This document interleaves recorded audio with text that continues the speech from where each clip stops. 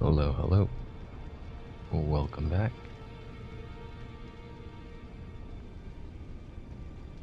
Been a while, so there's not too much to report on my end, though.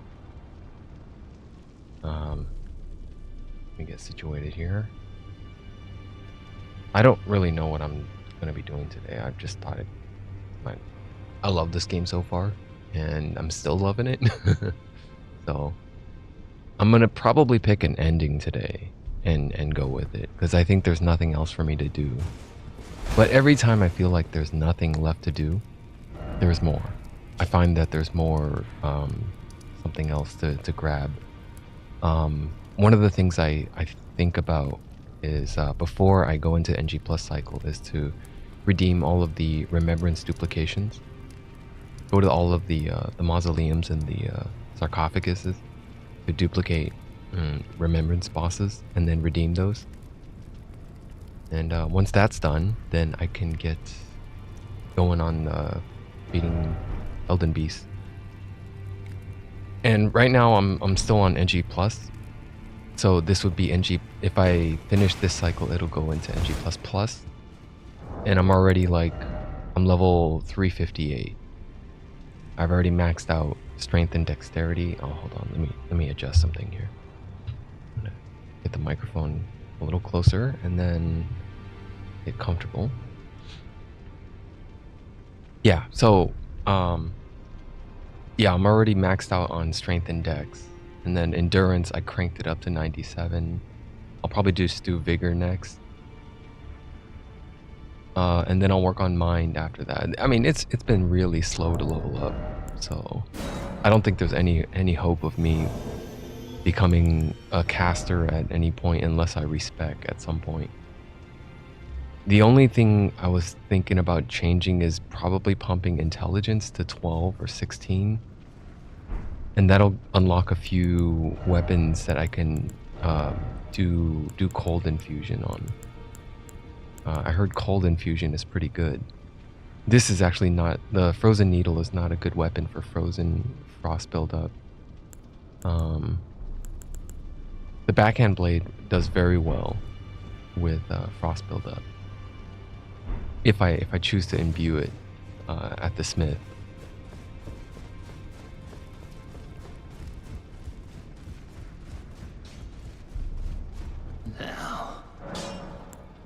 I think it's Ash of War. And let's say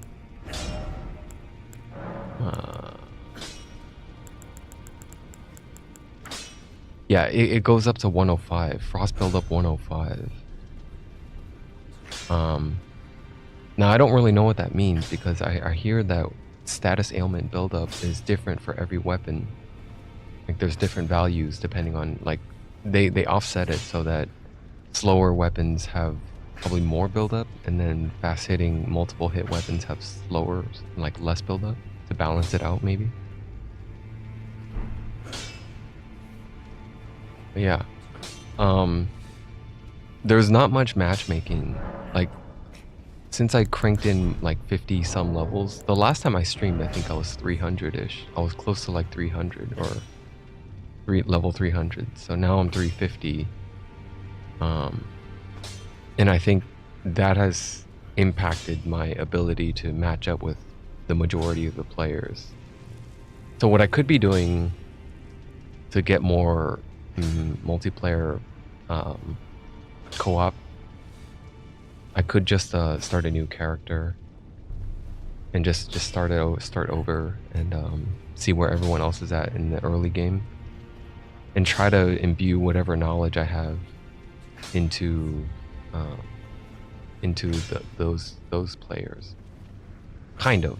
I don't really want a backseat. I do like co-oping and letting the host decide where to go. Because it's another tricky thing to match up with a player, and then I get summoned to their world, and they're kind of just like, okay, you lead the way, and I'm like, what did you clear? Especially in other areas that are wide open, like in the open world. Like, I don't know what your goal is here. I could just... Usually when I get summoned, and the host is kind of just like looking at me from where to go. I just kind of figure out where the boss is and then pick up any other secrets that are along the way. But I'm not gonna go out of my way to like uncover every little thing.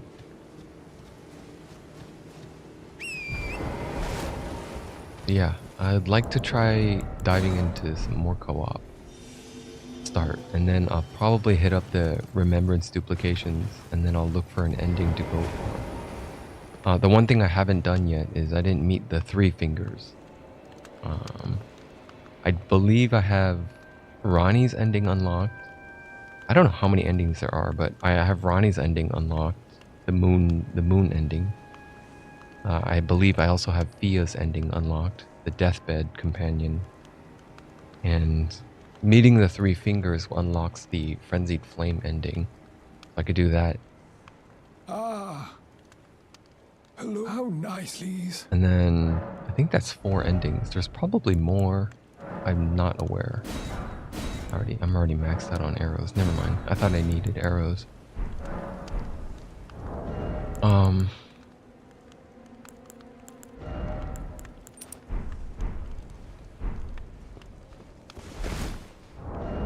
Let me go back to light load. I'll go back to... Let me try Rellana's. And the lighter shield. This build actually does pretty well. The one thing I was thinking about changing was the Ash of War. I may not need Royal Knight's Resolve as much. I could just change it into Golden Vow or something else. Golden Vow would at least have some team play aspects. Because right now my character doesn't really have any sort of group buffs. But usually everyone that I match up with, I think almost everyone that I've matched up with has some kind of group buff like Golden Vow or some kind of heal. I don't use any of that stuff. I'm just relying on consumables. And it works out fine for me. I gotta say, I'm totally content without using any magics. You could see on my bar there, on the top bar, there's no spells memorized. Even if I did memorize it, I can't use anything. But I made sure that just in case I wanted to use them, I had a finger seal plus 25 ready, and just a generic glintstone staff. I don't know what I was doing. I was like, I just choose the most generic one instead of the specialized staves. I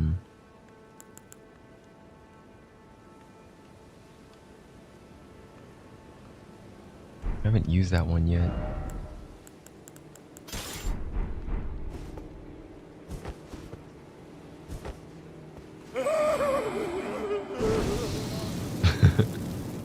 I think that makes me semi-transparent, harder to detect, according to its description here. Swing the head while covering the eyes, unleashing a wail of lamentation while temporarily making the user of this skill harder to see. Those who seek happiness, blindness is bliss. It really doesn't last that long at all.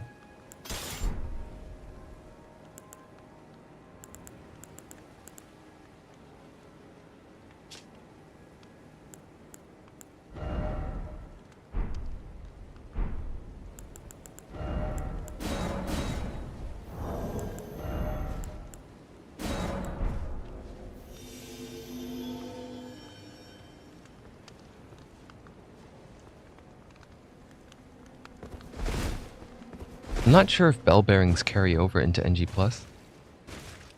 but I heard from multiple sources that, well, I've heard from one source that it does, and I heard from another source that it doesn't. Or multiple sources say it doesn't, so I'm inclined to believe that bell bearings don't carry over. I think it's kind of dumb, but I hope it's not the case. Because there's really no point. It doesn't seem like there's much point in resetting the player's bell bearings, gathering all the smithing materials over again.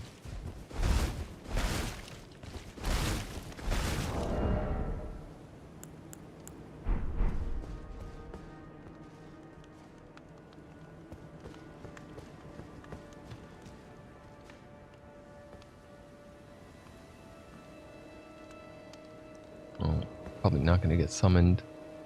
Like I said, it's been really hard to get summoned, to get matched up with players, just because the level's too high. I kind of wish there was like a cutoff, like the pooling would be wider. Like anything 300 and above is like anyone can join 300 and above or something like that. Because anyone at level 300, your build is pretty much figured out. Well, actually, no. Well, I don't know how to phrase it, but my build is kind of diverse in that I can do multiple different setups. I can go heavy tank, or I can go light, light armored, dexterity, fast hitting. I tend to go for a medium build now, where I use medium shields and. Oh hey, I think I almost summoned you earlier. Alright, so if we're gonna do Bale, I need, I don't need the shield. I would like, flame and lightning, probably. I do need to run around a lot. So maybe stamina recovery is important. I need to switch my shield to fire shield.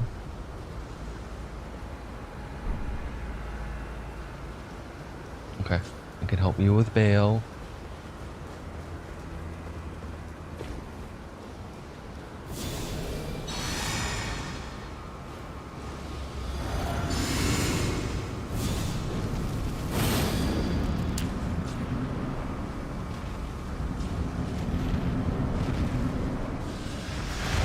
Don't take aggro right away, please. Okay, well, if you're... It's fine if they take aggro if they can. I get tripped up a lot on this boss, though.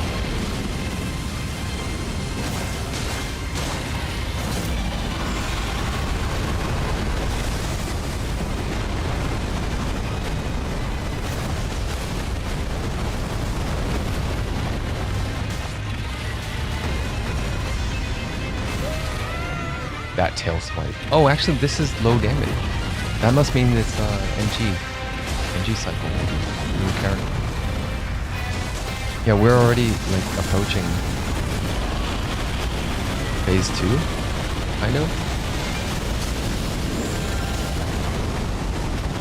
Yeah, everything he does is very low damage. Yeah, we're already in phase 2. Oh, we got this then. I thought it would be like some crazy NG +5 or something.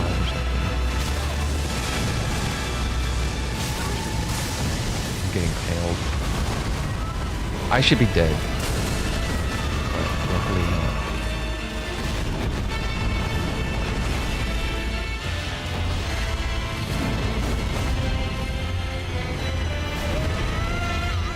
The host.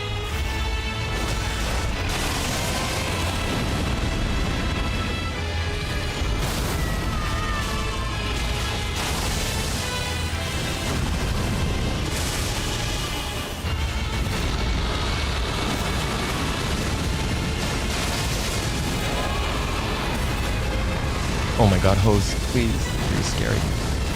Oh.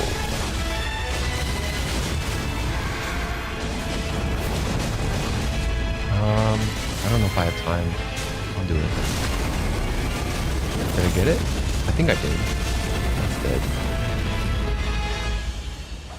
We got it.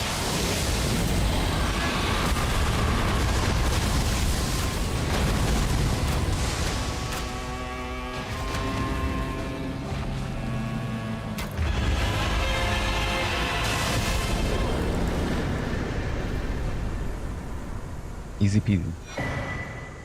A successful bail run, even though it was like very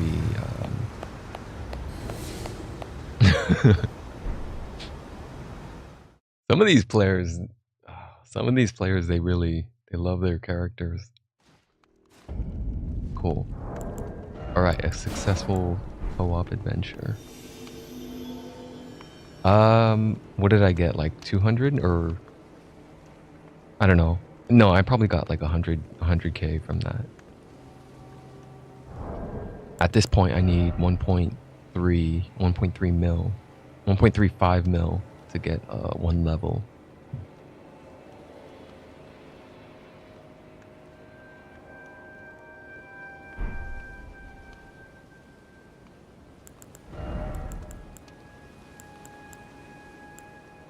This is kind of overkill. I think Flame Drake and Bolt Drake are not entirely necessary. I just thought I don't know what NG cycle she was on.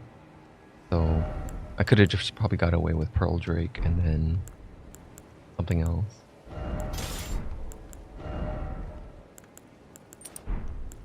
Stamina regen, Pearl Drake. Like, this is an okay combo. Normally I would just go Great Shield though. But since Bale, like, there's not a lot of blocking to do for Bale. Bale doesn't have a lot of multi-hit combos. It doesn't really tunnel and focus on a single target for very long. It's easy for me to lose aggro.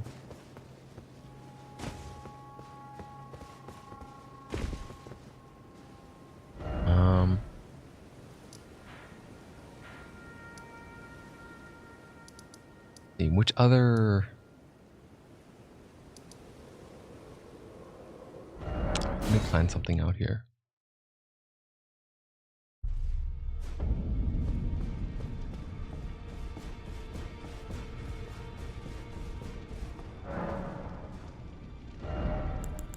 Okay, so I duplicated Radon, but he's got 3 Radon and Miquella's Remembrance, but they got 3 redemptions. I don't know what the difference is between these two. It just looks like it's the Ash of War difference. Everything else looks the same.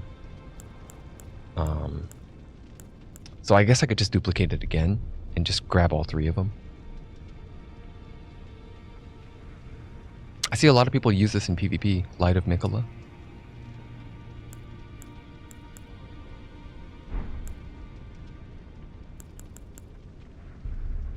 Okay, so I need, let's see, I want to duplicate all of them. I just want to try to get it done in one go if I can. Because I don't really need anything else from the other base games. All the DLC ones are the ones I'm missing, I think. Although I probably don't have this one. What is this one? Placidusax? Yeah, I probably don't. Oh shoot, I don't have that one. Dragon King's Cragblade. I probably have that one actually. I'll queue myself up for co-op while I look for this stuff. Dragon King's Cragblade. I might have that. If I don't have it, I'm just gonna probably go for the spell. I think it's a greatsword.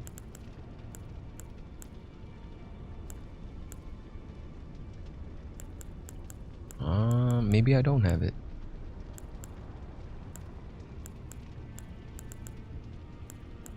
Oh, here it is. Yeah, I did redeem it already. All right, then I'm redeeming the other one. I'll get the spell.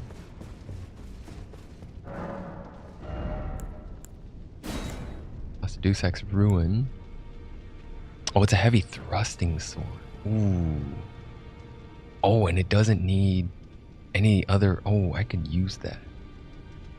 Thundercloud form. Okay, I'll keep that in mind. I don't need 2 of them. I don't think the two power stancing moveset is good for heavy thrusting swords. If I was gonna power stance it, I think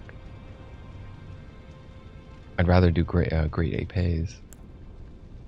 But let me take Placidusax Ruin. I don't need to duplicate it. It's fine. I'll grab it in NG++ for another NG cycle. Blackblade I don't have, but I have Malekith's Blackblade. I'm fine with just one. I don't want to power stance it. It needs faith anyway. I'll take Blackblade. Just get these base ones out of the way. I already have 1 Hand of Millennia, and then I already duplicated Millennia's. Ash of War, Horrorloose, Earthshaker, I believe I have that one. I've got that one. Morgoth's Cursed Sword, don't care for this. I'm pretty sure I have it. Lich Dragon. Vorticex Lightning Spear. Death Lightning. Faith spells. There's no point in duplicating these.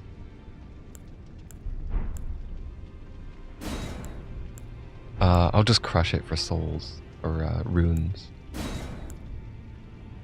Ash of War, Waves of Darkness. I don't know if I had that one. I probably do. Bastard Stars and Waves of Darkness.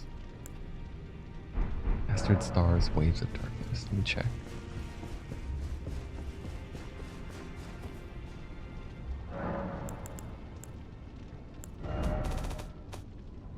Was that a mace? I forgot to check. The mace is probably down here. I don't see it.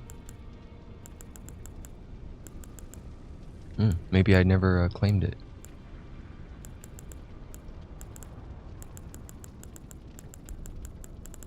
Let me. Waves of Darkness. What about Waves of Darkness?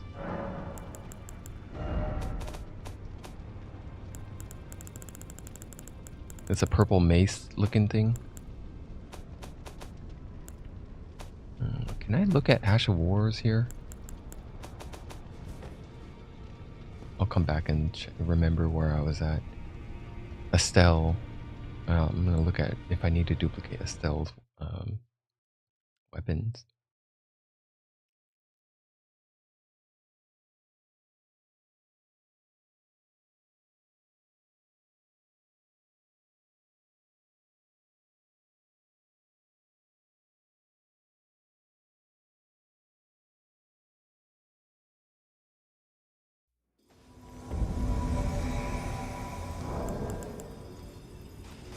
Hey! Okay, since we're adventuring, I'm gonna mirror up. Hey! Hey!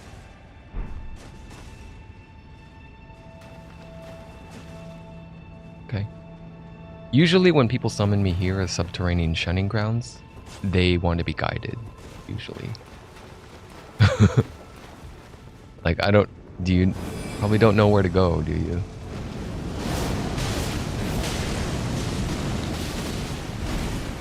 Okay, good thing I have the mirror on.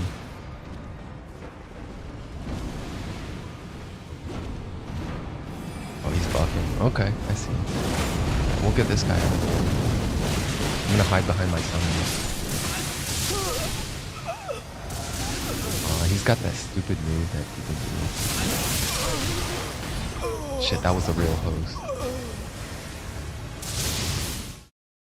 Man, I should have protected it. I could have... Yeah, I should have been more aggressive there. We'll do it again. Waves of Darkness. And something stars. Bastard Stars. It's just a flail. And that's an Ash of War. Ash of Wars I can look. Right here. The purple mace. Yeah, I got that one. Alright, then I'll probably pick up Bastard Stars. Yeah, I'm trying to collect all of... I'm trying to act like a collector. One of everything, or at least two of everything if I could dual wield it or something like that. So being a completionist is not a... It's a very daunting task in this game. So these are hammers. I'm looking at flails. No, I never redeemed it. Okay, so I'm gonna claim Bastard Stars then.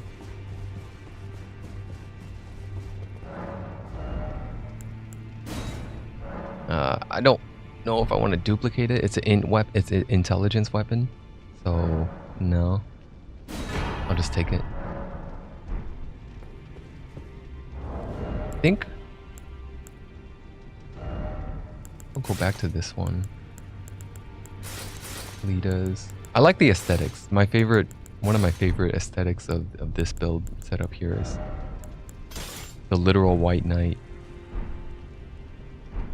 I don't really much behave like a white knight, but literally draped in white clothing and armor.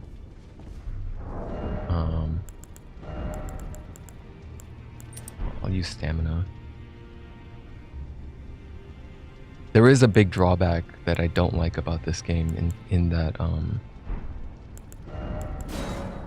in previous I can't remember which Dark Souls it was, but in previous games you could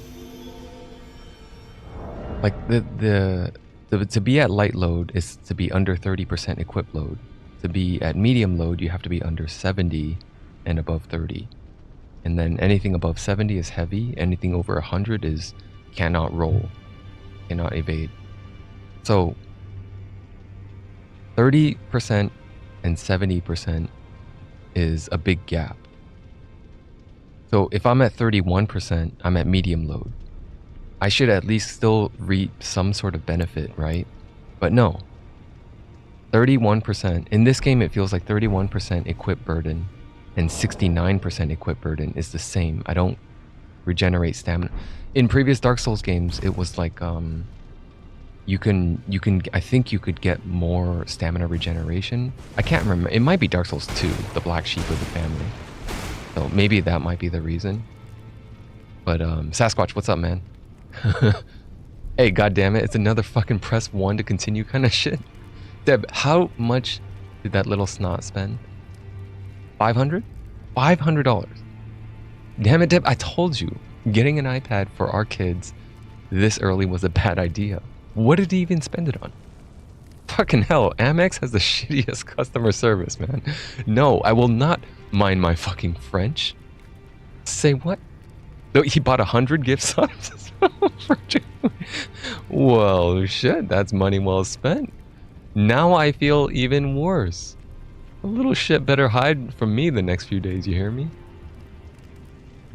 There's a lot of that going around, I bet. A lot of credit cards being stolen, or not stolen, but Dad, I need to resubscribe. Can I get can I get access to it? And he's like, yeah, go ahead here. And they don't ask like how much it is, so the kid goes and drops 100 gift subs. Because we all seek that validation from the community, right? Especially in like large communities. If there's like a couple hundred people, maybe 1,000, couple thousand peoples in the chat, that validate that feeling of validation. Dropping 100 subs. 83.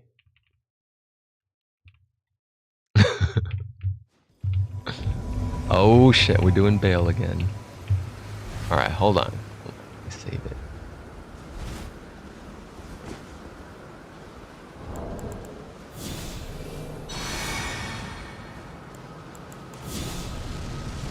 Okay, if we're doing bail, I need to put on... I'm not going to be blocking a lot, so I'm going to go fire negation and lightning negation for phase 2.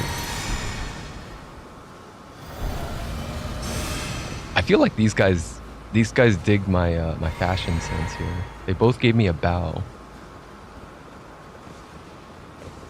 I'm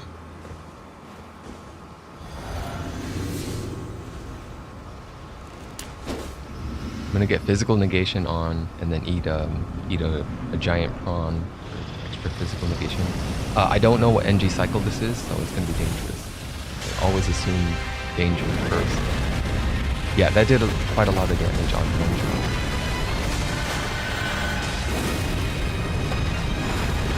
My R1's not working, that means I all tabbed in incorrectly.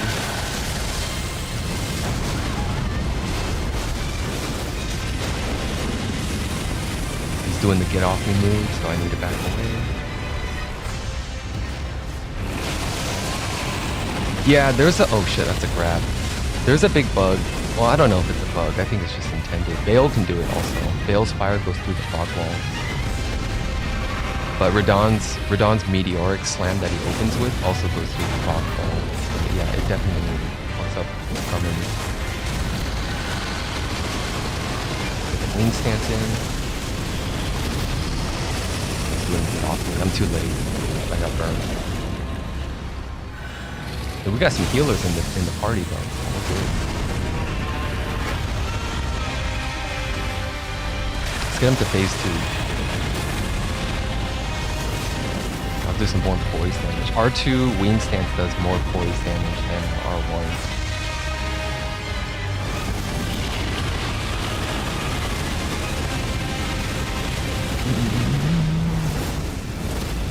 I'll win phase 2.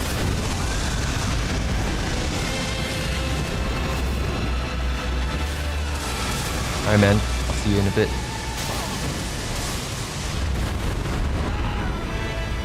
We good? We good? We lost the summon. The throw finger's down. Host is still in. Nice dodge, Host.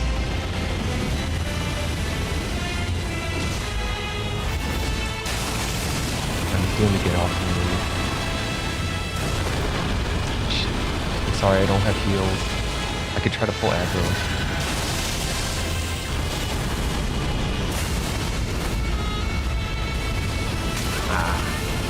Cut us off.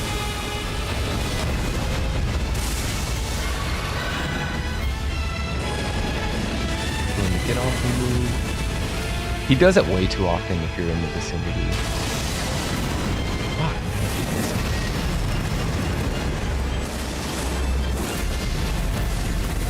yeah, he got the host. That's hard to dodge. That's so hard to dodge.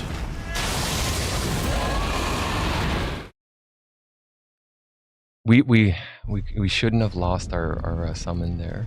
If we had our summon, we would have had a much better chance. Yeah, so back to what I was saying, the encumbrance issue. So I can hold up to 170 equip load, right? But I'm only at 60.2. So hold on a sec. What is 170.6 times 0.3, right? 30%. So I'm only 9 weight over light load. And I don't reap any sort of benefit. I might as well, since I'm at medium load already, what I really should be going for is an armor set that gives me closer to 0.70%. So I can hold up all the way my equip burden all the way up to 119 and not feel a difference in my stamina regeneration or my roll speed or iframes. It's all the same. The game does not care. That's one of the biggest criticisms I have against the equip burden system and the armor load system of the game. So like there's no, the only reason I'm using this is for fashion, basically. If I really wanted to, like, you know, make full use of my medium load, go Verdigris or Bulgo. These two are the most damage negation, most poise. I could rock the full set of Bulgoats. And I could even, hell, throw on fucking the big ass stone shield. The heaviest shield. And I'm still at medium load. The game doesn't care. Look, I'm at 109.6 now. And I can still roll fast, and I still have the same iframes. My stamina regeneration is still the same. And so that's why I feel like, damn it, why did they just give me faster stamina regen or something? Like, make it worthwhile.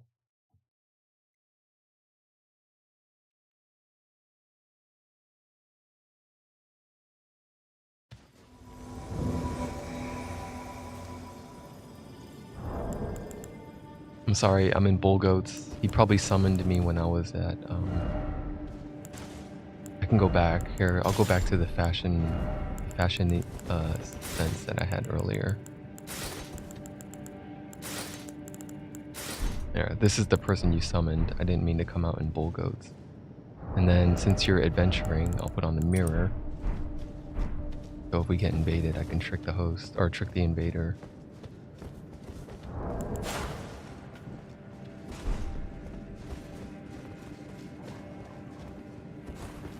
I don't really quite remember this one, but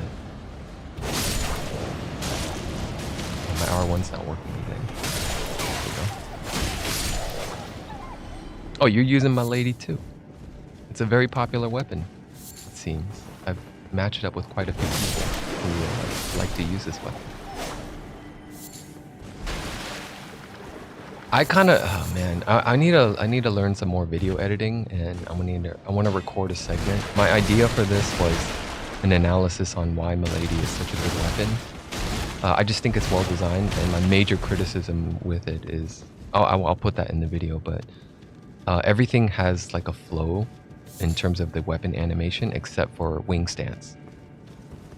Wing stance does not smooth. All the other R1, R2 combos. Oh, we're at the boss already. More on that later. Let me focus on this.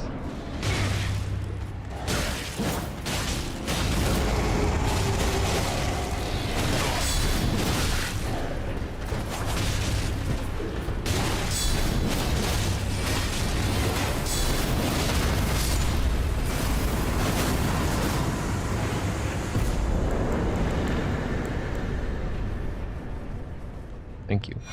Thanks for the easy rune arc.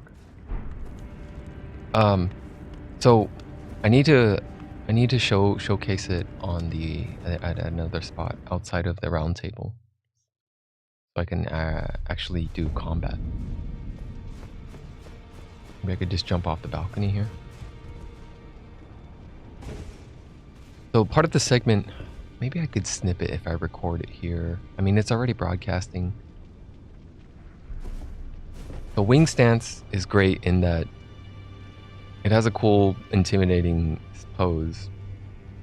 And a lot of the moves that you do with the Milady sword, while this is all in the context of one-handing it, if you're two-handing it, a little bit different applies. You might as well not even use a shield if you're two-handing it.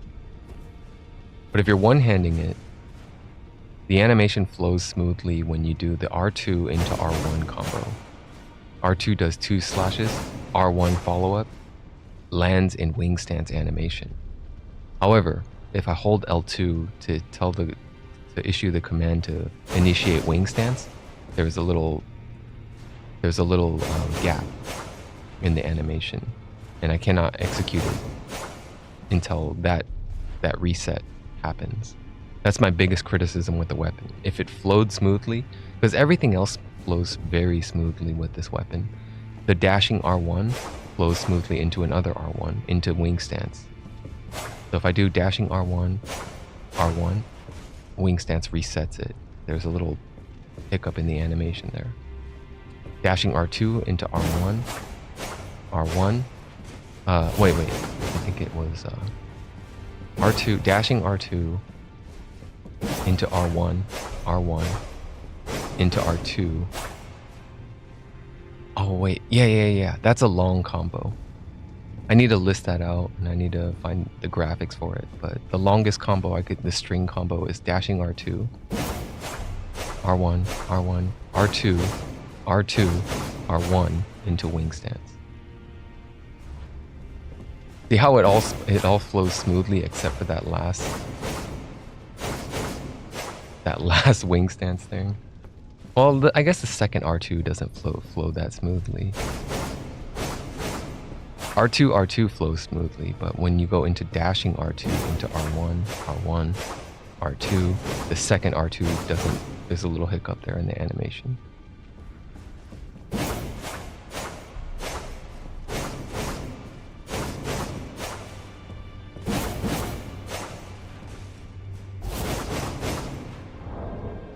Yeah, it's very cool.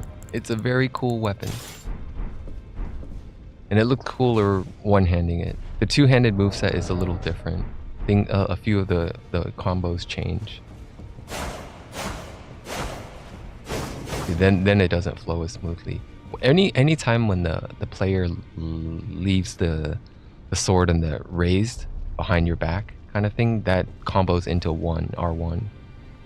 So into R1, into a spinning lateral. And that changed into R2. So two-handing it with the infinite loop is what? Let me figure this out. R1, R1, R1. Wait.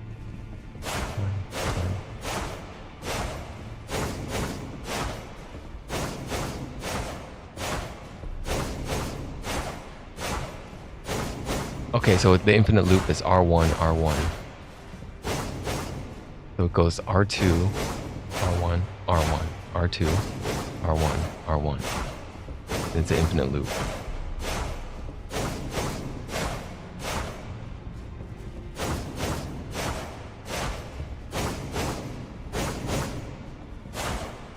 There are finishers though.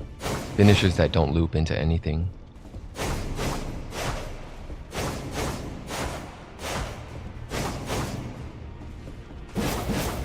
I don't know. I could probably do an analysis on two-handing it, but most of the time I feel like one-handing it is probably the best bet. I don't know.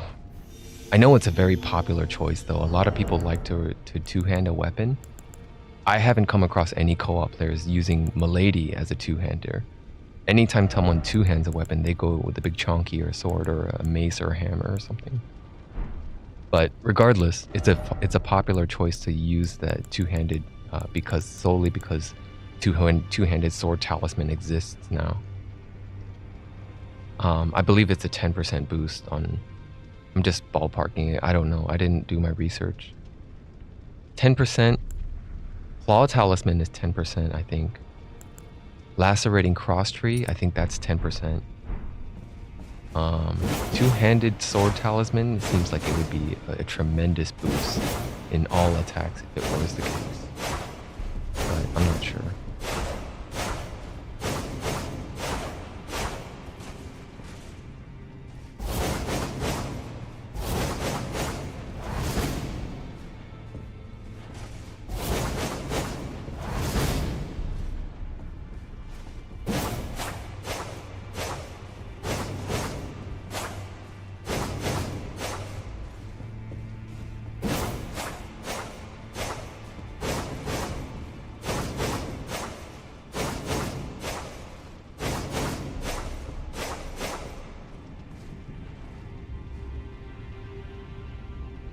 Okay, let me get back to duplicating my remembrances, finishing up all of the sarcophagus duplication stuff, redeeming all of the stuff, and then try to collect everything I can, and then doing co-op all along the way. And I'll probably choose an ending. I'll probably go meet the Three Fingers also. On Meet the Three Fingers, the endings I haven't seen yet are Fia's deathbed ending and the Frenzied Flame ending. The only ending I saw was Ronnie's ending, the Moon ending.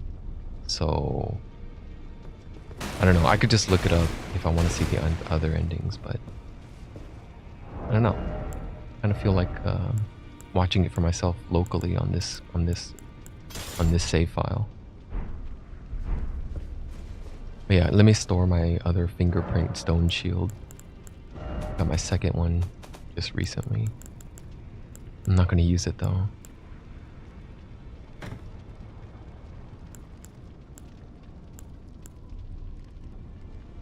I like the new medium shield options they gave us. The serpent and the wolf crest shield are really good additions, as well as the lion shield, but I didn't choose to upgrade that one. Mesmer soldier's shield isn't even that bad, but I think brass shield still holds its own. So if I really wanted to go light load on this specific getup and have it semi-match fashion-wise, brass shield probably looks okay since it's gold and white. It has the gold and white motif. So being at this setup, I'm under 50. Anything under 50 at my current endurance level lands me at light load. So now I can do light rolls again. I heard light roll doesn't grant more iframes. I looked it up and I think it's still like 8 frames of iframes only. It's just a shorter animation, or it's a faster. You cover more distance in the same amount of time. Roughly about 20% more distance covered in the roll. So maybe it might not even be worth it. I don't know.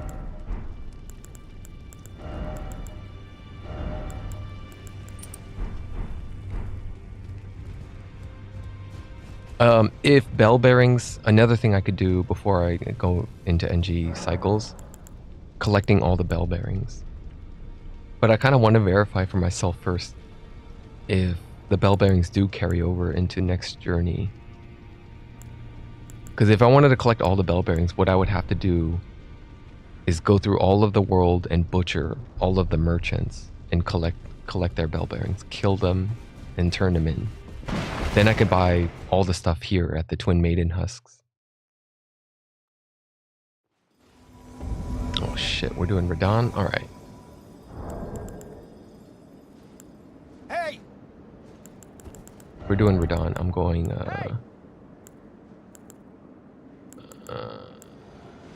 I'm going Holy Negation. I mean, no, not Lightning. Holy Negation. And Stone Shield? I could do Black Shield instead. Black Shield has better Holy Negation. So I'm at medium load. Fuck it, I'll just go Bulgodes. Fuck it, I'll just go Bulg. None of this, I don't know. None of this really matters because... Yeah, see, that would have hit me if I was in my frame right there. None of this matters because if the host can't even survive.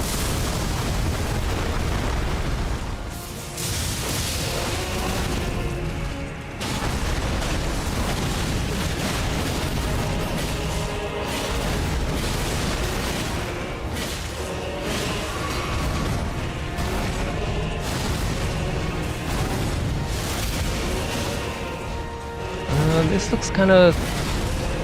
I think he's kind of low. This is low NG, isn't it? He's already like at phase 2 almost. Yeah, he's already at phase 2. Let me get my additional physical negation up. The host is surviving. We might be able to... Oh, shit.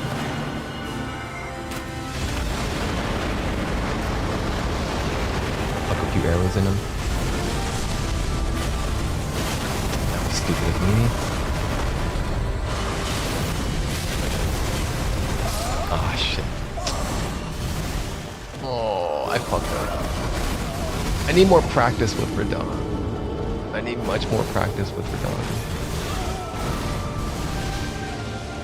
I have... I don't know, man. There's still the big meteor drop they gotta survive.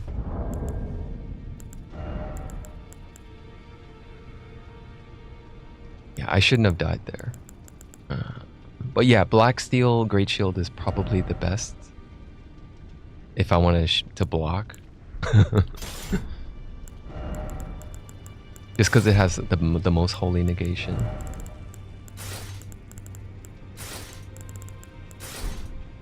Alright, back to this. Fuck, man. Those Radon summoners. It doesn't matter. The equipment, Bulgos didn't save me there. I just need to know the fight. The equipment, that's why people say fashion is more important than stats. Because you could, like, people have proven it time again by doing rune level 1 runs, soul level 1. Like, you could beat the game. You just need to know the fight. The knowledge is key, right? The reflexes.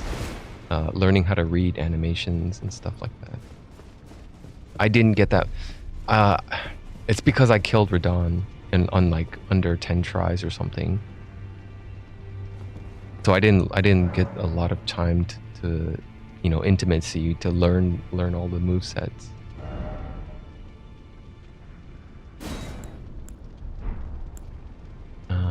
Okay, let me go back to this. What was I looking at?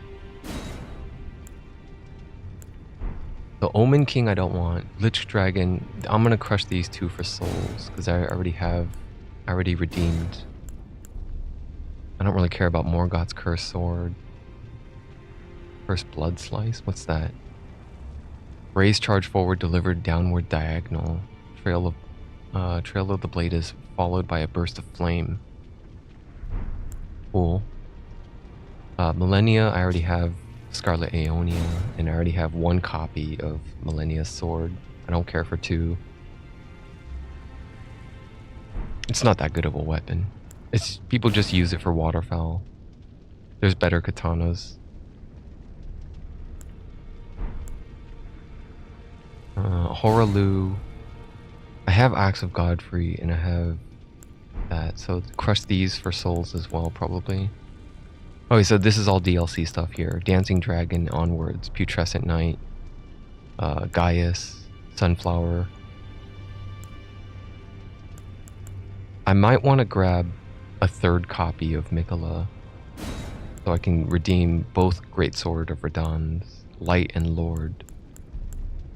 I doubt I'm going to use them because they're intelligence requirement.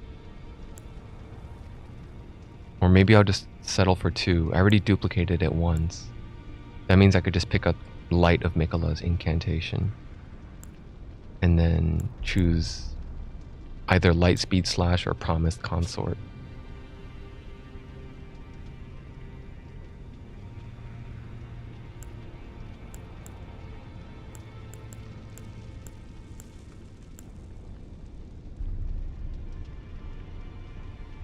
They're both paired weapons. So yeah, if I just get, I don't need to get 2 of them. If I redeem it once, I could just pair it and power stance it right away. They come in pairs.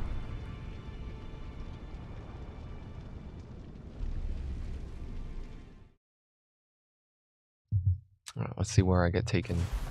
Hey! Putrescent Knight. Hey! Like 50% of the time, every time I get summoned with help with Putrescent Knight, the host is dead by the time we land and hit the floor.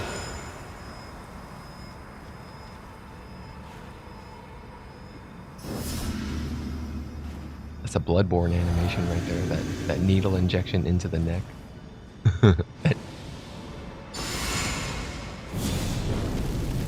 Where's the invader? Usually the invader spawns right behind us.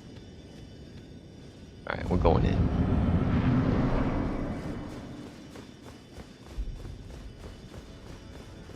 I should put magic negation on and drop stamina recovery.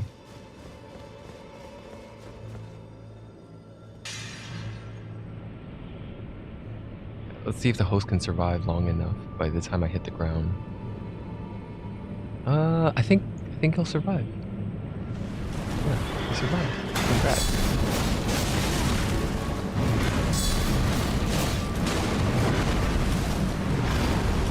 Let me get magic negation. The ghost flame does a shit ton. It's the most damaging move in his arsenal of attack. Shit, I should have guard countered that. He's doing magic attack.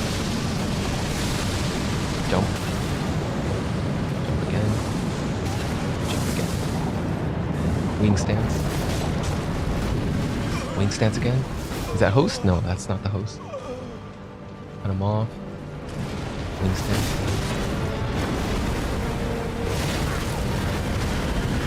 Shit, I might be dead. The horse. The horse charge does more damage than this guy does. It's kind of weird how that happens. Jump. Ah, I still got hit. I don't believe it. That attack, man, it's so weird. I'm still in the game. I'm not done yet.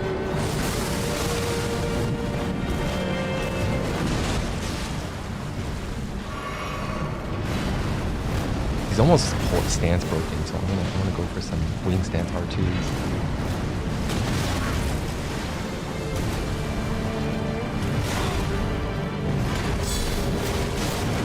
Good guard counter. Oh! I'm out of flask. Fuck. Fuck. Oh, good luck. Good luck, host. He's got a few more tricks up his sleeve before you could take him down. Damn, man.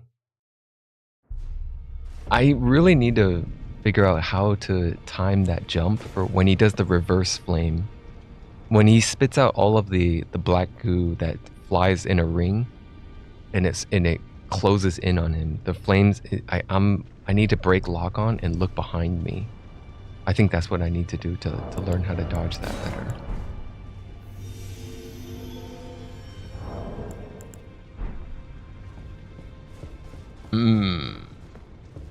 I feel ashamed. Maybe if I didn't go for fashion and I went like bull goats or something. No. Verdigris or something like that. My magic negation. I think Rolana actually has good magic negation there. I can go for Rolana's instead. Anyway, let me get back to this.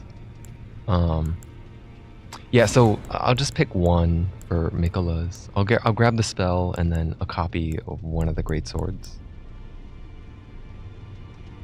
I'll probably take a Lightspeed Slash or something. I don't know.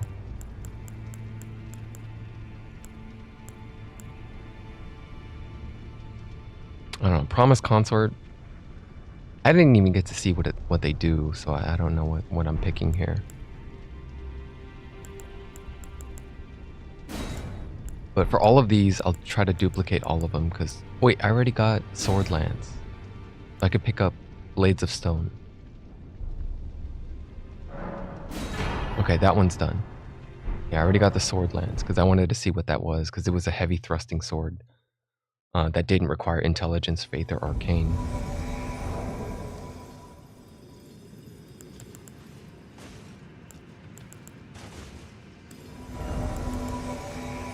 Since we're adventuring, put on the mirror here. Hey! This guy's got Radahn's swords. Radahn and Rolana's. We're all using the mirror. I love it. I hope we get invaded here, so we can we can confuse the hell out of the invader.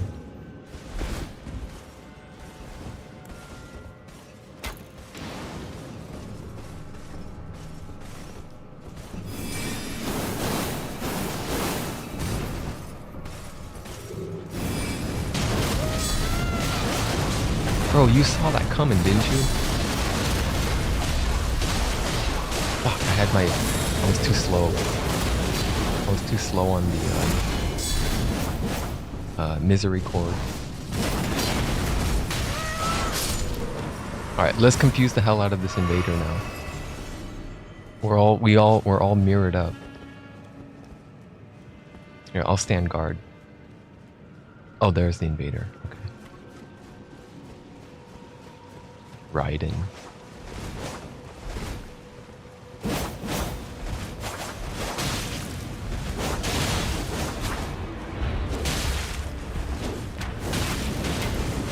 How do you like some fire?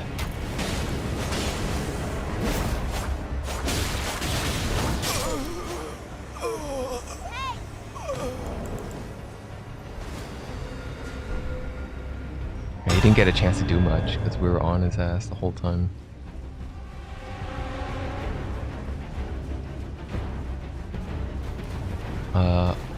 Host doesn't seem to care about clearing everything. He's skipping to the boss, so I'm just gonna follow along. We're going straight for the boss. Who is this boss again? It's just like Gargoyle Twins, right? I think it's just Gargoyle Twins. I don't need the mirror anymore. I'm gonna stamina regen.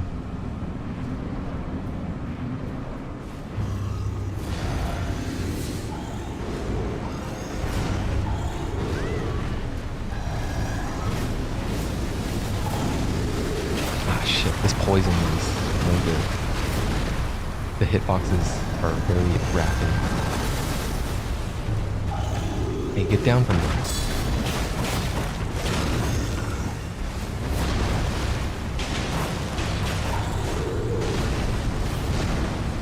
Alright, the second one's coming in soon.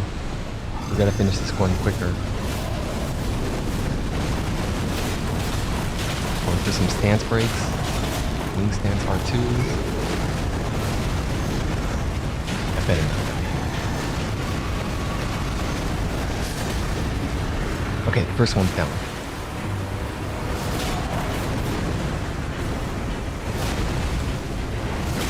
I'm going for stance breaks.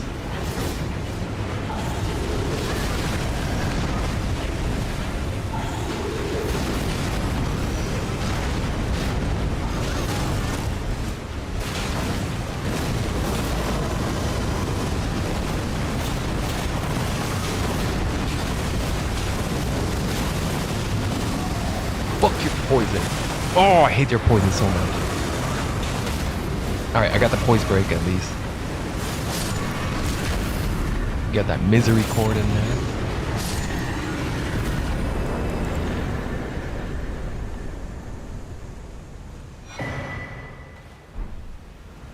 Hey! Thank you for the easy rune arc. Well, it's not that easy. This boss was... It's a little trickier with 2 summons. It's easier with 1 summon or no summons.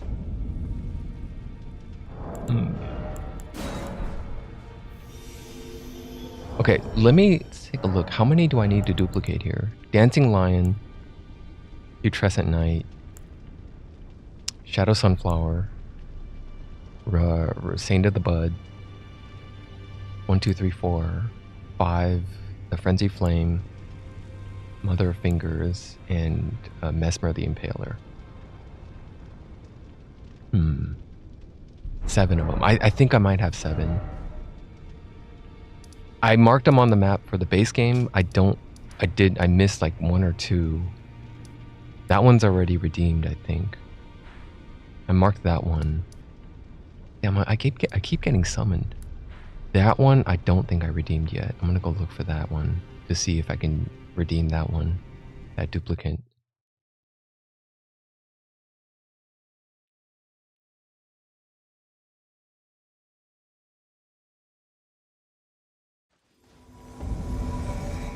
Midras Mance. People like to summon for this one a lot for some reason. Like, a lot of people want help. Not help, but just company doing Midras Mance.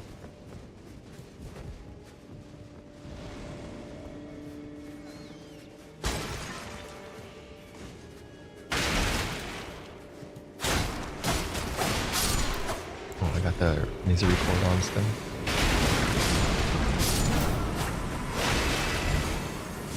And watch out, there's a tough enemy out there. Get shot by this guy. That shoulder ram does a lot. Oh, that kick.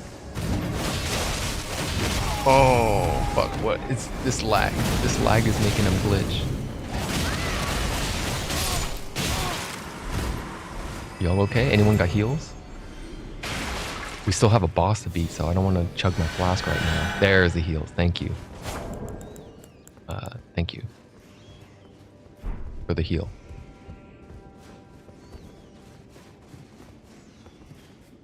I'll wait for the host. This level's not that long, but the boss can be tricky. And it sucks that, you know, we clear out the whole level, but then like the host doesn't know how to fight the boss and then dies in the first couple of hits. Then it's not that fun, right? It feels like it's a wasted effort almost.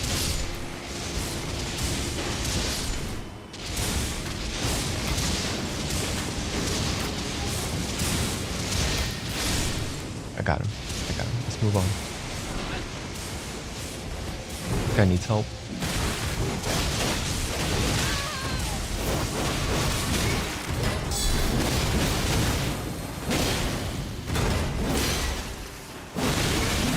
He's dead. Ooh! You got any heals? Can I get a heal, please? Thank you. Thank you. Thank you.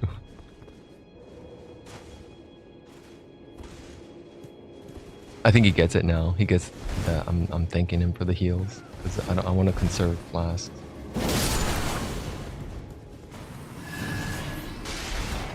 I should probably start using the. No, I need these. I could drop physical, or I could drop the mirror for something, I guess, since we're not being invaded right now. But sometimes when we get invaded, I don't have time to put the mirror on before, like if the invader spawns right in front of us, right?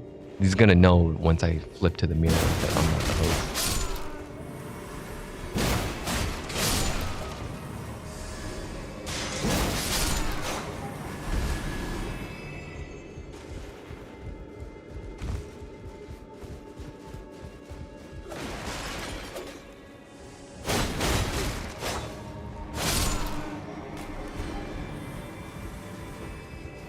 think this guy knows what he's doing.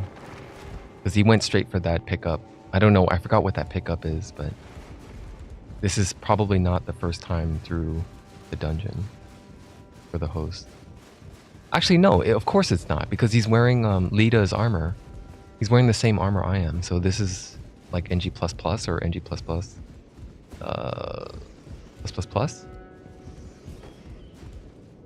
So he already knows what's up.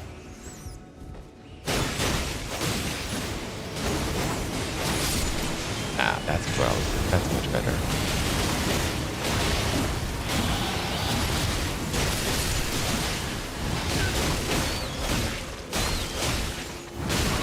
Fuck, that rat hits hard.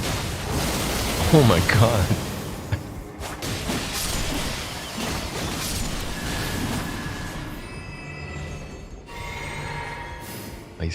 He's gonna let a heal rip for me, maybe. Here, let me just drop. I'll trickle heal.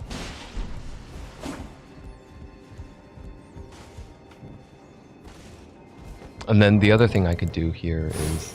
Oh no, he's leaving! I wonder why. He probably felt like... I don't know. I wonder why he left. Probably gotta go?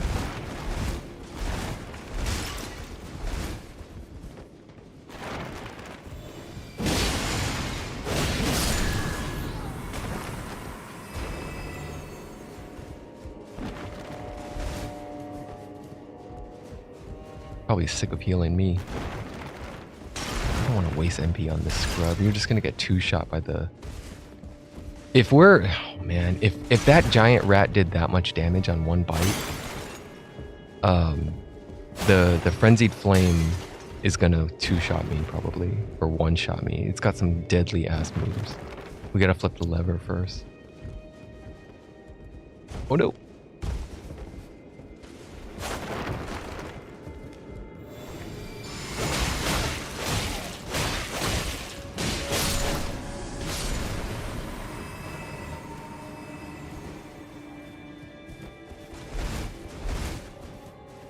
There's like two more of those fanatics.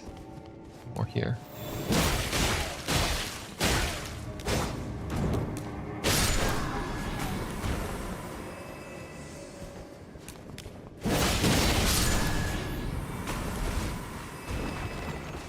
Maybe I should be using that instead. Here, instead of this, let me get the heal on kill. Taker's cameo.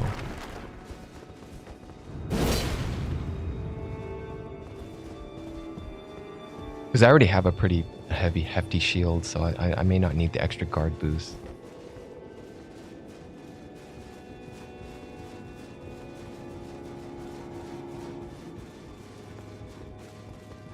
I will for the Frenzied Flame boss, but now I don't.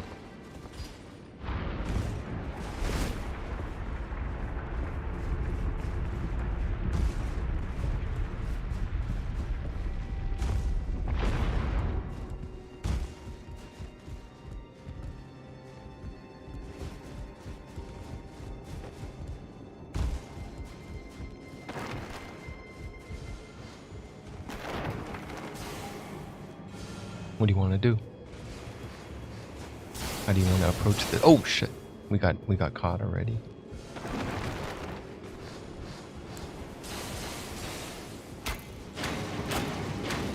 I'll just shoot him off the ledge, I guess. He's not gonna die though.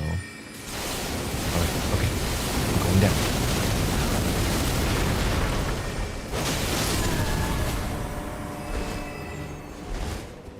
I kind of want to finish this guy off for the extra heal. Where'd he go? Where? Wait, that one's not touched yet. Huh. You want to unlock this shortcut? Push the door open.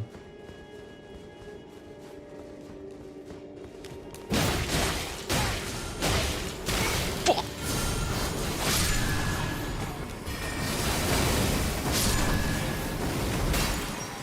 Okay, that's all I wanted. Sorry, Andy. I'm sorry, Andy. I just wanted the extra heal, but I paid for it by getting hit by a golden arc. There's a bunch of little guys I can leech off of here a little bit.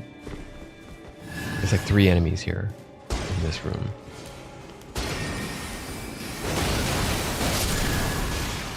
Not when I could. I'm chugging.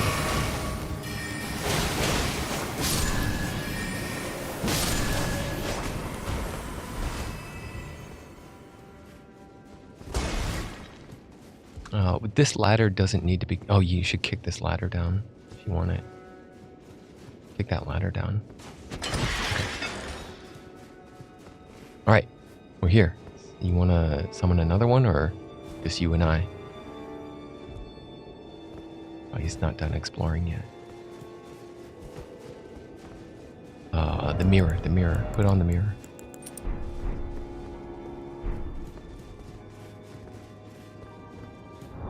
Take off this one. Okay.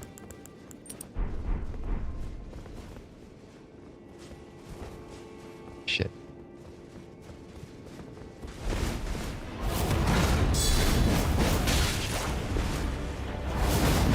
Oh, fucker. Oh, what? I blocked it, but he had bleed build up on me.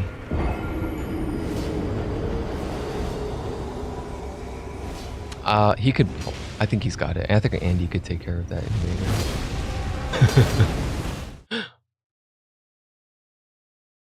I should have kept wing stance on. I should have kept on going wing stance and then followed up with R1 slash combo.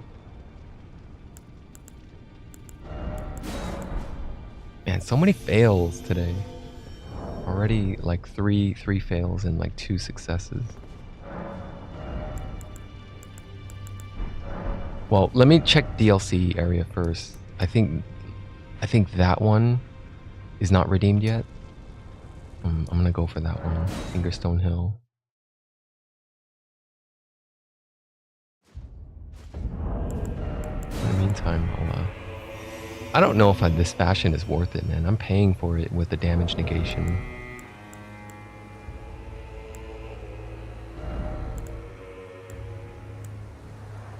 But bull goats, it's not a good look.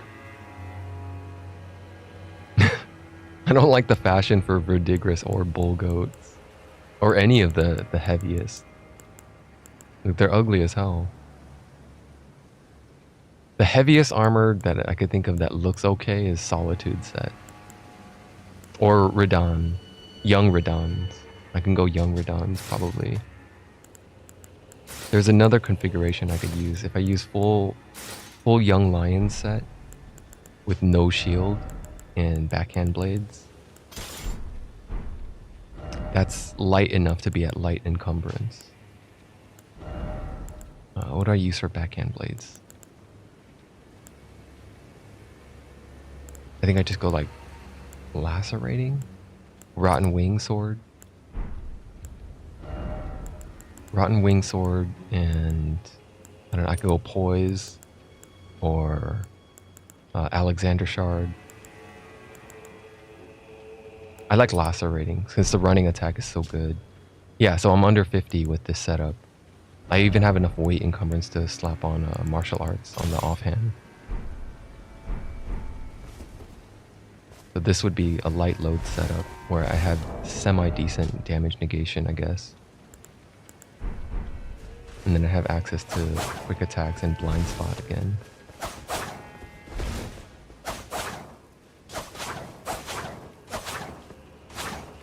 Although, backhand blades are not as good as Curse Blade Cirques. Curse Blade Cirques are also... they're better in almost every way. Because it does more guard damage negation, more attack power. Look, my backhand blade does 1380 attack power. Cirques goes up to 1427. And it does blood loss buildup. So it's almost always better to use this, except if I wanted to use a custom art Ash of War, like Blind Spot or something else. This Curse Blade Cirque has to lock me into Deadly Dance, which isn't as good.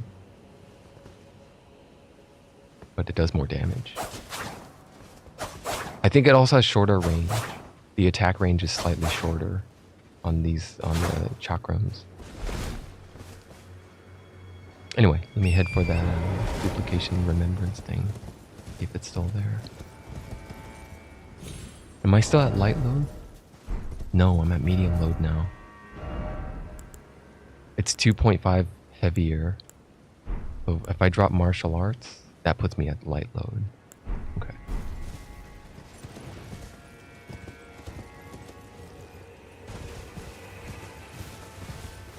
It might be okay to have martial arts on swap though, just because when I need strike damage, like on demand, like, oh shit, this guy is slash resistant or something, you know? I need to switch to strike damage or something like that. Then it might make sense to swap. As of right now, I don't have any strike damage. I only have piercing and slashing.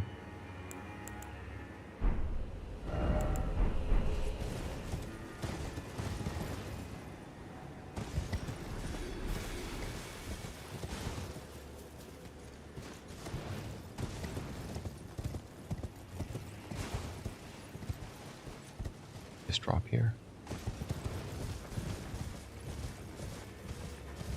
What's with this green smoke? Is this like poison? Poison land?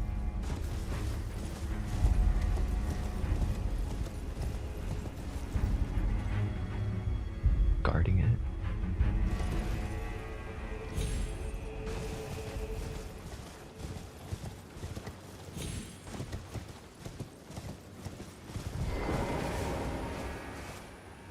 Okay, so from here...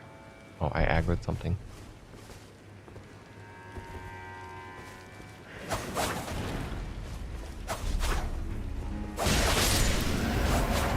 God, it does so much damage.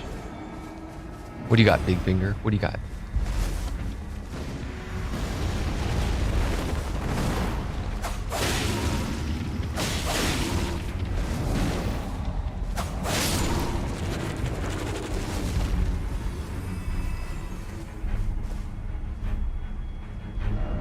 Okay, anyone else aggro? Oh, I knew it. I aggroed something else.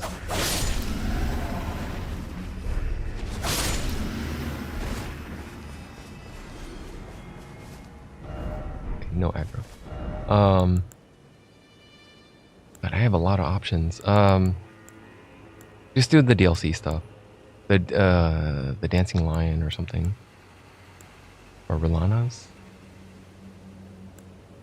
I already got Relana's swords though, so no, I don't need a second pair of those. It's a paired weapon. I'll do Mesmer. I'll duplicate Mesmer's here. Yeah, I'm pretty sure I didn't get the spear yet. I'll get that one. Alright, let's go back to the Grace, or the round table. Okay, so from this, maybe I should just crunch them right now. Where are my remembrances at?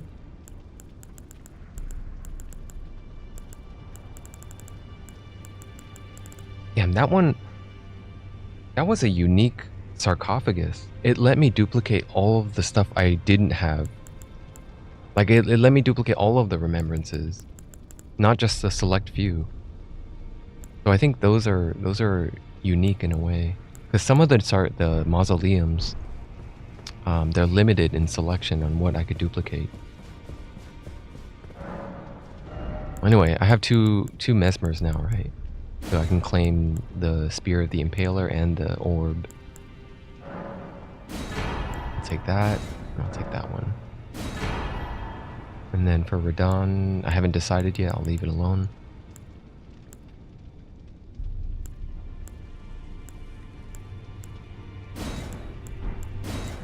All of these I can crunch if I need souls. Dancing Lion.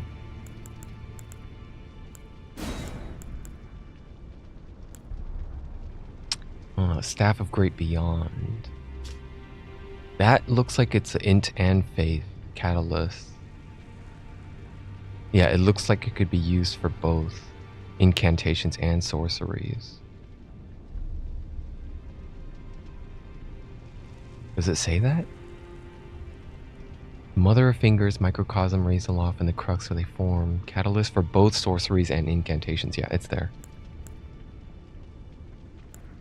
And the Gazing Finger, which is the colossal weapon. Cow Tower's Resentment. Performed as a violent bow. A skill performed as a violent bow using a finger's foremost protrusion. Resentment builds as it is forced to bow, making it explode with anger. Hold it down to further increase resentment. That looks like it's the other, the finger weapon in the base game. I don't have it on me, but there's another finger weapon that you hold down the weapon art and it does like a flicking animation.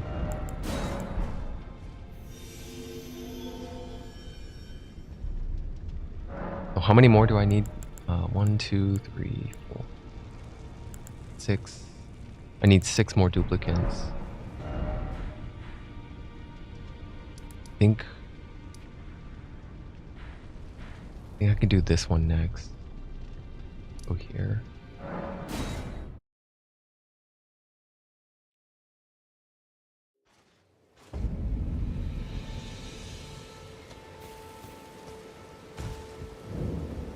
Back already. Unusual to this 8. Trying to think if I should kill this guy. He only has normal arrows. And I already bought all the stone sword keys and lost ashes of war. Oh, but he sells... that's limited. It's not unlimited. No. Have a safe journey. I am a little curious though. What happens if I attack him?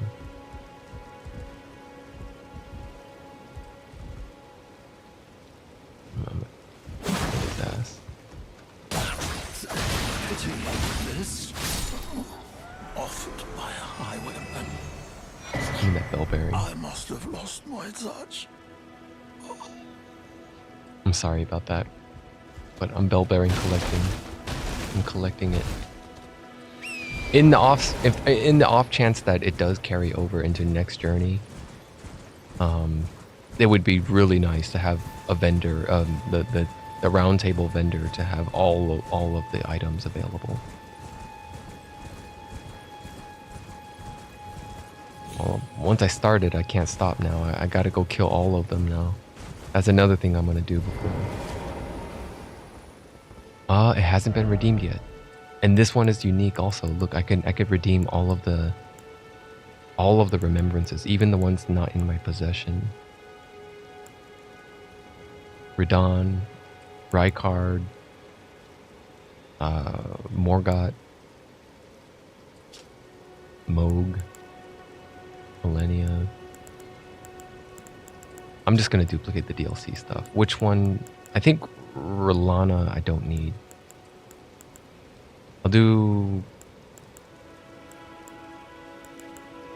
I'll pick Dancing Lion. Okay, that one's redeemed. Let's go back.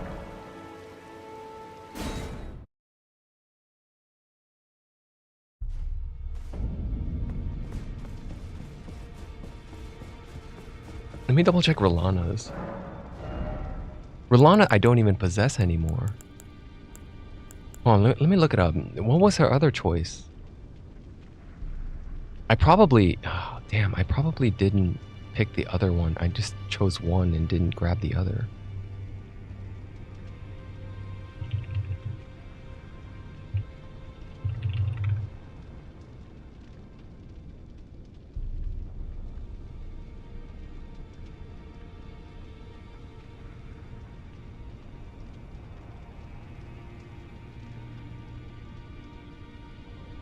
Where's your remembrance?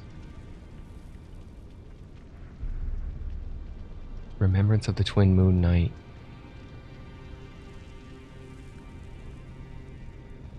Can be either traded for 30,000 runes to unlock its power, Rilana's twin blades or Rilana's twin moons. Okay, the twin moon spell. Let me check if I have that. I think I do. I probably did redeem both of them, and I just didn't remember. I don't have it. I have Ronnie's dark moon and Renala's full moon. And I probably just ignored the twin moon because I wasn't a sorcerer. I don't have the intelligence, so I just thought, fuck it, I'll just grab the blades. I have the blades, they're in my inventory, and I still can't use them because it's an int requirement. Or it requires 16 int, 16 faith.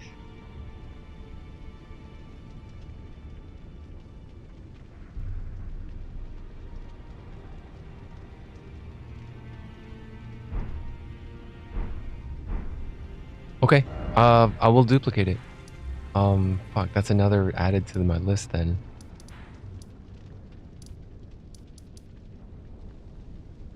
I don't think there was a mausoleum in Kaled. I didn't mark it.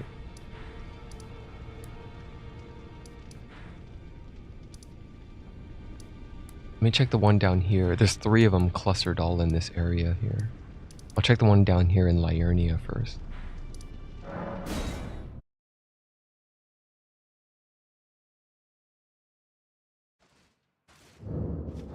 Let me put myself back out for matchmaking. I don't think anyone would want to summon a Radahn using these chakrams, but whatever.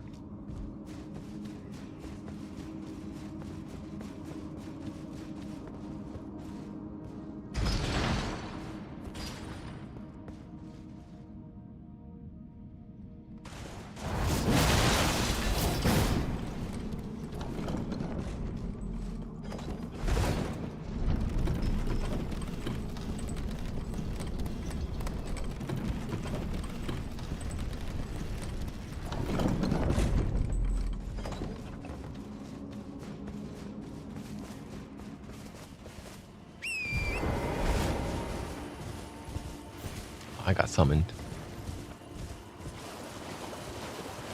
Maybe I can position myself in front before I get TP'd out. Nope.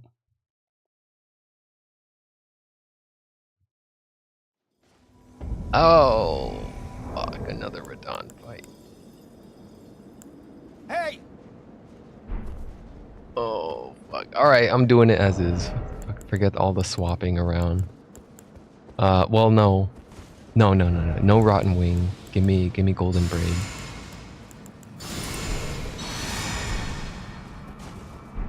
We doing this? Are you sure? With the Rakshasas, host?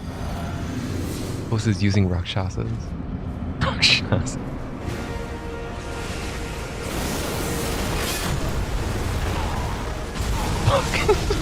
What?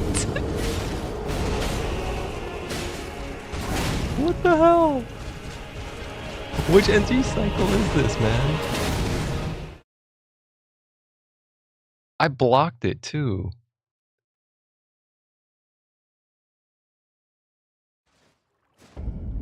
Oh my god, hold on. What?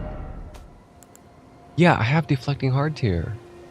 I was like, okay, I want to see what happens if I time the guard right as he does the explosion, but I guess you can't. I guess that can't be guarded? I don't know, man. It broke my guard, so it tells me that you can guard it. It's just... maybe I didn't time it right.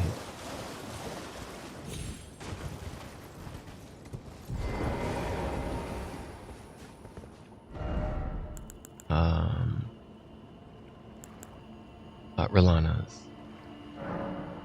Give me one more of these.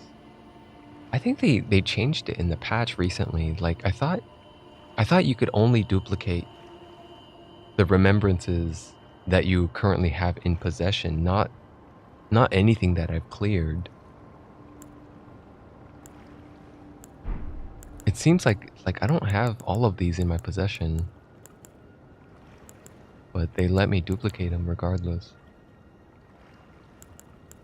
I don't know. There might be other mausoleums that don't do this, where they let me like choose from the whole list. Or whatever. Here's the Twin Moon Knight. Duplicated.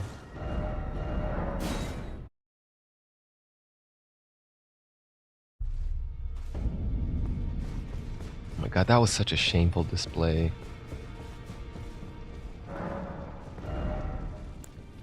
Okay, now I have this one. Rolana's Twin Moons. I have not redeemed it yet. It requires 72 intelligence. You gotta be full-on sorcerer for that spell. But it's really good. It does a big AoE, and it hits like 3 times, I think. Grab it. And then the Dancing Lion. Get the Frost Stomp Ash of War. With whatever this is. It's a talisman. Storm boosting talisman. Got one of that. And the Frost Stomp. Okay. Now how many are left? 1, 2, 3, 4, 5. Putrescent Knight.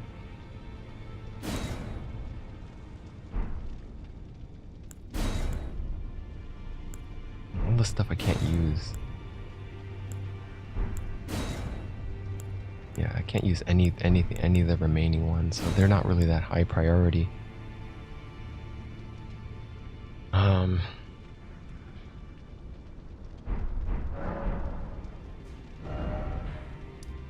I'll duplicate them anyway. I'm collecting stuff, I guess.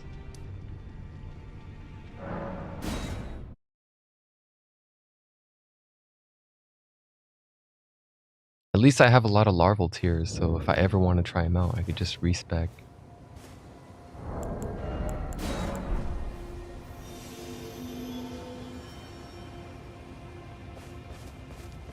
Yeah, that was the wrong time to be testing out deflecting hard tier.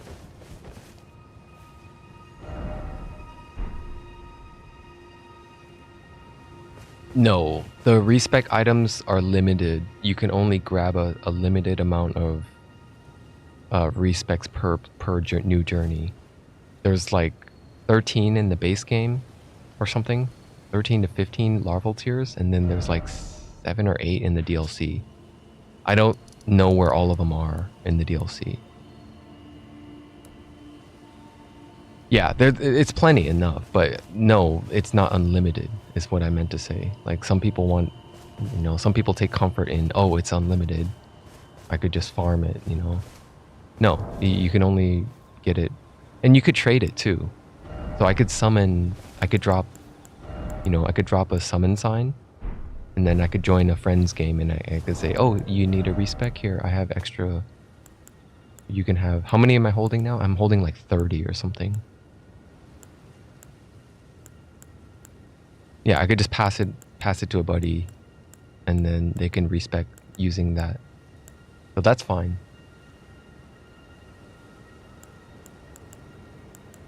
Yeah, there's also cheat engine. You could just mod it in as well. Although I've never played with cheat engine or the tables, so I don't know how reliable it works. But it should be fine, I guess. Where are my larval tiers? The crafting material? That looks like a larval tier, but it's not. It's a toxic mossling.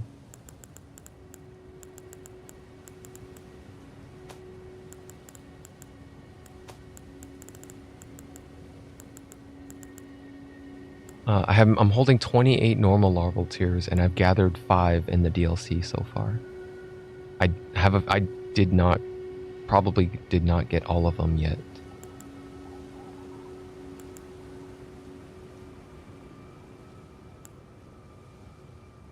You always lose motivation after Liurnia? Yeah, because that point, that makes sense, because that point gets a little non-linear from there. After that point, you're forced to look around the map to find the two halves of the grand lift. You can't proceed until you figure out either how do I get up this lift, and then they tell you later on you can go through the tunnel if you don't want it. It's the lack of item and level progression.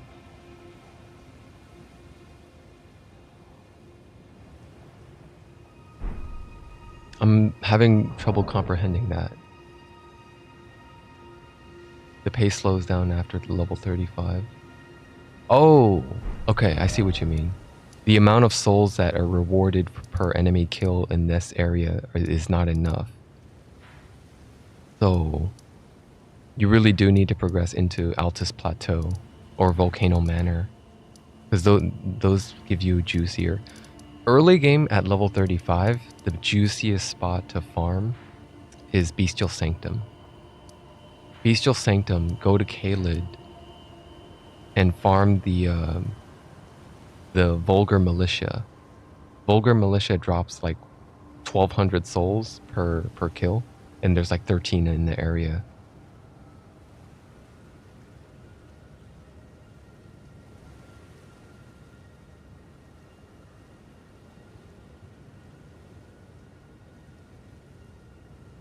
Yeah.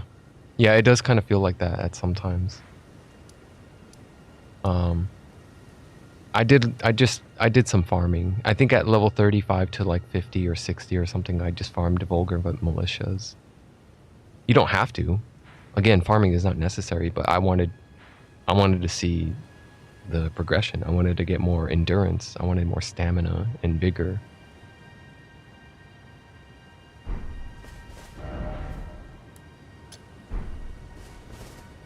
A lot of the mentality, I find like my mentality really doesn't jive with some of the other players that I've come across.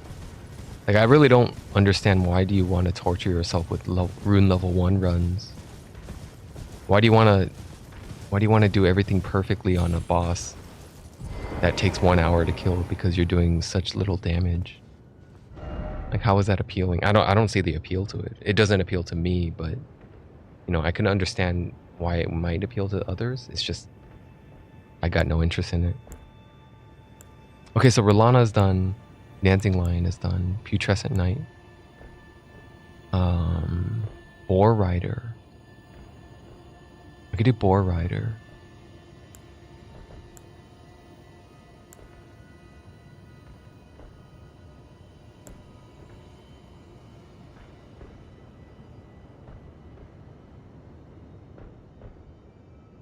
Yeah, I wish in Souls games they had a little bit more progression in terms of like character ability. Like, it would have been nice if they made it a little bit, I don't know, it changes the whole thing of it, but like, let's say Metroidvania games, right? Symphony of the Night, Castlevania, Metroid in games in general, like when you get high jump or double jump, hey, now you can reach this part. You can go back into the old part of the level. Remember that cliff you couldn't get up to? Now you got double jump. In this game, they start you off with double jump. You start with it unlocked. You have to get Torrent first. Once you get Torrent, you have access to double jump. It doesn't really mean much in this game, though. There's not that many other... There's one shortcut you can unlock by accessing double jump, and that's Stormvale Castle. This little bridge area right here lets you backtrack. So that's not much of an unlock at all. But it's there. I wish there was more of that, where like, hey, you got the high jump boots. Now your character can jump higher. Something like that. Some more progression in terms of that. In this game, we don't get that. Our progression lies in, hey, you have extra life. Now you can survive an extra hit. You have more damage. Now you can kill an enemy with 2 hits instead of 3. That's the progression that Souls-like games offers, basically.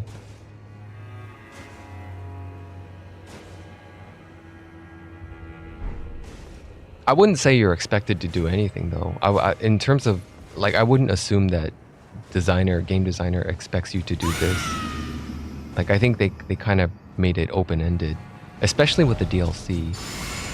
With the DLC, there's so many different ways that you can proceed and progress through different areas. Like, all throughout the levels that I was progressing in the DLC, it was like, whoa, all the messages are pointing at a different way. That means they are all coming from this direction, and I'm approaching through the opposite direction, and that blew my mind. I was like, that's brilliant. I love that open-endedness of it. Okay, he's not doing that much damage.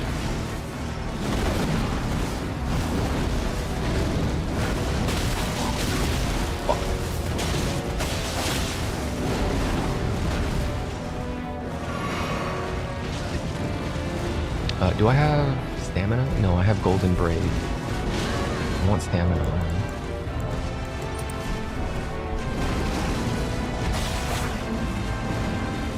We gotta do a little better here, Maggie. If we're gonna survive this, we gotta do better. Otherwise the host is gonna run in and get himself killed.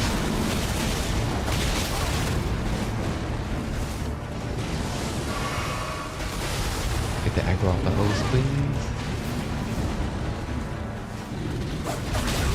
Not a smart move.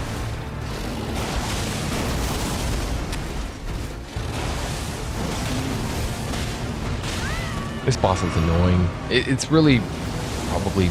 I want to try next time doing this boss on horseback and solo to see if it's really designed for the horseback. Because I heard it's great for horseback.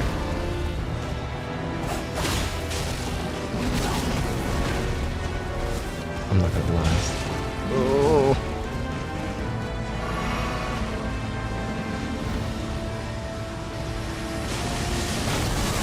No, you're gonna get killed, host. Oh. We failed. Change back to the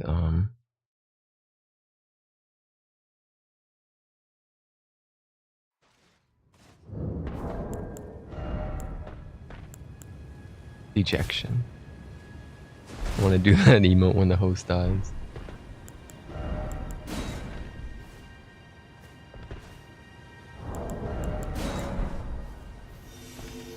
Oh, it kicks me out of the mausoleum when I get summoned. I parked myself inside the mausoleum.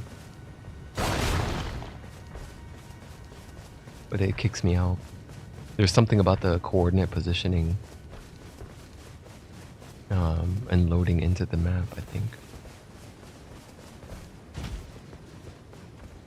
Did I already use it? No, I didn't use it. Let's do the Wild Boar Rider. Do I need to check if I have it.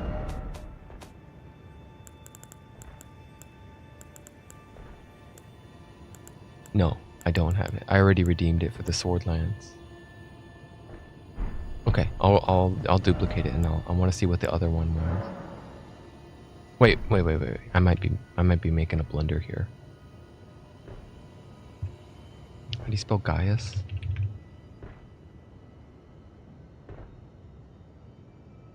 Remembrance? Sword Lance or Blades of Stone? Blades of Stone. Gravity Sorcery. Okay, do I have that? Ah, I'm being summoned again. Okay.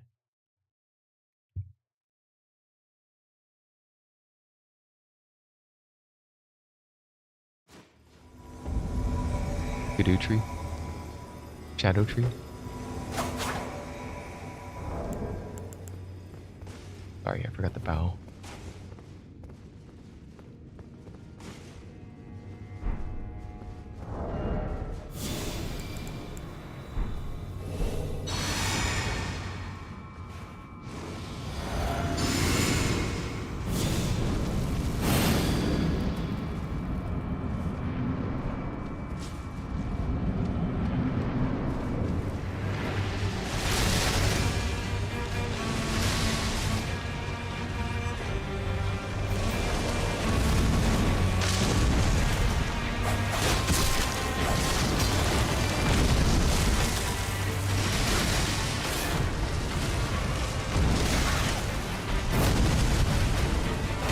Nice fireball.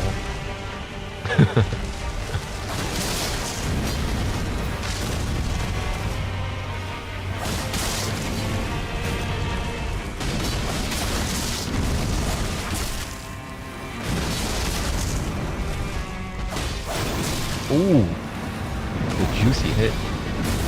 Oh, he got grabbed.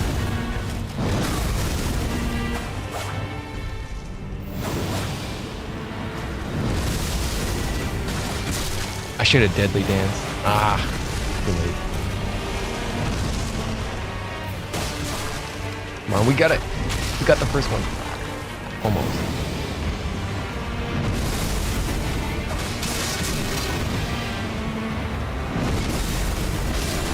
Nice.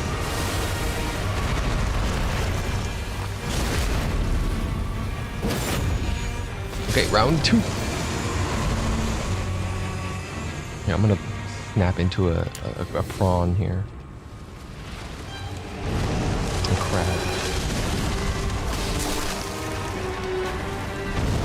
Whoa!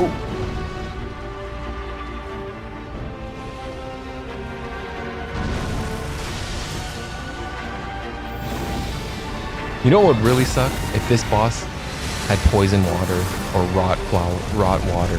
Like this whole swamp like has rot buildup just because you're standing in it. That would suck. That would make the boss fight suck. But it really... That wasn't the host.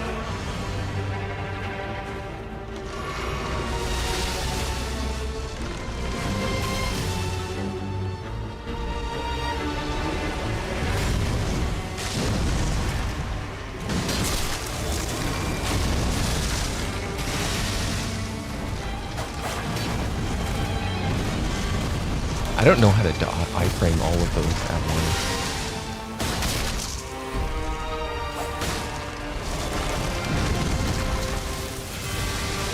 Ah, the delay on the outer rim thorns. Come on, Jojo, we got this. We can do it.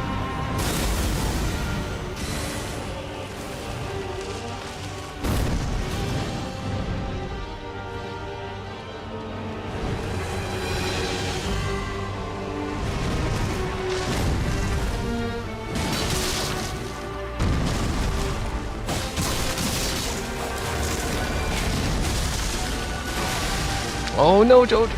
Jojo! Come on there! Give me the aggro.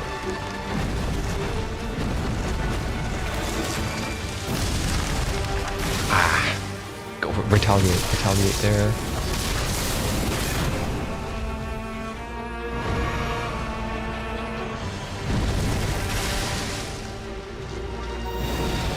It's a little trickier with melee. You don't have all these spells handy.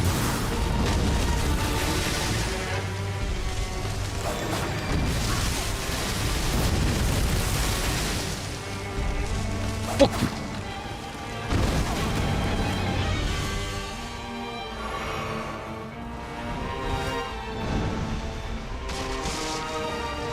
Nice hit. Go. Ah. I might be dead here. No more heals. Oh, the host died.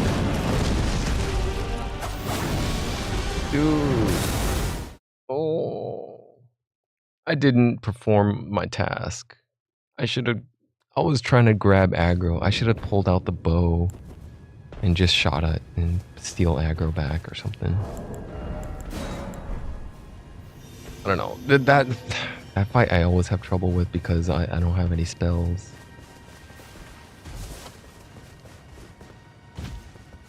Like, it's so good with just pyromancy. You just go in and chuck fireballs at it and it does so much damage.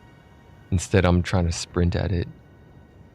Hitting the trunk doesn't do as much damage. That's why I try to go for the sunflower, the head. Stone, what's it called again? Blades of Stone. Do I have Blades of Stone?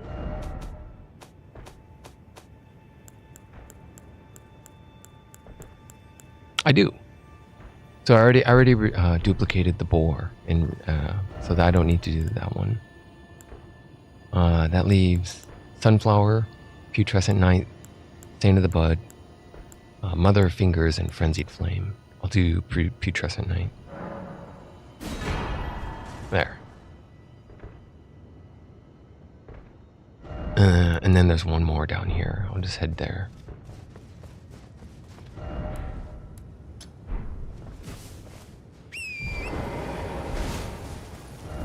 Wait, where's my other marker?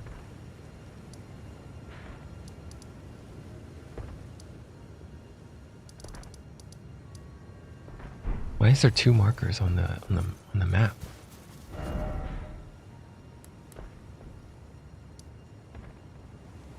Where the hell's marker 1? That bugs me every time I place it. It's like map menu, marker.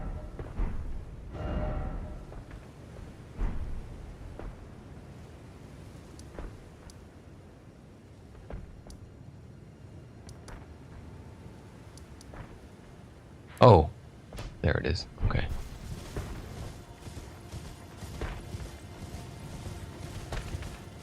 Hey, sucker.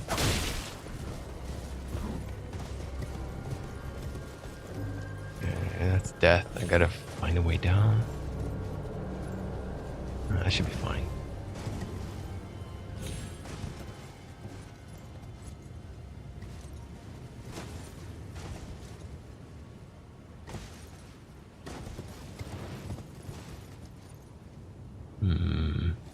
I'm not confident I'm gonna survive that. Maybe I could just do this.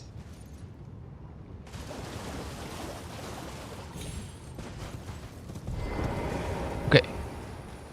Here. Relana, putrescent, wild boar, shadow sunflower. I'll do mother. Well, no, shadow sunflower. Duplicate that one. All right, that one is redeemed. Let's go claim them and then do another checklist.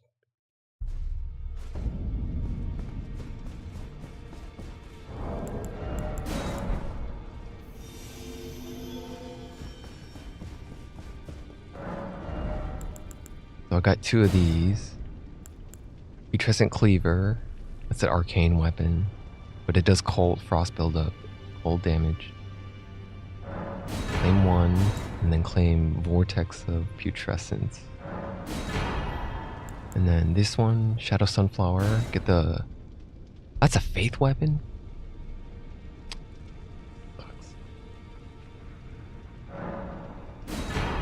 Okay, get one of those. And then Land of Shadow.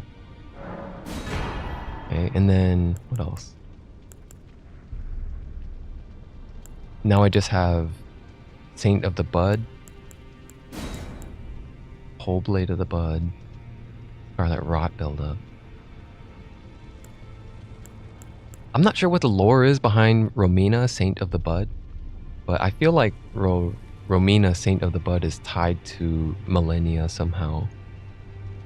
Because there is some sort of significance between Radahn, Mikola, the relation between Radahn and Millennia, the battle between Rot and whatever he does, Gravity or whatever, War.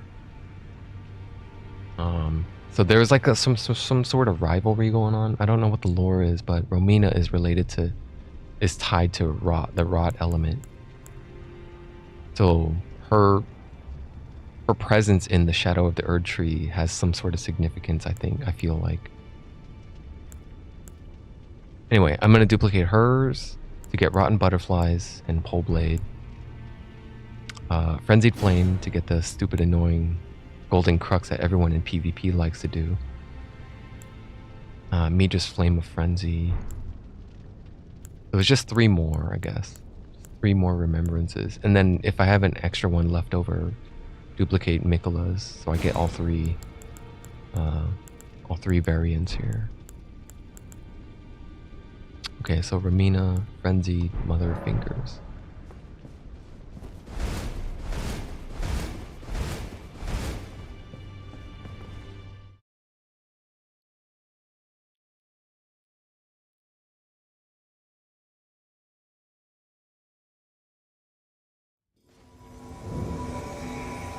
Gelmir.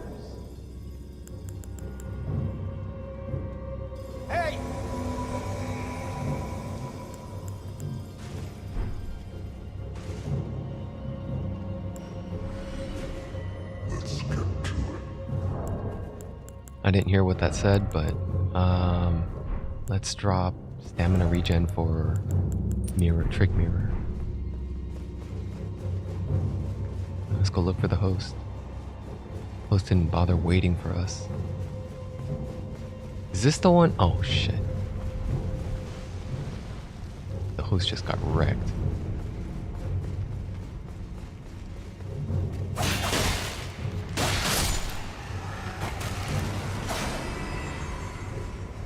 Oh shit.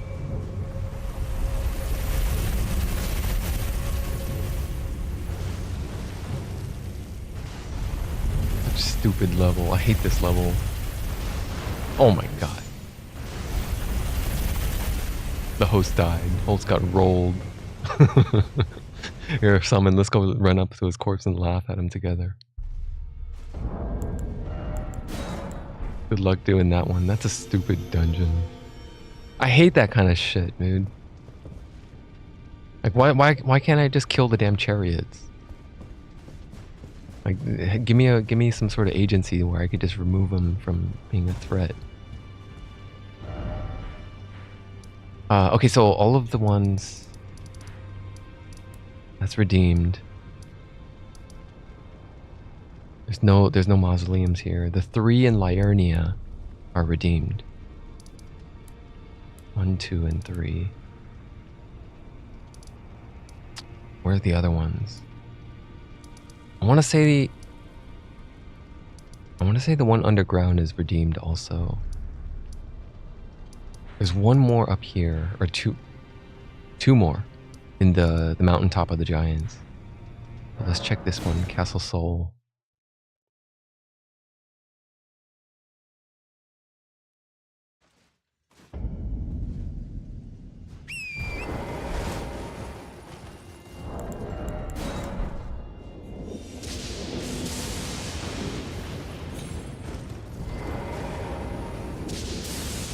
Hasn't been redeemed yet. Okay, shoot, I really have to remember which ones I already duplicated. Mesmer's is done. Mother of Fingers and Frenzied Flame, one of those in Romina. And I think Sunflower's done. Let's do Romina, Sing to the Bud. Okay, that one. Alright, and then that one is redeemed. Go here. To find this one now.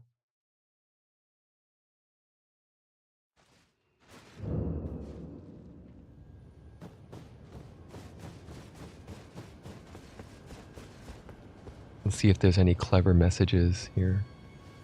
If only I had a lover or something like that. Try finger butthole or something. Try. Usually there's some clever. Who was it? One of the designers had an interview where there is a fascination with these, because the designers are all men. They're old Japanese men in their 50s or something, right? And they have these fascination with giant women, to be embraced by them, to have like, what was that one illusion in Dark Souls 1 where you're in Anor Londo and that chick at the that you meet at the end has a giant chest or something, giant chest ahead. That was all intentional. It was just like an intentional thing of a man being coddled by a giant woman with a huge bosom or something like that. And yeah, that was like one of the fascinations that they had, one of their fetishes or something. Oh, here's the message. Time for Edge.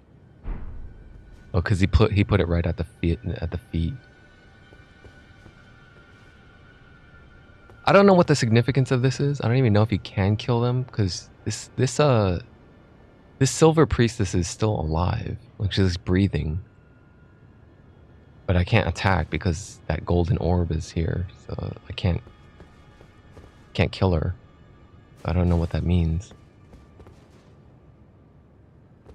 But yeah, I think the fans make more lore than what the designers initially intended. They think that there's some sort of deep meaning or significance of this character. No, dude, it's just some fucking fetish.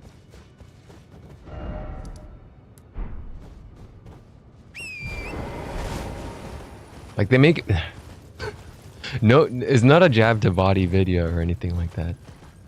I'm sure like there is some level of lore, but I think that came after the fact that they create this character. They create a character first, and then they think about the lore. Oh well, let's make it tie into the story somehow. Okay, well, what are the options? Oh shit, this one's been redeemed. Okay. Well, what about underground?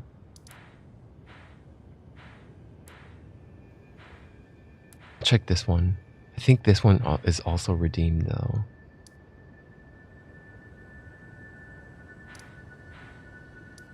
Yeah, it might already be redeemed. I'll check anyway.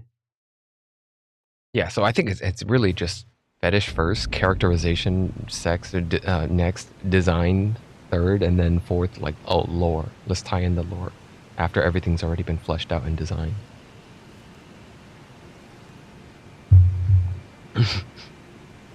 Really, I think it's just some of the hardcore fans just make it much more than what it actually is. What it actually... It's like, because it...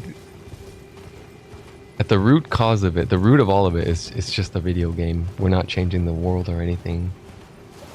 We're just putting a game out there for people to enjoy, so... This isn't some fancy new tech. Although there is pushing the boundaries, right? There is within every new release, they try to implement new tech. They try to make some sort of new thing, increase the engine somehow, like some sort of capacity for rendering polygons. This has been redeemed already. Okay, so I think I'm out of mausoleums in the base game.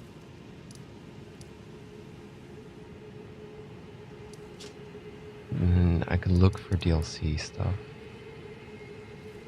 That one I already redeemed, I think. Let me check here by the cathedral. I'm pretty sure this one is also redeemed. It's no big deal. If I don't get all of them duplicated in one go, I'll just go into NG Plus, I guess.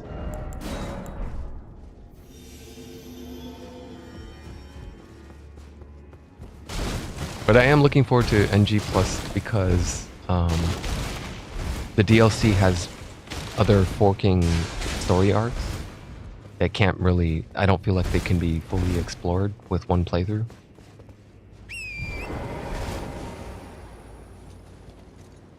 Like, I didn't get Yolan's Sword of Night, and I didn't get Queline's Sword of whatever. Instead, I gave him the light instead of the darkness. If I gave him the darkness, then I could get their equipment, their set, which I'm sure I can't use. There's so little I can use by being quality, by just going strength decks instead of faith decks or faith intelligence. Okay, so this hasn't been used yet.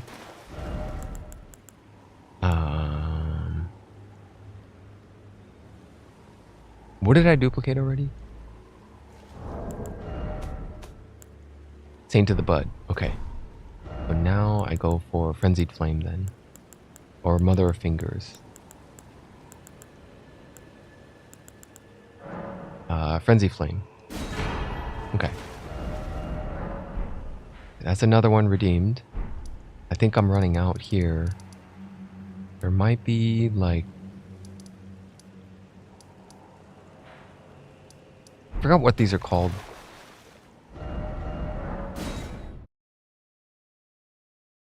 Remembrance. I'll just look up Remembrance Duplication or something.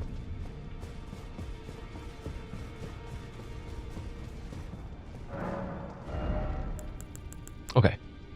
Saint of the Bud, Whole Blade of the Bud, and Rotten Butterflies. Okay. Frenzy Flame, Golden Crux, Sword of Damnation, Midra's Flame of Frenzy. Let me read this one. Incantation in praise of Midra, Lord of the Frenzied Flames. Summon an apparition of the Lord's head to spew frenzied flame. Incantation can be used while in motion. The apparition will remain as long as the input is held. Oh, I've seen this one. People use this in PvP a lot. It's the one where you just walk forward and spit out a bunch of frenzied flame. And you could just keep on spitting it out as long as you keep them in your cone of damage. And it does a lot of damage. Okay, and then I'll grab Light of Mikola first. And then choose one of the swords.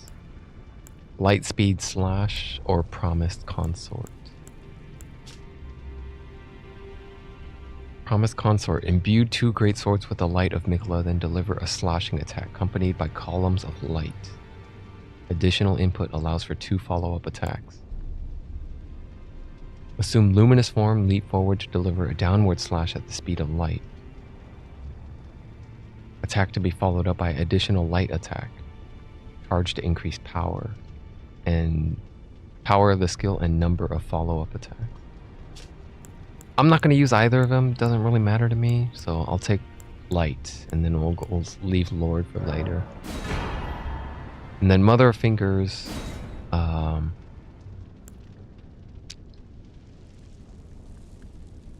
I'll leave the finger later, I guess, and I'll just grab the staff first. Yes.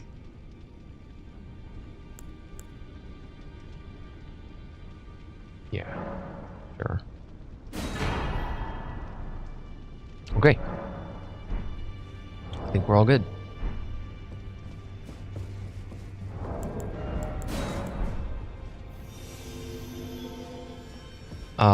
I could look it up.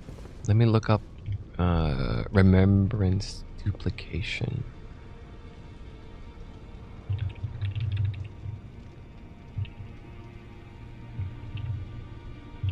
Remembrance duplication. Remembrance duplication coffins. There's only 3 in the DLC, but I only marked 2, so there is a third one. Cathedral of Manus Meter, that one I already redeemed. Finger Ruins of Raya, Finger Ruins of Deo in Scaduvu. Finger Ruins of Raya, what's that one? I think that's the one I haven't redeemed yet. Okay. Yeah, the southern one. The southern Finger Ruins. Yeah, I think I have that one unlocked.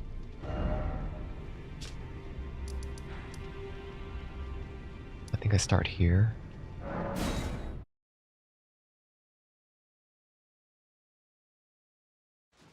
I'm gonna change out of this build.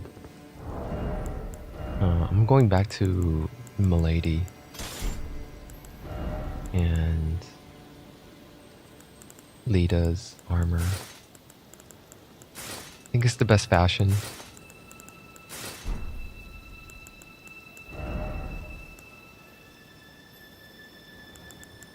Here's my new talisman, Enraged Divine Beast. Potency of Storms. Give me Great Shield. And then put on Erdtree. And then I could go stamina boost, but I also like using guard counters. Guard counter with Milady on a Great Shield is very powerful. Because it's a multi-hit. It's really good for poise stance breaking, doing guard counters with that. So Curved Sword Talisman is a good choice. For now, for all around performance, I like stamina regen. So I think it said, let me see the map again. Okay, I need to figure out how to get there. It's somewhere over here. It really does. This is such a cool moveset. To have that stance, well, it's kind of covered. It looks better with a medium shield.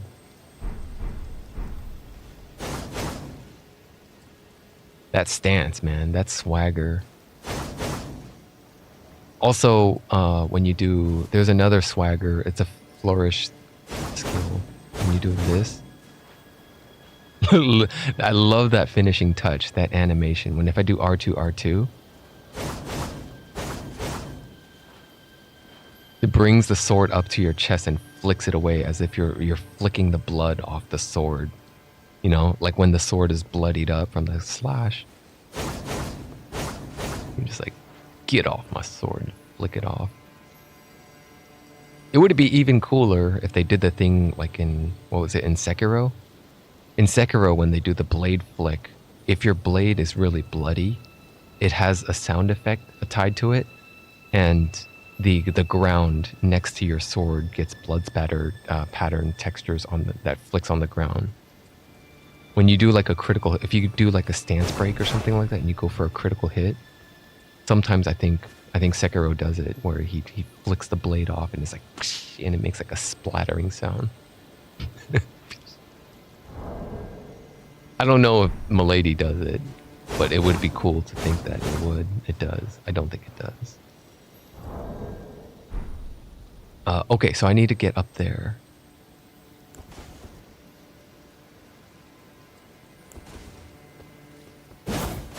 If I use Wolfcrest Great Shield, the fashion no longer works. Right, Lita's Great Shield was built for the Erdtree. It looks the same. It looks like it's the same motif. Like the emblem on the Great Shield and the emblem on the back looks like it's tied to like the Erdtree. And it's even the same color theme. So with the Wolfcrest Shield, I like using Rellana's for fashion. Rellana is a Carrion Knight, and there is lore tied to that. The Wolfcrest Shield has lore. It's the finely blue shield for Carrion Royal Knights. And Rellana is one of the highest ranking Carrion Knights.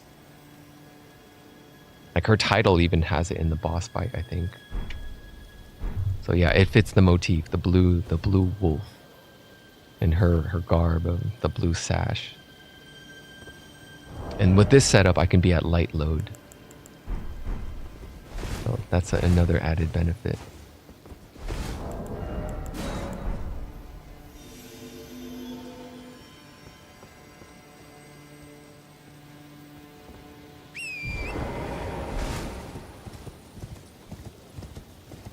What's up, hands?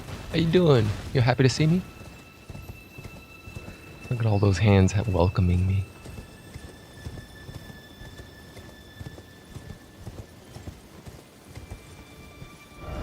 Visions of dead end. Something incredible ahead.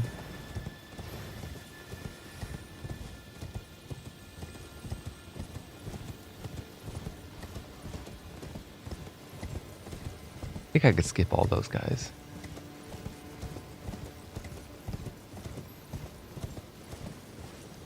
Ah, there it is. Yes, it's not redeemed yet. Okay.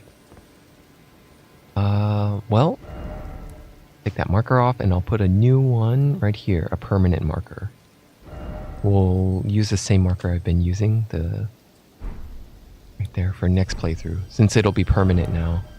So now I can go to the DLC and I could look at, anytime I see that marker, I know it's a remembrance duplication. Okay, I did Frenzied Flame, right? I forgot which one was my last one. I could either do Migala or Mother of Fingers. Did I do Colossal Sunflower yet? I have Great Sword of Damnation, Great Sword of Radahn. Putrescent is done. Yeah, I did Sunflower already. I got the Sunflower Blossom. Mesmer Spear. Romina Saint at the Bud. So what's left? Mother of Fingers. That one. Right. Okay, I'm gonna go redeem that. then I don't really have much else. I mean, I could just go into new journey cycle or run around in the DLC blindly or aimlessly run around the DLC, look for things that I haven't uncovered yet. But I feel like, I don't know. My co-oping adventures have taken me to so many other places that I was like, holy shit, I didn't know you could do this. There's a hidden cliff down there. There's like so many instances when I get there. It's like I do the same dungeon, the same castle, and I feel like I thought I knew everything, but no, there was like another area that I didn't explore. And a surprise, it was like, you thought you got everything. Well, no, there was like a cookbook over there. There was like a cookbook where I can craft something new or something like that.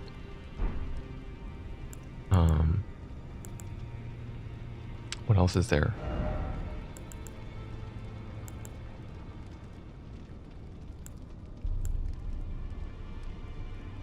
Yeah, it could be like a cookbook. It could be something else. A bell bearing.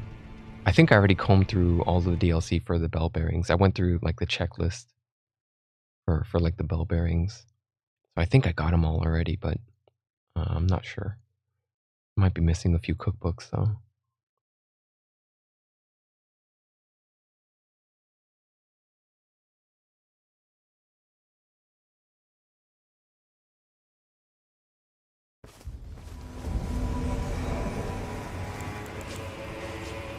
Hello. Who is this? Rakshasa? Yeah, this is Rakshasa. Rakshasa. I'm fine with this setup. This is fine.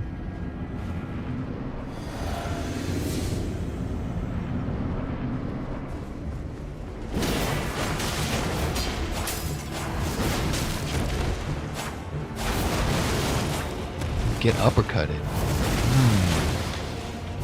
Oh shit, watch out. Get away.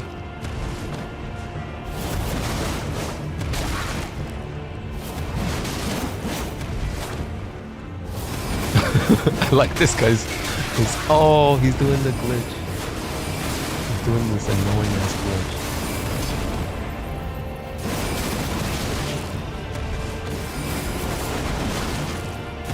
Dude, you're cheese. Andy, you're so cheese, man. Go back and fight Bale. I think I was in Andy's world earlier and I was fighting Bale. You're so cheese. Oh, well done, exploited. That's the game designer's fault. You can't blame the player for doing that. That's just, you just didn't balance that fight properly. I didn't know you could loop it like that.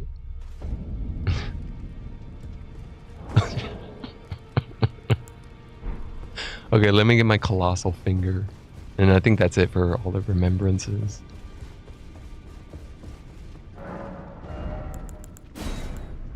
Gazing finger. Cow Tower's resentment.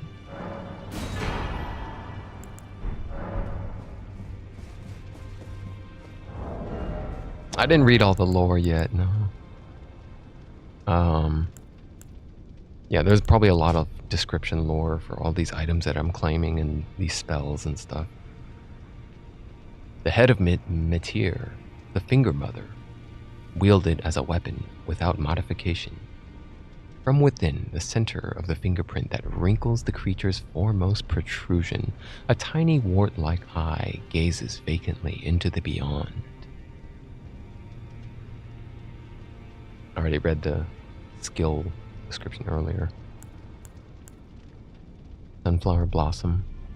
The head of a monstrous shadow sunflower, manifestation of the shadow tree. Then again, it might just be a flower, wielded as a weapon. Much like the shadow tree itself in appearance, a second stalk winds tightly around the first, almost as if in a tender embrace.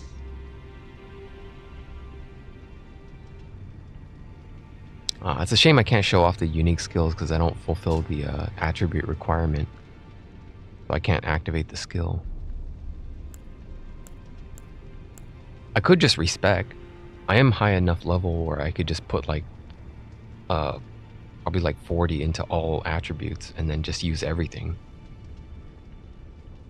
Some of the spells I can't use. Some of the spells have like 70 faith requirements or 70 intelligence requirement.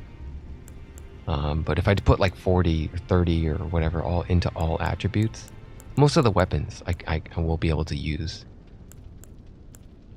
Probably won't be very good at any of them though.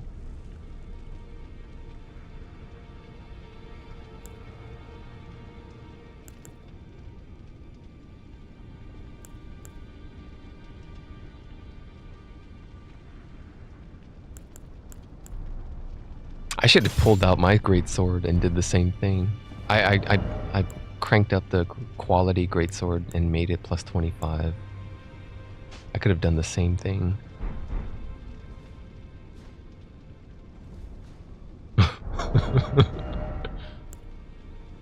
Well, let me see that move here. Let me jump off the balcony again. I want to practice that move set. What's that launcher that he did? Is it two-handing it heavy charge R2? Two-hand charge R2. No. No. It might be a weapon art. Yeah, it might be a weapon art.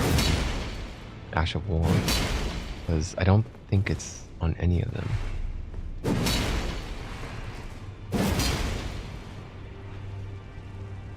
Yeah, it might be like just giant hunter or giant hunt or something like that.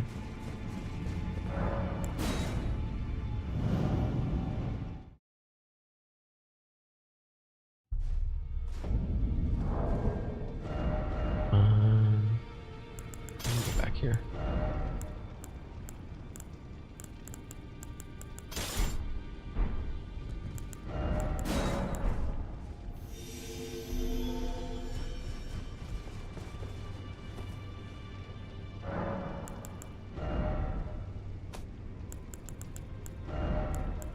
Yeah, I want to say I think he used Giant Hunt.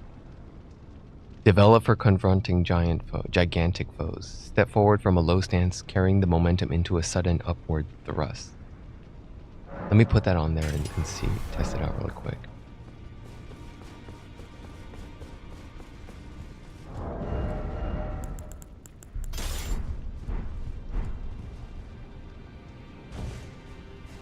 So if I two-hand it, yeah, I'm pretty sure he was just spamming that again and again. And you get him just locked into a corner.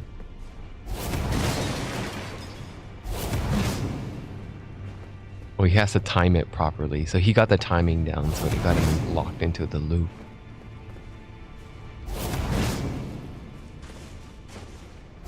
Two back hops resets the positioning.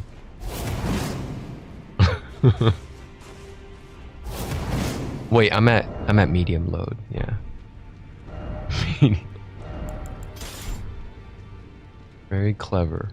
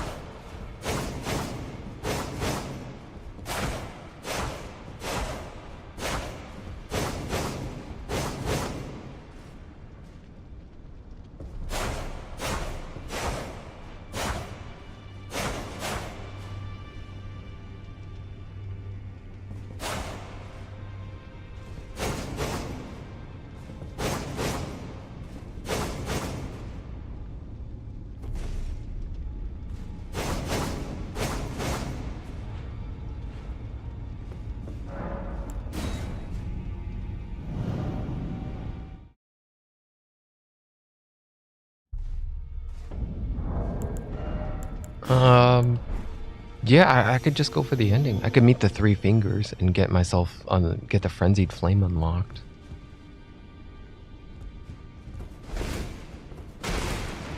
I kind of want to see the Fia ending though, the deathbed companion ending. I haven't seen that yet. I'm a little oh, I got summoned. Yes, that's what I wanted. I wanted another co-op adventure before I go for the end.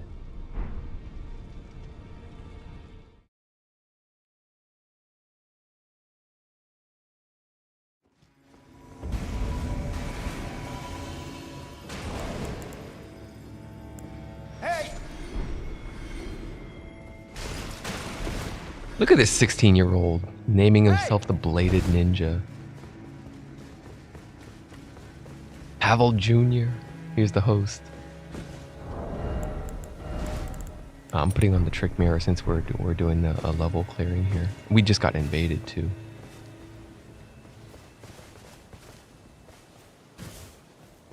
Where did the host go? I want to get...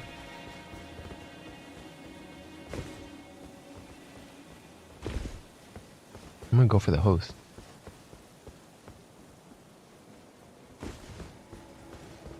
I might take a little bit of damage, but it's okay.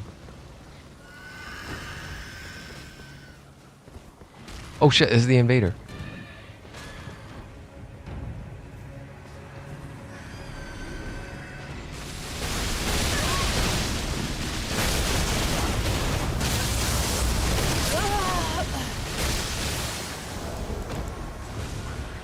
Yeah, you got tricked. He thought I was the host. He thought I was the host. Last epoch, yes. I started a new character. I got to like level 20 and I made a marksman. It's okay. I might play a little bit of that later. I'm not the host, by the way, Bladed Ninja. I'm not the host.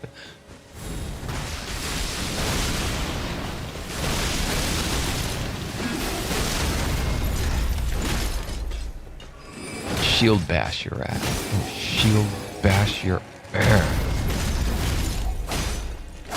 Oh shit. Yeah. Those are one of the characters. Those enemy types are resistant to slash and pierce damage, so you have to resort to strike damage. Dude, where's the host, man? I hate hosts like these that summon and they're nowhere to be found.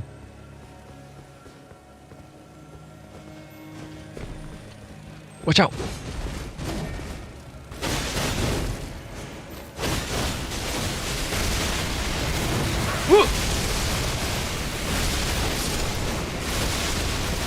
Alright, let's get the other Clean Rot Knight down.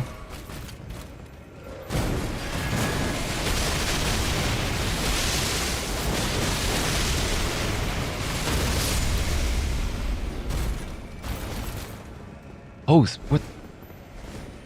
I don't know where the... Oh shit, he got blowed up.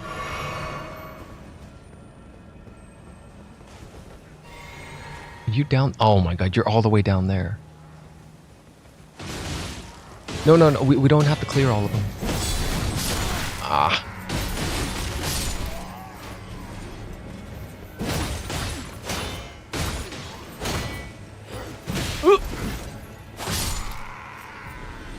Hey, we can go down here, right? I'm going for the host, man. Havel Jr. I'm gonna go for Havel Jr.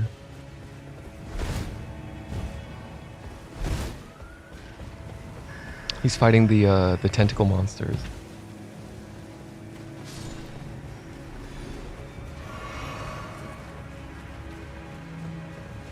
Well, if we make it to the end, we got Millennia to fight, so I'd rather...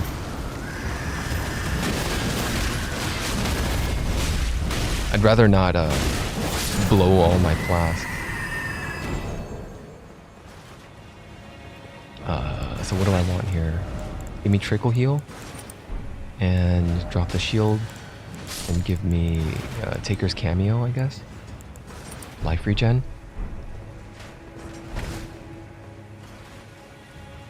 Nah, that was me, man. I contributed to more than or half of the poise damage. Cause I did a full charged R2. 2 with the Milady sword, 2 full charged R2s is enough to poise break. To poise break it. But yeah, of course, yeah. Credit to mace weapons. Mace weapons usually they're very poise heavy. I did another charged R2 though.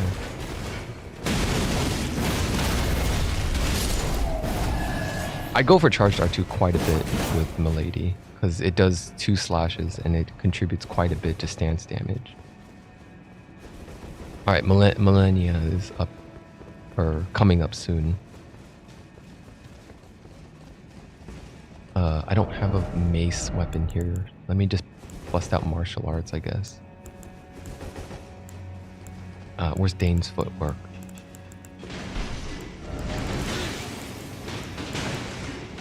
Yeah. Oh my god, you're taking them all on at once. You guys are dumb. You guys are gonna die. You guys are...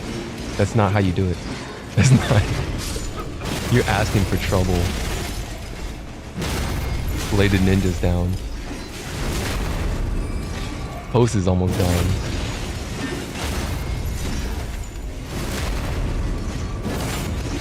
Think he's too busy.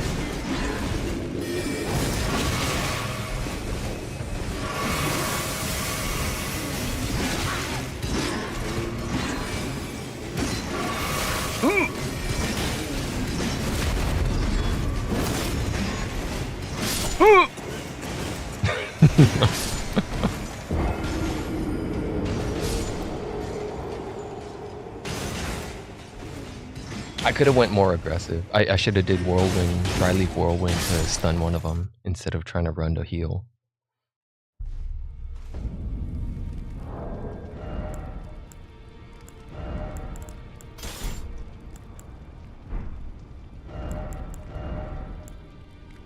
Well, that was a shitty host.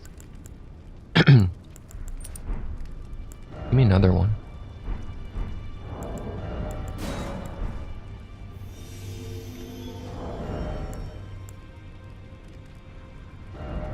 Yeah, I have several ways to deal strike damage. My favorite way is just use dry leaf whirlwind, Dane's quality footwork, or dry leaf arts palm blast. That's another good one. Does a lot of stance damage. What else? Shield bashing with a great shield is really good.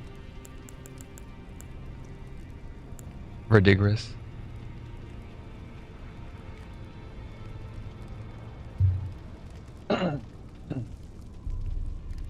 And then whips, the new whip. The new whip is almost in all ways better than the base game whip, the quality whip that I made here. It does more damage. What is it? Does it do more damage? 601. Oh, no. No, it does the same amount of damage, but it has poison buildup. And the weapon art cannot be modified. Painful strike instead of whatever I want. I chose Bloodhound Step.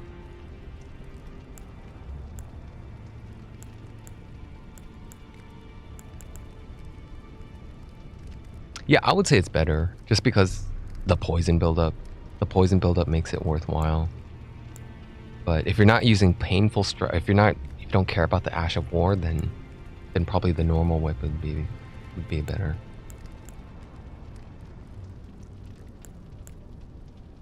It's only the same damage because I have 99 strength and dex. If it wasn't for 99 strength and 99 dex, I think Tooth Whip would have been better. Yeah, that scaling is 400 versus this one scales only more off of dexterity than strength.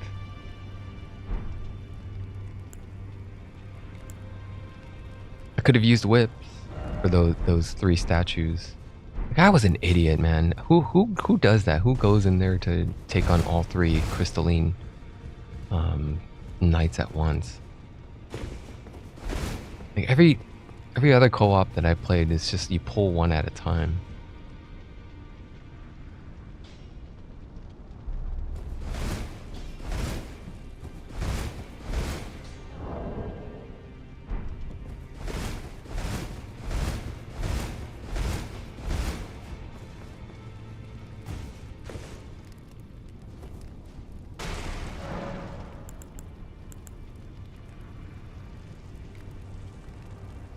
Yeah, I think the one thing I am missing from my arsenal is a big hammer.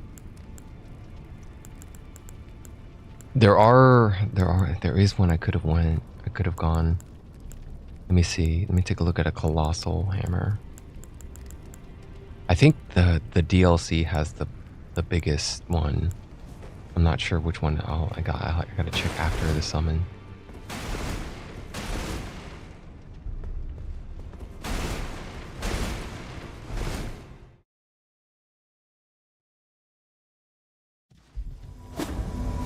You trust a knight? All right, let's do this. Hey! I'm gonna take off trickle heal and put on magic damage negation. There's a lot of chasing around, so it kind of sucks that I don't get stamina regen.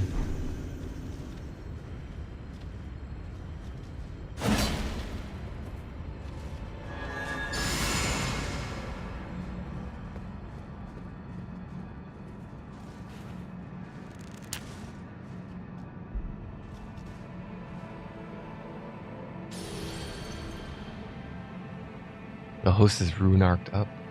He's got a bunch of HP, hopefully. Oh, I'm confident he's gonna survive before we drop.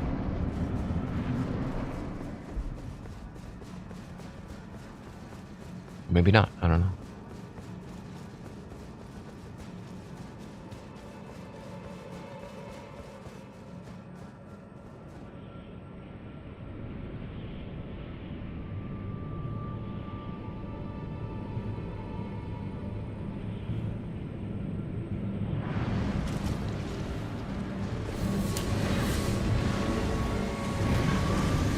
Alright, here we go. Good dodging, man. That host, man. Host with the good dodges. Oh, right when I said that, you get chopped twice. Okay, the damage he dealt to the host is kind of high, so this is probably like a NG +3 plus cycle. That horse, oh my god, that horse did so much damage. Bernice is almost dead. And he's in full gold now too. You know, the waves of gold ain't gonna help you here, man. That's a shitty weapon to choose.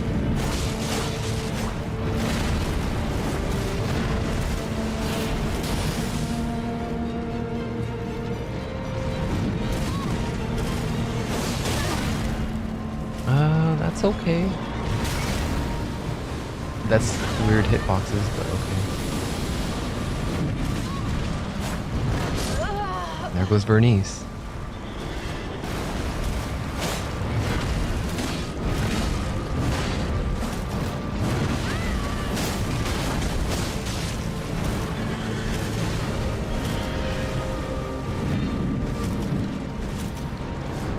Oh fuck, here we go. Dodge it. Dodge it, host. No, don't eat it. No. Oh, the host ate it. Oh, I ate two of them.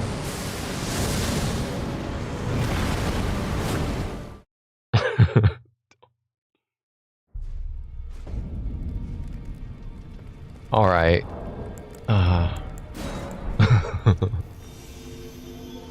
Some of the I don't know how I feel about that design.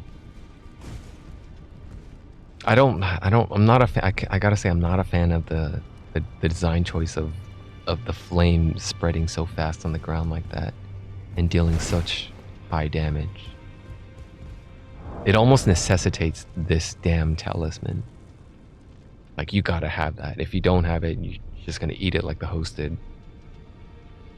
Like, I was able to survive 2 hits. but I gotta double chug the flask after that. I probably didn't need the Great Shield Talisman. I could have swapped that out for stamina regen.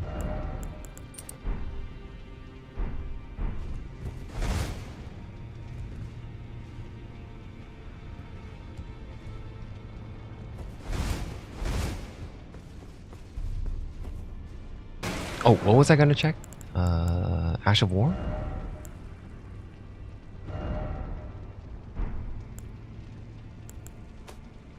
I forgot what I was gonna check. I was gonna look up something.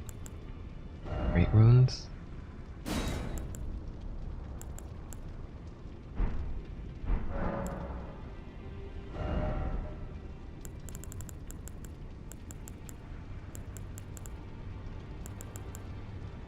Radiant Baldachin's Blessing. You only get one of these per. This is what I got for unlocking the Deathbed Companion ending. You only get one per playthrough. I don't know why I don't have two, since maybe I used it. I don't know. It's the same with the Gourmet Scorpion Stew. I think you only get two per playthrough for the DLC. Oh yeah, I forgot I have Albinauric pots. I should be throwing those at invaders. Whenever I'm co-oping and I'm pretending to be the host with a trick mirror, I need to be wary that I have a flask stopper.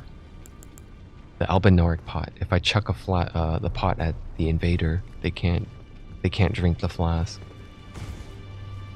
It's also a good it's a good heal stopper for the Lita fight in the DLC where you have to fight Ornsent, Lita, Moore, Dryleaf Dane. All of them have one flask heal, and that heals them to full. If I use Albinauric pot, it stops that, I think. So I should try that out next time.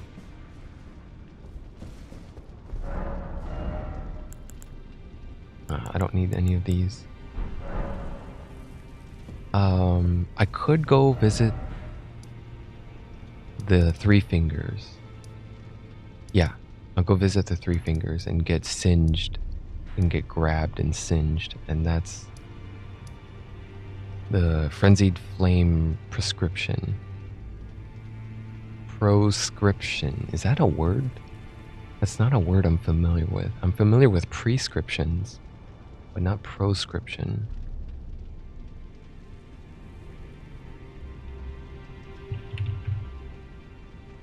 Prescription means it's the act of not allowing something. Prescription. Not allowing. Proscription. Then what's prescription? The act of allowing? To allow a piece of paper which a doctor writes. A piece of paper which the doctor writes the details of the medicine or drugs. Okay. Prescription. Prescription. Prescription. Proscription. Sounds the same to me, but there is a little very subtle nuance. You'd have to derive it from the context.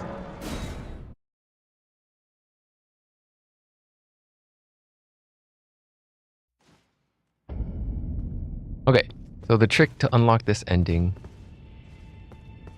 I won't spoil how do you get here. Getting here is another ordeal in itself. There's this door here though, and you can't enter it. Nothing happens unless you take off all your armor and go in naked. Then the door can be opened.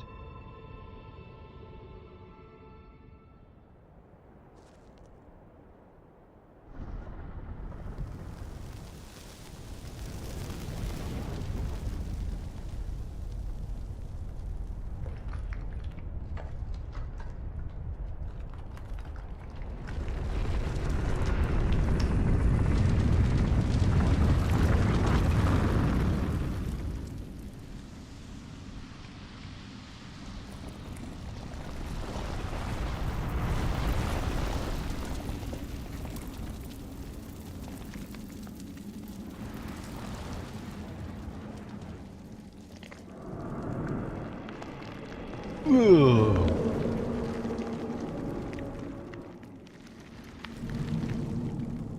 Glowy hot magma fingers.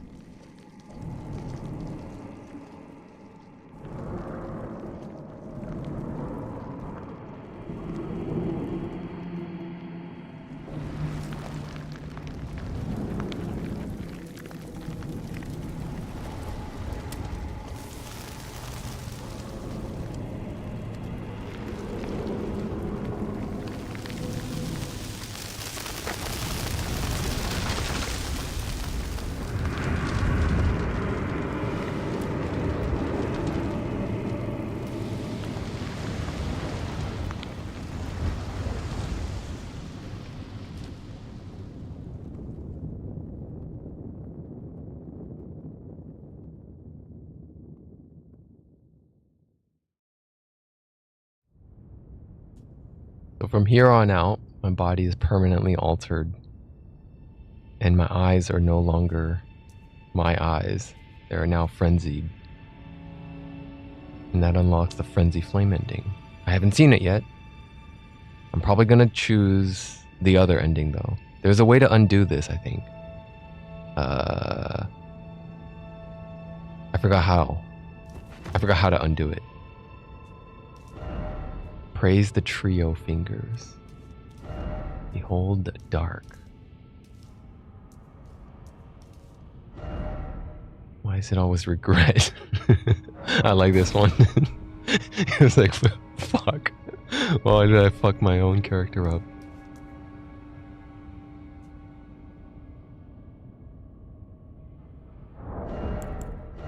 I can still hide it by putting on armor. Yeah, let me put on Rolana's again. And then you can't see my eyes anymore. Now you can't tell I'm frenzied. I'm crazy inside. I'm actually secretly crazy. We're all a little crazy. No armor, no armament.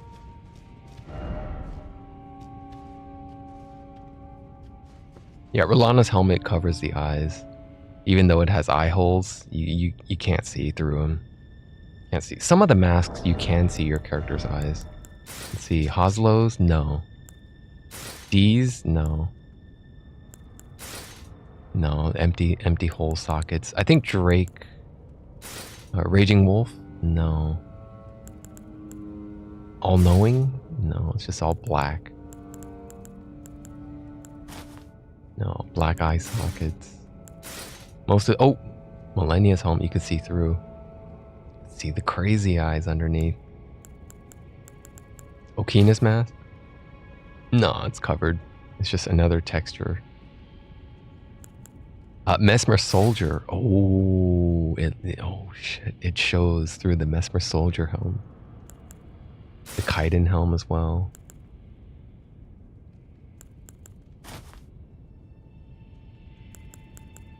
Iron Casa, you could see that through those, yeah. Okay, so now that I've done... This one has a stock. That's just... And everyone's eyes turns glowy.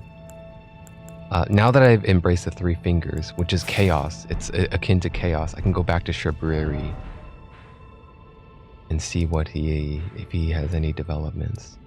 Shabriri, and there's more ruins. I think he's dead, and he just leaves me his armor. Yeah, he's gone. Shabriri's gone. But he left behind something. The Ronin armor set with another Iron Casa, so that's my second copy of it. I'm gonna stash it since I don't like keeping doubles. I'll look actually while I'm stashing it. I'll put myself in the queue for another adventure co-op.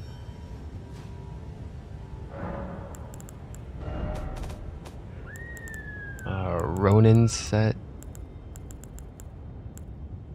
Wish it was an easier way to look for doubles here. Ronin's Greaves.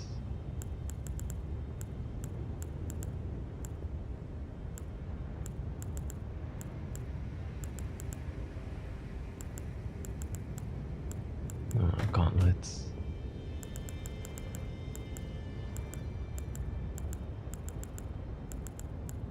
Armor and iron casa.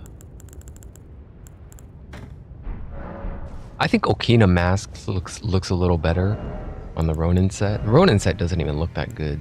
The fashion is not that great on it. Here's what it looks like, by the way. It's just a bunch of rags and a shoulder plate. I mean, the iron casa is kind of cool. Some people like it, but I think this is more fitting. Look more like a crazy man. Ronin's gauntlets. Ronin's leggings. I think that looks more apt. I think that looks more apt than putting on the iron casa. But yeah, Shibari was the one that says embrace, let chaos take the world, less chaos, which is referring to the 3 fingers. But he wants me to take the chaos ending. But Via also says embrace the birth of a new order, to stop the cycle of the golden order, but embrace the death. Something like that, I don't know. Very edgy. Unable to comprehend it fully, though.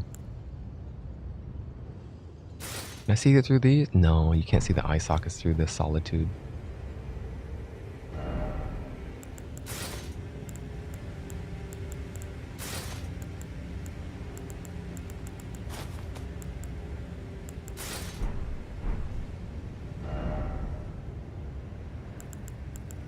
Okay, I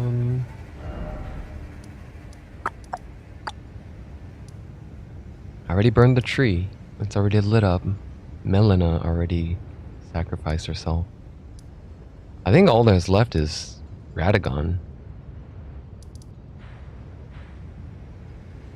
Godfrey's dead.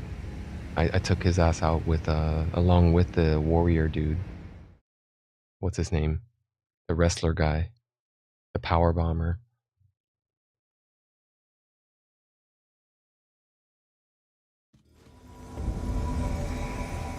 Sunflower boss? Right. Hey! You're gonna turn into a dragon, aren't you? Yeah, I thought so. Alright, I'm not very good at Sunflower boss, so yeah, I thought so. You could summon another flame tossing. Oh, what I could do. Flame grease. Yeah, I'll flame grease up my sword when we get in there.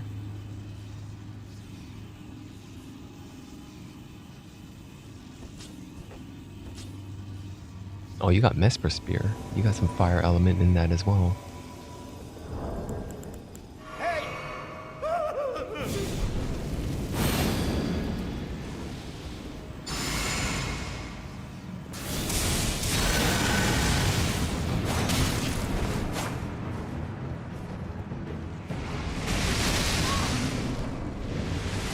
There's no guarantee that the host knows what he's doing, so yeah, the host doesn't know what he's doing. So that's why it's like, I normally don't like to pop consumables because it's just like a waste. I've done it plenty of times where I just go in and use like a consumable and then the host just dies. I was like, oh fuck, man. These grease are not easy to come by. They're well, actually Mesmer Fire grease is okay. I just have to farm up black pyreflies. I'm not really sure where to get them in the DLC.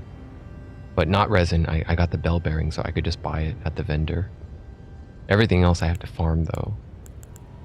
Like the holy grease, I have to farm shadow sunflowers. It's annoying because I can only get like, there's one route I could do where I can get 7 per run.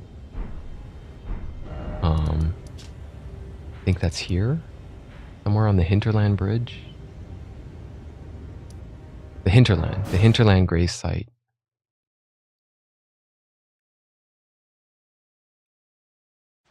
If I start here, I'll queue myself up for another one. That host sucks.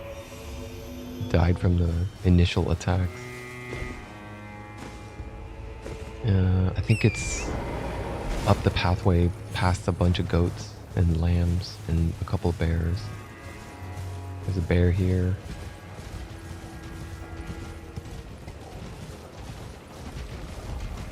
Do I have to ride through all this crap? And I'm being summoned now. I have to ride through all this crap just to get 7 sunflowers and then repeat it again and again and again. Just to get 7.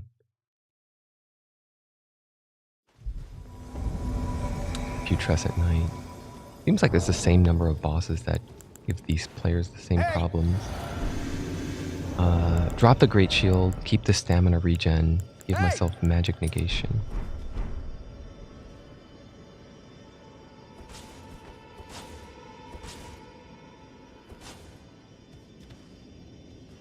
He's got Rolana's Twin Blades. And what's on your back? The magic, the Moonlight Greatsword.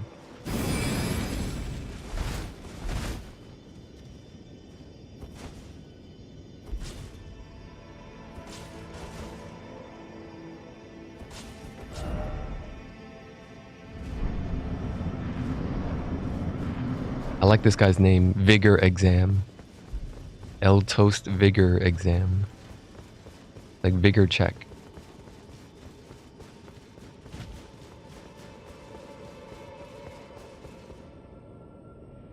Can Lord Vader survive before we hit the ground? We're about to find out. He's not. Oh, he survived. Oh, but he's not doing so hot. He's at half health. Oh, is he gonna survive the next barrage? He might not. We gotta pull aggro. Is he gonna heal? How come he's not healing?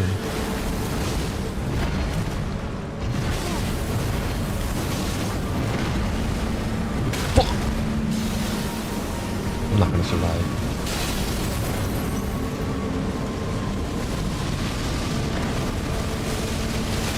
Watch out for the horse.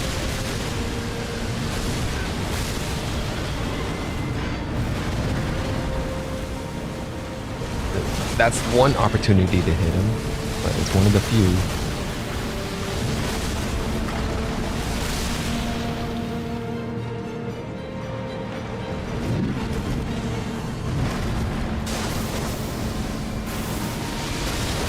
Dude, I can't see shit with all that spell bullshit going on.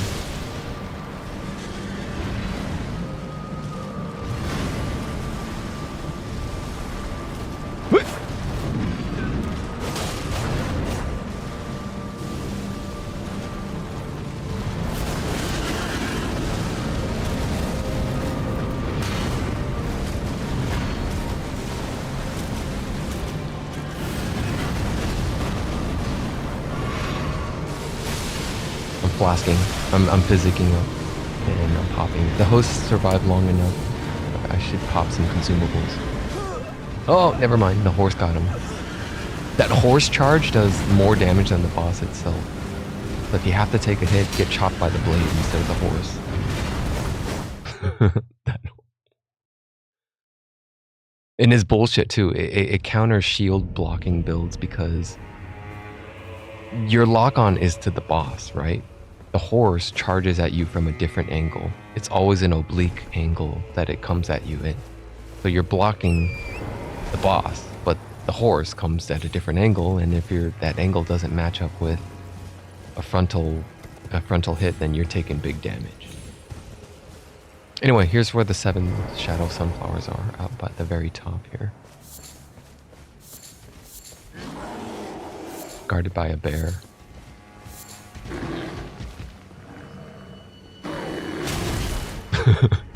Oh no!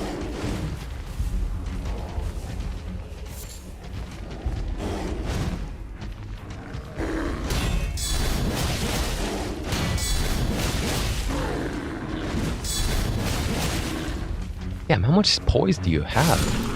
Crazy poise. I like that. I like that the bears do that sometimes. They just run up to you and growl and stand up. and then they go back down on all fours. They don't do anything. It's like you think they're gonna do something, but no, they're just assessing the situation. We'll see if this guy does the same thing. I'm gonna aggro this one.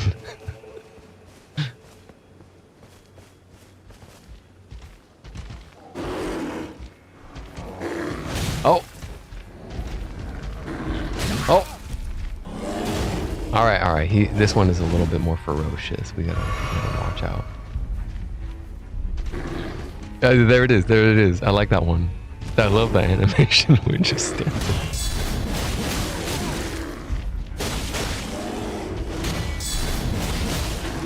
Yo, how come I can't poise break them though? Maybe guard counter does less stance damage than charged R2s. But yeah, so I buy a bunch of knot resins after I get the bell bearing, and then I can craft holy grease from this route right here. I do this route again and again until I have enough sunflowers. I don't even know when. Oh, I guess I think holy grease is really good against anything undead.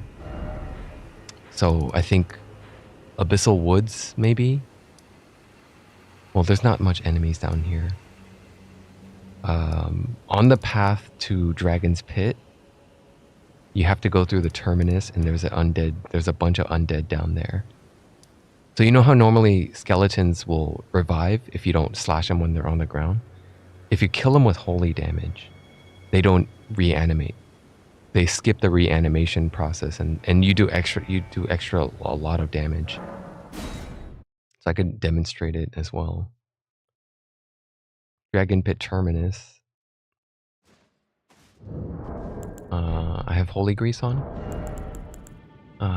That's fire, that's lightning, that's cold, holy. How many can I make? 36. I'll make like 3 of them.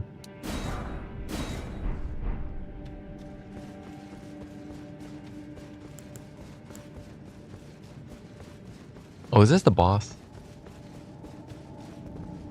I think I'm going backwards. After you kill the Dragon Man. Yeah, the boss is literally called Dragon Man.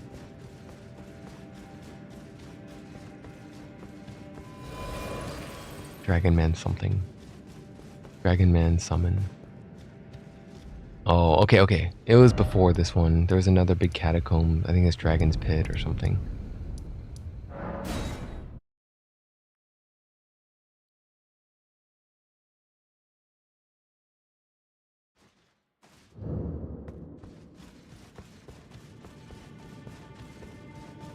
Yeah, there's a bunch of undead here, and they're really tough. But holy grease up. Get the one down here. Wait, he's reanimating. I guess I think it has to be spell damage then. I thought it did. I thought wrong.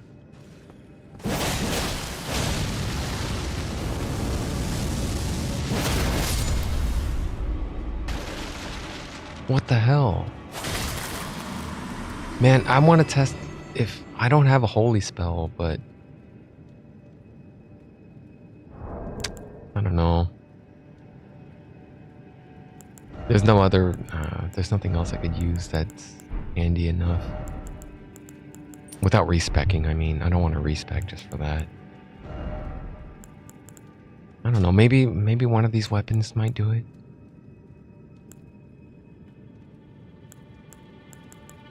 I don't have any other holy sources.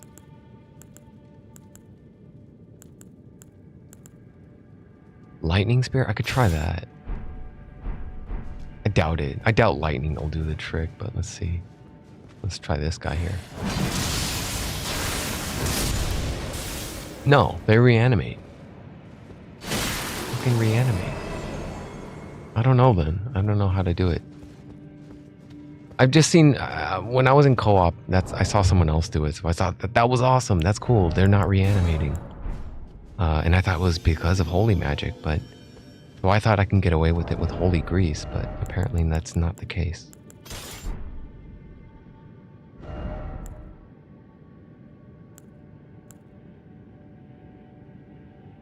If I had 19 faith, I could use Needle Piercer. That is holy damage. Let me try it. Let me just try taking on one skeleton with holy damage. This Needle Piercer, it's not even upgraded, so it's gonna take a while. Another light greatsword.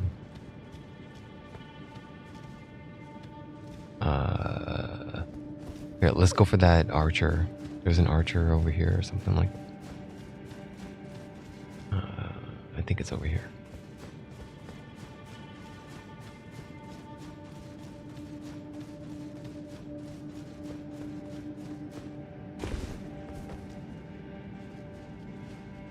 Oh, yeah, I gotta get through the big guy before I can get to the archer, though. It's gonna suck. That big guy's probably gonna kill me. My weapon is not unupgraded, and I don't even have the attributes to a. No. This is suicide. Let me try to take care of the. Shit, I got spotted. Okay.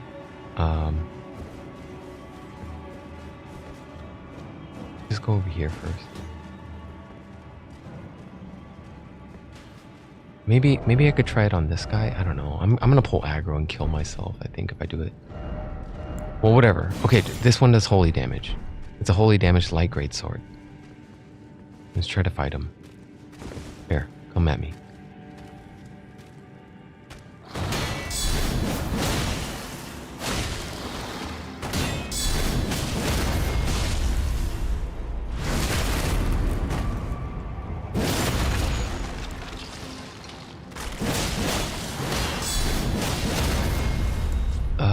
No. Don't kill it yet. I just want to kill it with holy damage first.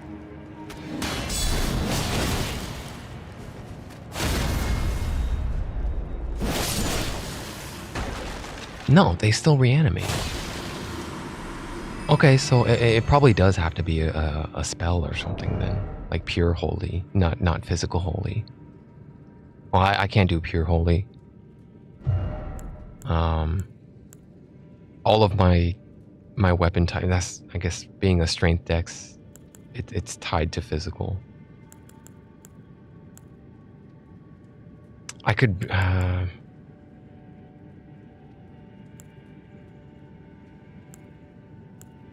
could try infusion, but I doubt it'll work. I think it has to be spells. Yeah, oh well. Well, whatever, it's not that big of a deal. These guys aren't that big of a problem anyway.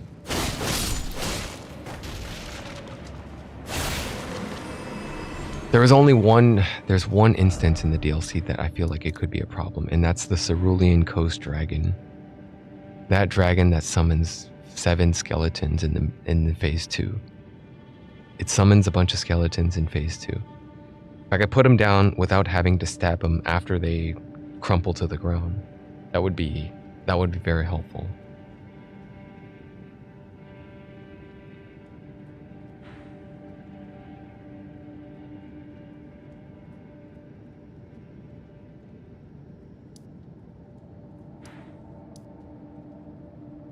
Hey, how do I get over here? Southern Nameless Mausoleum. I don't have a waypoint there. There probably isn't a waypoint there, but let me look it up.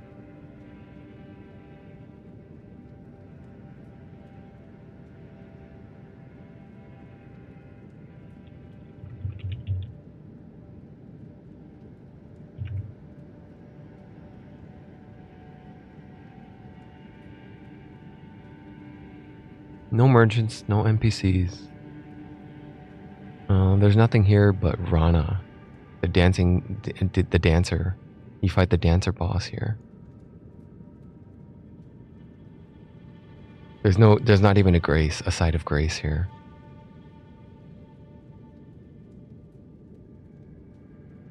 How do I get there? Underground cave. Mainland shore east of Cerulean Coast west. Okay, so I have to go through the cave on Cerulean Coast west to get there. I'll go visit it.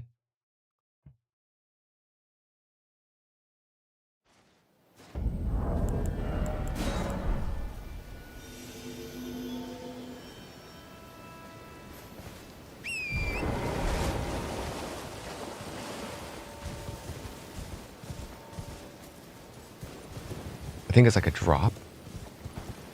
No.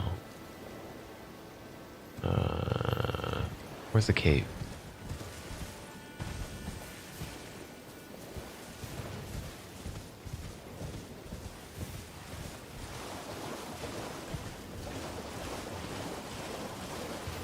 Well, it might be behind this building.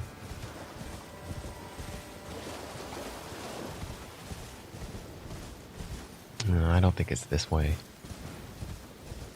I forgot how to get there. Wait, there is a cave entrance that way, but it's opposite direction.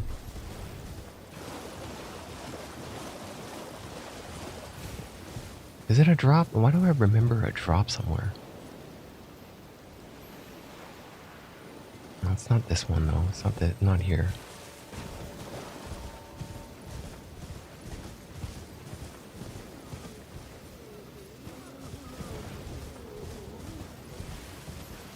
Oh, here it is. Here's the drop. Here, there's all these messages here.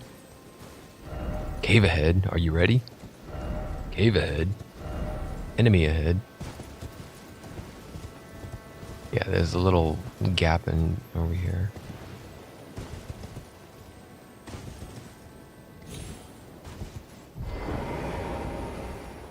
Tunnel. First off, down.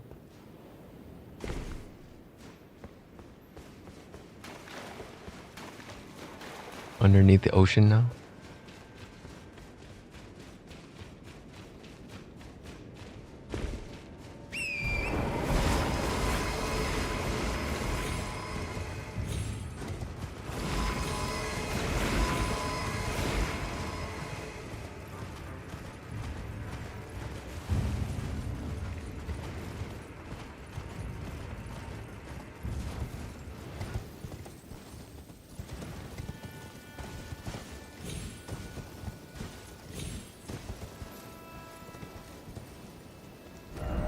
Wait, no.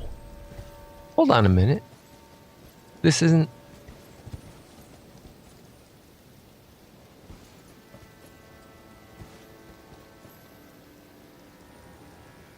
Where...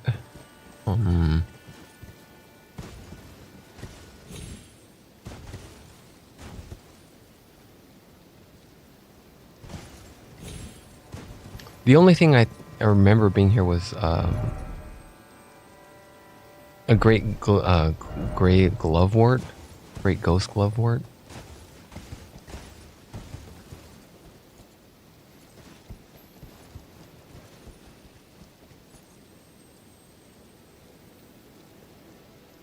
I don't know. Might have been another spot then.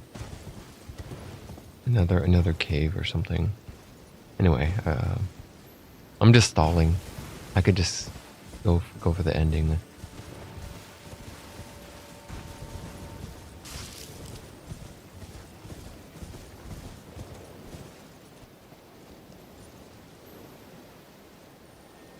I don't know. I'm kind of bugged now that I can't remember where the drop is. How to get over there?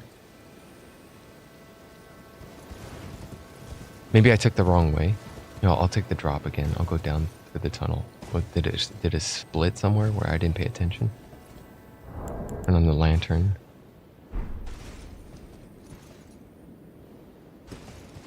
Oh, it does split. Yeah, I could have went right. Yeah. I went the wrong way. Okay, so going here puts me under the ocean.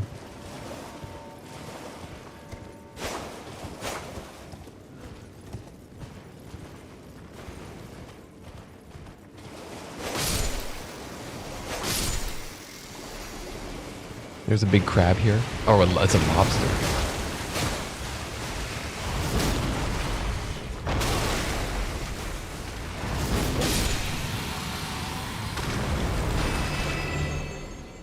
Give me those eggs. Oh, it's a strip of white flesh. I guess the lobsters don't drop the crab eggs.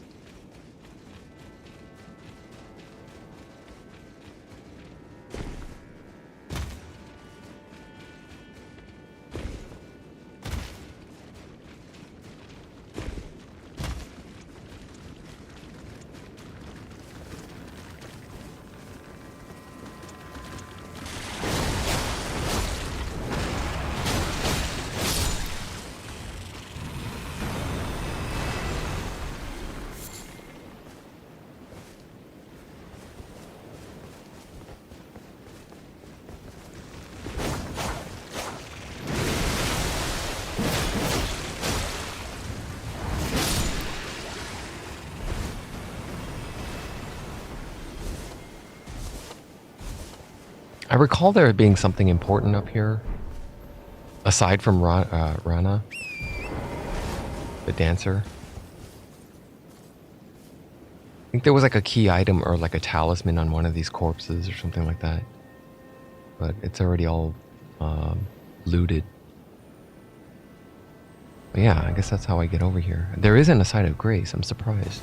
They should put like a site of grace or something here.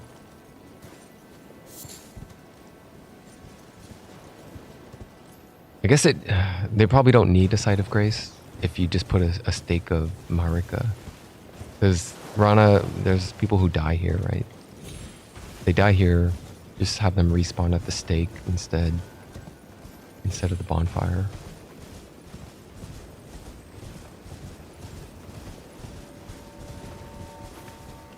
Yeah, here's the stake. It's right in front of the mausoleum.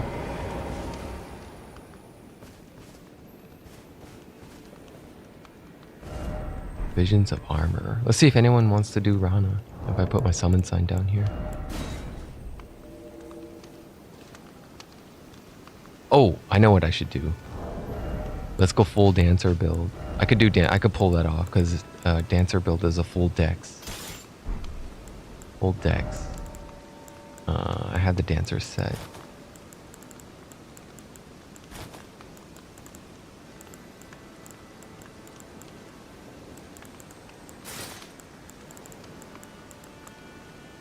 Dancer's trousers.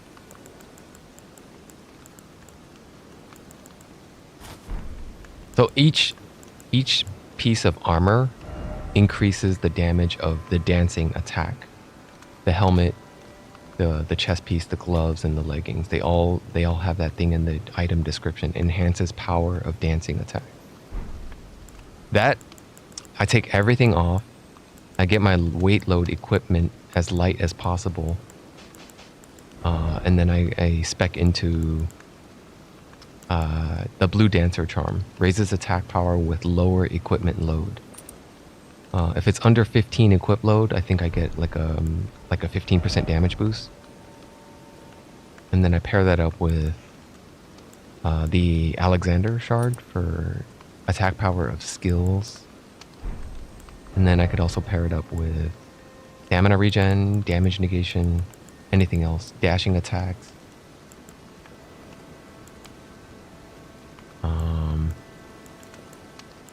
Yeah, or maybe poise, full goat talisman. And then let me put my summon sign down again, and then I will go dancer versus dancer here. See if anyone summons. Not a lot of people get stuck on this fight though. I doubt there's many people here. I did see a bloodstain earlier back there on the beach. So someone is here. Someone is around here questing.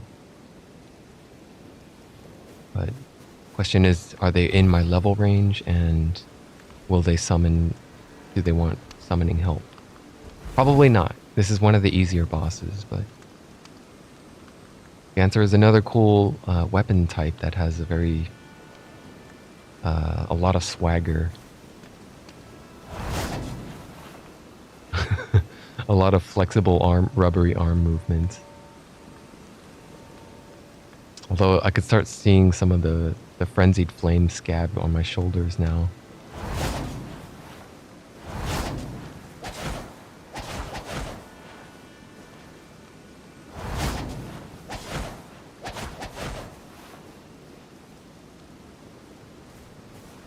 Yeah, running attack is very good. Jumping R1 is very good for these swords. And holding down L2 is pretty good.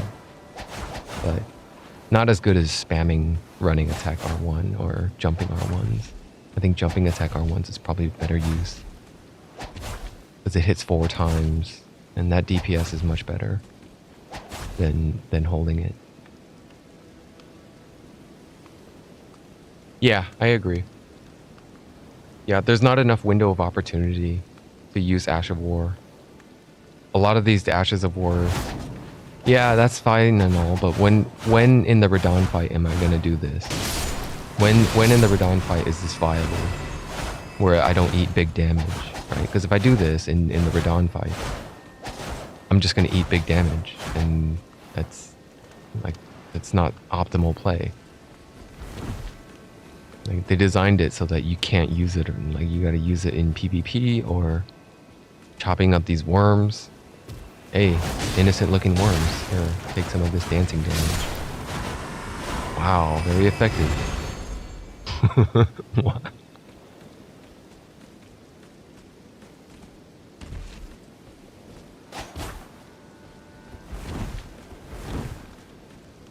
Yeah, no one's gonna summon me, dude. This is one of the easiest bosses. I mean, they're just gonna solo it.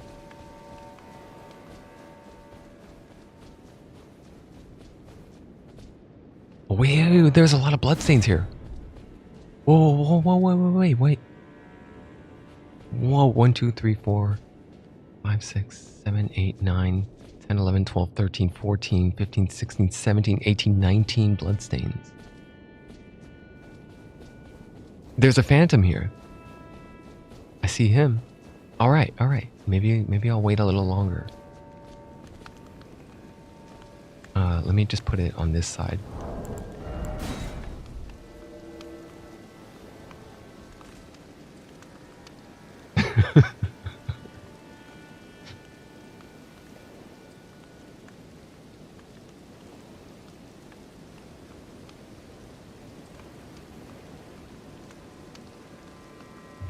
Okay, while that's happening, I'm gonna stand up and stretch, and I'm gonna refill my water and use the restroom.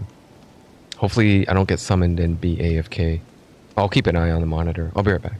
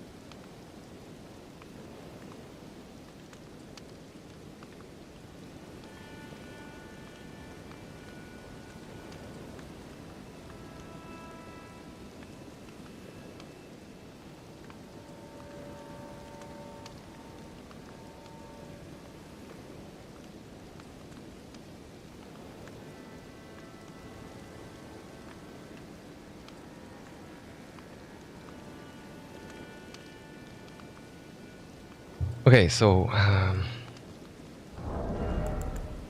one of the cool things I should probably wear is there's an item. Rana, after killing Rana, she drops the set, the blades, and the reusable item. It's called the perfumed oil of Rana, because she uses this spell too when you're fighting her. Like, in addition to the sword dancing skills and the slashing and stuff, she also does a flame move. That move. And it's reusable, but it costs how much mana? 13. It costs 13 mana. Not too bad. It does... I don't know what it scales off of. Oh, it scales only off of dexterity. Yeah, so this set is basically pure dexterity only. It doesn't even scale off of strength, unfortunately. But yeah, I upgraded it all the way. It's a Dancing Blade is plus 10. And then pair that up. So that's the full RP. The full Dancer RP build is basically the blades, the armor, and the pendant, the perfumed oil that lets you cast the flame fan. It doesn't have that much range, but the arc is nice. It's a big AoE.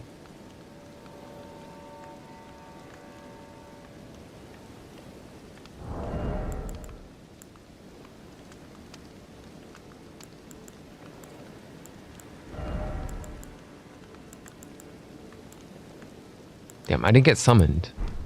What gives?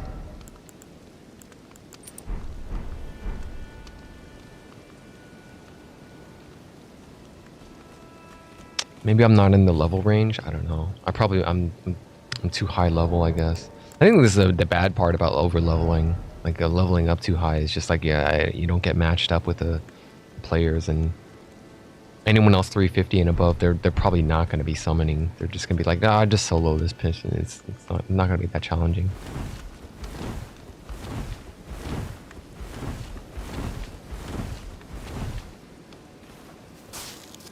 Well, yeah, let me see. The blue dancer charm. Blue dancer. According to Fextra Wiki, the blue dancer charm only takes effect if you're under 30 weight. Otherwise, it does nothing. So under 30 weight, I get a 3% attack boost. Under 20 weight, I get a 9%. It turns into 9%. Under 16, I get a 13.5% boost. Under 8, if you're under 8 equip weight, you get a 15% boost to all attacks. It also increases bow damage. So bow builds can also use this. It also affects sorceries and incantations. So it's pretty damn, I would say it's pretty damn good if you're using some light ass paper thin caster gear and you're casting spells. I think that's pretty good because a lot of mage gear is very lightweight.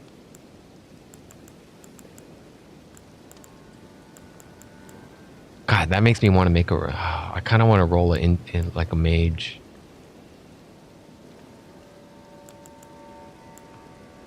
A lot of the mage helmets also increases intelligence or mana or something to that effect. Like all of these do something.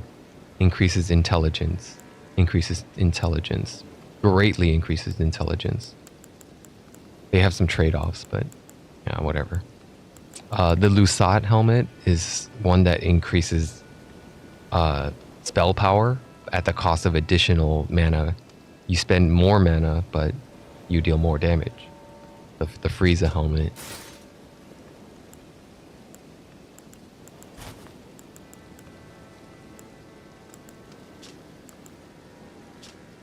The Great Hood increases intelligence, lowers... What is that? Lower HP.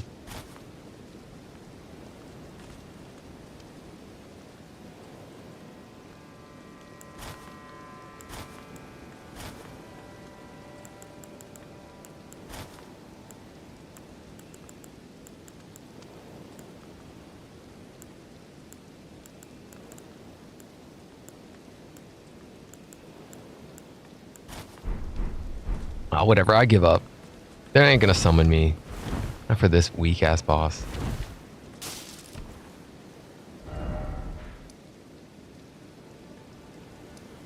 I can check.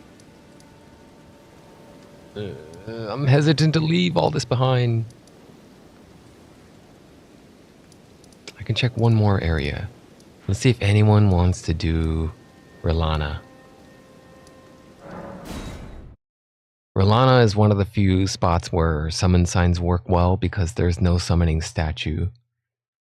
So that means there's less competition, I guess. I'm gonna put my sign up here, and what I like to do for this fight, this area, is cosplay as Lita. I'll just use Milady. I'll try using the Erdtree shield again.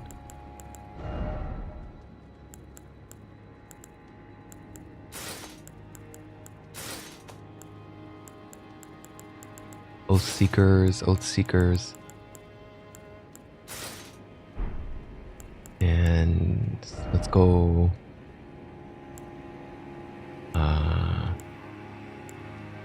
think I get stamina regen, physical negation, and I can go fire or pearl. Maybe pearl and to protect, because she does both fire and magic damage in phase 2. Or I could just go stance damage or something like that. Rolana's cameo or something. I feel like Rolana's cameo. Let me look it up. I'm gonna see if anyone did the stats on this.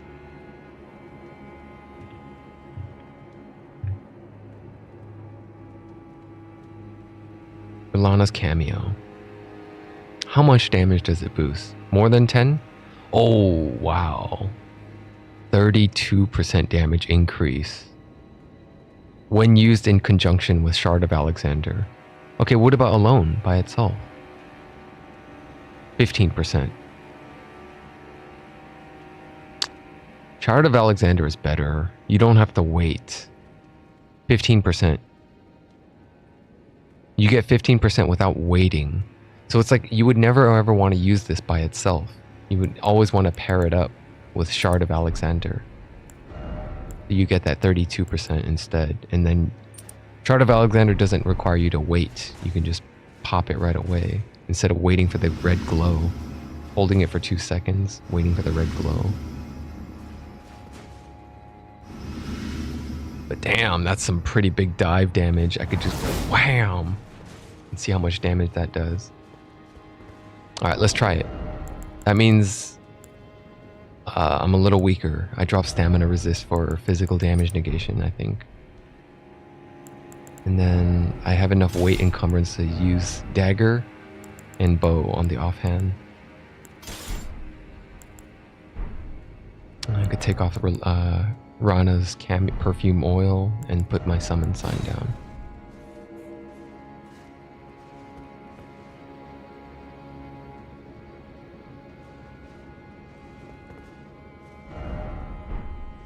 I see some bloodstains in there, but not a lot. 1, 2, 3, 4, 5. Yeah, I count only 5. 6. I see 6 there. 6 bloodstains. And there's a phantom going in. But I don't know what the rules are for phantom matching. Like if I see a phantom, does that mean they're in my level range? Probably not. Like I see this phantom here. Are they level 300 plus or something? That one over there? I don't know. I don't know how it works.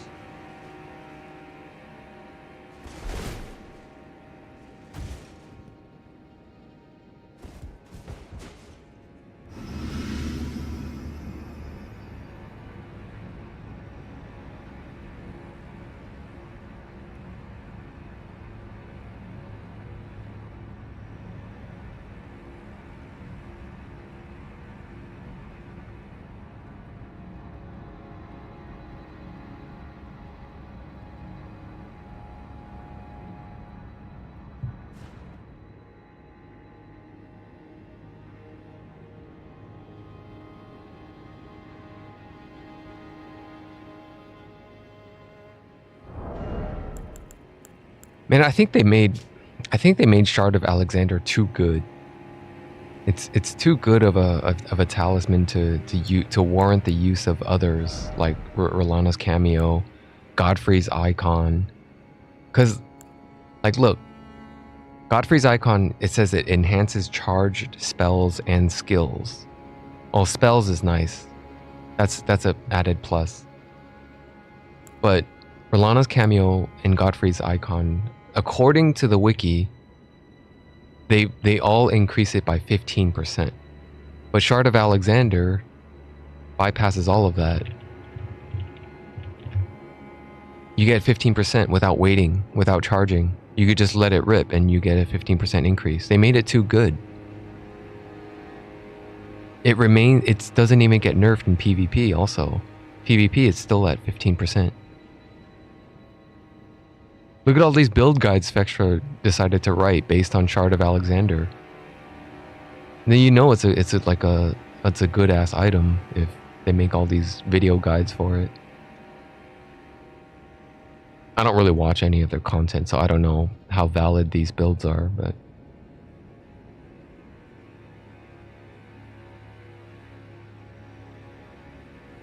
oh, it looks like I'm not getting summoned though.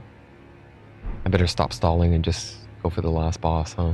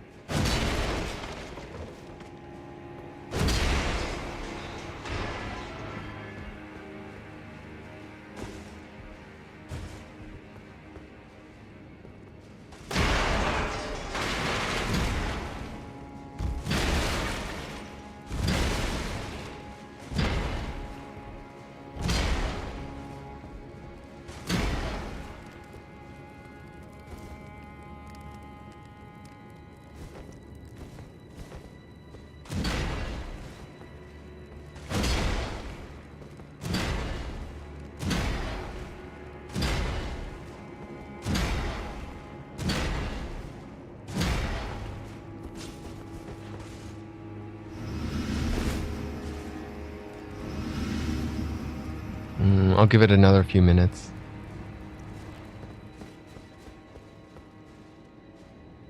I think one thing I'll do for the next journey though is I'm enjoying the co-op aspect of it, so I'm probably gonna use more summons.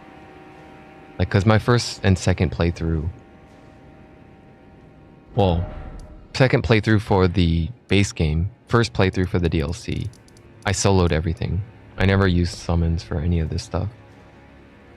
But I'm eager to see more variety, and I'm excited. I get happy when I see unique builds, like fancy cosplay stuff, like armor combinations and stuff like that.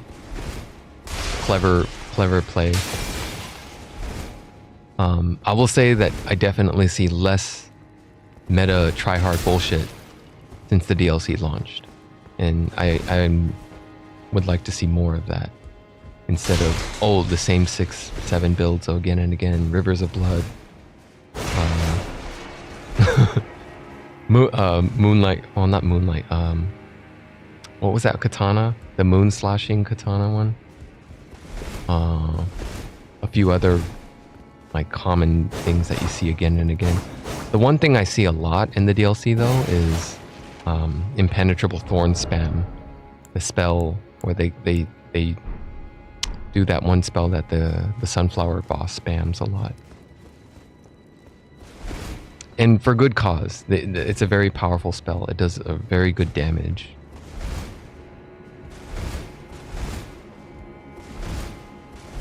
It does very high burst damage, and it causes bleed buildup.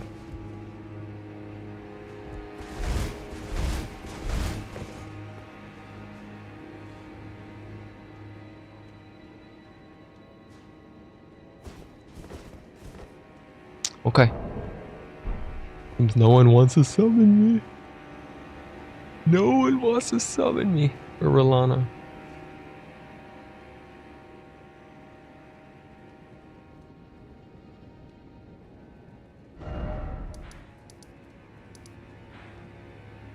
What about Radon?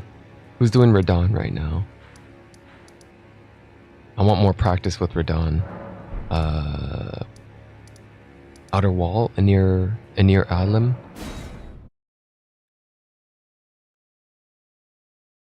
I think it's Inner Wall. It's not Outer Wall.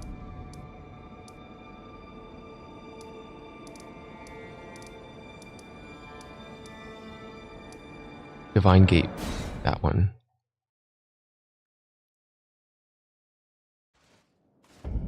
Yeah, let's do some. I want more Radon practice. Put my summon sign down here. I don't know if they could see it. Maybe I back up a bit.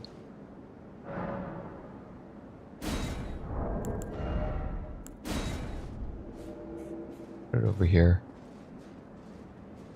Okay, for Radon though. Ooh, I don't know. It's kind of it's kind of risky. Maybe I can get away with just one Shard of Alexander. Drop Rolana's cameo and take maybe the Great Shield. Fuck, man. I don't know. I need the stamina regen. If I don't take stamina regen, I would. There's other better. Golden Braid is another good one.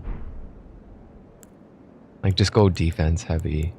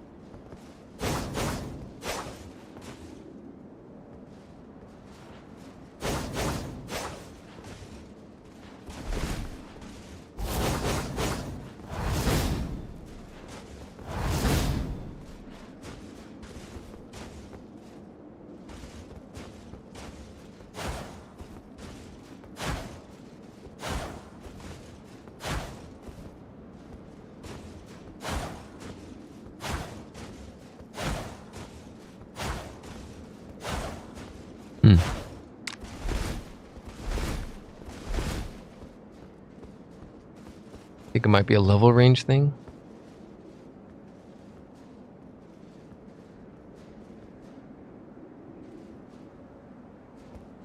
Man, I might just roll a new. Oh, this kind of sucks. Maybe I shouldn't have leveled so much. I think it's the level range. I think it's the level.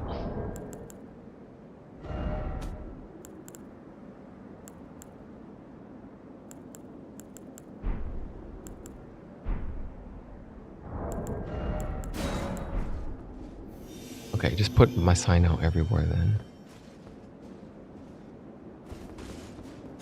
There's one thing I haven't tried.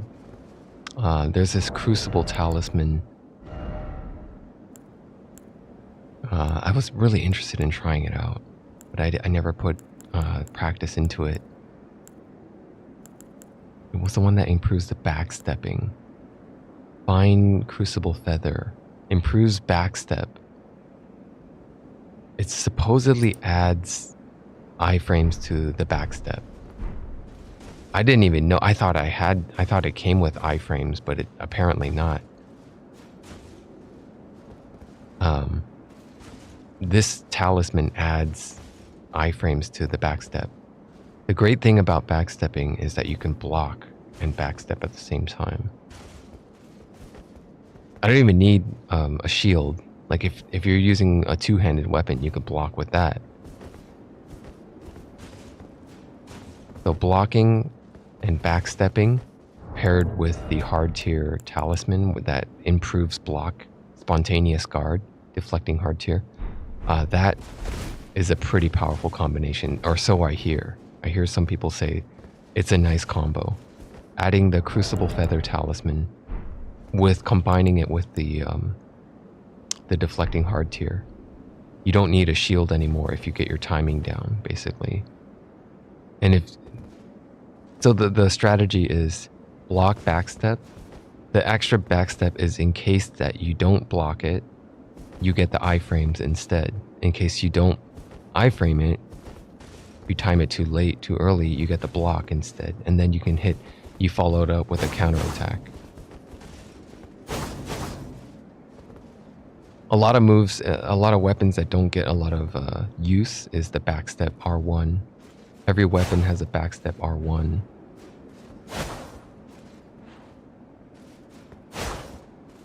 And that looks like it's the skip. It's it's a two-handed Yeah. So the backstep R1 skips attack sequence 1, and you can follow it up into the spinning R1.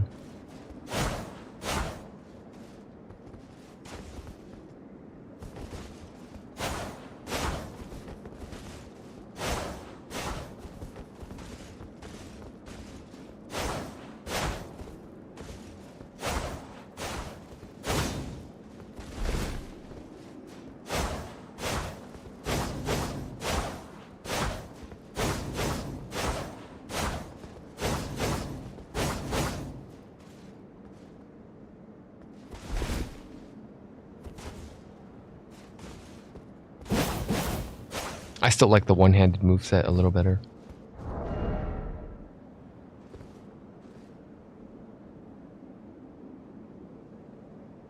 Okay, how about I practice it? I practice using the crucible fine crucible feather. I'll test it on the dummy in Bonnie Village. This is what I call my training dummy, since the game didn't give us a training dummy. This enemy doesn't do any annoying spells. It doesn't fight at a range. It just has a butcher knife. Has a good amount of HP to practice on.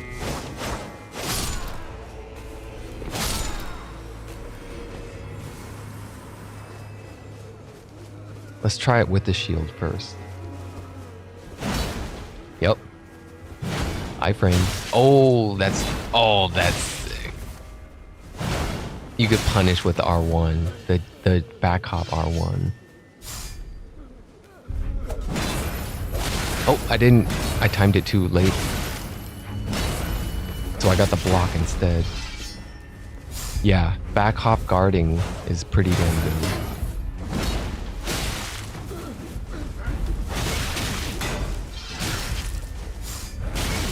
Well, except if I get clawed up by them. We have a lot of multi-hit attacks. I don't know, maybe I could try it on like a boss or something, like Radon. Radon. Back hop. It's just, the question is, do I want to punish with R1? Because punishing, there's not really much window to punish on it with for Radon.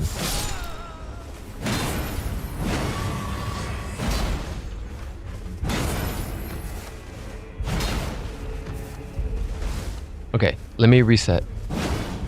Well, hold on, I don't have to, you still have half health left. I'm gonna try something else. And that's the flask. Let me get my deflecting hard tier on. Drink the flask.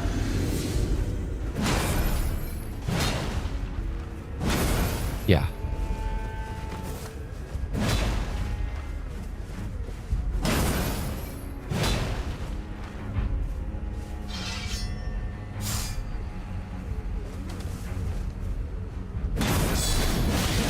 Holy shit, 250, 2526 guard counter?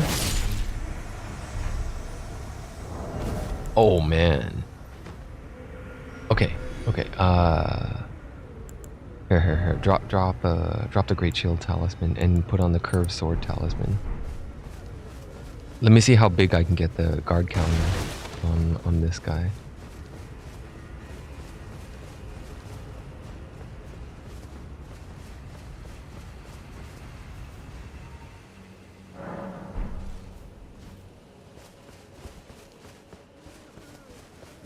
That's a pretty beefy guard counter.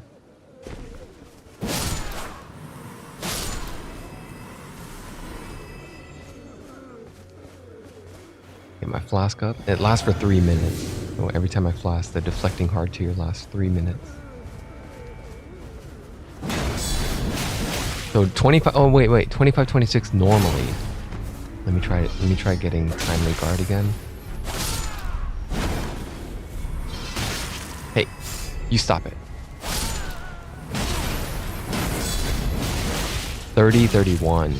So it's about 500-ish added damage. That's pretty good.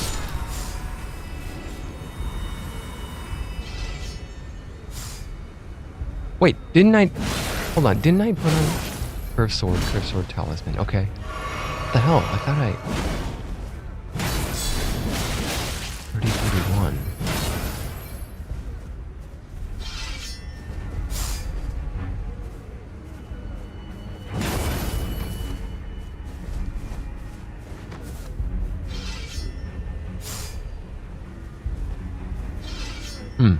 So 25, 26 is my normal one. Let me try non-timely guard.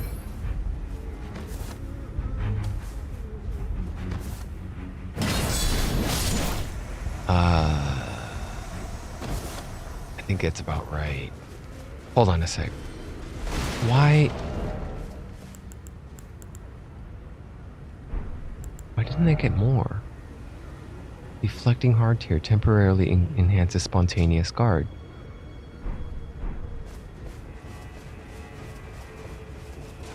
And I have curve sword on, right? Yeah, I have curve sword talisman.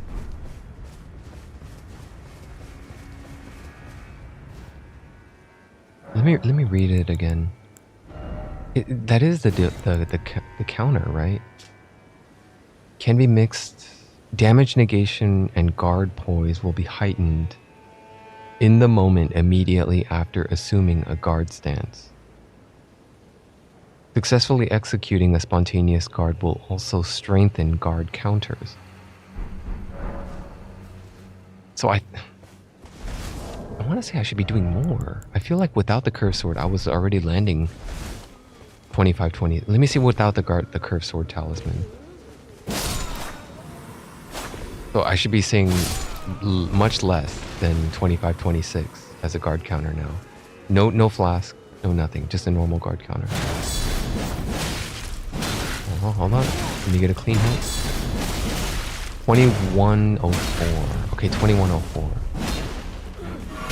Curve sword puts it at 25, 26 then. That's what it was.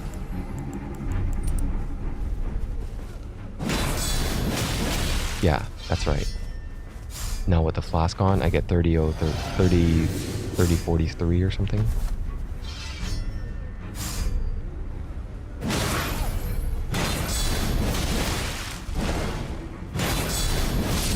I didn't get the time regard that time. I don't know, it's about 500-ish damage, which is okay considering multiplicative tagging in another multiplier. I don't know, the damage ramping can get pretty damn high if you stack a lot of multipliers. It's just, I don't know if it's worth the defense trade-off. Because I'm dropping all the other defense trade-offs. Not only that, the Fine Feather Crucible Talisman increases the damage I take. Normally I'm at 70-ish, right? I'm at 63. Normally, if with the Great Shield Talisman on, I have 70% physical negation. But because I drop that and I drop all of that other stuff and I go Feather Talisman. Where's that one? Fine Feather. My negation goes down to 58%. Not only that, it also increases elemental damage that I take too by 6 to 7%. Yeah, I take 6 to 7% more magic, fire, lightning, and holy damage. I don't know if that's worth it. That's a lot of gambling just to... You better be confident in your back hopping if you're going to be using that. How much iframes does it actually give me? Was that a lot? I don't know. I couldn't tell. There was another physic that also increases. It's not good because it'll further increase the damage I take. But it's a physic that increases dodge rolling, and I'm pissed about it because I'm not pissed about it. Sorry, it's disappointing because it doesn't say it in the in the item description.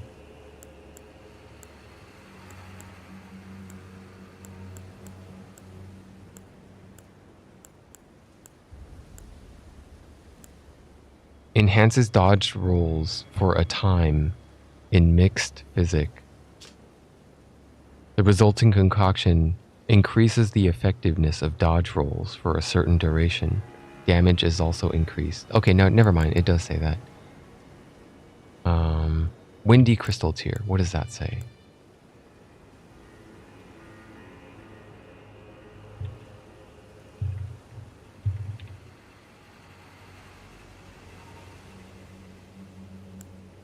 It gives 5 iframes to light and medium. If you're heavy rolling, then it gives 6 iframes. Yeah, but it increases damage and it lasts 3 minutes. 15% increased damage. 15%, that's a lot, man. That's a lot of extra damage taken. But no, I don't like using that. Anyway, it's just one of the options I was looking at that I was considering.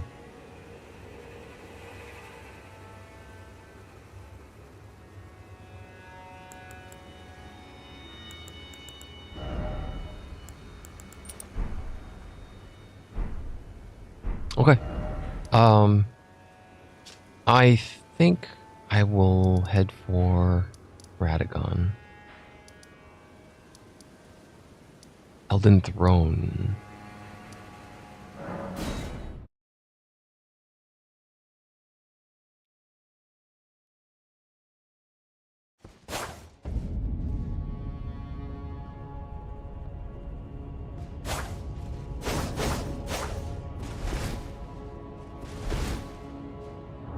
Do I need to do holy negation here?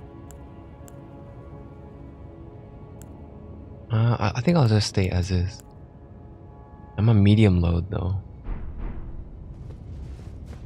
Oh well, whatever. I probably don't need light load.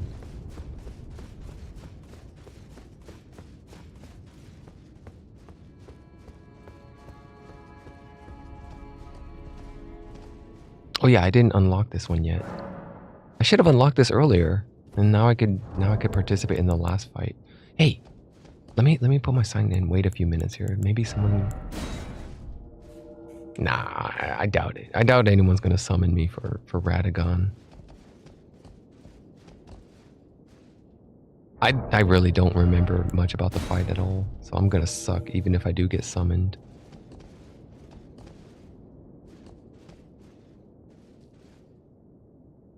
I could summon. Let's see who's open for the roster. Oh, someone is here. Red Wolf. Red Wolf wants to do Radagon.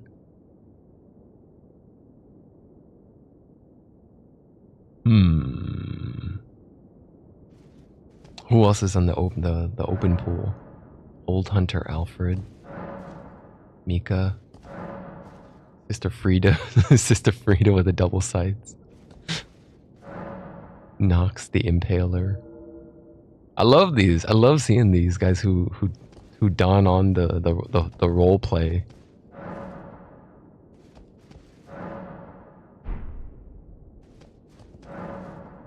Like they fully embrace their role instead of fucking X Ninja Slayer X.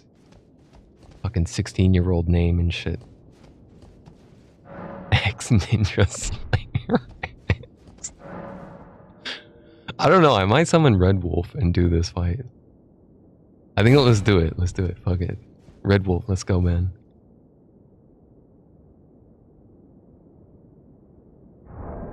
Maybe it's ironic.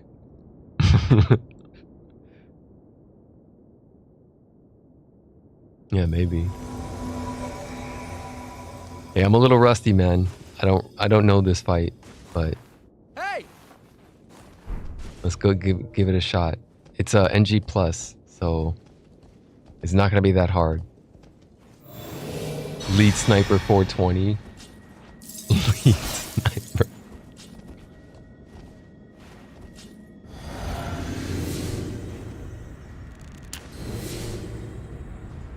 Golden light. I hope you don't mind, but I would like to watch the cutscene. Here, let's watch the cutscene, because I have only ever seen it once in my game, but I've seen it many of times in other streams.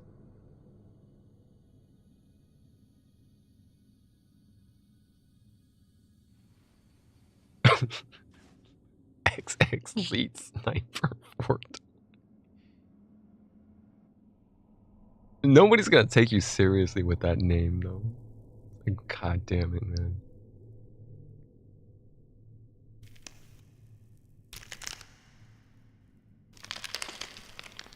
That's the joke. Oh, my water's ready. Hold on. I finished boiling some water.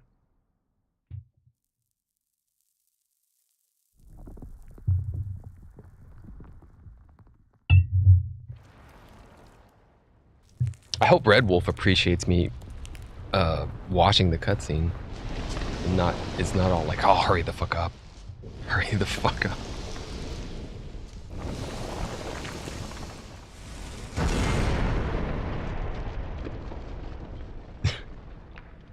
But let's go. Oh shit.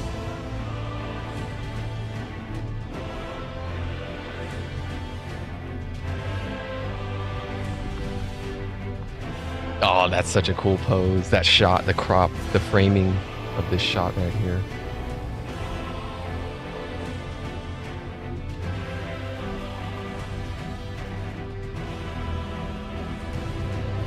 He's just gonna slice him up. Oh, he's gonna do jumping R1s.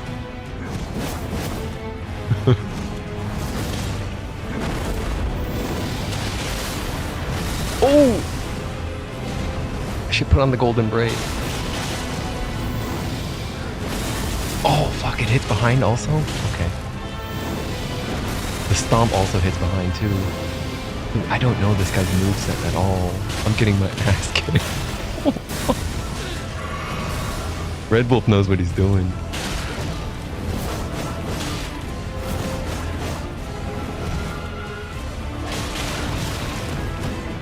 I got put on my ass.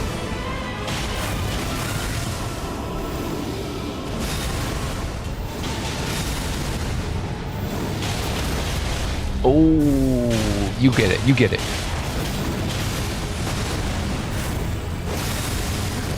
Fuck. Oh! No! Ah, God, I can't block any. Well, I could block it. I just sprinted at the wrong time. Dude, this guy knows all the iframes. I don't know these fights at all. Oh my god. He's got heals too. And he did Golden Bow.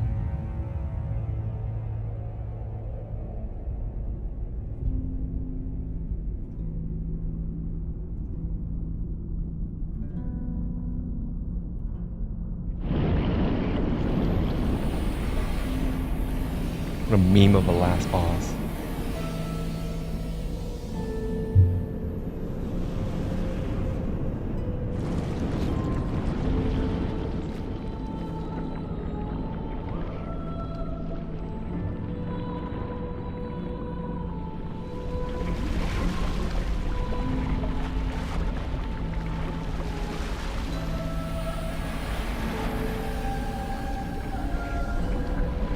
This should not have been the last boss. They could have reskinned it and called it something else. And they could have just made Radagon have like a phase 2.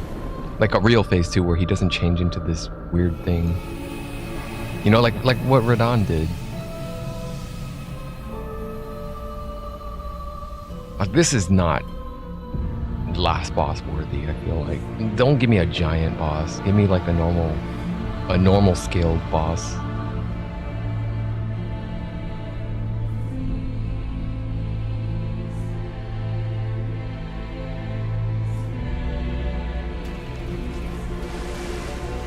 Okay, I don't know any of the moves again. I'm gonna let Red Wolf handle most of it.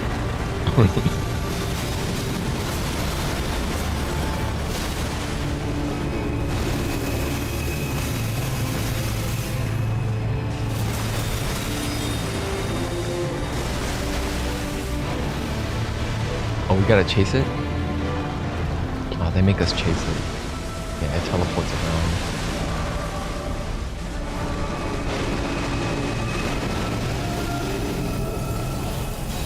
Oh, you got Dragon Moon Slash.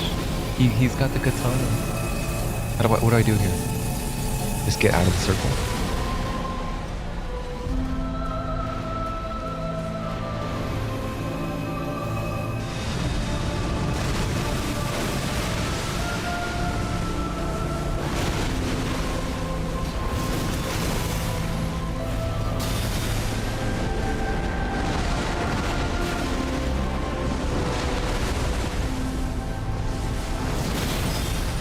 I'm about to poise break it.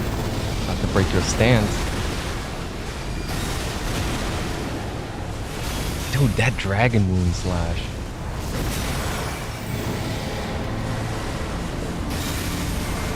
Elden stars?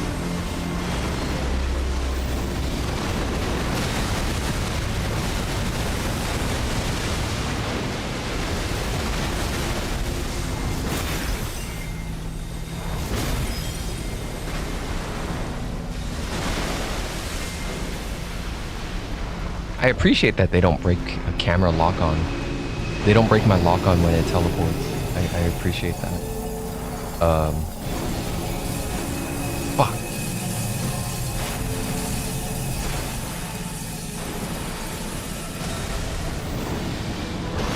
Alright, let's finish it, Red Wolf.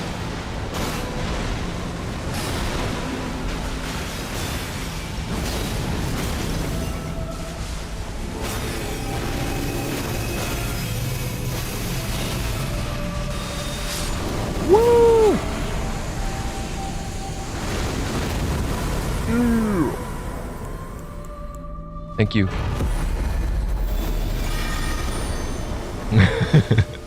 I hope you had fun. I know it was a little too easy for you, but I'll look for you again in NG++. I'll look for you. Elden Remembrance. And we just first tried it. Okay, so now all bosses are down, to my knowledge. It's up to me to choose the ending now, right? I think if I touch it, become the Lord of Frenzied Flame. That's the Frenzied Flame ending, though. I could TP out, right? Yeah. Oh, no, I can't. Seek Lord. Oh, here it is. Yeah. Well, shit. I guess I could go for the Frenzied Flame ending. Let me look it up. I want to see. How do I get the Fia's ending?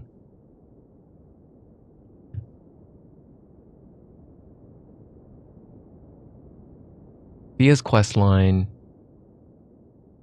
I already did this. Bring back the Curse Mark of Death. After you give it to her, she gives you a Radiant Blessing. Exhaust her dialogue. Reload. I already killed Lich Dragon Fortisax. Winning this fight will allow you to pick up the Mending Rune of the Death Prince from Fia. And let me check my inventory. I believe I do have it.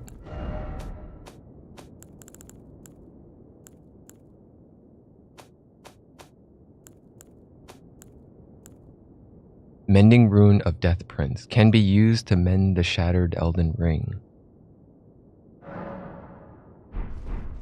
Can I do that here? Do I have to go up here to use it?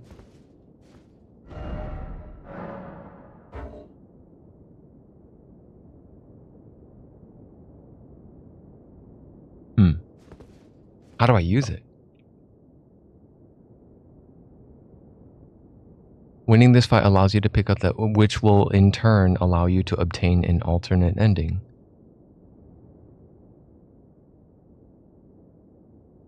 Where do I use it though? Grant access to an alternate after defeating the final boss. See endings page. Yeah, that's what I want to do. Mend it. How do I prevent the chaos ending?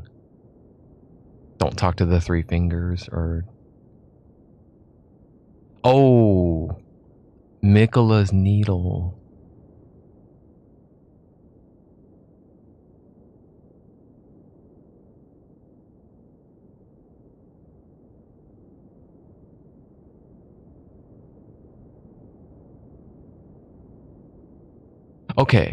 Okay, maybe I have to go back to the Placidusax arena to reverse the three fingers, because I'm crazy right now. Right, I have the crazy eyes, and I've been touched by the three fingers. So, crumbling for room Azula. Malekith, where's Dragon Lord Placidusax? Let me see if I even have the needle. Do I might not have it.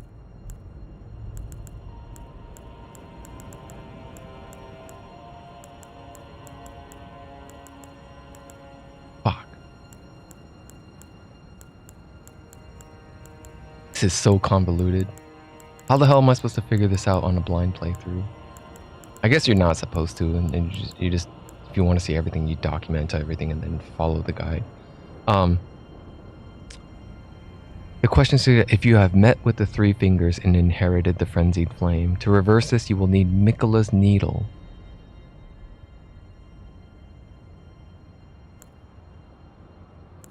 Miquella's needle is obtained after reaching one of two possible conclusions in Millicent's quest lines, after returning the unalloyed gold needle to the Scarlet Aeonia after Millennia. Blade of Miquella's fight. Okay. Maybe not here yet. Maybe I go to Erdtree and then look for the something to do in the Scarlet Aeonia.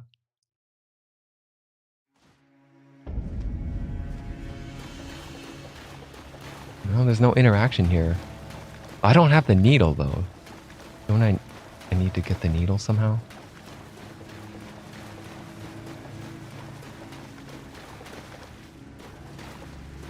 I don't know if this is it. Let me check the other chamber, the other room.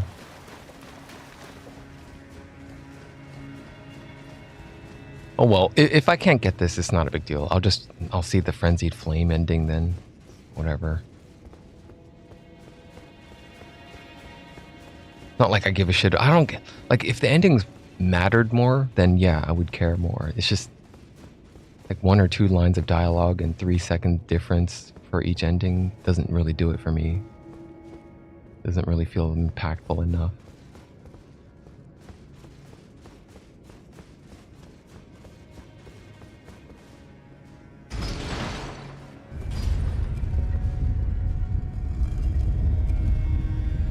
So in this playthrough, I killed Millicent. I invaded and I killed her for the prosthesis. I wanted her talisman. And I got it. But if that locks me out of the gold needle, then that means I can't get the frenzied, or I can't get the Fia's ending thing. It's not here. Hold on. I need to break aggro.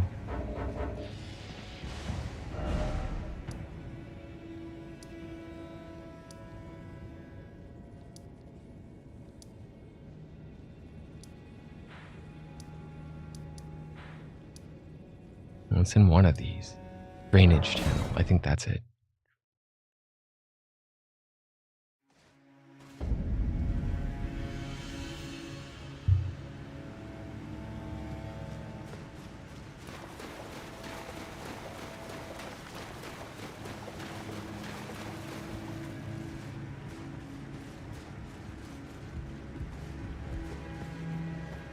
Okay, so this is Millicent, and she left behind a Scarlet Aeonia.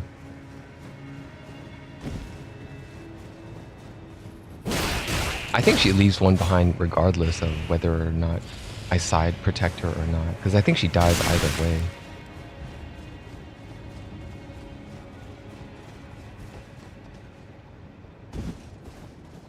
I'm pretty sure I picked it up already though. Because that's where I ran over here and she dropped me the prosthesis instead, I guess, instead of the needle. Unalloyed gold needle.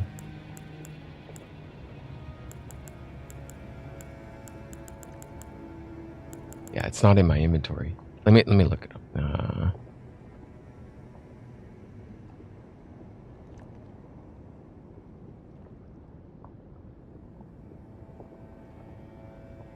An unalloyed gold needle can be used to ward away the meddling of the outer gods. Returning the unalloyed gold needle to the Scarlet Aeonia after Millennia.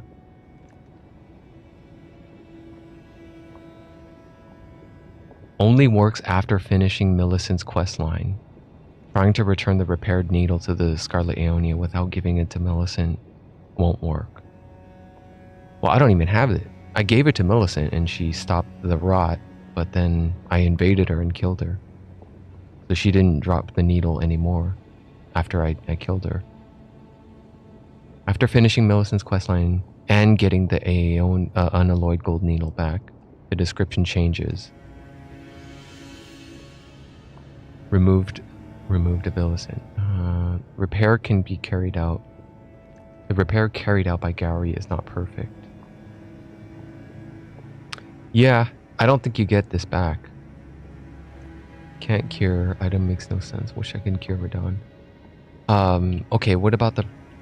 Any comments with the prosthesis?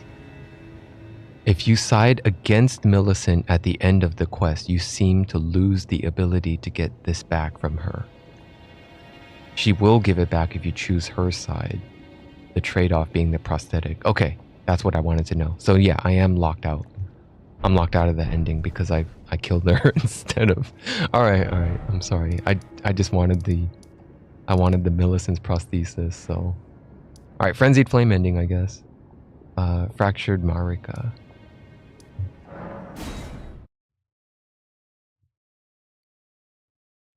Yeah, I'm kind of bummed out, but I'll get it next time. I'll try to get the Death Via's ending next time then. Alright, Lord of the Frenzied Flame. Here I go.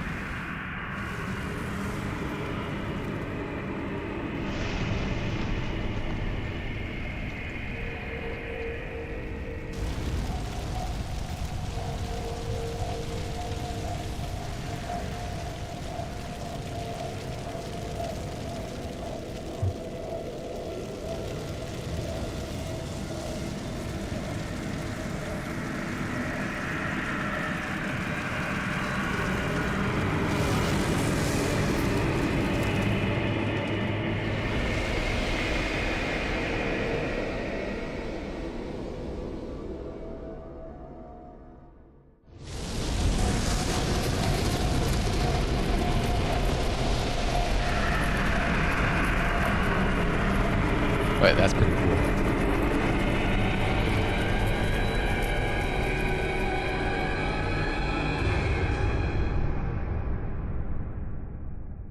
I have not seen that before. And then the credits roll, right? Yeah, and then the credits. See what I said with the endings? It's like, whatever, man. It doesn't matter.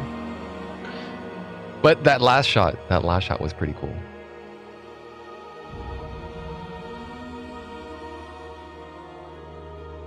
Okay, I want to look for DLC credits. I want to see if they added DLC credits. Who are the voice actors for Lita, Moore, and Ansbach, and all the new characters that we met?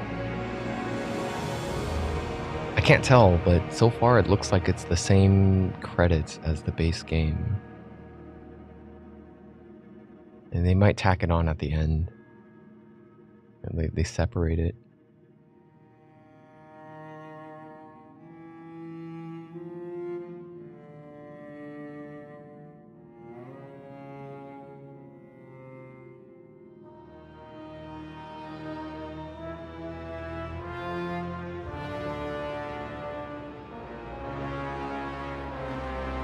Oh, the music's different.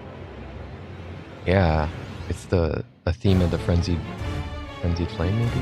No, never mind. It's the same music. I got mixed up.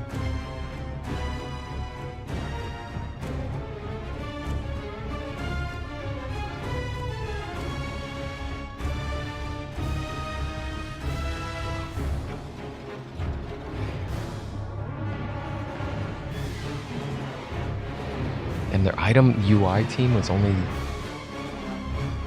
Oh, they outsourced some of it. Okay. It was kind of small, I was gonna say.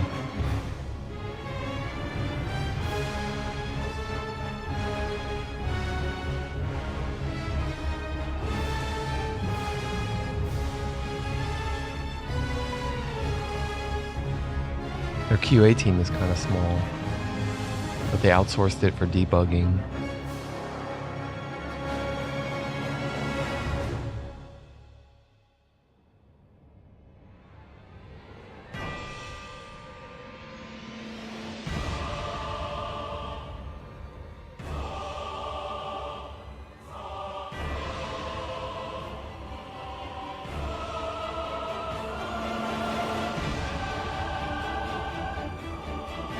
Lakshya Digital? Yeah, I saw that earlier. I saw that. I saw they added a bunch. I didn't see... I don't remember it from the before, though. That's new?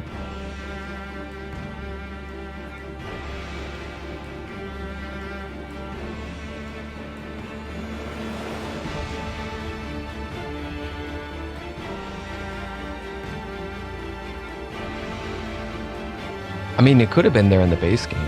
I'm looking for DLC still.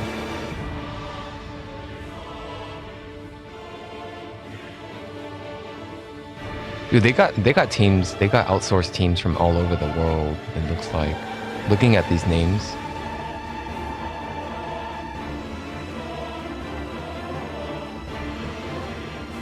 They got teams from Europe. I saw some Indian names there, so that's Zach Zinger, music supervisor. Oh shit, they got Zach Zinger? No wonder. That guy's a master. Yeah, they got a lot of the choir, I think, is, I want to say European, but, or Slavic.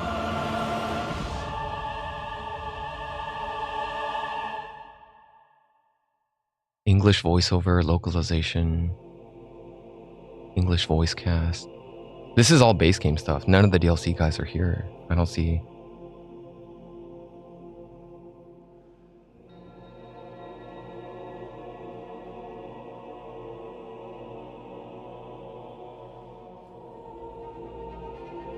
Oh, I forgot to... Oh, damn. I forgot to hunt down all the merchants and steal the bell bearings.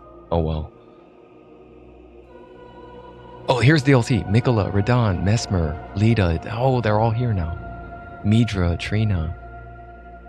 Dancer of Rana. Manfly.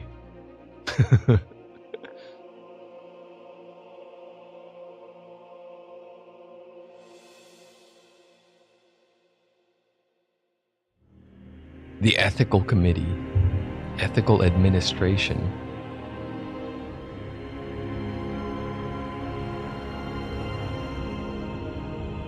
The Ethical Committee will prevent the from outsourcing to like some studio in Thailand that employs children for like 5 cents a day or something like that. 5 cents. The ethics.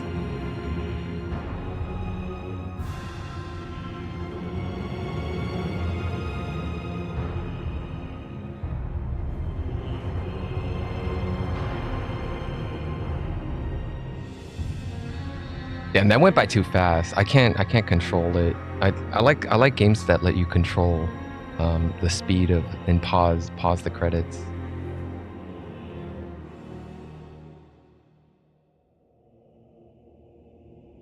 But yeah, I kind of wanted to go through the DLC voice actors for English. I wanted to see. Well, actually, there is only English voice acting for all of their games, I think. even if you buy the game and play it in Japan, you're locked into English voice acting, which I respect. I respect that they do it that way. That gives you the true designer's vision of what they want you to perceive.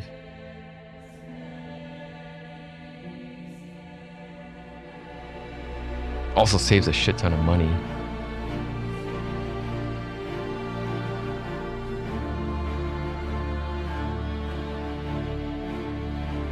No, it saves. Oh, there's what is this? Was that QA? What department was this? Right? The Nordic, Germany. What was all that stuff? France.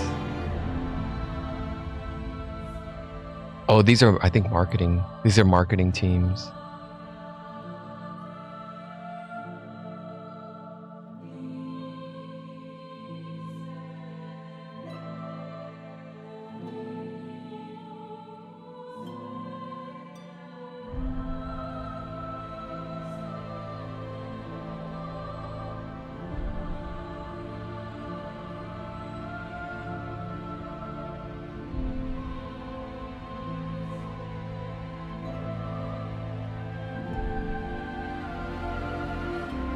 Digital Hearts. Capcom employs them a lot for QA. It's a Thailand team. Digital Hearts.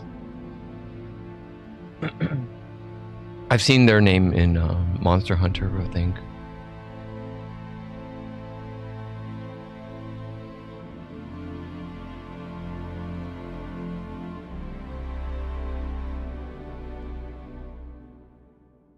Okay. I kind of wish I could go back and look at it, but I have the VOD. I can just go back and read it slowly and pause it at my own leisure. Okay. So I could say no now and then come back later after I've collected and killed all the merchants. If you do not start over now, you can choose to begin Journey 3 later at the Table of Lost Grace and the Round Table Hold. No. Okay, so now I can go back and I didn't start the new journey yet. I'm still frenzied. I still got the crazy eyes. I see. You're here for... They don't change their dialogue. Now. Okay. I guess I could. It's not really that important though. Let me just look it up. But I don't know.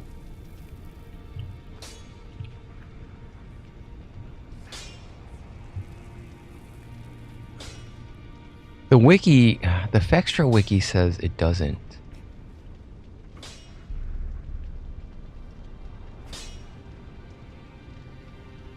As of patch 1.1, the bell bearings are kept. Oh. Okay, so not all of them, but only some of them. As of patch 1.05, the following bell bearings are kept. All other bell bearings are not kept. So only these. Smithing stone, somber stone, gloveworts, ghost gloveworts, medicine peddlers and meat peddlers and bone. This hasn't been updated because it doesn't include the DLC stuff. There's the Moor's bell bearing, Ymir's. We don't know which one out of the DLC bell bearings carry over. I would assume the string, fly mold, root resin, knot resin, rata fruit, that probably carries over. Mushrooms, those probably carry over. I would assume most of this stuff does, except Moore. Moore probably doesn't carry over. That's not a big deal because he only sells limited. He sells like tutorial stuff, sealed spirit springs, new mechanic tutorial stuff. The pickled liver, you can't farm those. I mean, you can farm those, but you can't. Well, you could farm the materials to craft it, and then you need the cookbook. Cookbooks all carry over, I believe, so that's not an issue. Egon's harpoon, I think that should carry over. Okay, but what about the sorry, what about Bone Peddler meat? Okay, so I don't need to kill all the vendors because that doesn't carry over. The what are they called? Pidia's bell bearing, Saluvius, Patch's bell bearing, Selen, all of these will not carry over. Bernal, because these are all tied to the story. Like, you're not supposed to have access to them unless you kill them, or you talk to them. You're on friendly terms with most of these guys in the beginning, and they will trade stuff willingly.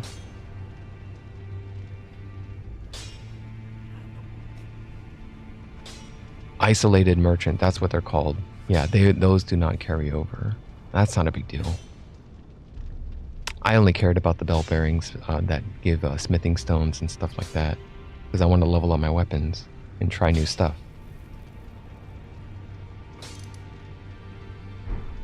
I didn't finish all story arcs in this playthrough. I missed Gold Mask, and I didn't finish Sorceress Selen. Sorceress Selen is still stuck down here.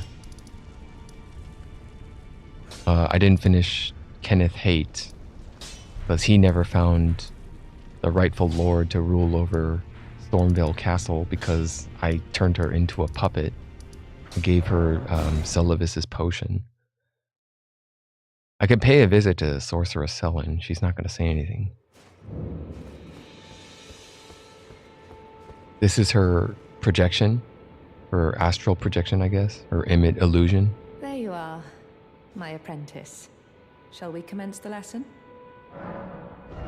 There's nothing new. Like, and then I can go visit her actual body, which is stuck down here beneath the Witchbane ruins. I forgot how you progress her storyline. Maybe that's why I just left it alone. It's like, I'll worry about it later, and I never came back to it.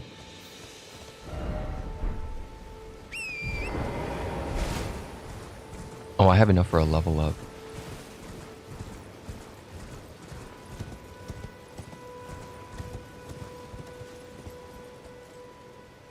She's down there.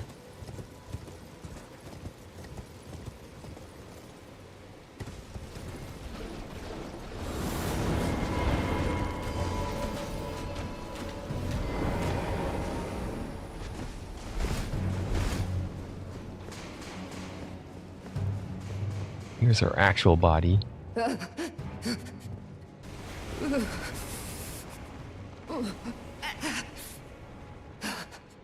It will do no good, I swear it.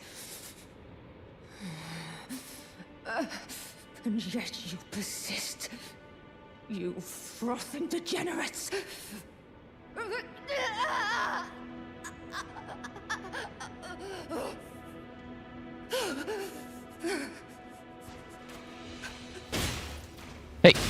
Hey, you calm down.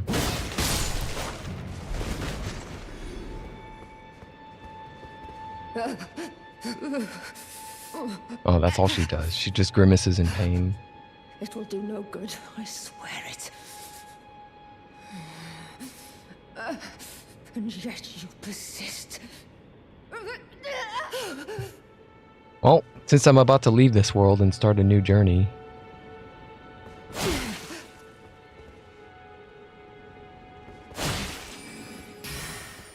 my death would only be temporary. Your savagery achieves nothing.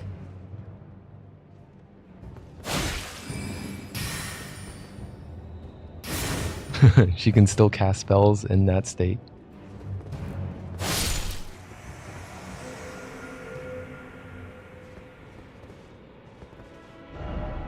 Didn't expect head. Okay, so now her real body's gone, right? If I reload the area, or let's go back to where was she? Over here? Oh fuck, I forgot. Oh crap, I forgot. Oh, I think it was this one. Waypoint Ruins.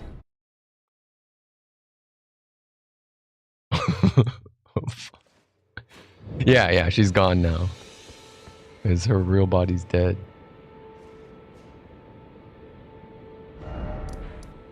And if I go back here, the icon still says she's there. And what happens if I reload and then go back? It's just gonna be empty, but the icon stays. I'm wondering why.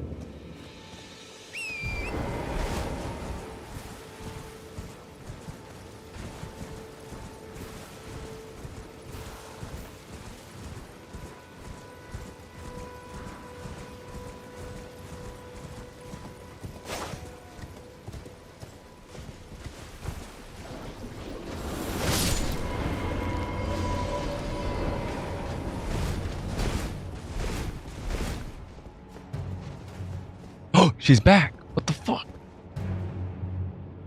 What the?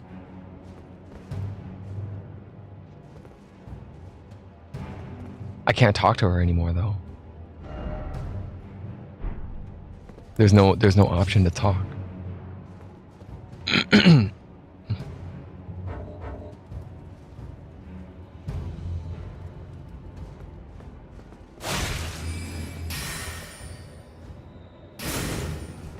I could still kill her?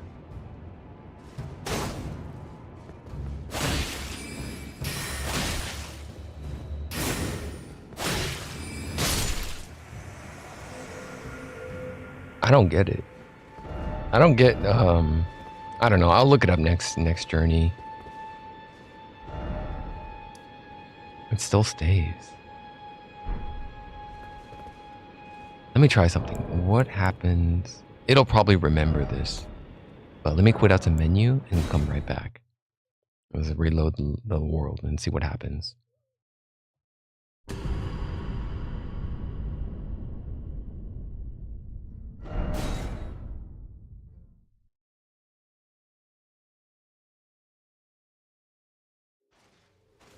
She's back. I don't believe it. I think it just locks me out of the quest line. If you attack her, her illusory body disappears at the waypoint ruins, but she stays here. I don't know. I could look up the wiki and just find out later, but I'm not that interested right now. So,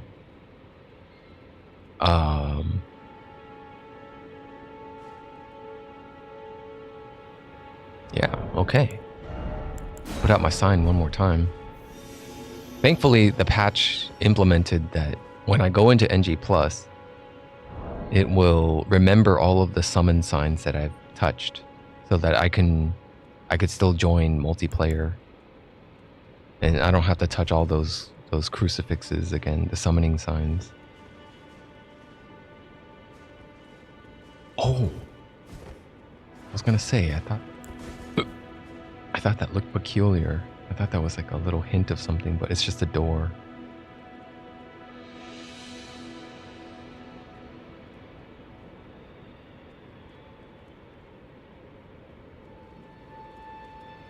I got summoned. I should probably put my helmet back on.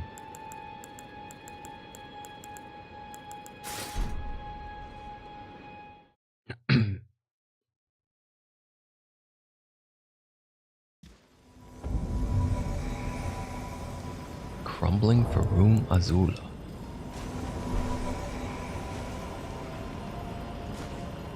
Volk. Visenya. Why does Visenya sound so familiar? I've heard of the name Visenya before, but not in this game. Somewhere else. Is it a popular name or something? Visenya. Has a very familiar sound to it.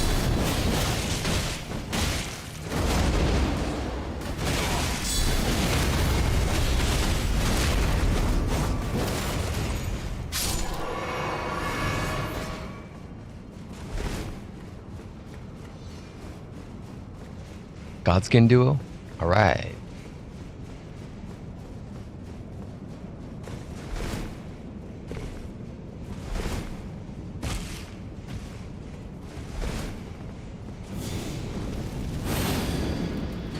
Flame, Grant, Restraint. Oh shit! You guys didn't clear it. You missed one.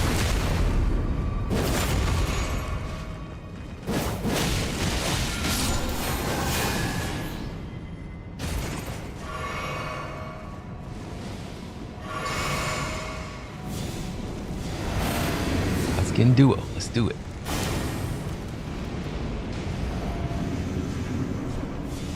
Take the skinny one.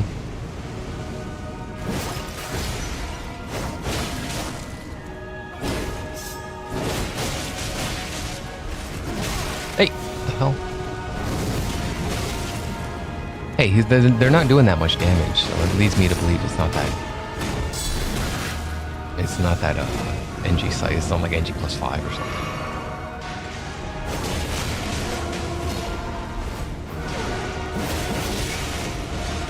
I can go for some more charged R2s.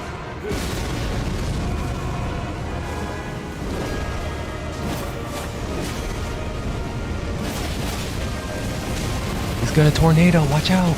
Oh my god.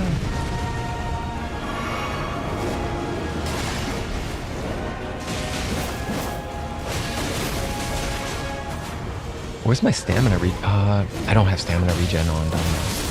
Yeah, I think I'm... Oh no, I have stamina regen on. I don't know why it feels like I'm too impatient.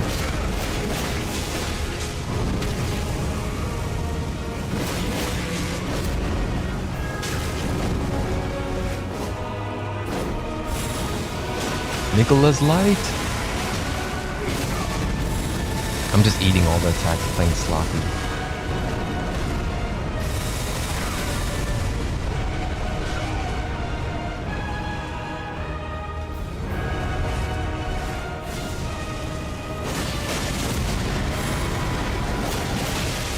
I'm going for so many charged R2s and he's not flinching.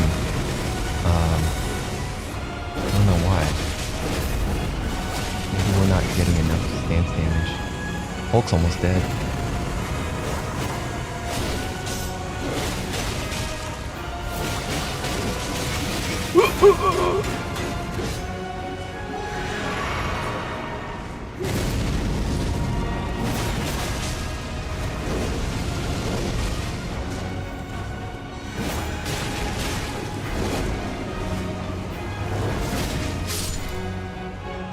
We got one more, right?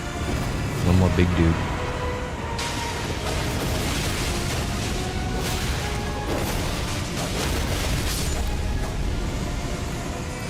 Oh, you flame cannoned him down.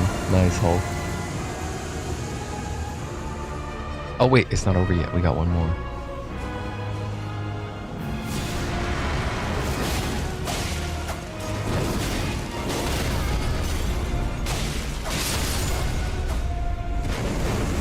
Flame cannon.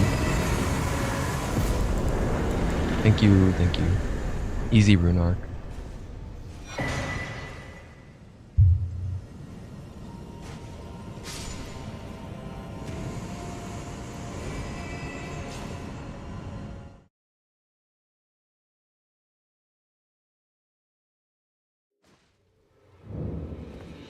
Alright, one more just for fun, since I can. You're gonna get it, Sorceress Selin. And for the final blow, the heavy shield slam.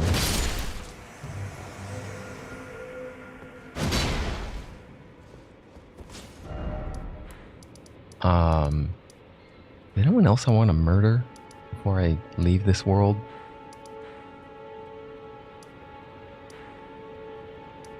Anyone in the DLC? I think everyone in the DLC is dead. Oh. Horn Scent Granny. Let's go for the Horn Scent Granny. I don't think I could attack her though. It's a safe zone. Like when I get into her chamber, the gold circle pops up and I can't do anything.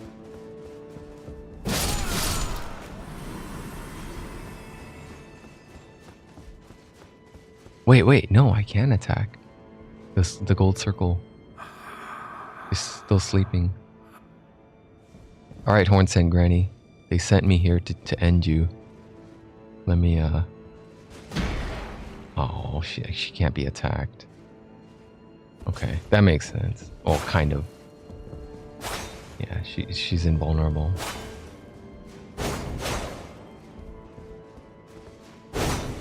I mean, she is already like more than half dead at this point.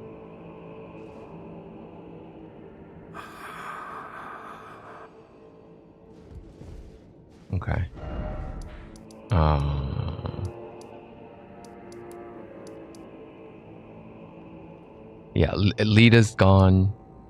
Count Ymir's gone. More. Ansbach. Trina. I could...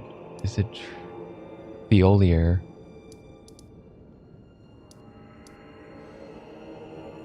Which one is it? This one? Garden of Deep Purple. I'm gonna revisit this. It's gonna be a couple hours before I can come back here and see this. Or maybe many, many more hours, because I still have to get to Radon and Moog to see it again. Yeah, it's the same thing. There's no interaction available.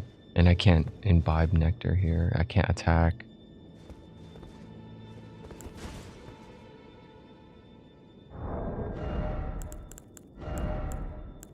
I can't even aim down sight if I have the telescope.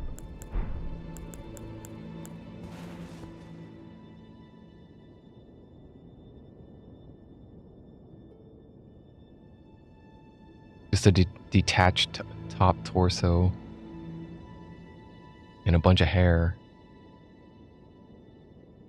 I think there is probably something more to this story, I want to say, but I didn't look it up yet, so I didn't get to see any sort of interaction except imbibing the nectar. And once I imbibe the nectar, she whispers something in when I'm sleeping. It looks like there's a lot of bloodstains here. There's a lot of people imbibing that nectar.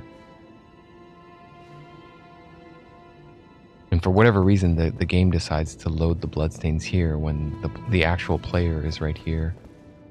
I think it makes sense. Otherwise, I don't know, it did load one bloodstain here.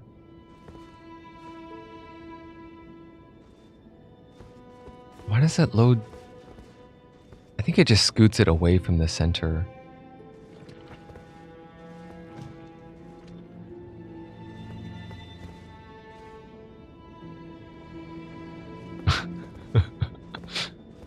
All these different players, death animations. But yeah, I guess it would be a lot of visual clutter for all the bloodstains here, and the player is just trying to interact with Trina, and you can't because it's covered with all this overlap with the bloodstains. Yeah, so everyone's dead. Egon is also dead after Bale. Ansbach stayed with me until the very end. Ansbach stayed, and I was victorious in triumphing over Radon.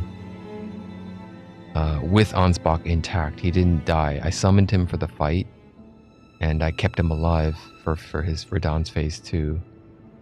I thought there was some bonus to it, but I don't think there is. I think you get the bonus regardless of whether or not he dies or lives throughout the fight. But after I beat him, let's see, is his corpse still here? He was like leaned up against the wall. Oh, there he is. He's still there. With his scythe on the ground. He's got a little glow to his palm. There's something glowing on his palm there.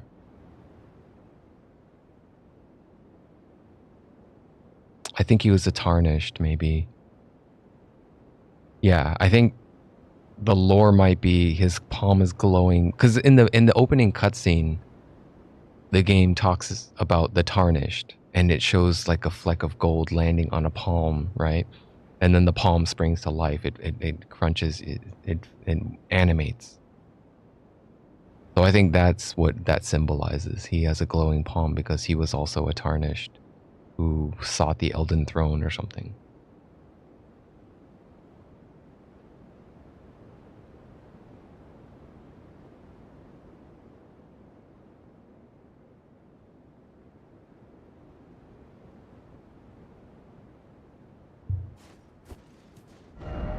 Offer tears.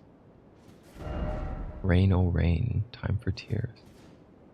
Yeah, when you beat Radon and then he's over here leaning up against the wall, he has like a final line, a few lines of dialogue that says something about like well done or something, some congratulations. Go seek to be whatever Elden Lord. And then he leaves you his full armor set and his weapon. I think I stashed it. I stashed his scythe because it's like a arcane weapon or something. I couldn't use it. It had one of these red X's on it, so I was like, I'm not gonna use it. But I do have his set. That's in the collection, and it is pretty cool.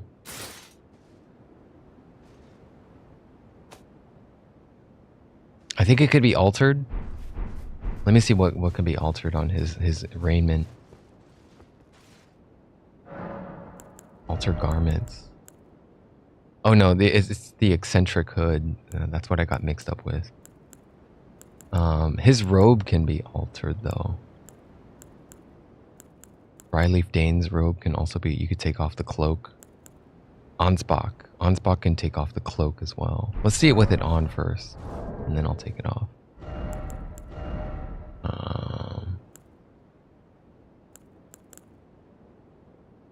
Egon.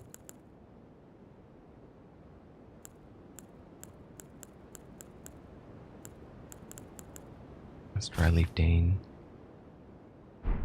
Off the shield and weapon first.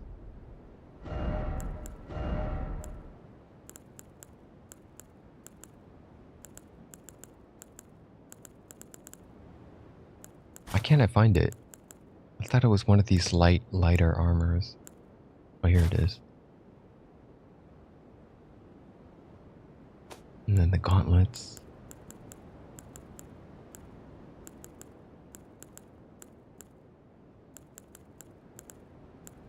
What category is it in? It's next to Moog or Lord of Blood. It's like light medium armor.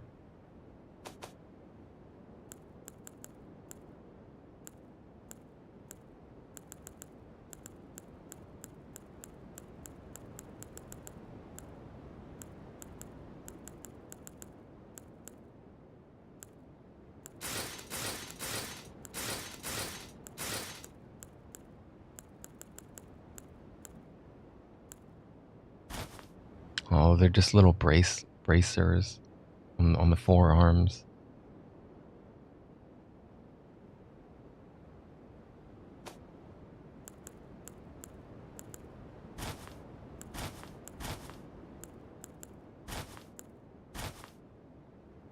He has a pretty nice embroidery on his boots and bracers. The motif, the theme of it is all matching.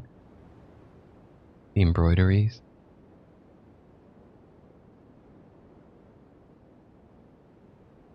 Okay, let me take off the cloak and see how different it looks. Alter garments.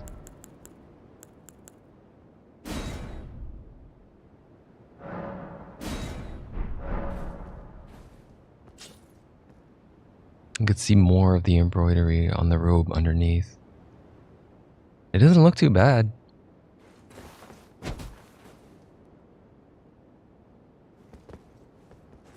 You could do the Ansbach roleplay. I could take the scythe.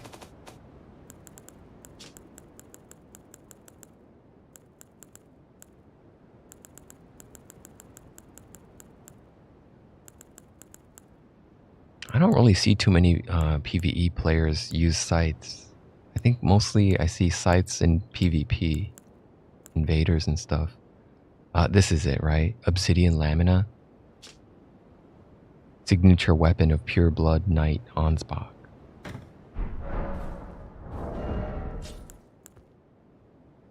Oh yeah, with the cloak turned off, the quiver shows. But with the quiver, I don't like the quiver showing. Let me re-alter it and I'll put the cloak back on.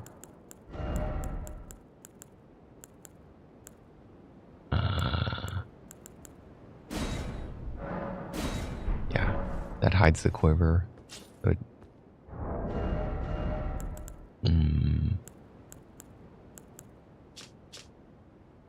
obsidian edge relies not upon trickery to fulfill its violent purpose. Through skill alone, the wielder can rip and rend through foes, sowing blossoms of red upon the battlefield. Oh, too bad I can't do it. Yeah, I require 17 arcane to do dynastic sickle play.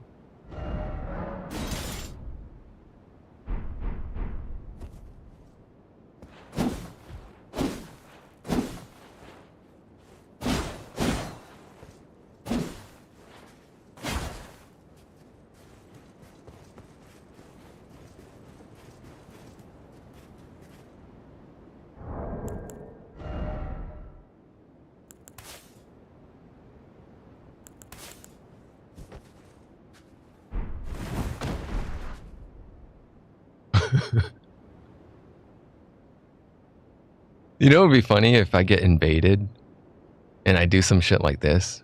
If there's like there's nowhere in the world I can get invaded with the NPC just sitting here like this though. But it would be funny, kind of like to pretend like you're just chilling right here in the same armor, just laying down, doing some other emote.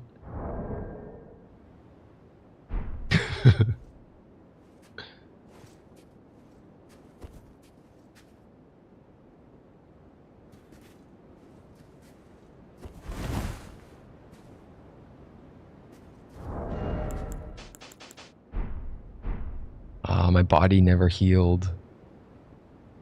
Still singed by the 3 fingers.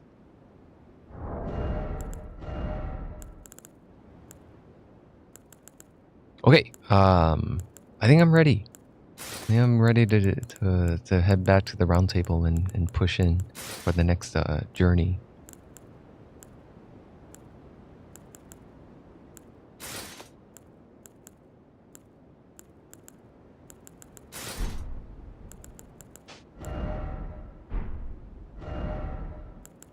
I could start the journey now and then get a head start and do another basic first level stuff. Or I could switch over to Last Epoch, I guess. I don't really know how much I want to push in this season. I'm not too impressed with... I'm not too excited about Last Epoch anymore. I don't know. Doesn't feel like they're putting that much effort. I feel like they've collected that small dev team probably collected the most of the money and has been happy. And I don't have the feeling that they're putting like a whole lot of effort into these updates. That's why I'm kind of like, you guys are just buying yachts and having parties with hookers and cocaine and taking long vacations probably.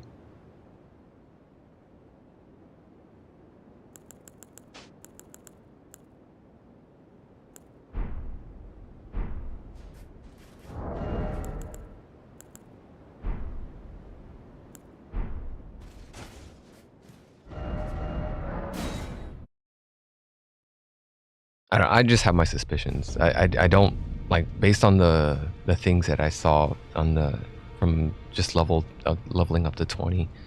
That's not much. I got to get to the end game before I can see like where all the effort went into. Yeah, I got farther enough where I could see the knights with the cross. Like I loaded into the zone where I can empower or banish or challenge for the items, and I was like, I don't know, man. That's some loot chesting. I don't know. Give more feedback on it when I play it, when I actually play the game. Okay, so begin journey 3.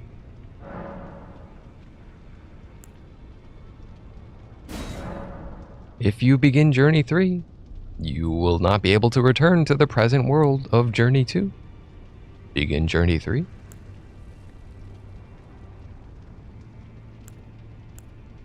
Yeah. I might need to get some food. I'm kind of hungry. I don't have any dinner lined up for me, so I gotta heat up some food in the fridge or cook it. Maybe I'll just grab like a snack. Fallen leaves tell a story.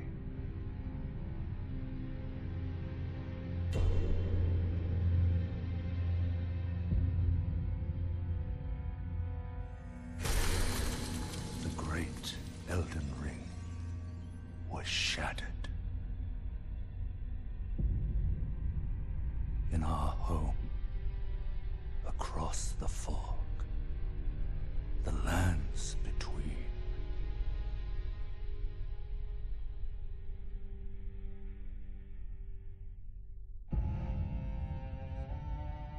Now, Queen Marika the Eternal is nowhere to be found.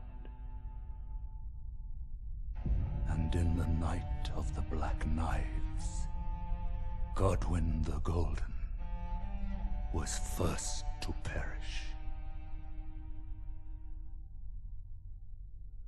Soon, Marika's offspring, demigods all, claimed the shards of the Elden Ring.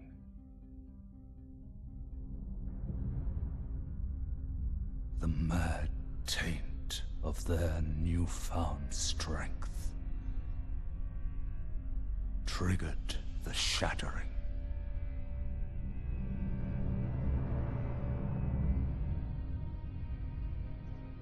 A war from which no lord arose. A war leading to abandonment by the greater will. Oh, rise now, ye tarnished, ye dead who yet live. The call of long-lost grace speaks to us all.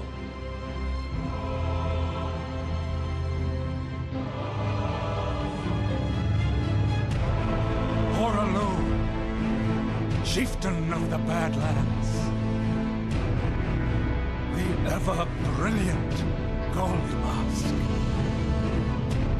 Fear, the deathbed companion, the loathsome dung-eater, and Sir Gideon Othmere, the all-knowing.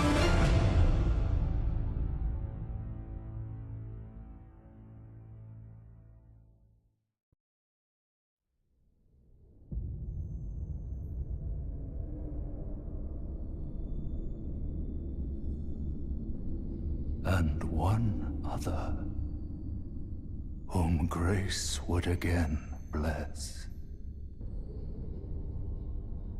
A tarnished of no renown.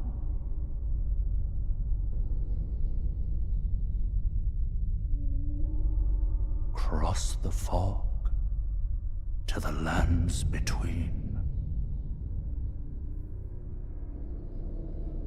To stand before the Elden Ring and become the Elden Lord.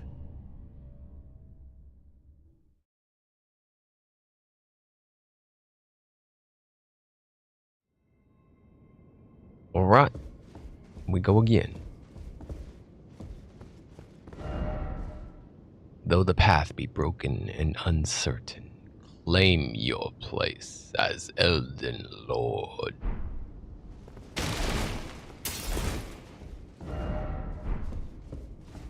Here's the Finger Maiden. This was supposed to be... Not Finger Maiden, but I guess the Maiden. Mine. It was supposed to be the player's Finger Maiden. I suspect... The running theory is the Finger Maiden was slain by White Masfare, and I tend to agree with that I don't know why there's so many bloodstains here, though. Are they just killing themselves, like intentionally, to move on with the tutorial, to skip the tutorial? How do you kill yourself?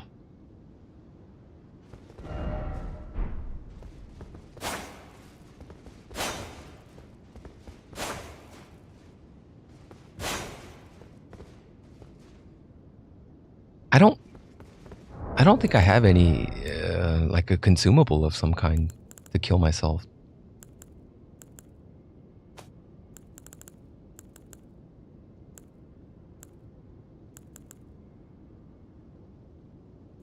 I could throw a hefty furnace pot against the wall, but it's probably not going to kill me. Oh, well, whatever. I'm just moving on. I'll just go through it.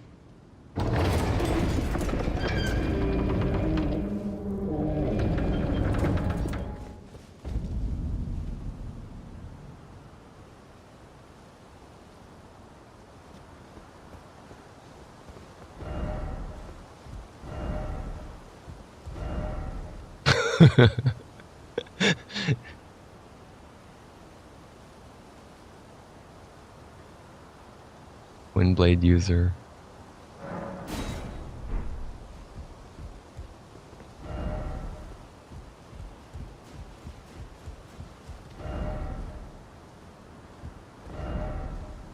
Behold tree. Behold. And why can't we have something like that? We probably do. There's some parts of the world where there's going to be like a big ass tree, not that big, but I don't know. I need to look it up. Here, I'm gonna look up something.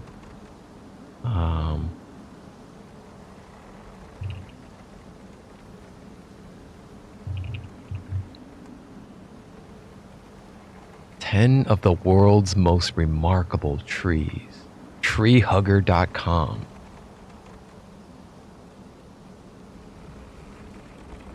Trees are the gentle giants who had... No, I'm not going to read all of it. Number 1.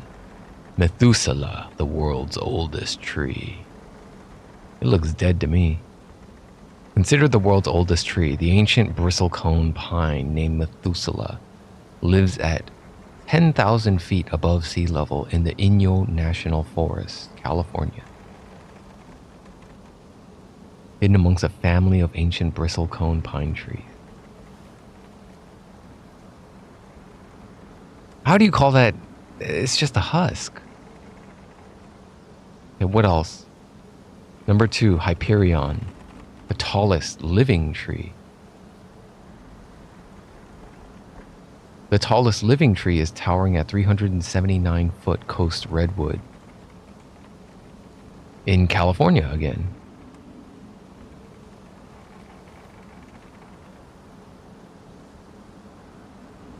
Number 3, the Great Sherman, the largest living tree.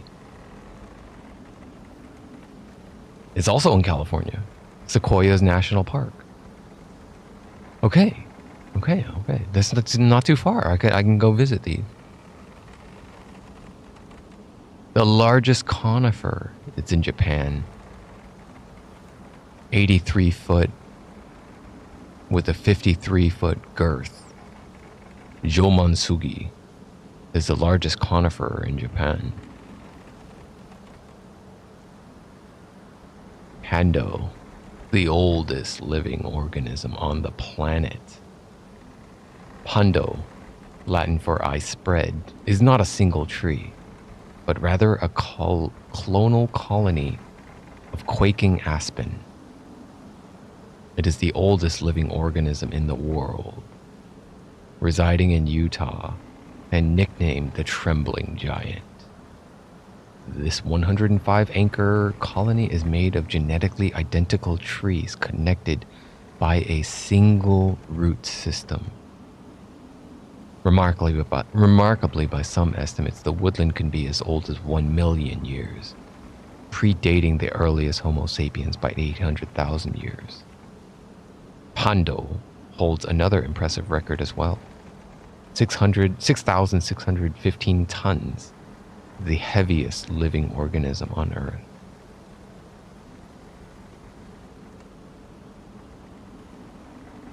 Number 6, the El Arbo de Toul, the greatest girth. While the tree of the 100 horses holds the record for the tree of the greatest girth historically, the tree which yada yada yada. It's in Oaxaca, how do you pronounce that? Oaxaca, Mexico. Oaxaca, Mexico. Number 7, tree of the 100. I don't know. I've never visited anything like this majestic and before, so, or maybe I did and I just don't remember it from my childhood or something like that. The largest old chestnut in Sicily.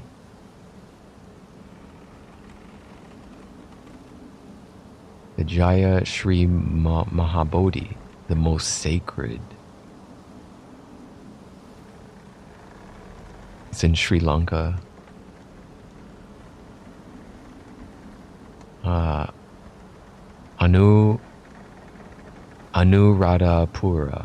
Anuradhapura in Sri Lanka.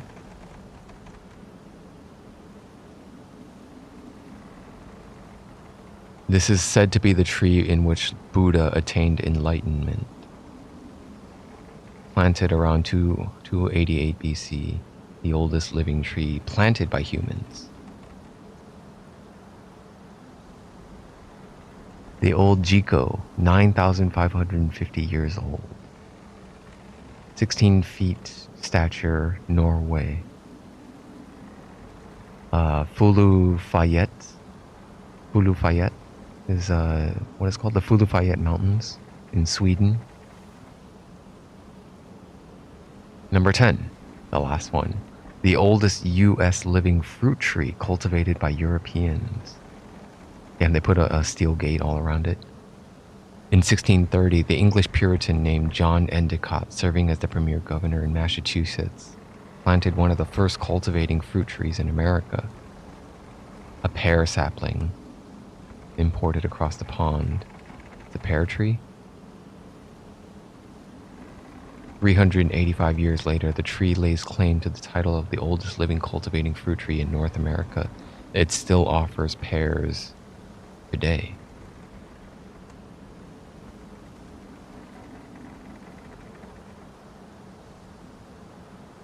Okay. Well, I guess it answers some of that questions. Just thinking about trees, and I'm thinking, where did they get their inspiration from this? Probably one of those trees one of those 10 trees that I just talked about. All right, let's go kill this dude. I'm gonna beat this tutorial boss. There's Radagon.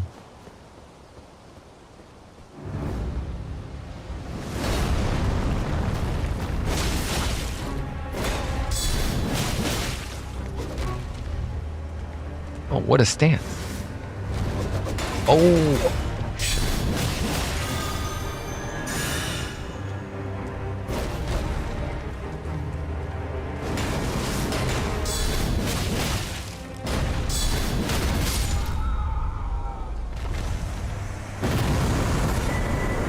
The ornamental straight sword.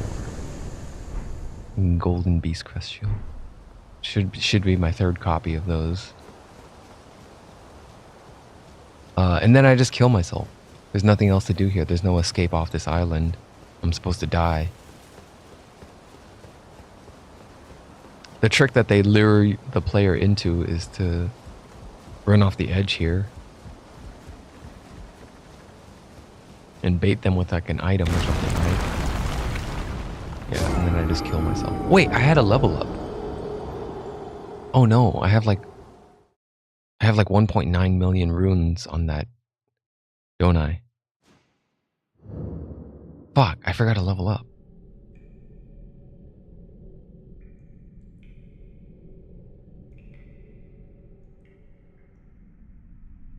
I don't get to keep my runes.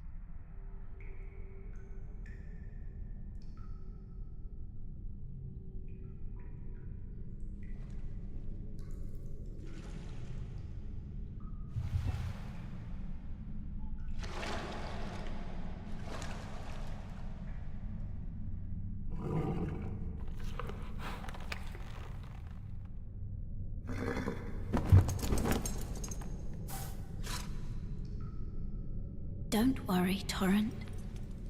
Fortune is on his side. We found him here, after all.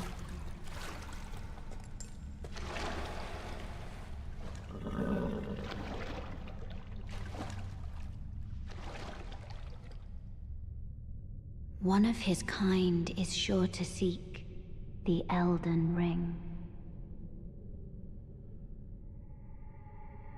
Even if it does violate the Golden Order.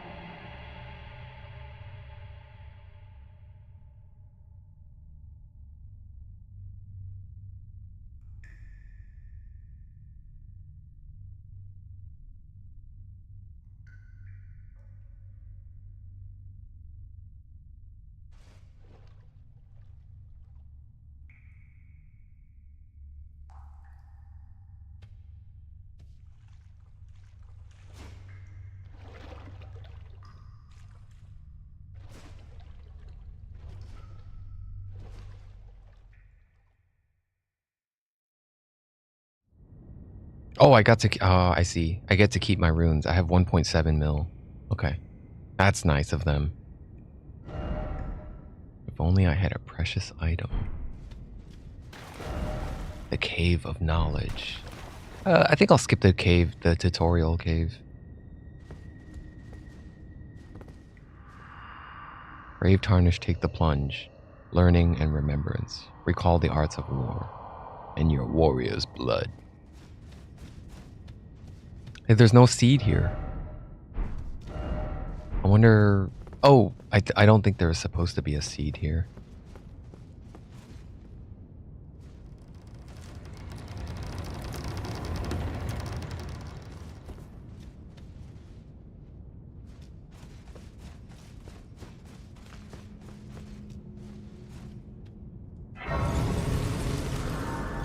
Alright, let's pop that level. Pop that level up.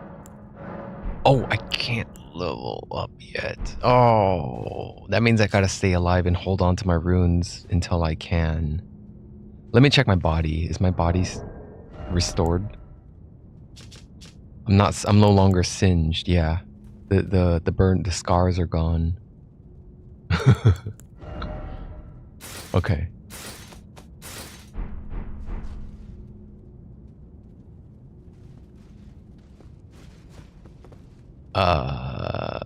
Well, I need to meet Melina. I mean, I could just do this one. It shouldn't be too hard. Use the stone sword key. It takes 2.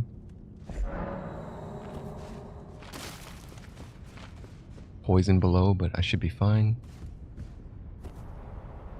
I think there's enough poison tolerance for me to sprint across.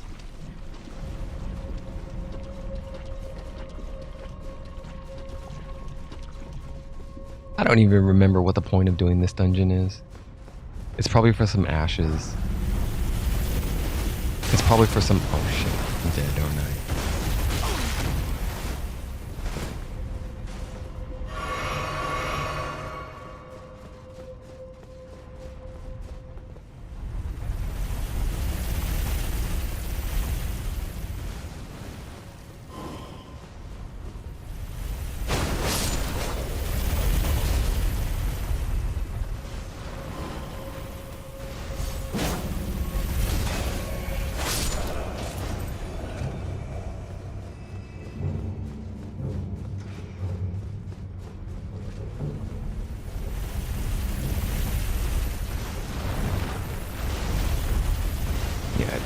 It follows me. Oh, okay.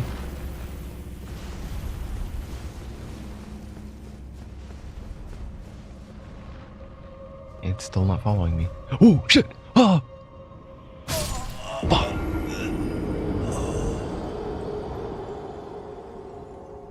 Okay, I need to get those back. I need my 1.7 back. 1.7 mil.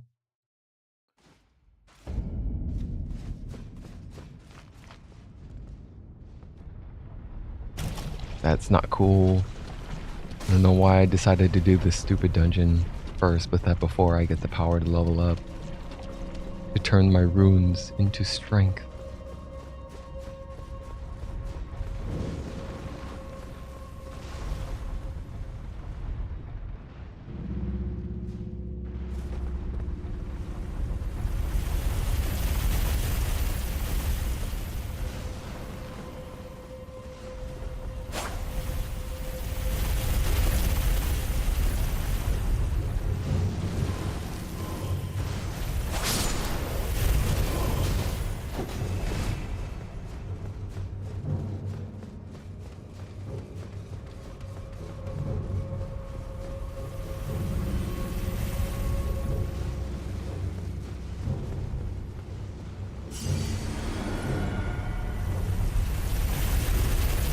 Oh, get run over.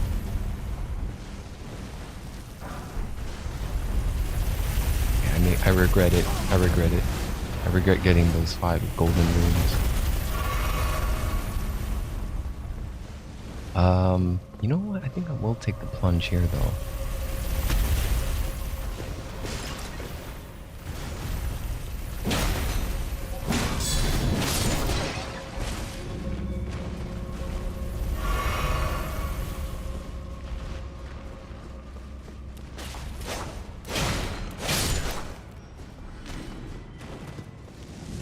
I think this is where I get the Bloodhound Knight. I think the Bloodhound Knight armor set is here. Can't remember. I don't want that.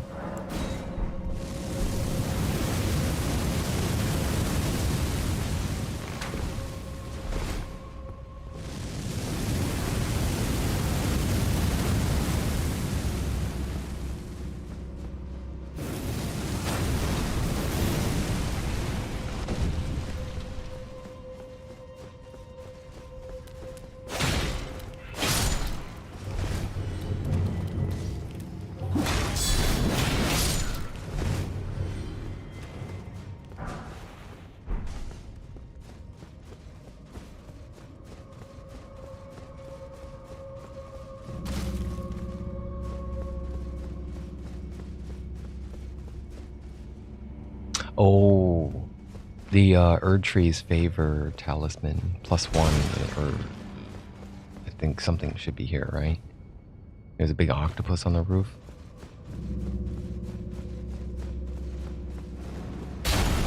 Oh, it's not an octopus. It's one of these guys again. The centipede.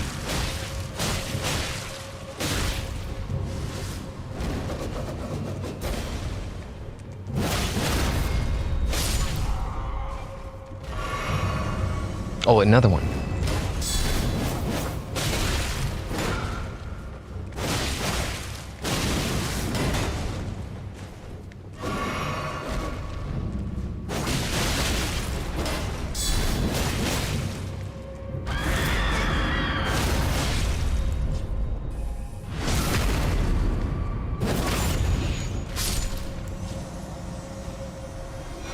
Erdtree's favor, just a normal one. So the +1 and the +2 come later, I think. Yeah, it wouldn't make sense for the +0 or the +1 to come this early in the game.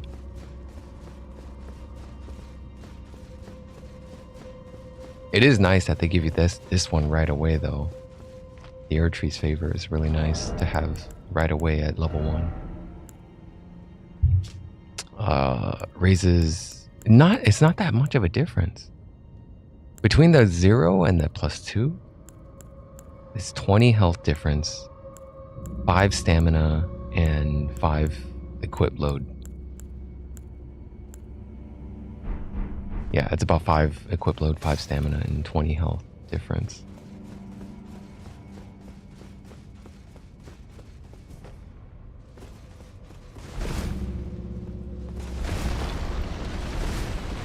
Okay, I guess I go back.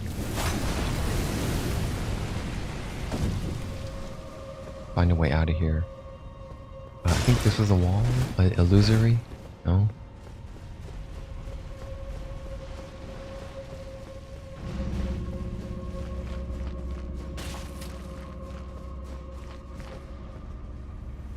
I don't remember this dungeon that much.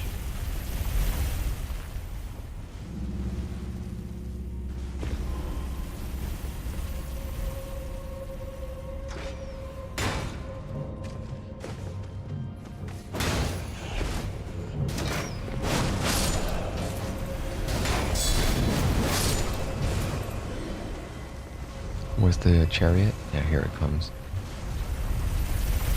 I'm just gonna go down. I don't think there's anything that I skipped back up there. There might have been, but it's just junk that I don't need, probably.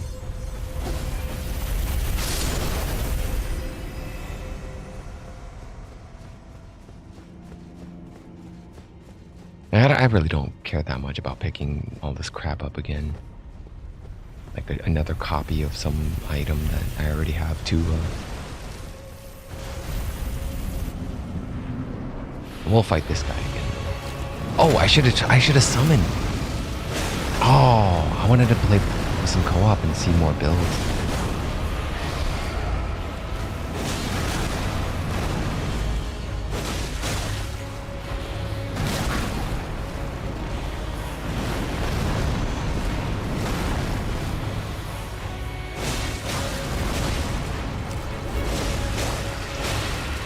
He's gonna blow. How did that hit me? What does that even hit? What is that hitbox even?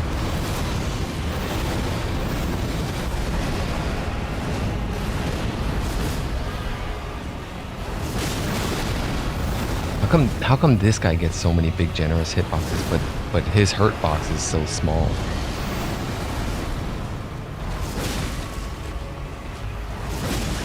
I'm trying to get a stance break, but he's probably gonna die before then. Oh, I see. It's the spouts on the ground that okay. Never mind then. I thought it was the explosion radius was that big, but it was just the spouts. Oh, okay. This is where I get Oleg. And then I'm done. I'm out of here. I got like 100k from that, or like 70k.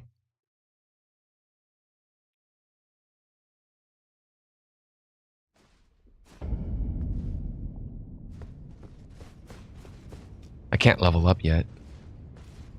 I need to meet Melina.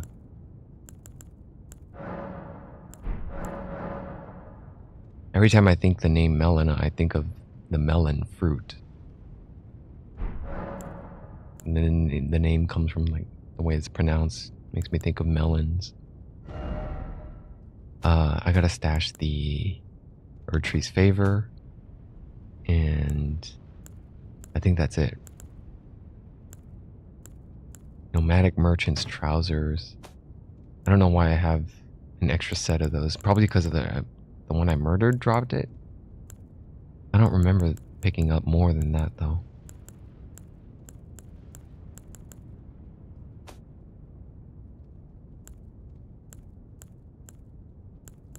See, do I have another set of nomadic merchant stuff?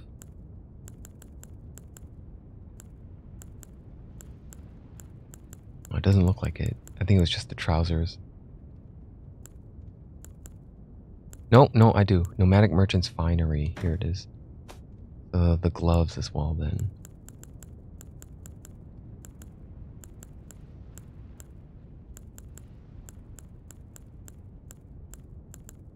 Or maybe they don't have gloves. An extra set of spellblade. I'm sorry, I just want to just get rid of all this doubles.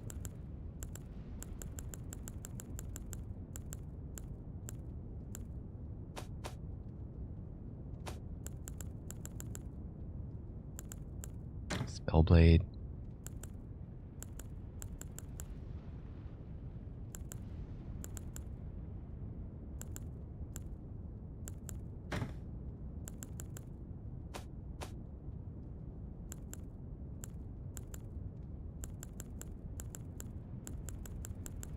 Really? The nomadic merchant didn't have any gloves? I guess it might be something else in a different category.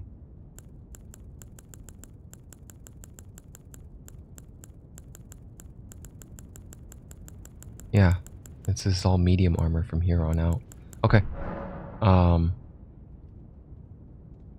Yeah, right. I'll go for the next boss and I'll try to utilize the summon this time. Head on out.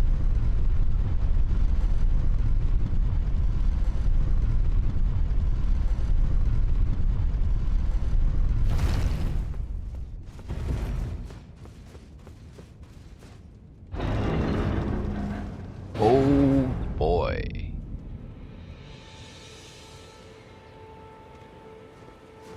Vare, my good friend. How you doing? Good to see you, no? I gotta work on that accent. Vare. Yes. Tarnished, are we? Ah. Come to the lands between for the Elden Ring? Hmm? Of course you have. No shame in it. Unfortunately for you, however, you are maidenless. Yeah, I think he was the one who killed the maiden. Guidance, without the Because he strength of already runes, knows that I'm and without maidenless. an Unfortunately invitation for to the you, you round are table maidenless. hold, you are fated, it seems, to die in obscurity. Luckily for you, however, there is one shining ray of hope for even the maidenless. Me. Vare. Take care to listen. Are you familiar with grace? The golden light that gives life to you tarnished. You may also behold its golden rays, pointing in a particular direction at times. That is the guidance of grace, a path that a tarnished must travel. Indeed. Grace's guidance holds the answers. It will lead you tarnished to the path you are meant to follow. You always rub your hands If it together when you leads talk. you to your grave. You know, it kind of makes me untrusting of you. Grace's guidance will Yeah, you always reveal rub the your hands path together when you forward, talk. Most Okay. certainly. To Castle Stormvale, over on the cliff, the home of the decrepit demigod, Godric the Grafted. It's time you set off, I should think, to Castle Stormvale on the cliff, where Grace would guide you. If you seek the Elden Ring, maidenless as you are.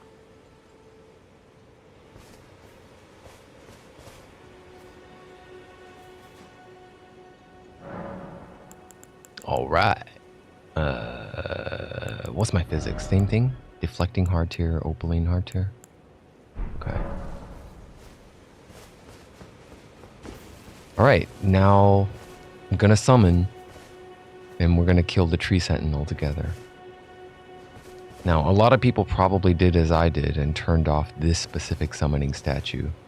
We'll see who has it turned on. We'll actually summon him legitly. Queen's Guard.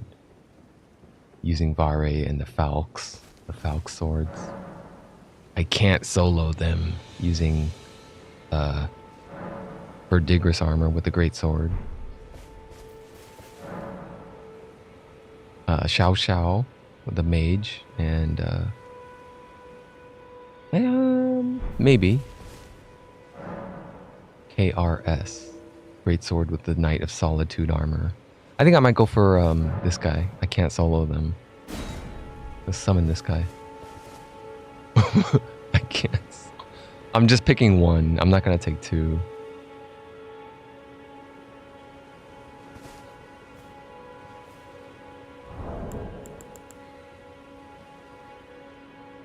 I can't solo them.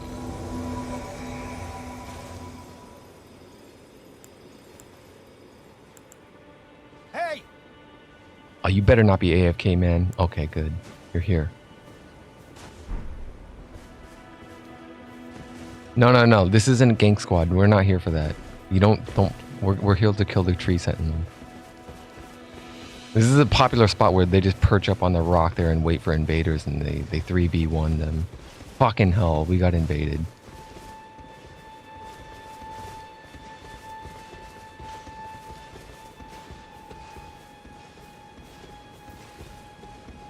Should we ignore? I'm just progressing through the game, man. I got 1.7 mil. I can't afford to be ganked right now. I got 1.83 million souls on the line.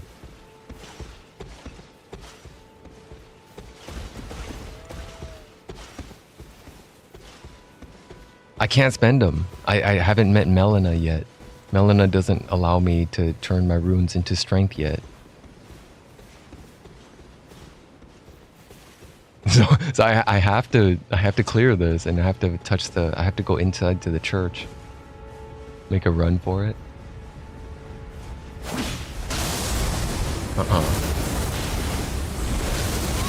Get his ass.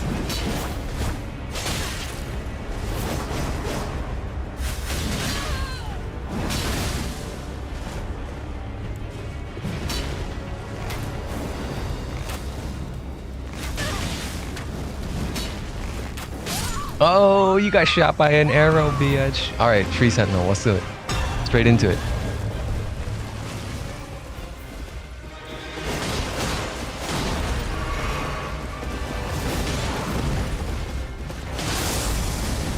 Gravity spin. Oh, you got the Commander Gaius move. Holy shit, where'd you get that? Oh, Scarlet Aeonia. Wow, where'd you get that move? Holy shit, man, you're so amazing. Thank you. What would I do without you? I can't solo them. I can't solo. Nice. Okay. All right, now I think I can meet Melon. Now I think.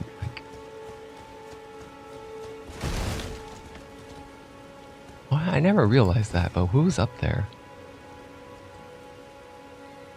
It's one of the finger crones probably. They burned the old finger crones. Your fingers, please. I can read them. Your finger.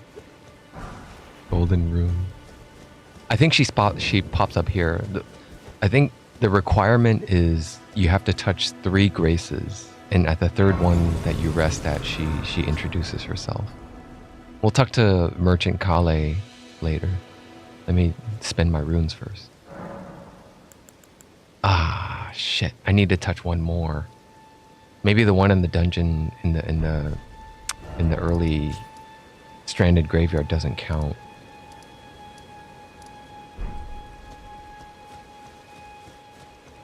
You're tarnished. I can see it. But I can also see that you're not after my throat. I like this voice actor. Then why not purchase a little something?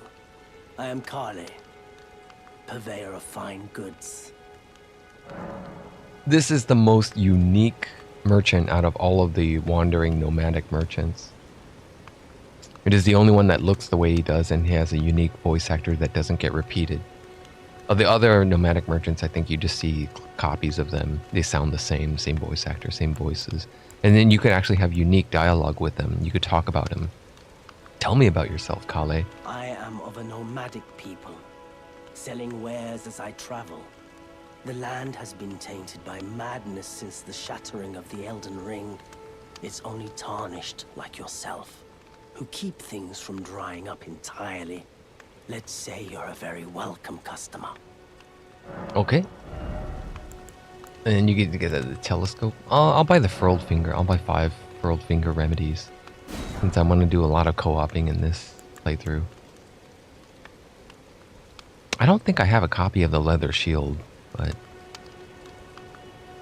I'm never going to use it. I was just thinking of tossing it into my stash for collecting it. Man, I can't believe I got that kill with the arrow. The guy was just rolling around and thought I would miss. The arrow kill. Goodbye. Okay, forget it. Forget the leather shield. Nice to do business, indeed. Alright, so that means... Oh, I still have access to Torrent. Oh, I don't need to meet... When you start a new character, you don't get Torrent yet. I need to... I think the next closest grace I can grab is like somewhere around here. On the cliffside. Was it around there? It might be near the water.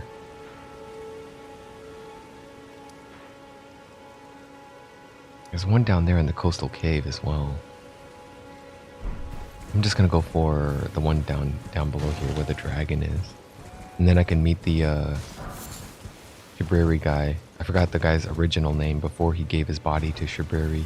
I think he's full of shit. He probably committed some crime that he had to shed his identity and create a new one. So he just go, oh, I'm Shibriri, I swear.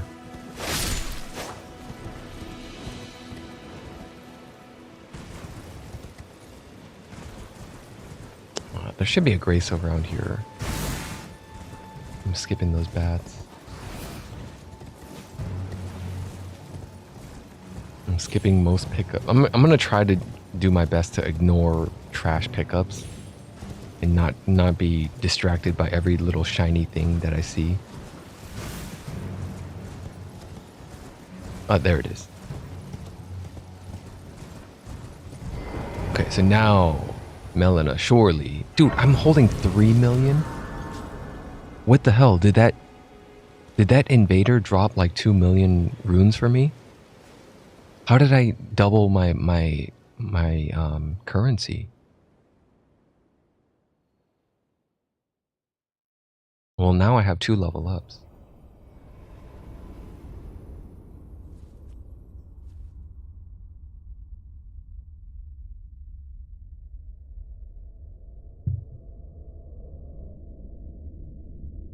Greetings, traveler from beyond the fog. I am Melina. And I offer you melons.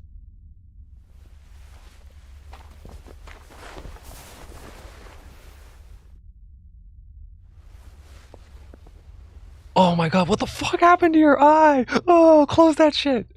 Oh, don't let me see that. What the fuck is that? Your eye. Oh my god, good god. Have you heard of the Finger Maidens? They serve the two fingers, offering guidance and aid to the tarnished. But you, I am afraid, are maidenless. I can play the role of maiden. Play the role, eh? You're not gonna actually be a maiden, though. Strength. You're just a fake one. To aid you in your search for the Elden Ring. You need only take me with you to the foot of the Erdtree. You gotta accept. I don't know why they give you the illusion of choice here. Refuse. Okay, if you're saying, if you refuse here, you're basically committing yourself. No, it's not a full commitment. You can accept later. But you need this to get to the round table hold. And you need this to level up. If you refuse it, you can't level up and you can't go to the round table hold. If you can't go to the round table hold, I don't even think you could finish the game. Can you still finish the game if you refuse her services?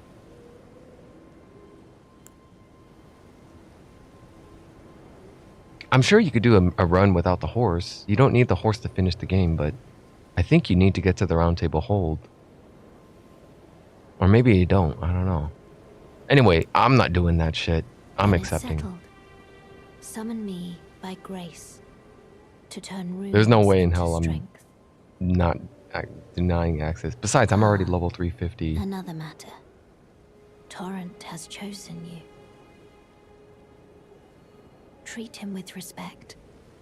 Oh, they glitched it to get there? Okay. That makes sense. Shall I turn your runes to strength? Let my hand rest upon you.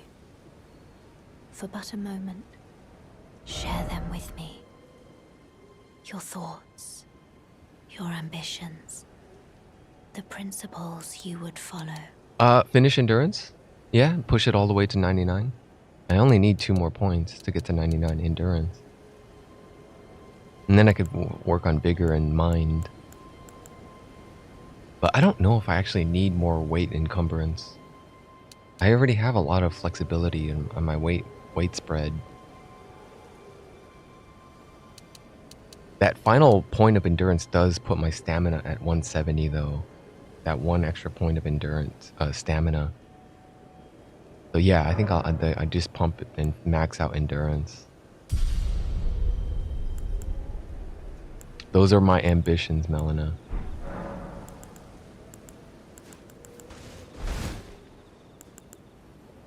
I don't think I need to change anything else. I think all my other stuff is sorted quite nicely. Although I do have a double shadow here somewhere, spirit ashes. Where's my double Oleg? Huh, I only have 1 Oleg here. Oh, I can only hold one, and it stores the other ones. I see. Okay.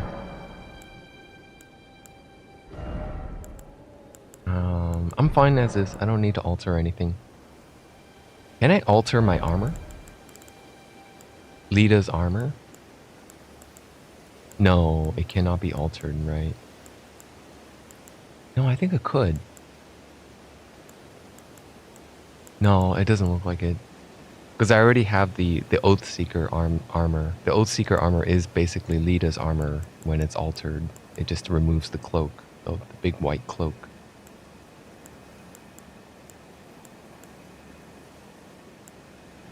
The young Radahn's armor might look pretty nice without the cape.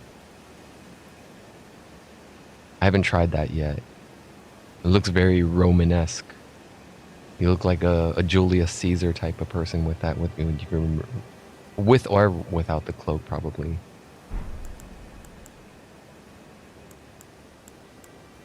Anyway, no, I don't need to do any of that stuff. I spent my runes. We're good. Thank you, Melina.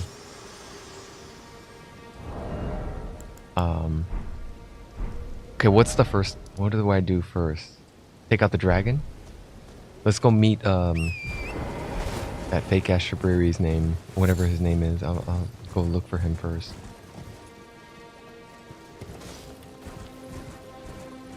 Yeah, here he is. He's underneath this big arch.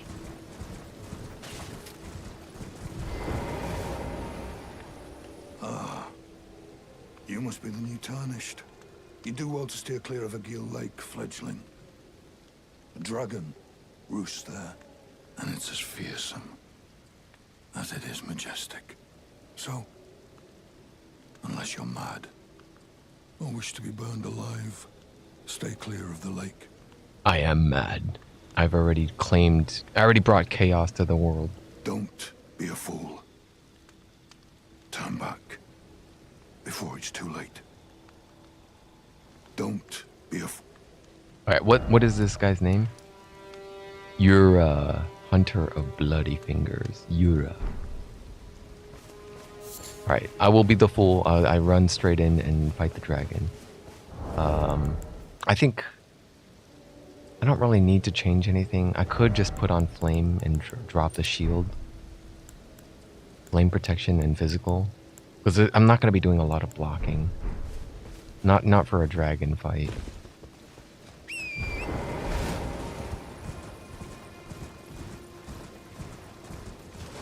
Oh, I can summon here. If there's an opportunity to, yes, I would like to summon a co-op conspirator. I think the statue is somewhere out in the open, though. It's like hard. I don't remember. It's like there's no landmark attached to it. It's just like out here somewhere on their edges. That's the stake. In case I die, I respawn here. The stake of Marika's right here. There's another one somewhere. Maybe let me activate it. Oh, no, don't nullify it. Keep it active. I forgot it's already activated. So I just need to look for wherever there's gold signs on the ground.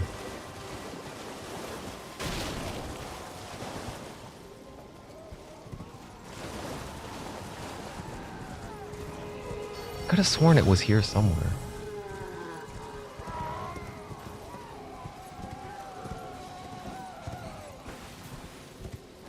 I don't think it's by the hole. Not by the bats either.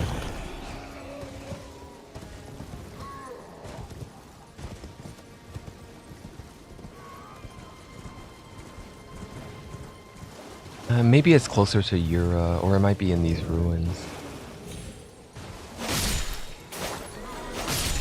Did I just lose audio? No, it's my speakers. My speakers cut out. I need to reset something. Hold on a sec. Let me get clear. I don't know.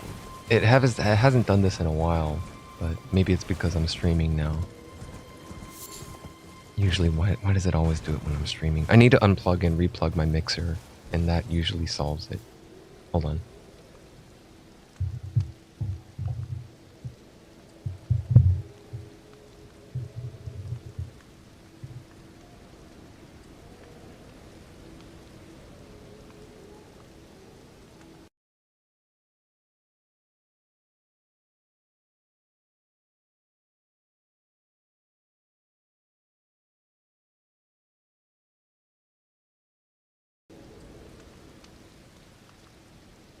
I'm back. Hello? Hello? Okay, let me double check something. Sound settings.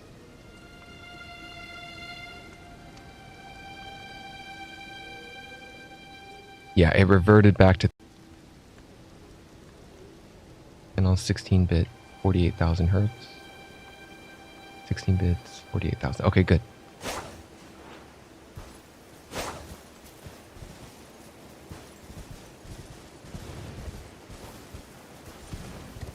I know there's a summoning statue here somewhere.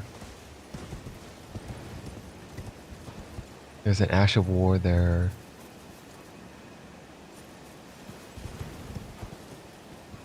It might be in the water. Let me go into the water and take out this knight. This Caden knight.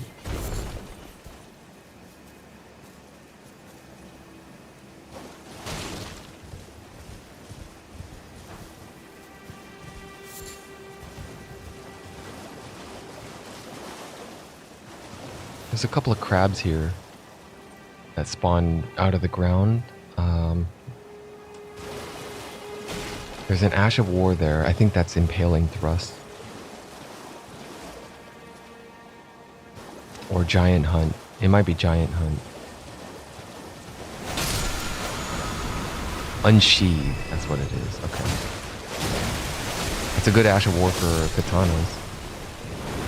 I think it only can be used for katanas. I'm not sure.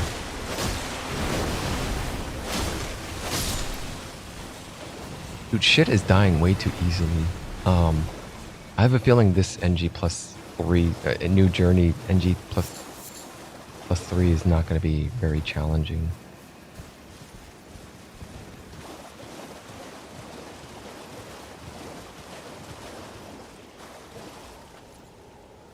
Let me get a map.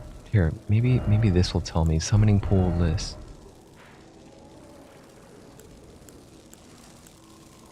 Oh, there isn't one. Well, I don't have it active by the water. Murkwater Cave, Stormfoot Catacombs, Groveside Cave, Coastal Cave, High Road, Limgrave Tunnel.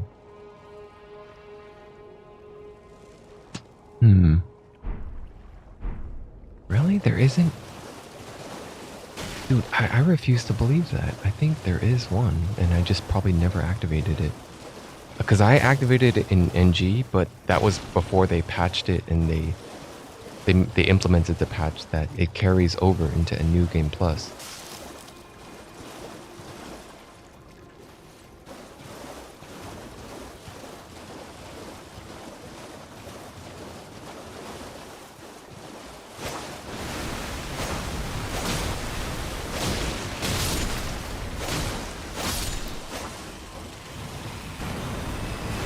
I guess I'm not too shaken up about it. I really like to see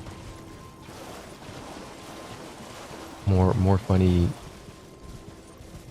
creative expressions of the co-op community.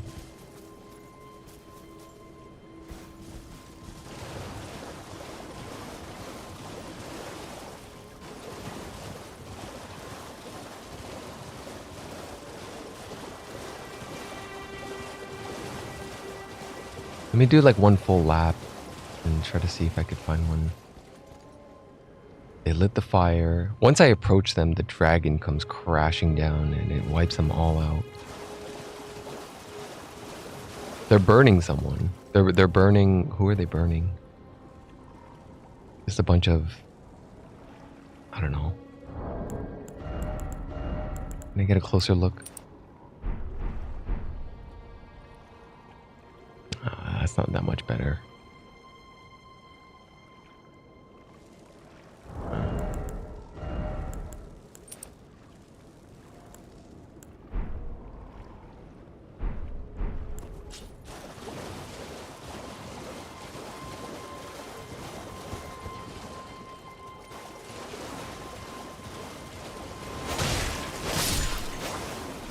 Okay, maybe I look to the wiki.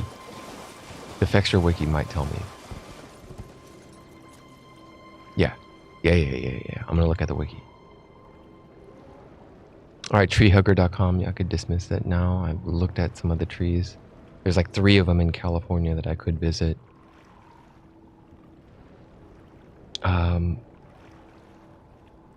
Summoning?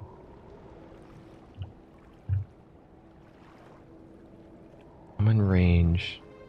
Summon spirit. Summon statue? What do I call these? Effigies of the martyr. I think that's what they're called. Effigies of the martyr. Limgrave. Murkwater Cave, Groveside Coastal Cave, High Road Cave, Limgrave Tunnels, First Step, Agil Lake. This is it. On the north bank of the lake, southeast of the bridge. Okay. Okay, it is there. I wasn't going crazy. There is one there. I thought so. Alright, I'm gonna tag that one.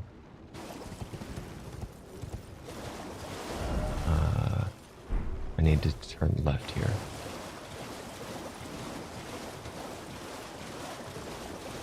Yeah, because I've been summoned before to help someone fight this dragon. I remember that. Oh, there it is. There it is. All right. Who's in the drawing pool today? Jackson. Another greatsword user using bull goats. Probably a bleed build because he's using Vare's mask. Vare gives you attack power when bleed happens in the vicinity. Magus. A Drake Blood Hunter Knight armor using a staff. Most likely Magus. I'm probably going to pick that one. Lady Guinevere. Martial arts, probably. Alright, Lady Guinevere, I choose you. Let's do this. We're going to fight Agil.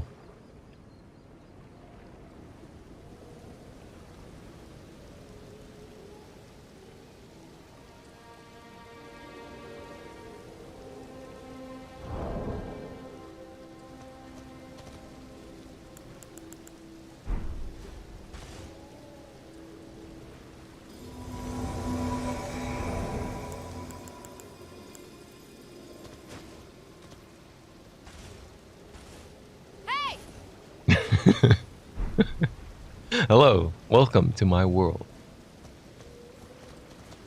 Let us go hunt dragons together.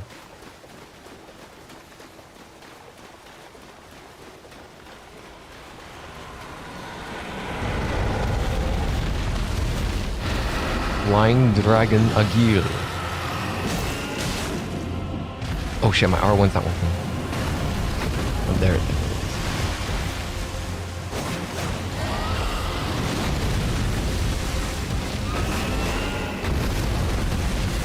Give me their head. Good snack. Come on, Lady Guinevere, you got this. What do you got? Show me those martial art moves. Yeah. Give me those spinning kicks. Give me the dry leaf whirlwind. Martial arts is really not ideal for dragon fighting, but it's fine. It's fine.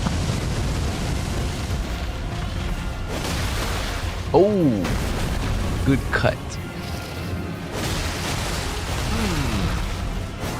Oh. Gotcha. Yo, I'm doing all the work here, Guinevere. What's going on? Get torched. Get torched, Guinevere. What do you got? What happened to those martial arts? Where are they now? Poison blooms twice. I'll take the killing blow, thank you very much. Thank you, Guinevere. There's an easy rune arc for you.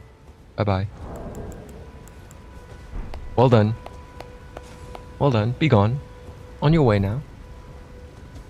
Cheerio.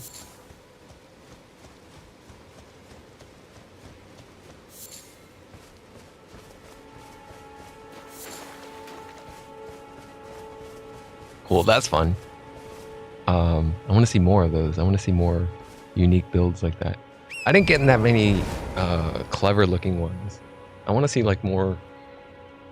And I should probably make something. I can't think of anything good though besides, I don't know. I like to see like crossover characters as well sometimes. Like a character from a different game. Where to next? Stormvale? Limgrave Tunnels? I could do summons on all of these. Limgrave Tunnels, Coastal Cave, Groveside Cave, Stormfoot Catacombs. All of those have summoning pools. Murkwater Cave. Oh, before I proceed, let's go back to talk to Yura and tell Yura we fucked that dragon up. I'm crazy. Don't mess with me. I'm a dragon slayer. Oh, here's another one. Why is there another summoning pool here? Dragon Burnt Ruins. I'm activating it. Oh, hold on. Before I summon here, I don't know. What am I even supposed to kill if I summon there?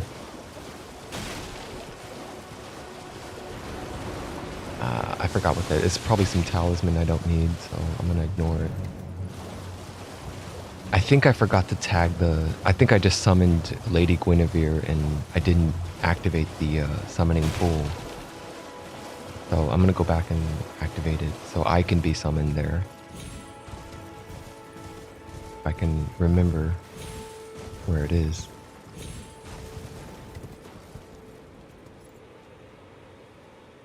I was like right here somewhere.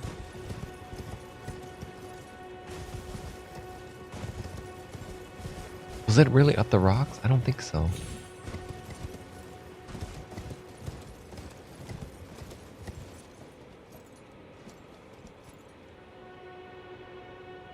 No, what the hell? Let me check. No, I didn't activate it. Otherwise it would have been shown here. Dragon Burnt Ruins. Okay, it's straight ahead. I'm gonna keep going. Yeah, I forgot to activate it.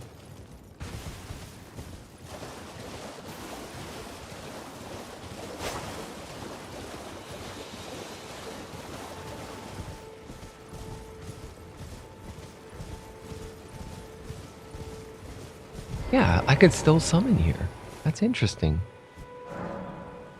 If I summon here, what the hell am I gonna even... What am I gonna tell my summon to kill? Like, what's the boss? The dragon's dead.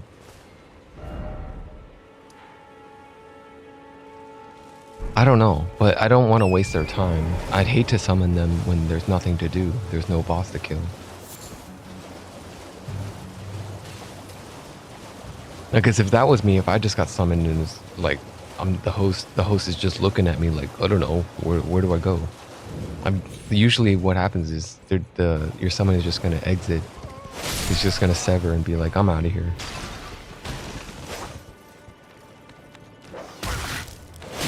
Look at this mop dog.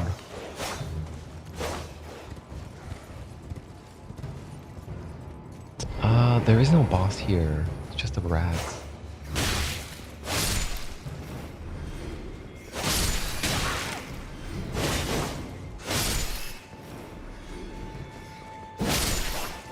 There was another arena that I was thinking of that it just shows the boss to be like a pumpkin head, one of those metal pumpkin heads. What is this? It's a smoke trap that teleports me. I don't remember where it takes me, but I don't want to leave yet. I'm gonna go talk to Yura first. I think this teleports me down here somewhere, or to the Mistwood maybe.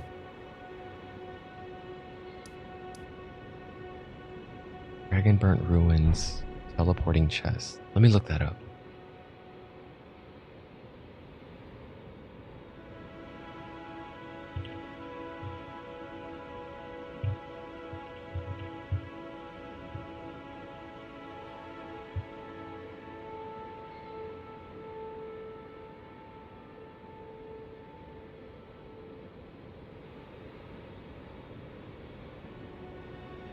Did they document it here?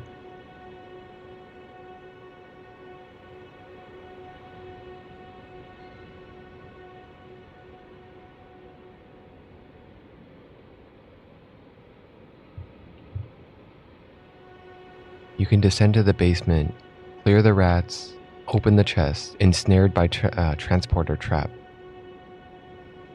Takes you to the Celia crystal tunnel. To be confirmed. The author never came back to edit, to fix that, clean that up. To be confirmed. This has been sitting there for 2.5 years now, because this game came out. Visiting the Celia crystal tunnel before opening the chest will make the chest be open the next time you visit it. Oh yeah, that's a good point. It is a kind of tutorial chest to teach the player that, hey, by the way, this mechanic exists in the game. There are chests that you open that will transport you. Man, I would rather have mimic chests, to be honest. I kind of miss mimic chests. I think a lot of like Souls veterans prefer mimic chests instead of transporter chests.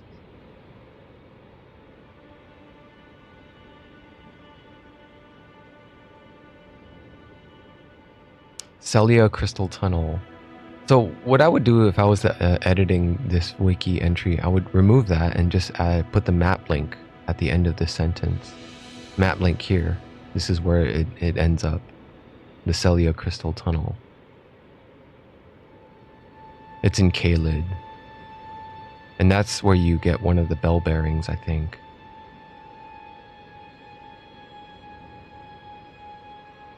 Okay, well I won't take it now. I'm going to talk to Yura first.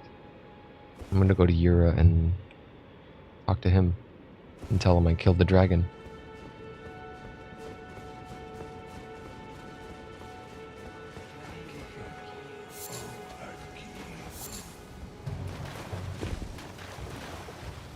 Where's the archway?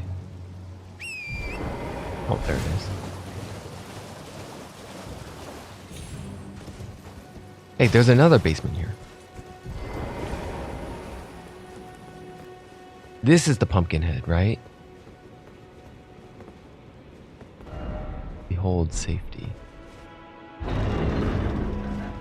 Oh, it's just a chest. I thought it was the pumpkin head guy. Twin blade. I already have. Let's see, did I stash it? I stashed it. I think I leveled one of them up to 24, and I didn't spend the last upgrade material to pump it to 25. Like, I was debating between twin blade. There's no reason. Another criticism I have with the game is the game makes some of the weapons extremely obsolete. This weapon gets obsoleted by the knighted twin blades. It's a little heavier by only 1.5 weight difference. But it does better scaling, better damage, better infusions. But it looks a little bulkier. If I had my stash next to me, I could show it, but this one actually looks a little cleaner and slimmer.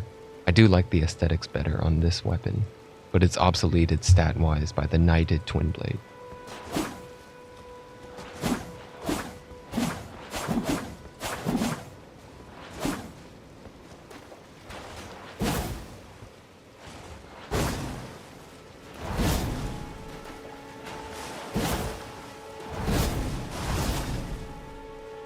Really cool weapon.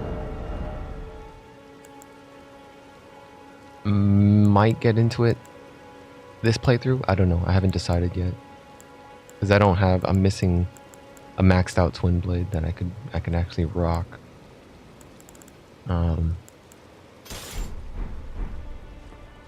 It's a base game item though. I tend to lean more towards I'm biased towards the DLC weapons at this point.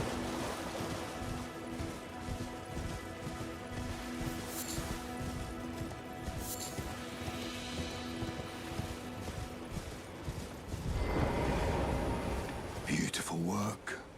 Felling that dragon. And as such, there's something you might like to know. The heart you brought back. It's used in dragon communion. If you should find yourself overcome by hunger for the heart, yearning for its strength, then seek the decrepit church on the little island off the western coast. You must not forget, though, those who partake in dragon communion will one day shed their humanity, their hunger for dragon, their yearning only worsens until the floodgates burst, unleashing eternal torment. The strength of a mighty dragon. Magnificent, but deadly. It's no surprise that dragon communion is ruinous. You must not forget, though, those who partake their hunger for until the floodgate, the strength of a mighty dragon. It's no surprise that dragon communion. Oh yeah, there's a new House of Dragon episode tonight. I might tune in for that later. I've been watching House of Dragon Season 2. It's alright. I wouldn't say it's like superb, but it's entertaining, I guess. House of Dragon. Seaside Ruins. Oh, I know. I could summon and we can do the Forlorn Jail. The Hound. Yeah. Okay. Let me get that map again. Where's that map?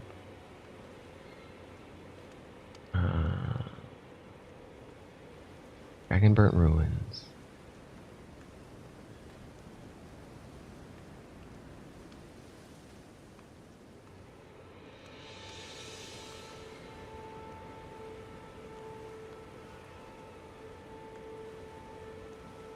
How do I do this? I don't use these filters that often. Okay, I'm just looking for summoning pools. Oh, okay, so yeah, that one I tagged, and that one I tagged. So I could tag this one or that one over here. And then we just go south, we ride south, or run south rather. I don't know, there might be a boss in there. We just run south and then take on the Everjail. I don't even know if I can do Everjails with the summon.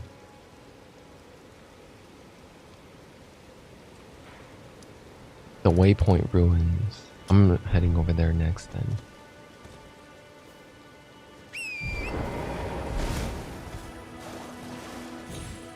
I'm summoning like level 300s and just to do like, hey, help me kill this guy on NG++. They're like, psh, they're like on NG +7 already. They're like pretty much all of my summons that I pick, they're gonna have access to a lot of spells and a lot of stuff. Very few people that I've come across at level 300 plus are rocking pure physical quality builds.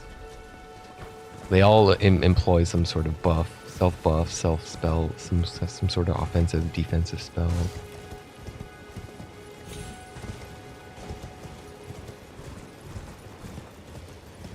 Okay, so I'm looking for a summoning pool around here somewhere.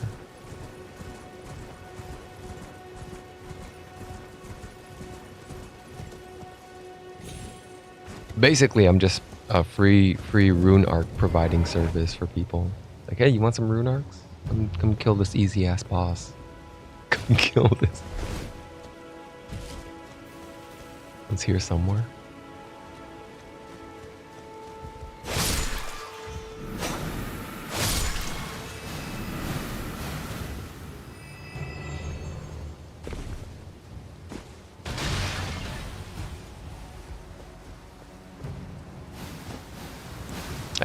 Hey, you stop that poison cloud.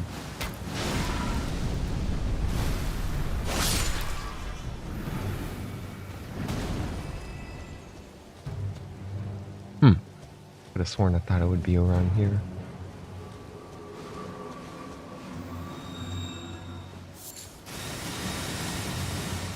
Maybe in the front? By the entrance? Ah, there it is. Examine. Let's activate this one. Okay, who's on the roster? The Borkinator.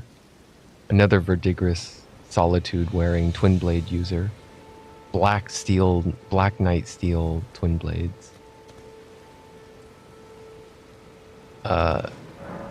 Okay, the other one just disappeared. He probably got summoned. Nanila, using one of the DLC weapons. I forgot which one that is. It's like a heavy thrusting sword, I think.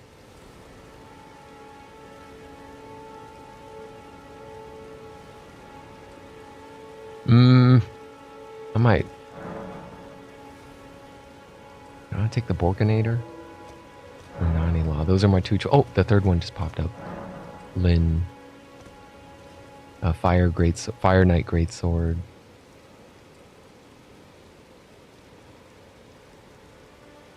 Seeking validation wearing that crown. Anyone who's wearing that crown is like validation. Yes, I beat the DLC boss. I beat the last boss of the DLC. Radon. He gave it to me. This is proof. I'm wearing the crown. It's another validation thing. Alright, Borkinator got summoned. Lyn got summoned. Nanila is not summoned yet. Yi. No, this guy is fucking meta tryhard. Fucking bleeding nihil spear guy. Bleed focus. I want to take someone who's like... Fuck, man, it's too hard to find. I should try new game with a new character so I can get more inexperienced players. Aza. I don't know what weapons those are. Aza, I choose you. I don't know what those are. I probably have them, but I never wore them because they probably require faith.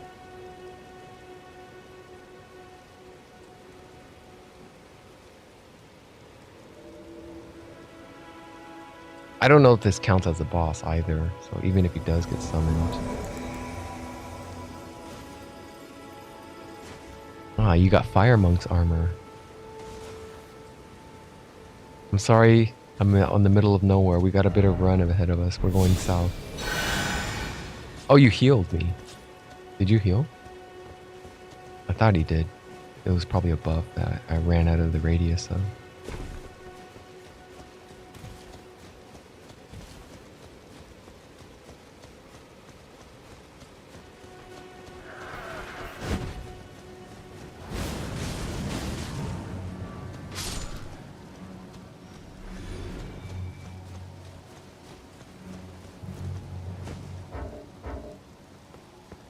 Fuck, I need to open my map, but I'm stuck in combat now.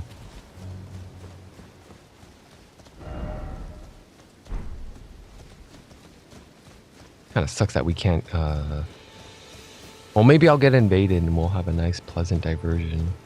We can kill the invader together.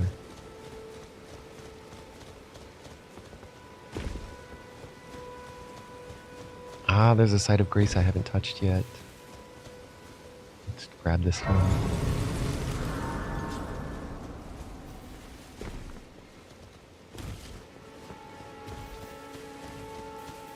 Yeah, the jail. Alright.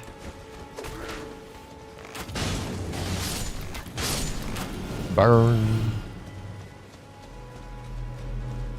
Oh. Hey, let me do something here.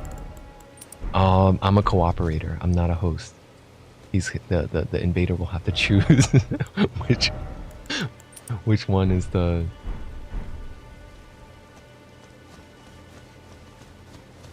Well, it depends if the invader gets to us in time.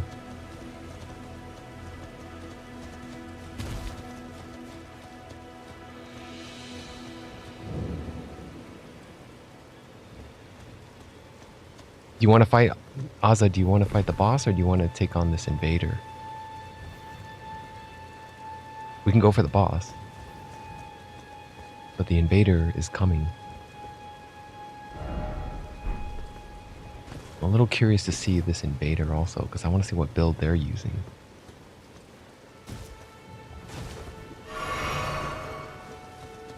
Oh, he's got the backhand blades now. He switched to it from the Kratos blades to the backhand blades.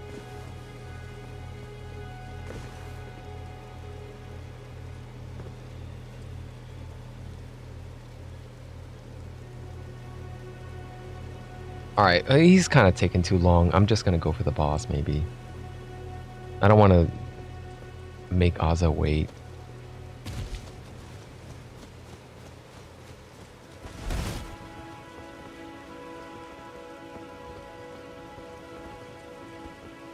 Can I even... Oh my god, I can't even do the jail?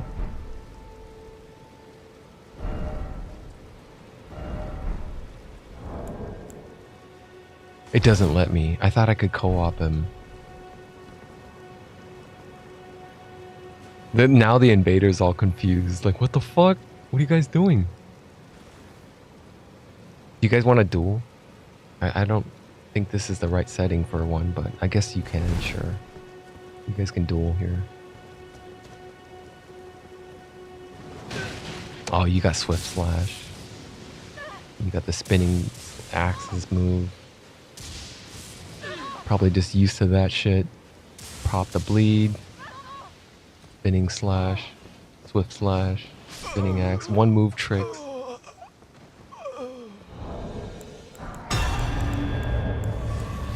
Well played, well fought, well struck. Azza, I was kind of hoping you would die because I don't know which boss to take you now. I don't know how to activate this. It doesn't let me activate it. I thought I could. Well, I don't know where to go then. We can go for... I don't know, we can go to Limgrave Tunnels. Okay, let's just go for Limgrave Tunnels. Or whatever cave is nearby. Stranded Graveyard. I'm so sorry. I hate wasting other players' time like this. Alright, let's just go for the Stranded Graveyard, I guess. There's gonna be a boss in there somewhere, I bet.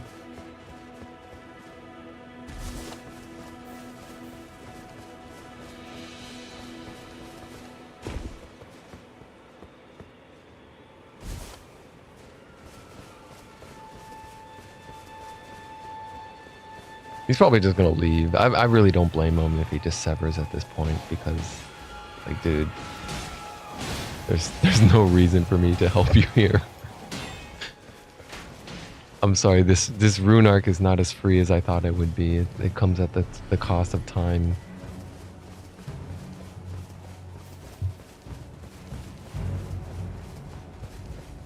Is this graveyard even a dungeon though? I think that's in the wrong one. I think I should head for Limgrave Tunnels maybe instead of that one. 'Cause I feel like that one might be below.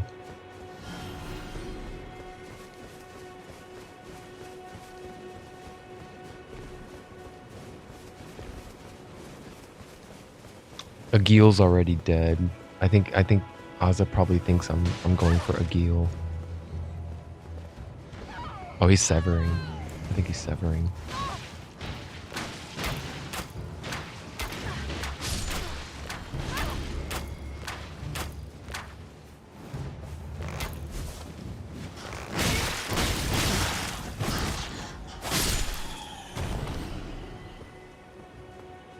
Might be disconnecting. I'm sorry. Yeah, he doesn't want to run his ass all the way to Limgrave Tunnels. I don't have any heals. I'm sorry. Here, I could do this actually. I do have a heal here.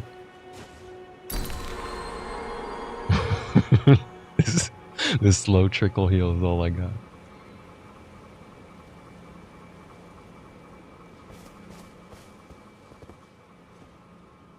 Bathroom break? Maybe, yeah. It might be a bathroom break.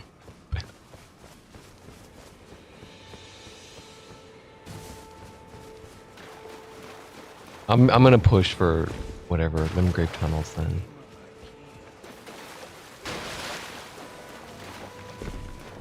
I really shouldn't do these. I should skip these and just go for big bosses like Morgott, the first area boss, Morgott.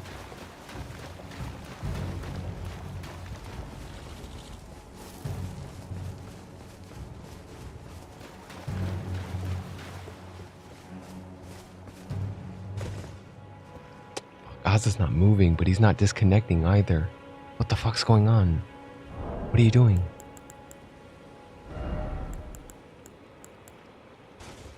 Hey! Are you coming? Maybe I'll head to the tunnels. Hey! And I'll summon another one later. I don't want to kick him. I don't want to kick him out. He did a good job at the fending off the invader.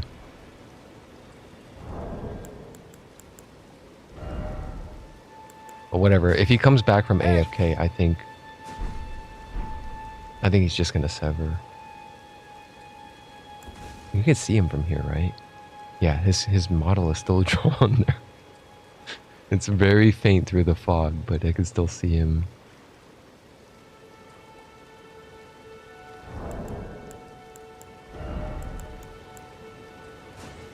Hey!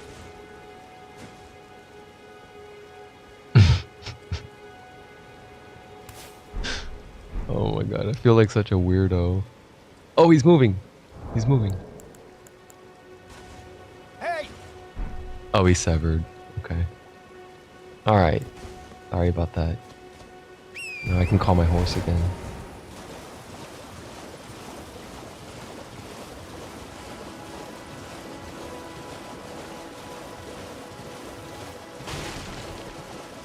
Okay, so in this area, I think it's, can't remember which boss it is.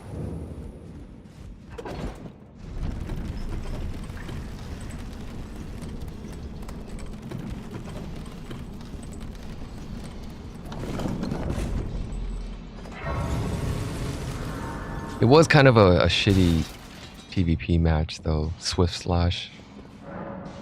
Swift Slash is one of the cheap ass moves. ZJ Chow, Lady Karahana. Fuck, there's too many. Alright, that guy's a little interesting. Black Knight? Okay, this guy. Yes. I summon Black Knight. I call you.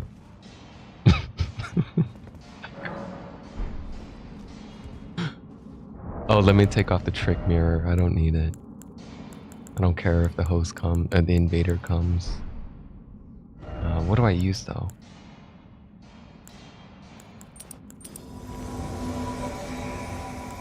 I'll just use Great Shield Talisman.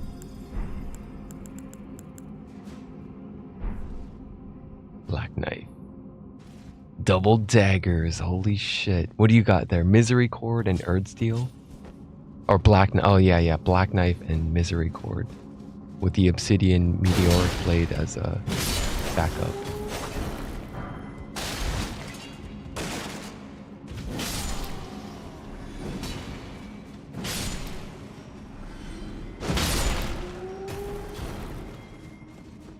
We could just go. We don't have to farm. We could just go. Like, these guys aren't worth shit anyways. We could just go for the boss.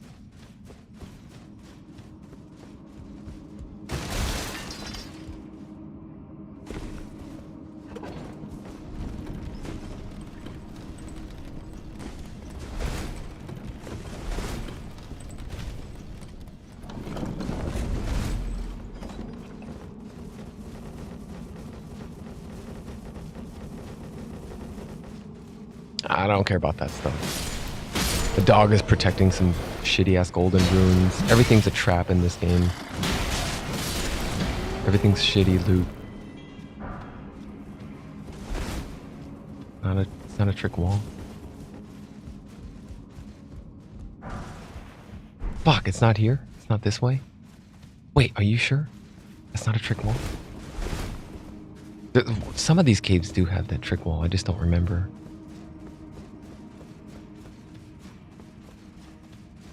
Oh, it's up there.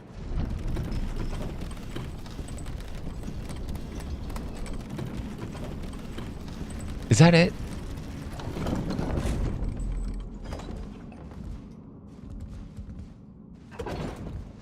Was that it? Here, I think that was it. Oh, I'm sorry. It's not it. Likely death.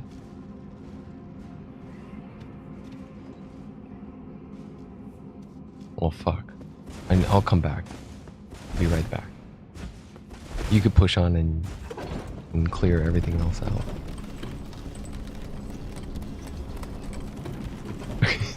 He's bored. He's already bored. It's guard spamming. He's spamming guard. You know they're bored when they're doing this.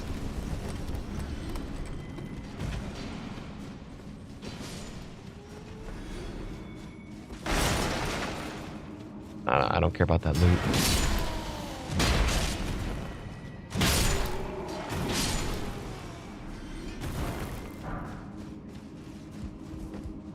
This way?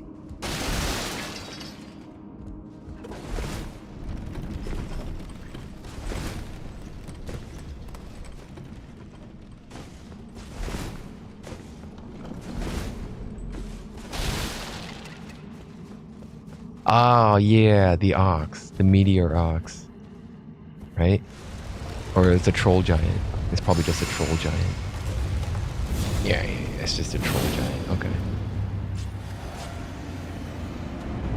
Stone digger.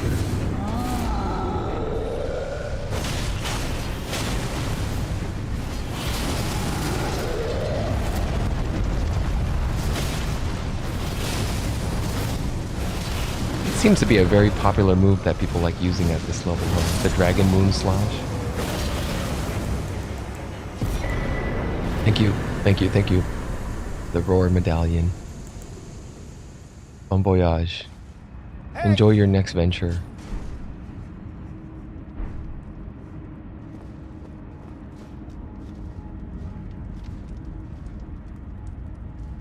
Let me get back to the entrance here.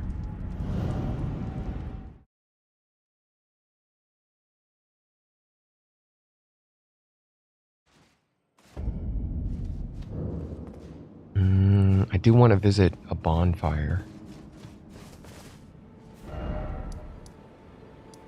Murkwater. Fuck it, dude. I'm just going for Stormvale. Let me just go for Stormvale, I guess. But I have to be a little wary, though. There are certain side quests I want to complete on this playthrough. Mainly, it's Gold Mask. And maybe Sorceress Sellen. I already finished Sorceress Sellen's quest line in the first playthrough, so I don't really care about that one. I think I finished Master Seamster Bach.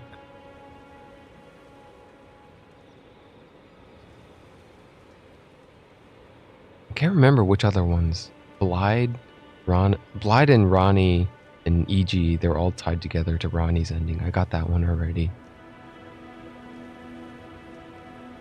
Celavis. Celavis is one I didn't get. I didn't finish that quest line. He gives his Scorpion Talisman, the Magic Scorpion Talisman. I don't have that yet. I've got all the other elements. I got Fire, Lightning, and Holy. I'm missing Magic. The Scorpion Charm.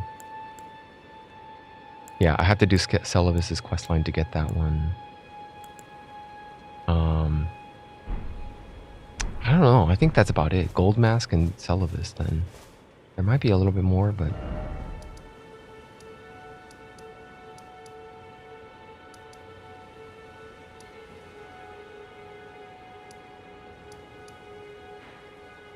I could do the tutorial dungeon before heading to Stormvale Castle.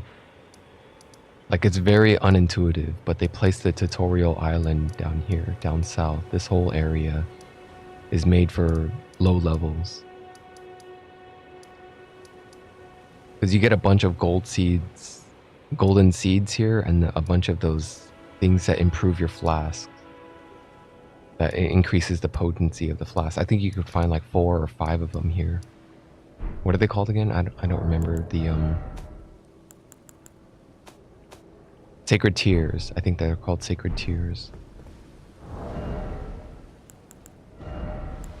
I'm gonna put on Trickle Mana and Trickle Heal. And Stamina Regen.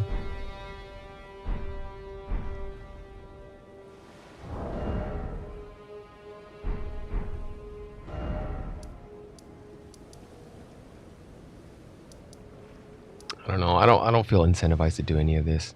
Let me go to the Church of Ella, and I'll talk to see if I can go to the Round Table Hold yet. I thought I can go to the Round Table Hold already. This way, Tarnished. May I have a word? Hey, Ronnie. Or not.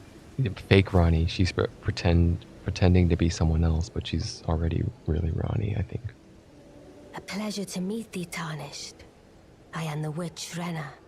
I'd heard tell of a Tarnished hurtling about atop a spectral steed, and upon looking into the matter, the talk, I surmise, is of thee. Thou art possessed of the power, no? To call forth a spectral steed named Torrent. I can call the spectral. Wait, what is? I don't know how much tougher the game gets, but I assume it's not going to be that challenging. No. Because it's here. Let me see. NG Plus, New Game Plus. Let's see if anyone worked out the math. What changes?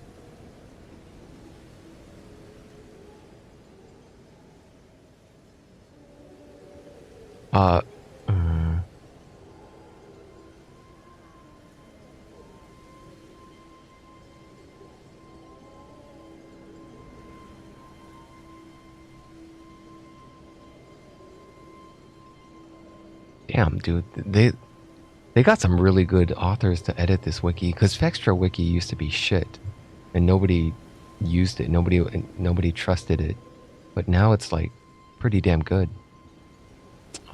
Damage? Okay, here it is. You will find differences when starting NG+. Health is increased, defense, resistance, enemy attack rate. This means they deal more damage. Okay, I thought rate was attack speed? No way. Poise damage taken is increased. This means enemies have higher poise. It takes longer to stagger them. That's a big one. That's very hard. Enemy stamina damage is increased. So I'm on NG plus 2 right now. Journey 3. That means they're only 10% harder.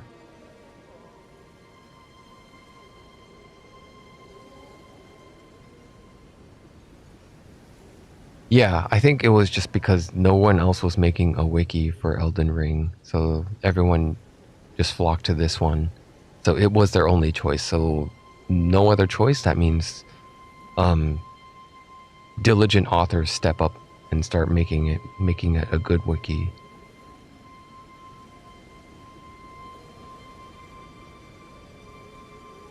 The Monster Hunter Fextra was pretty wiki. The wiki was shit. I never used a wiki for Monster Hunter. I never had to. I think back then, maybe I did use a wiki. I don't remember now. I think I felt like the UI was intuitive enough that I didn't have to look up anything. Or maybe, man, I don't remember anymore. It was like 3 or 4 years ago now.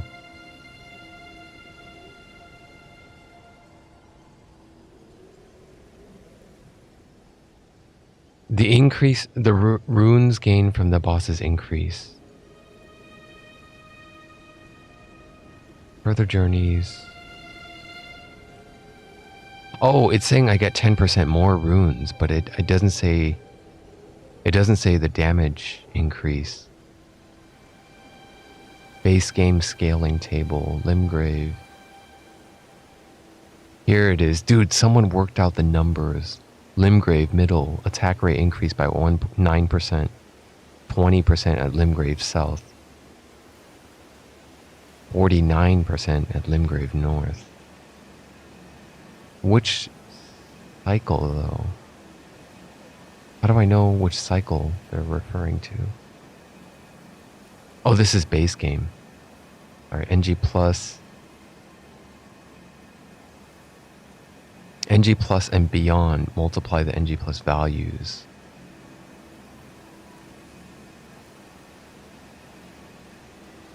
But how do I know? Oh, okay, the NG plus 2 here. Or 40% increase on attack rates, stamina rates, 10% on rune multiplier.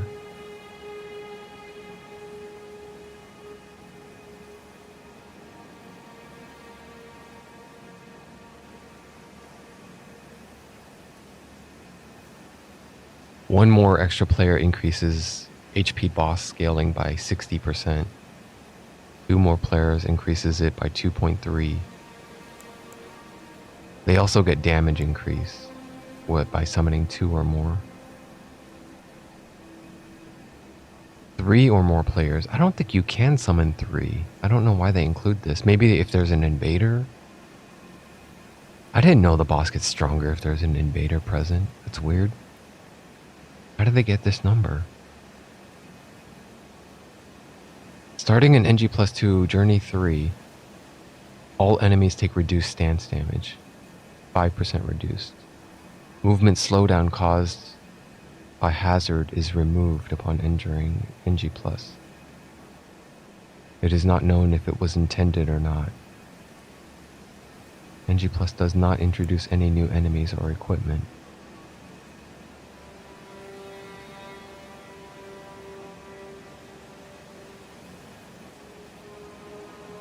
Okay, so let me look up Rena. What happened? I don't know what happens if I say do not possess. If you do not get the spirit calling bell from Rena, you can buy the bell from the... Yeah. I already have that, I think.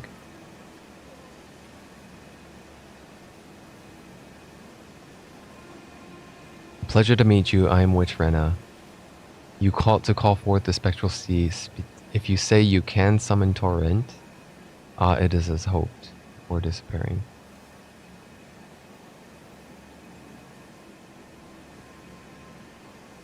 What happens if I lie? I cannot call.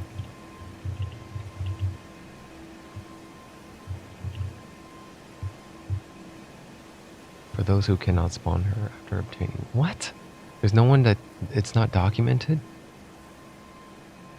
I want to see...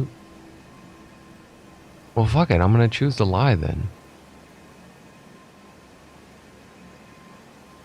I cannot call the spectral seed.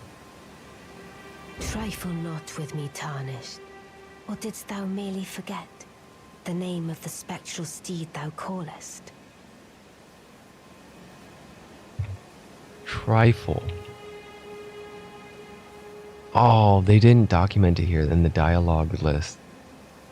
In the dialogue list, usually the author was very thorough that says if you say you cannot call Torrent, and then it'll give you the dialogue lines written as what she says.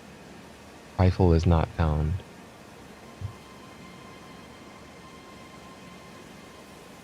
I will ask thee again. Thou art possessed of the power, no? To call forth a spectral steed named Torrent. Quite the stubborn one, aren't we? Wise in a way. The lands between are home to lies and cheats aplenty. Perhaps thine ample mistrust will be to thy benefit. I shall leave this for thee, at the behest of Torrent's former master. Take it, shouldst thou overcome thy suspicion. That's cool. Oh, that's such cool writing. Damn it, dude. I wish that was here. Well, I guess it's a nice surprise. I don't care if it's here or not. It's good for the player to experience that. Like, if you lie.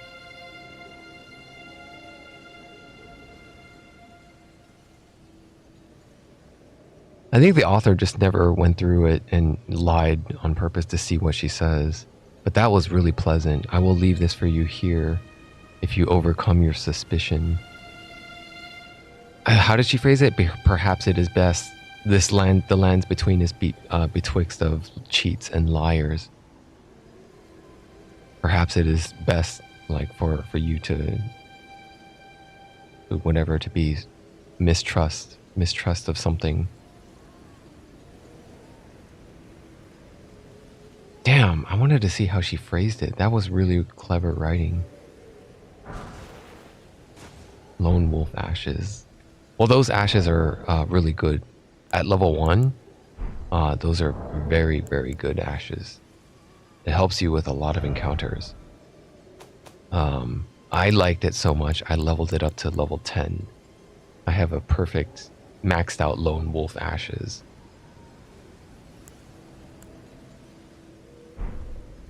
I didn't really use it that much though. I played around with it here and there, but I didn't try it. I think I might have tried it for Morgott or whichever, Godfrey. I might have tried it out there, but I didn't depend on it.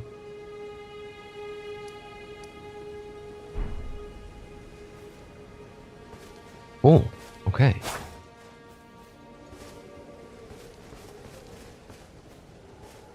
Hey, Kale, did you see that? Did you see Rena? Wait, weren't you? Yeah. Well, you're back. Care to buy something? No, let's talk first. There are others of my people who yet survive in these lands. If the mood takes you when you meet one, then offer them some trade, won't you? My people, wanderers all have long been spurned by the grace of gold, which is why we cannot settle, but instead are forced into this pitiful, unceasing journey.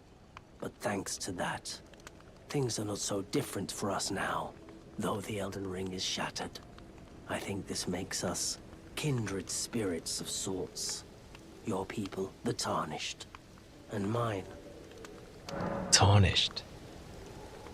Perhaps you don't need to hear this, but see that no harm comes to my kin. We have a saying, we wanderers, lament not your solitude. Expect no sympathy, no regard, nothing. But if anyone dares harm us, show them no mercy. That is our code, so to speak. Just the way we are, deeply unforgiving. Okay. Goodbye for now. That makes me wonder, do I have sin accumulated on this character now? And is my sin absolved? Because I can go to that church, Bellum Church, where the big turtle pope is, and I can absolve my sins there. Because I sinned in the previous game. I killed a merchant. I think that counts as a sin. I killed Sorceress Selene like 3 times. I'm pretty sure that counts as a sin. What does sin even do in this game? Like, so what? What if I...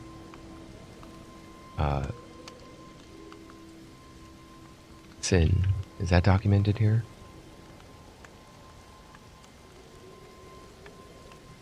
Absolve. Let me search for absolve. Church of Vows. Church of Absolution. I never figured this out. I don't know what it does in this game.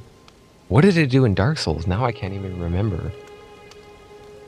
Like, the prices go up, right? Like the soul costs for everything, all the merchants, the prices go up or something?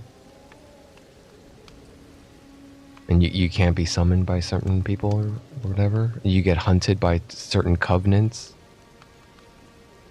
But there's no covenants in this game, so I'm wondering...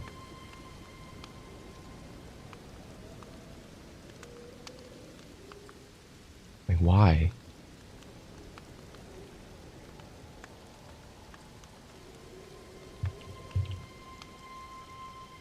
Currently, Absolution does not revive NPCs that you've killed. It only resets hostility from friendly NPCs that you've damaged. Okay. That's what it does. So it just resets their hostility. Atoning to make Melina forgive you after you took the flame of frenzy and burnt the tree down. I haven't done that yet. Every other the 2 other previous playthroughs, Melina says, "Let me burn it down here. That's what I'm for. I'm burning it down." So I was like, "Fine, you can burn it down." I never burnt it down myself. With a flame of frenzy. Coming to post this again of the section of the week. Atoning for your sins will revive any NPCs that you've killed. This is incorrect. Church of Vows does not revive any NPCs. It de-aggroes them. And it fixes the quest lines if they have been angered. I have killed every possible NPC in my save, and not a single time was I able to atone for my sins. This includes all nomadic merchants, NPCs, and quest givers. That was 2022. When this game came out in 2022, yeah, I think a lot of people... This Fextra was full of bullshit. A lot of misinformation, incorrect stuff. What happens if you arrive bald with a white beard, black glasses, and a wooden staff, and a turtle shell on your back?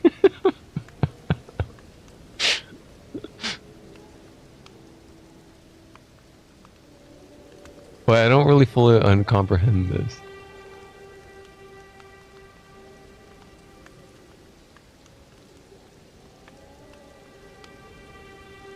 If you can't get the boss to spawn, try exhausting Muriel's dialogue. Rest at the grace, pass time until night. Get up and rest again. Yeah, that it is good. That's good advice.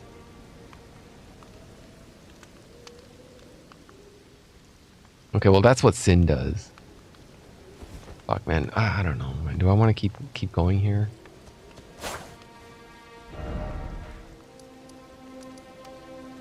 At least, I guess, at least let me clear out Stormvale Castle, maybe. We can meet Roderica. Let's head for the Gatefront Ruins and meet Roderica.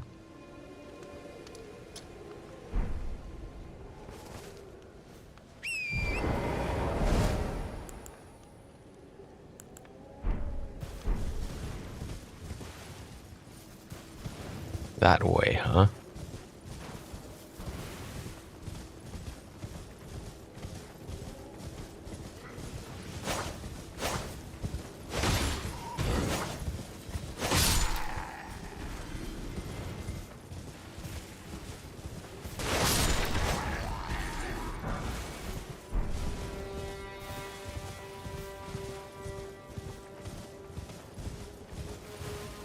I'll just tag the bonfire.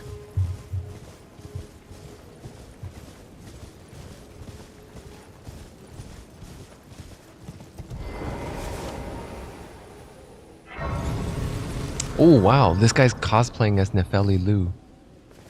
He's using an axe and shield and all. That phantom. God, there's probably a lot of summoning pools that I missed. Because I missed like 3 of them in the Aguil Lake. I just tagged them all. Yura is still there. I could take out the Forlorn Hound. And I'll come back here later. Yeah, let's do that. Let's do the Hound boss. I thought I could summon for it, but I guess I can't.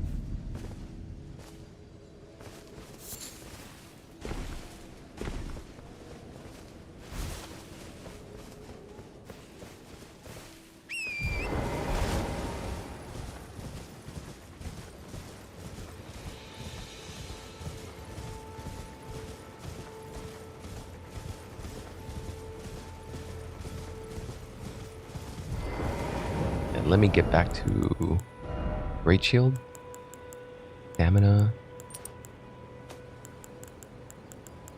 and for the last one, we'll take Guard Counter.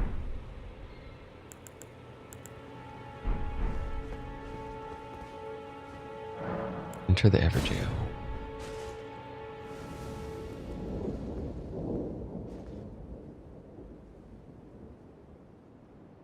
There is no summoning pool here. I thought there was.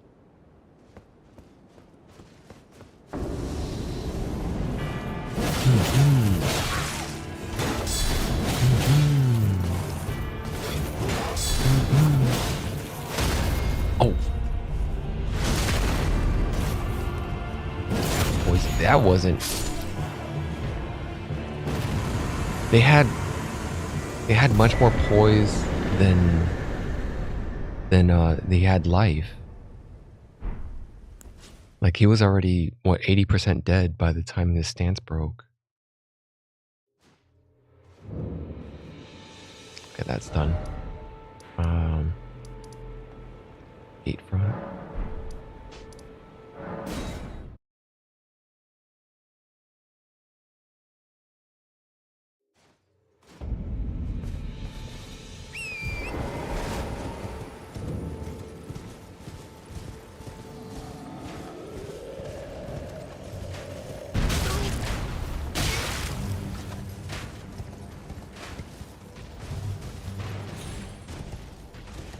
Is there a giant? Oh yeah, there is a giant.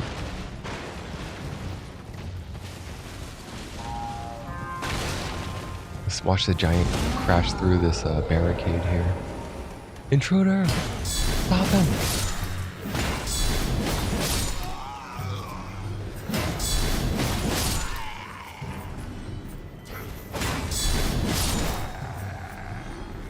Oh, the giant de-aggros. He doesn't go that far. Okay, that's fine then.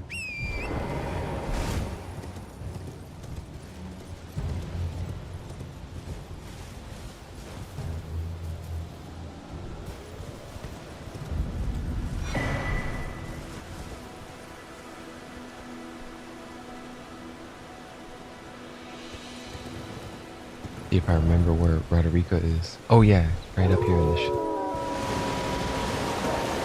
right up here in the shaft.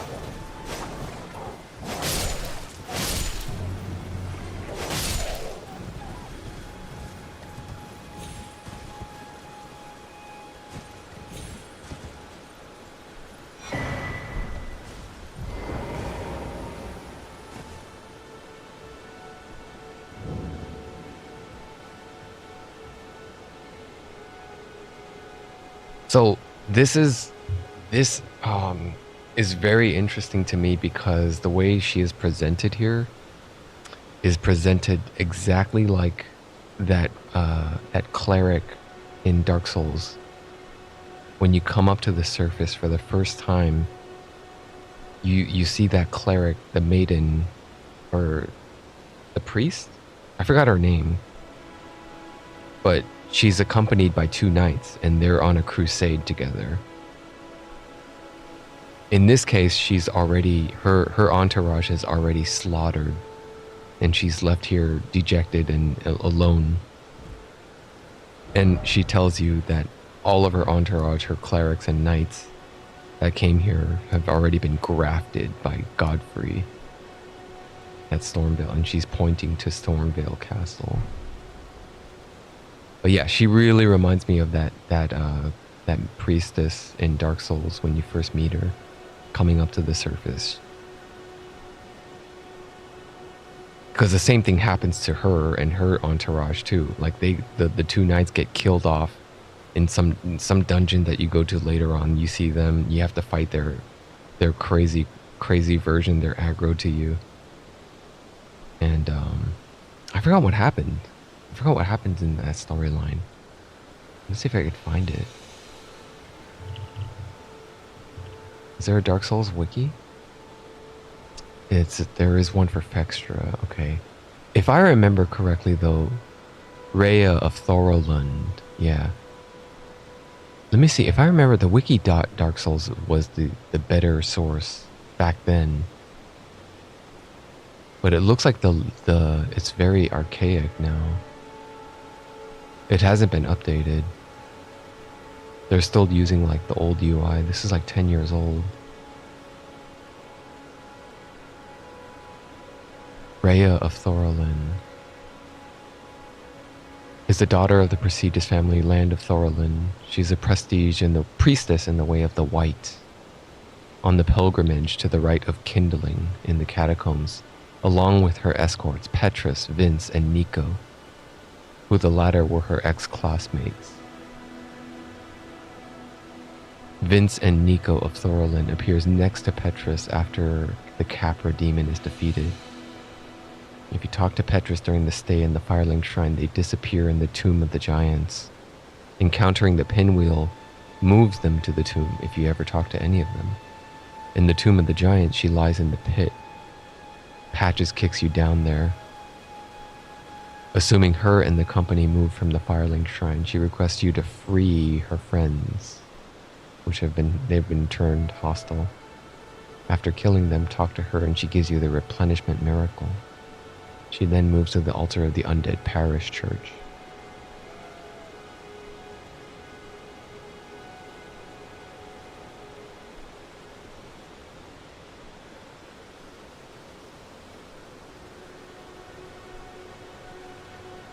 The Duke's Archives. If you purchase all of her miracles before she dies, the channeler kidnaps her, and she can be found hollowed in a cell in the prison tower.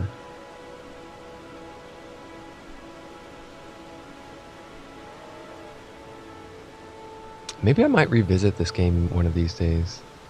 I don't remember like doing all the quest lines and figuring out the bed of chaos. In this game, there's a seed bed of chaos, right?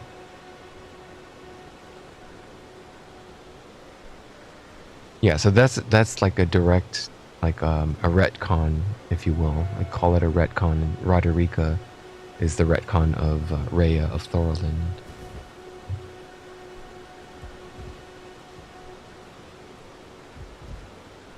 But she has a much more adorable voice actress because of her Irish accent, or kind of Irish, Ireland. She sounds Irish. Everyone's been grafted. Everyone who came with me. They crossed the sea for me. They fought for me. Only to have their arms taken. Their legs taken. Even their heads taken. Taken and stuck to the spider. Did you know? If you're grafted by the spider, you become a chrysalid. It's quite a lark when you think about it. Quite a lark if you think about it.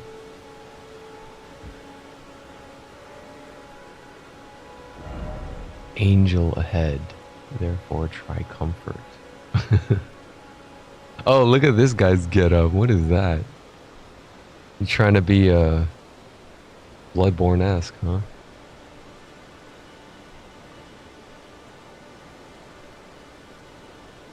Try to RP the Bloodborne. Oh, there is a better Bloodborne now. It's Dryleaf Dane. Dryleaf Dane has a better Bloodborne RP. Because his cloak looks like Father, whatever his name is. Ansbach is also not bad.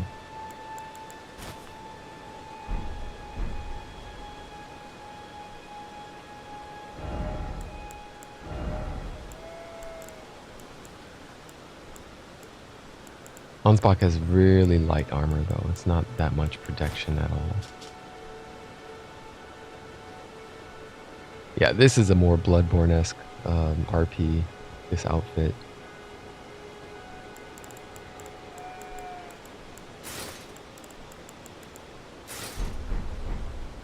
Quite a lark if you think about it.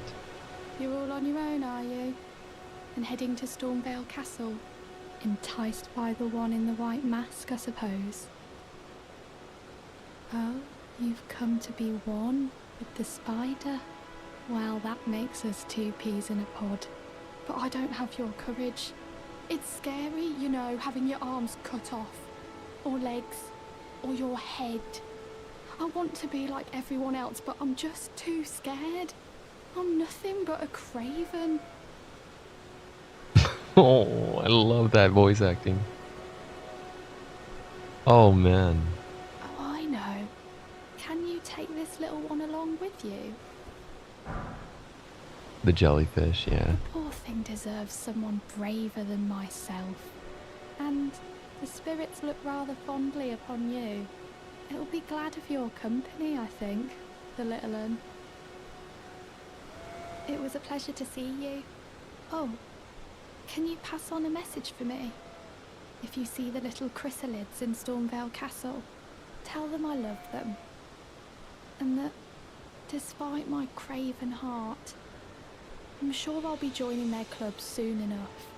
I'm finally getting the hang of this whole pain thing, you know?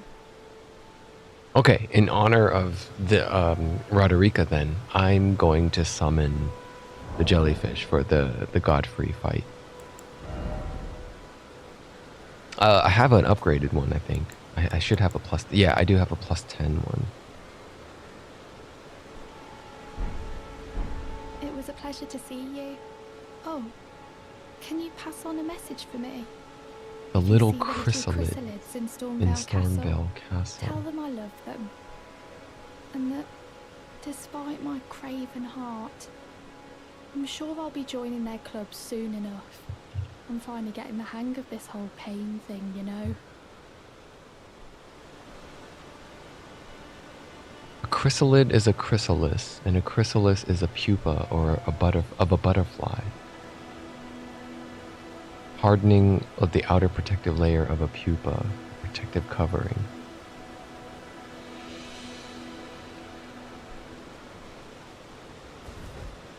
Okay.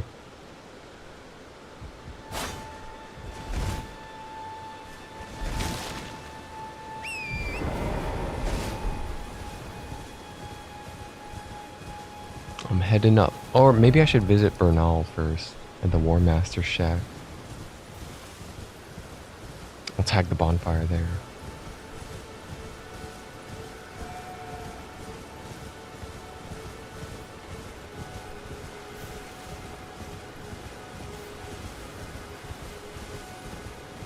I think they should be here somewhere.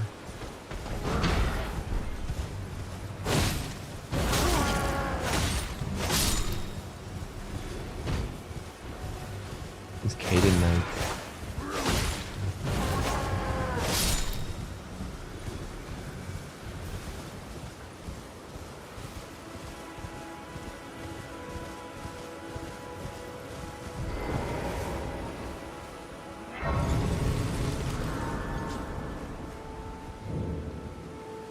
Oh, I forgot you get to see Bernal without the helmet here.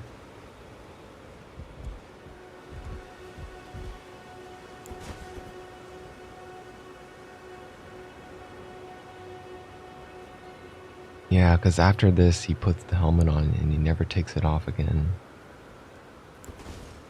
Not seen you before. Name's Bernard. Tarnished, just like you. Let me ask you something. Are you here in the lands between to take up the fight? Does your faith in the guidance of grace hold firm, despite the collapse of the Golden Order?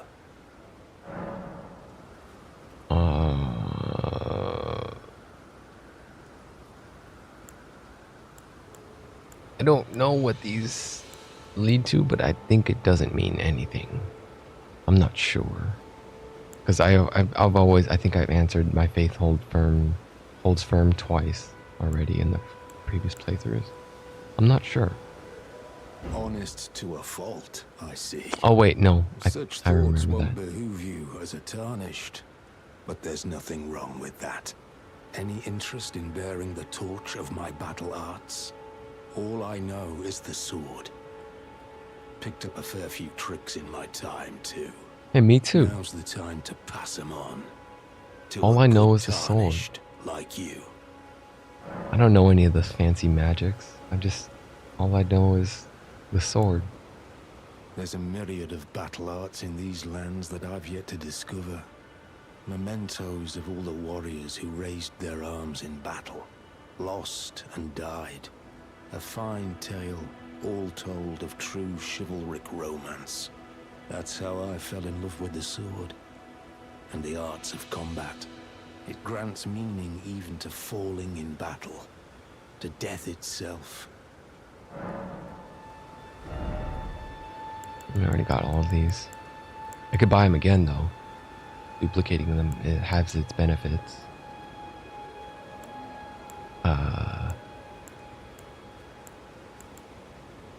I'll buy an Endure. I'll buy a War Cry. I'll buy a Spinning Slash. I'll buy a no skill. I'll buy a parry. Fuck it, I'll just buy all your shit.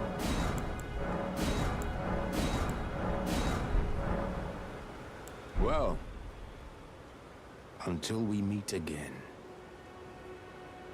Well, I've learned all you can offer. Oh, not had your fill, eh? Worry not. Yeah. Well. Okay. I thought he would say something else by exhausting his stash. I thought he changed his dialogues. I think there might be something that triggers him to move. If you buy all his stuff, he goes to Volcano Manor. Like he moves up here later. But by then he has a helmet on and then he's committed to a different purpose. Like, cause right now he hasn't really found a purpose. He doesn't really state anything about his mission and what he's doing here. But later, when you get up there, he has like a purpose. And I think that's just to follow Lady Tanith's orders to serve the serpent god. Crazy ass Rykard.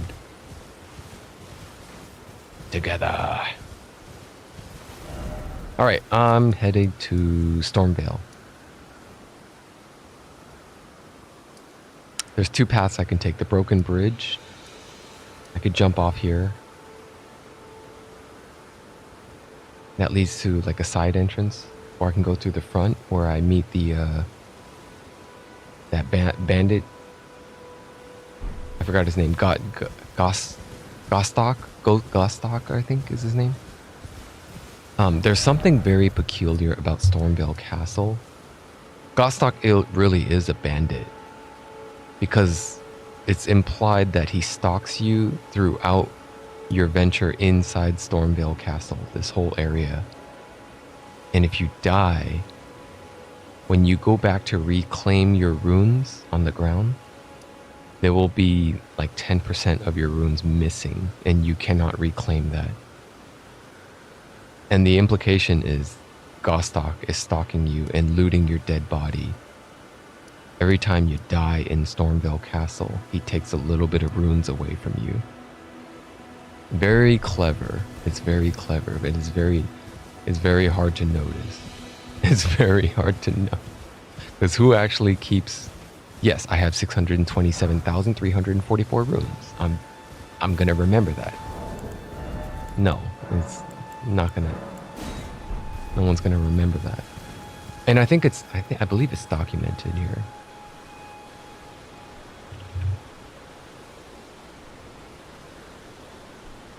Gatekeeper Gostok.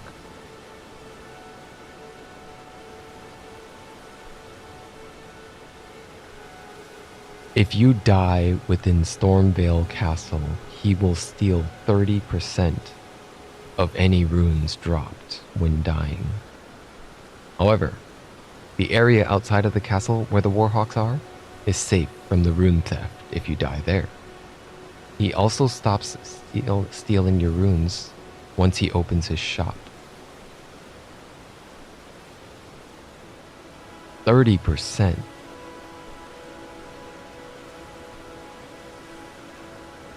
Can you reclaim those if you kill him though?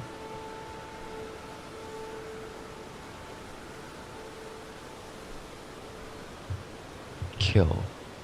If you kill Gostok beforehand, you won't be locked into the room containing the rest. Killing Gostok will not lock you out of Nefeli Lu and Kenneth Height's quest. It can be completed without him. You will miss out on Ancient Dragon Smithing Stone. You won't be able to buy it from him, the Twin Maiden, even if you kill him and give him the bell bearing. Okay, so keeping Gostok alive and ascending Nefeli Lu to the throne grants you an ancient dragon smithing stone. Oh, good to know.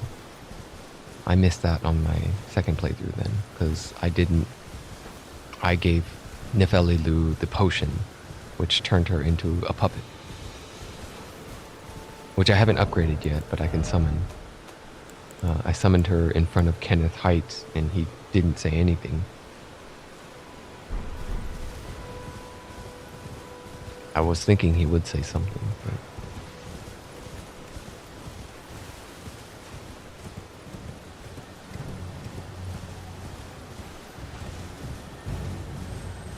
what is this?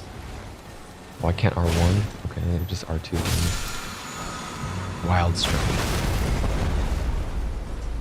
My R1 was broken because I alt-tabbed incorrectly.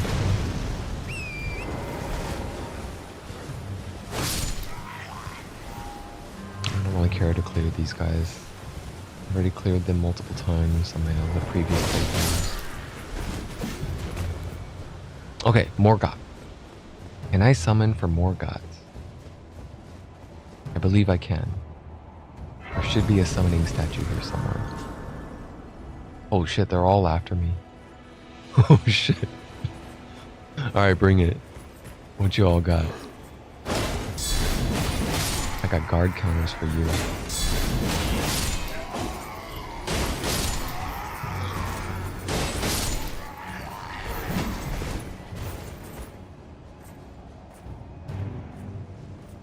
You scared?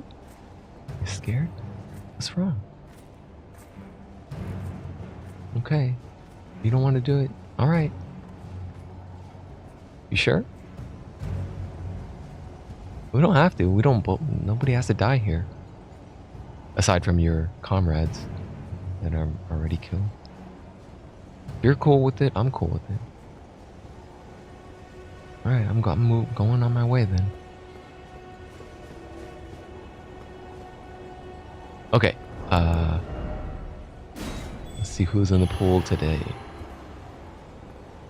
Hey, no one? Here, there's one. Sorcerer Rogier. That's the NPC. Sure.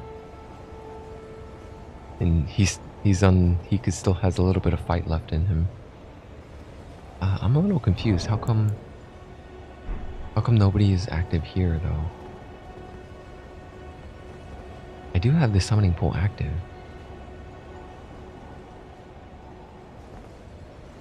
Really? No one wants to fight Morgoth? Okay, it's just Rogier and I then.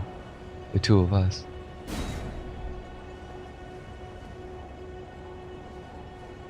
Rogier or Rogier? Rogier. Let me look this up.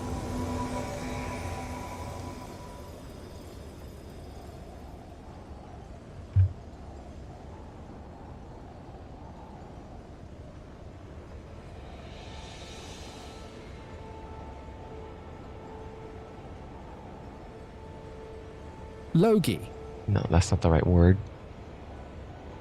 Name pronunciation. Rogier.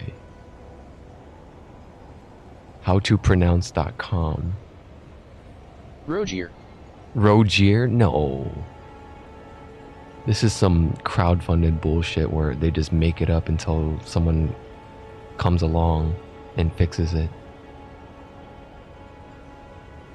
-1 rating. -1. Rogier. Rogier. No. Rogia. No, that's not. Rogier. Rogier. Rogier. That's the only one. Nobody else came here to... Is there like comments? Yeah, there is a comment section. Hi there. Elden Ring brought me here.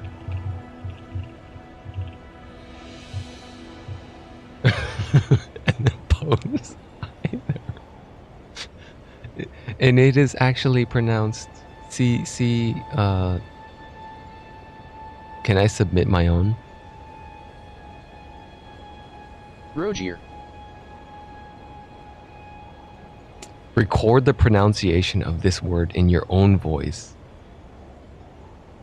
And then can I submit it? Rogier. I think it's Rogier. It's a French. It's a French pronunciation. So Rogier, right?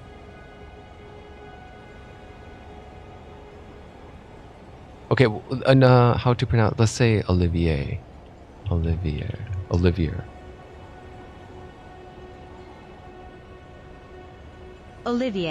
Olivier.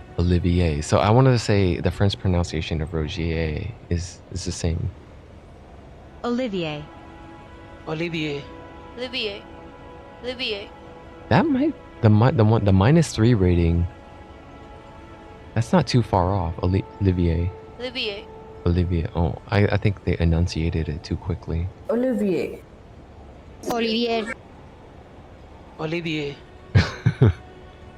Yeah, so I'm inclined to think Rogier is the same as Olivier. Rogier. Rogier.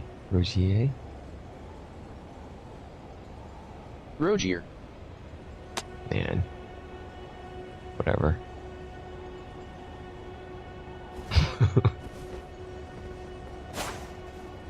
No one summoned?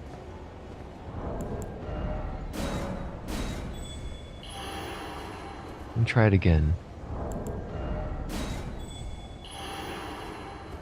I think matchmaking might be turned off here or something. Or maybe a lot of people just disabled it or some kind of conflict. Because I don't think anyone would specifically turn this off. Okay, Rogier, you and I may not need guard counter, but I'll take it anyway. I could turn flame on. Flask on.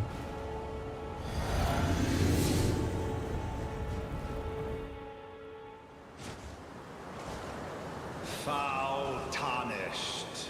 Fucking love this voice. In search of the Elden Ring.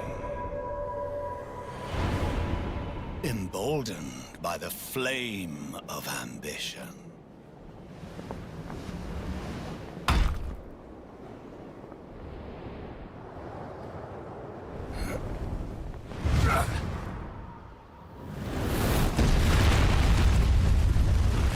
Foul tarnished. Someone must extinguish thy flame. Let it be Margit the Fell. Tutorial boss, let's go.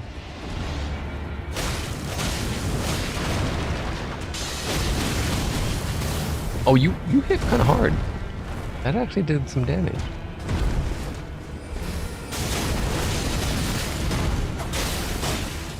Get him, Rogier.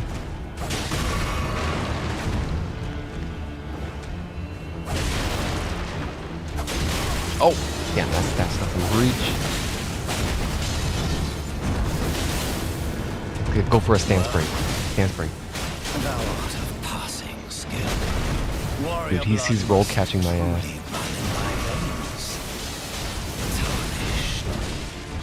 Phase 2.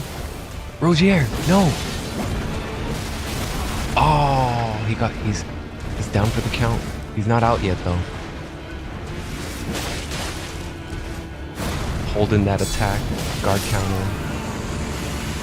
Rogier, you survived.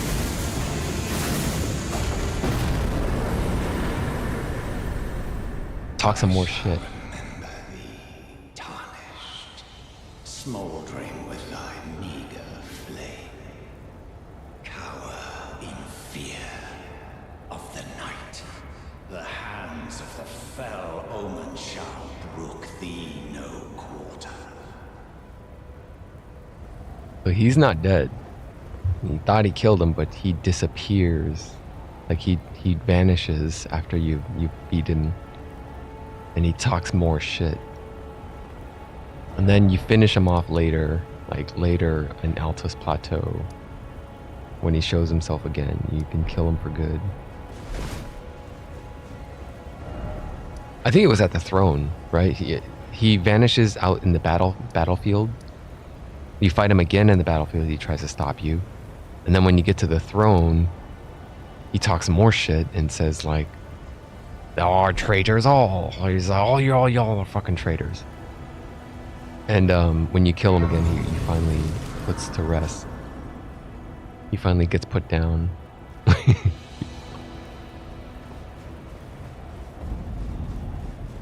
Alright, let's go meet Gostock.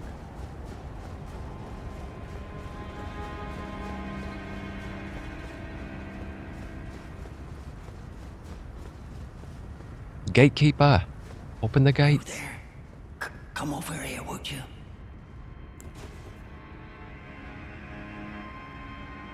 Oh fuck, look at this guy's. Oh man. That face. You're tarnished, aren't you? I would advise against taking the main gate into the castle. It's tightly guarded by hardened old hands. Oh, try the opening right here. The guards don't know about it. You'll breach the castle undetected. No. I'll use the main gate.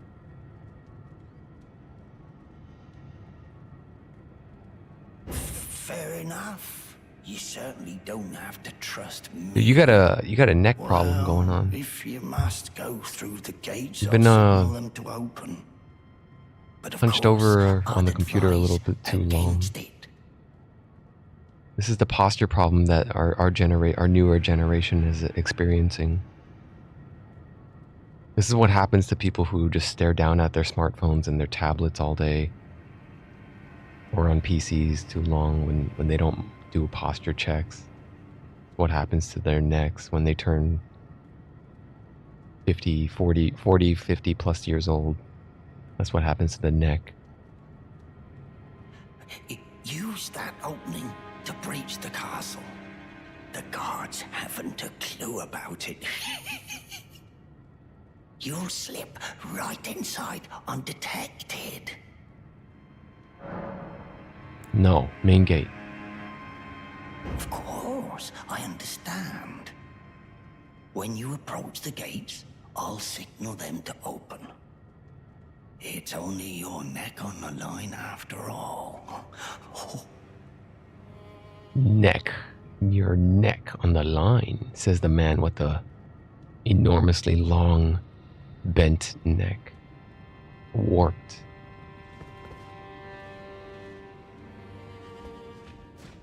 I want to tag this summoning pool though. Hey, there's a summoning here. Caesar. There's the crown of validation. I beat the Elden Lord DLC, or the Elden Ring DLC boss. Look at me, I got the crown. I beat the boss. Summon me. I am worthy. Another summoning pool I didn't activate. Caesar. Actually, for an RP character like Caesar, I would probably use that crown also. That crown is befitting of a man named Caesar. Caesar, I don't know if you want to do this, but I'll summon you.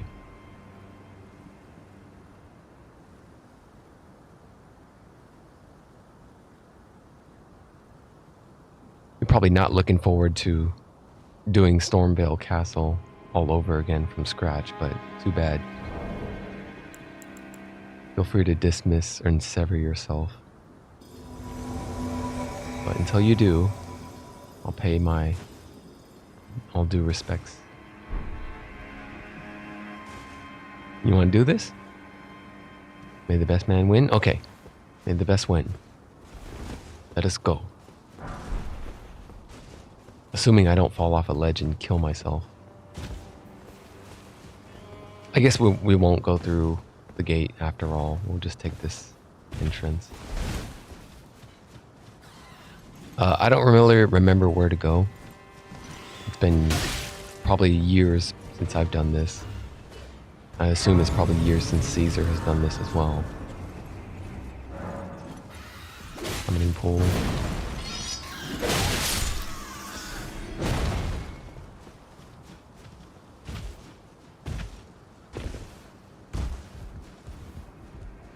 Still with me? Yeah. The marred leather shield.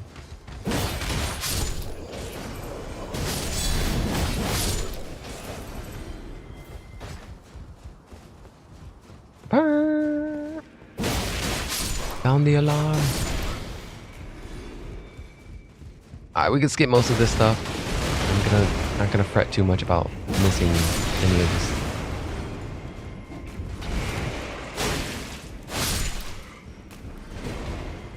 Don't you fret none.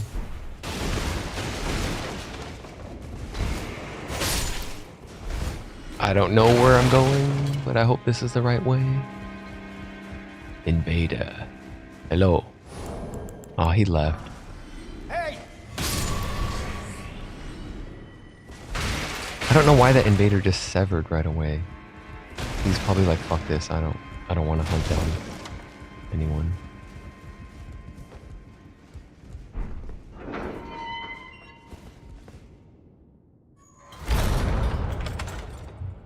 Shit. I'm trapped. Gostok, it was you. Gostok, you bastard. You locked me in here, didn't you? That was the... yeah. That was Gostok's laughter. Got the rusty key. Banished Knight Shield. I don't want this. I'll leave it on the ground here.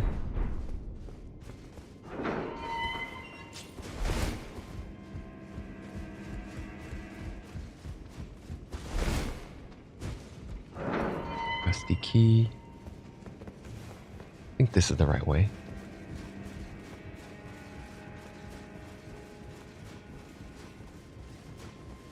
Caesar, if you live through this, we're gonna fight Godfrey together. Aren't you excited?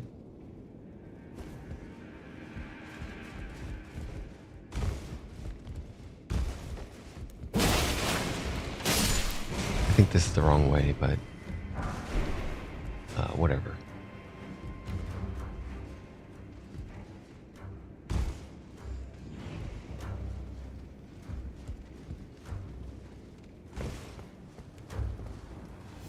Yeah. Let's see Caesar make that jump. You didn't make it. Good luck following me. You didn't make that trick jump. Yeah. Yeah, see? Yeah. Oh!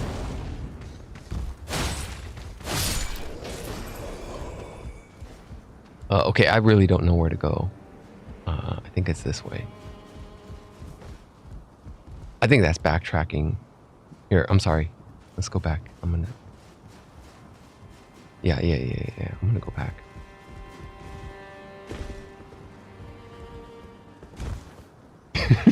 Right when he makes the jump, I jump out. What the fuck, man?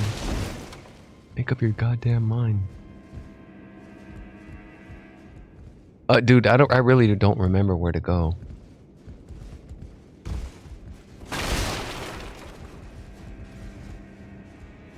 Where am I supposed to... God damn it. Ah. No, it's not down there. No, we've already done that. Okay, fine. Maybe it is. Maybe it was a turning point I missed. Let me put on Trickle.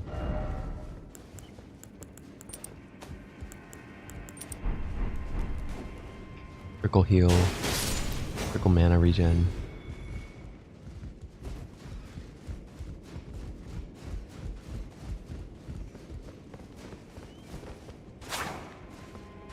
What the hell?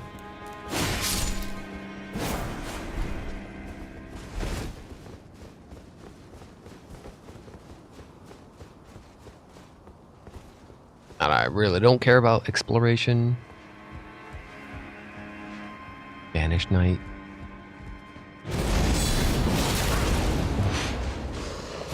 Don't know these movesets.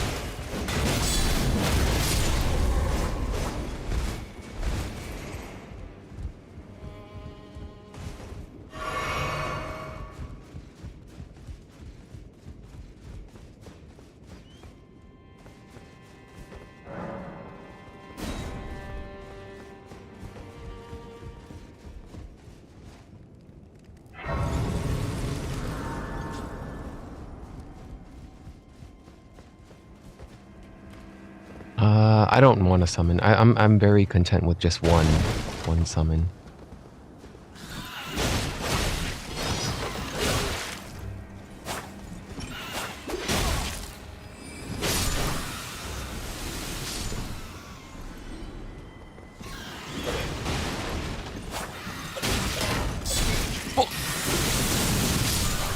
warhawks. Oh, they dropped... Oh, shit. They dropped Stormhawk feathers. I need these for arrow crafting. There's a shortcut here. I don't remember, but I can take a drop here. I don't know if I care for this, but... Nah, forget it. It's fine. No, let's just go for the boss. I think there's some rare talisman that I already have. But like... Taking that drop over there is very useful for one of the items that I don't remember what it is. I remembered that though. It's very obscure. And I definitely didn't find it on my first playthrough.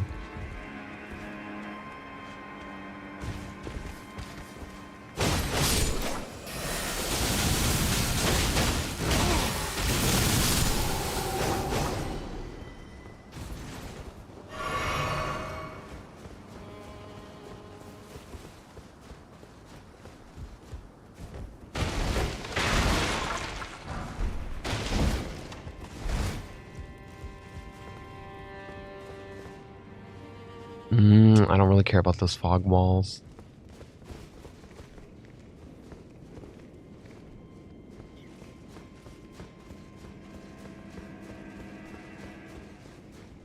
There's a dog down, there's a couple dogs down there. I don't need to worry about this stuff. We'll clear these knights out though, this guy.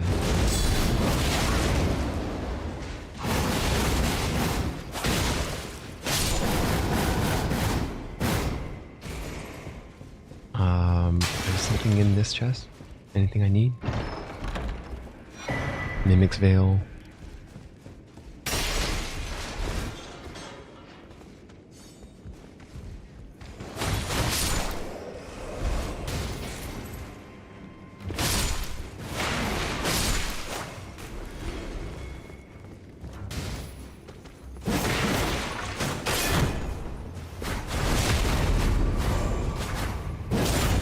Oh, you got Savage Claws too? Was that Savage? Yeah, you got Savage Claws and Martial Arts, huh? Exile Armor. Don't want this.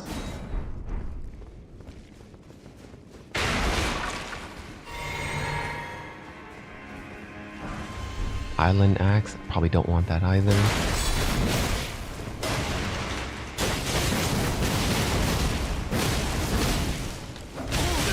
Whoa! Oh, nice.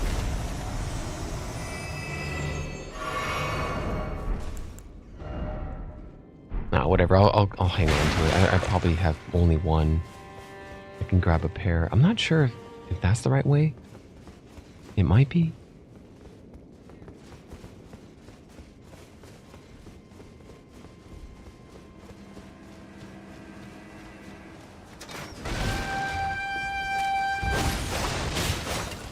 Oh!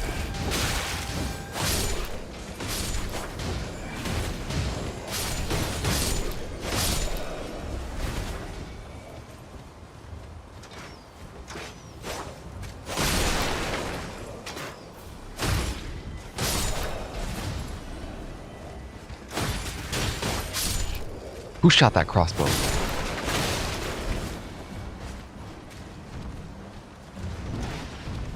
Oh, the dude, the fell omen kicked his own dog.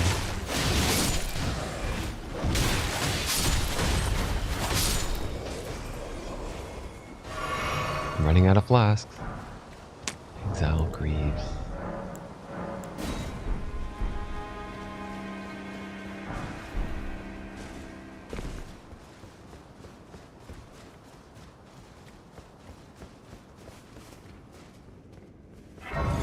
I'm gonna skip most of the secrets here. I might check out some later, but not while I have a summon. If I have a summon here with me, I think I want to keep it short. Don't explore too much. Is this the right way? I think it is. I feel like it's not though.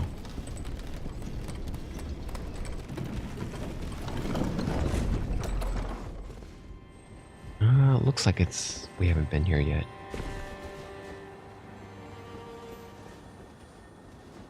Jars. Okay. Yes, this is the right way. I kind of want to pick up this.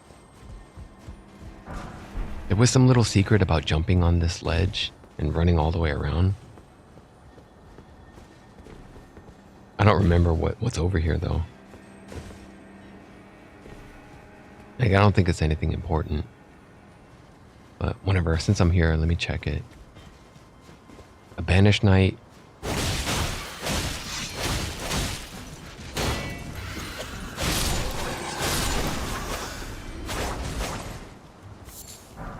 Banished knight armor. I'll leave that.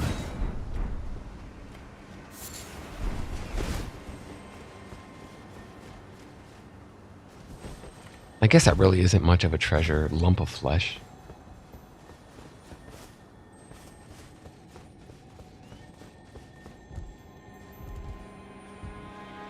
Oh, but this might be smithing stone. Yeah, I suppose, yeah, doing it for the first time, you'd want to grab all the smithing stones and other shit.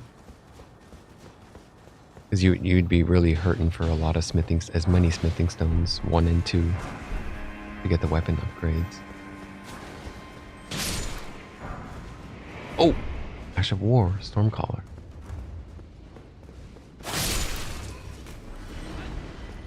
I gotta find out where he went.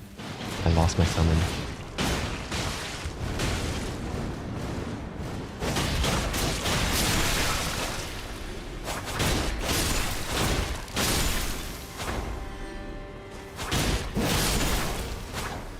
All right, thank you for that. For getting me the Ash of War. Thank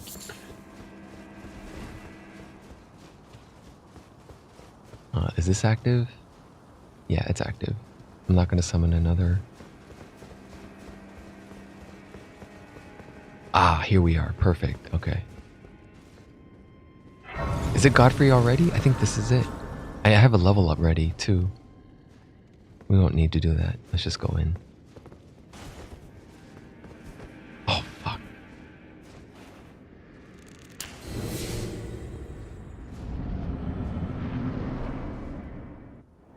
Alright, I'm gonna let it play. I hope the guy doesn't get angry that I'm letting it play. Because I haven't seen this in like two and a half years. Mighty dragon.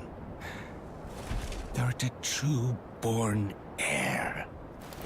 Lend me thy strength, O kindred. Deliver me unto greater heights. Well.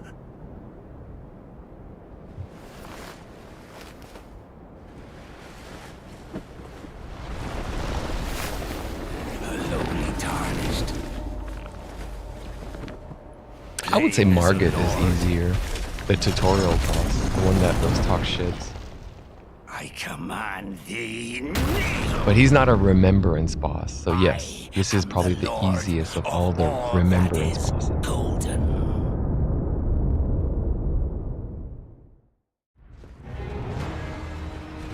Oh shit, I should probably switch.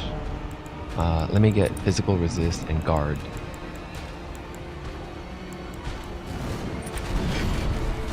You could do the dance. Hope you know the fight, Caesar.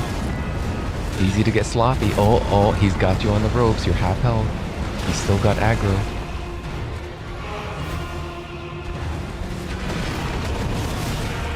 I'll get a few cheap jabs in here and there. Oh.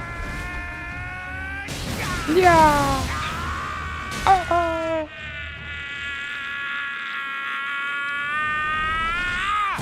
Oh, that voice acting.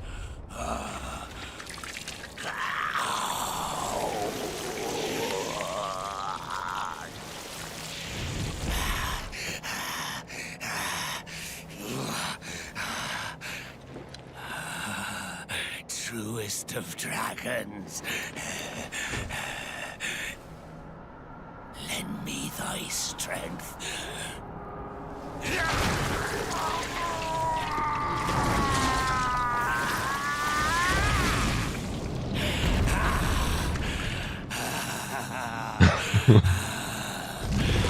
Cracks the light.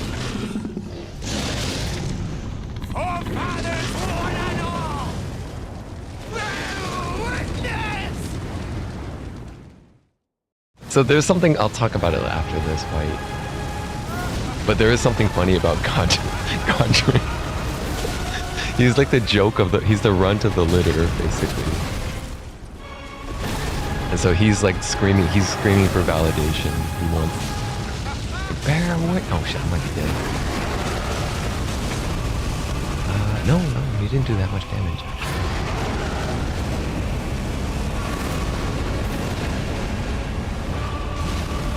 Caesar, are you... he's out of heals?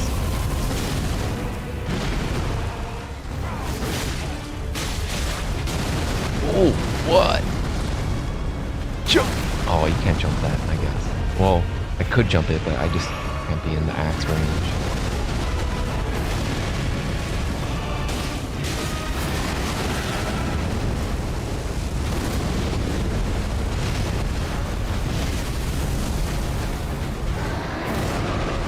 Oh, that was a grab. I am the Lord of all that is golden. One day. Thank you. Caesar, you have done well. You have fulfilled your purpose. Thank you. Bathed in rays of gold. You've earned that rune arc. Now go forth and conquer someone else's world.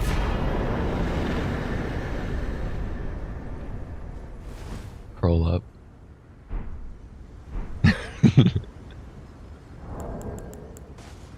Hey! Farewell.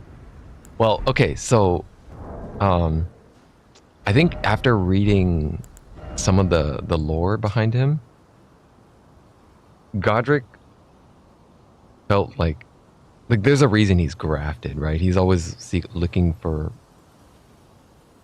like, he's looking he's basically looking for more power, and he's resorting to grotesque means of doing so because he's feeling insufficient. And none of the other lords actually take this guy seriously. Never out of all of the lords that have been gifted great runes, he's got his great rune, right? All of the ones, this guy is like the worst of all of them. Like, he's the shittiest one. So when he sticks his arm in the dragon and he says, "Forefathers, one and all, bear witness," that's like him crying out to like Millennia, Radon, and Godfrey. All of the other ones, like, bear witness on my power, like acknowledge me, basically. That's what he's screaming.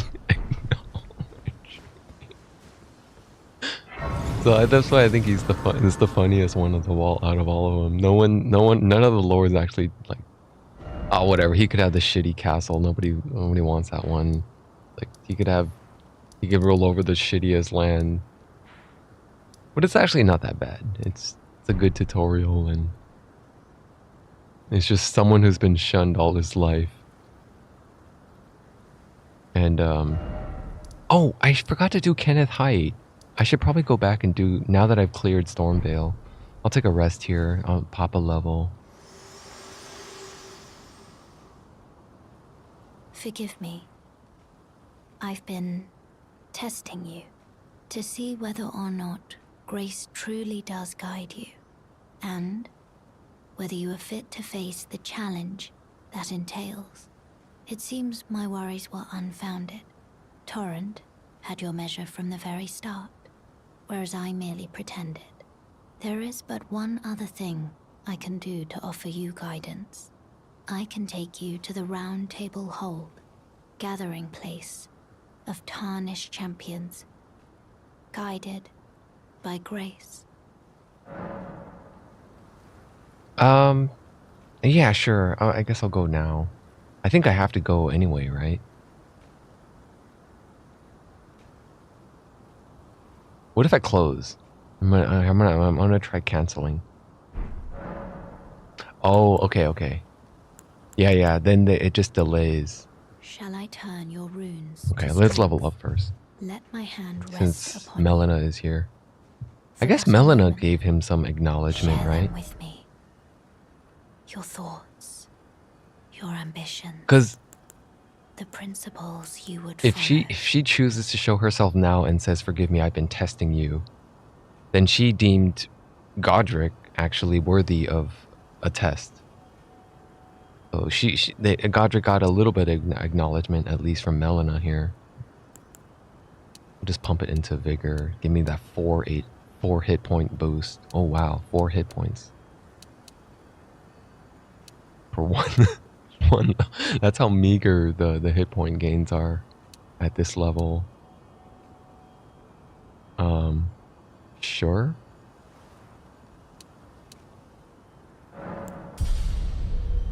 $1.37 mil for 4 hit points.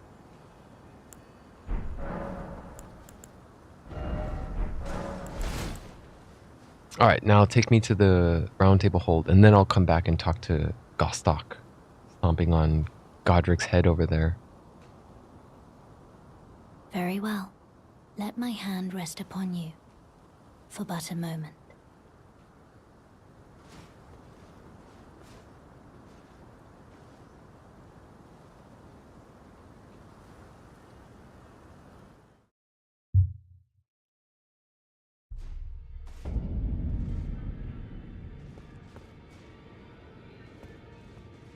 Ah, Brother Corin.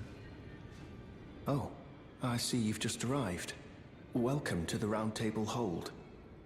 I'm Corin, a man of the cloth.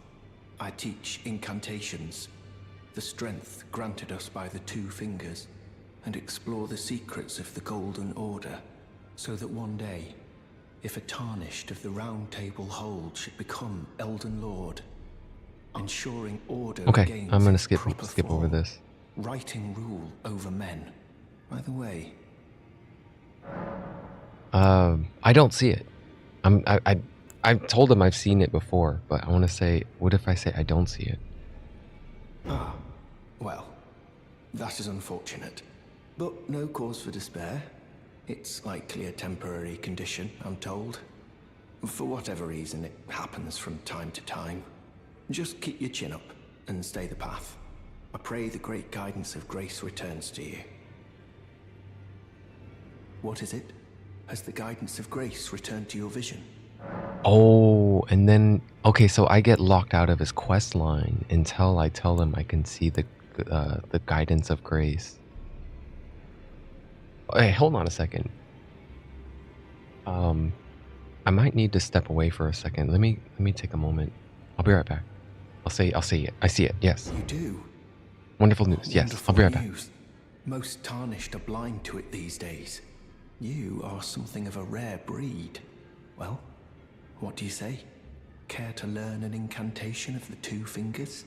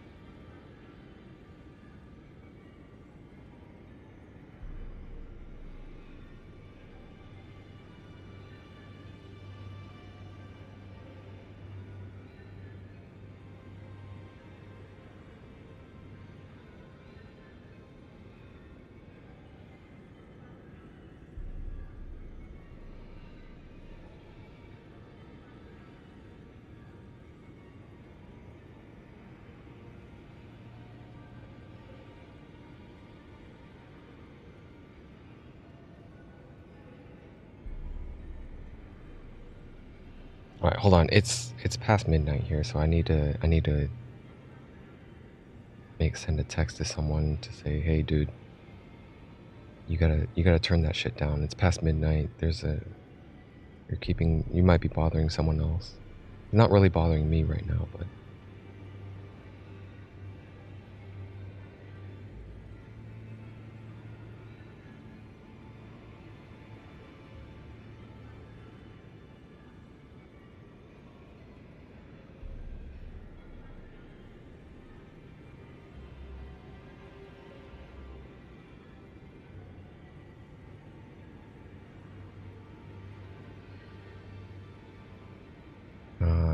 please turn your sound system down a bit.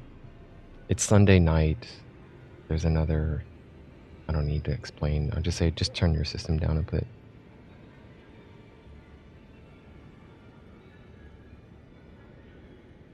Yeah, just, that's it. I don't want to explain. Just turn your system down, dude. Fucking hell, man.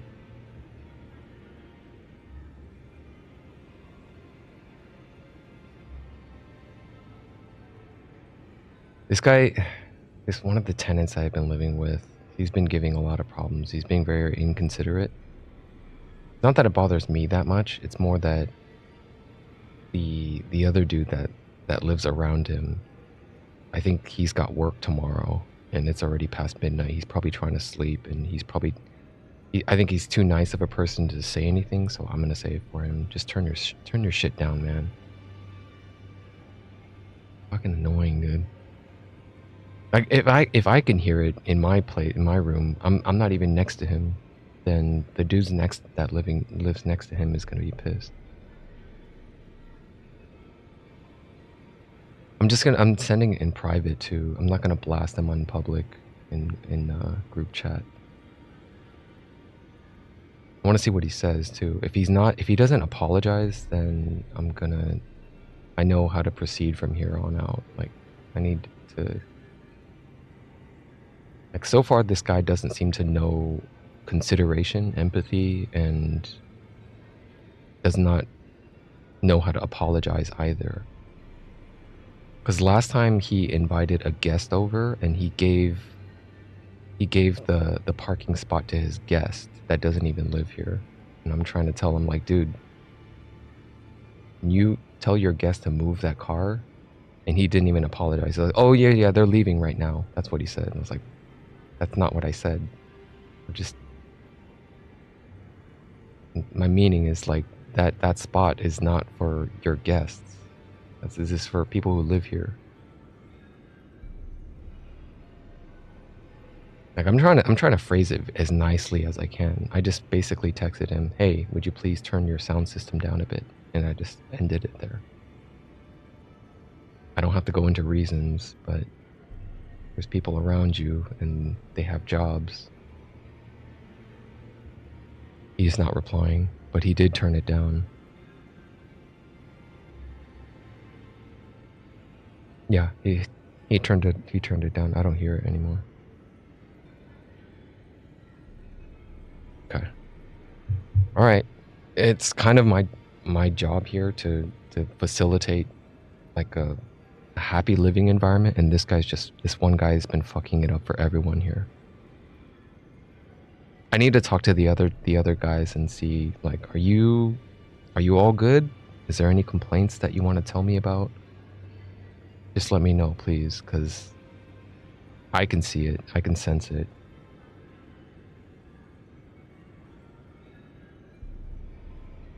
During the day, he's like this too, but I can't say anything during the day because there's no legal ordinance to say that. But anytime past 9 p.m., there is legal ordinance. You can't be blasting shit like that.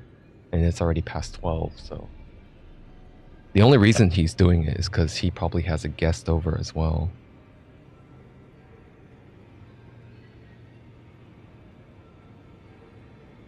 He's not responding, and I'm hearing it again. Hold on, I'll be right back. I'm just gonna knock on his door then.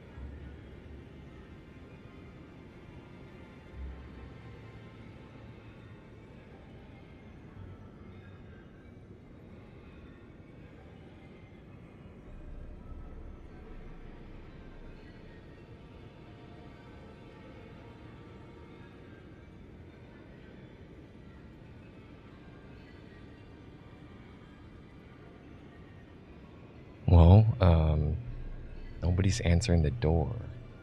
And I'm trying to wonder now. And I already knocked pretty damn hard on there. I'm trying to think if I should just use the key and open the door. Let me check. Let me check, see if there's any legal ramifications if this happens.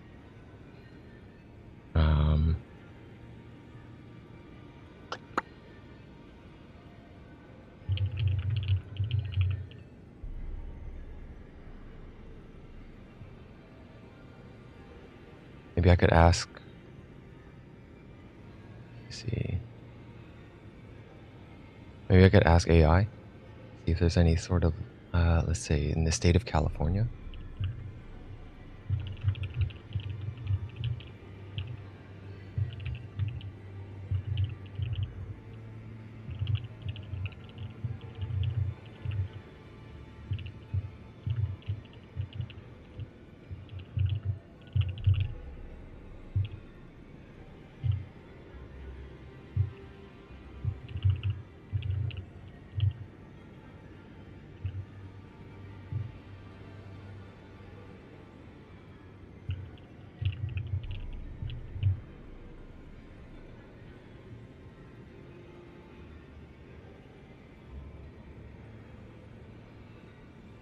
Without just cause. I need just cause.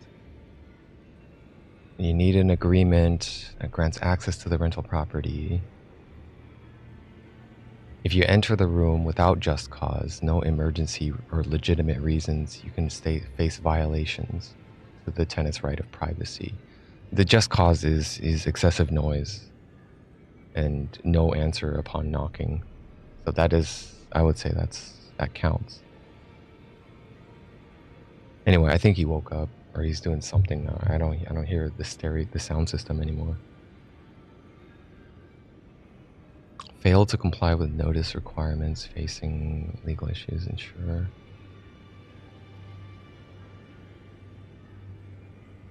I need a written agreement. Okay. Provide written notice 24 hours in advance. If I was gonna have a planned, but this isn't really planned. This is actually disturbance. All right. Let me check again. Let me go knock one more time to see if it changed, because I heard a door close. I'll be right back. Sorry about this. I'm quite angry right now, so I can't ignore it. Because this guy's just getting, like every time he does this, he's like pushing the boundaries even further and further to see what he gets away with. And like, just because we don't say anything doesn't mean we're all okay with it. By the time we say something, it's already too late, because it's never had to come to that, but he's making it worse and worse every day. I'll be right back.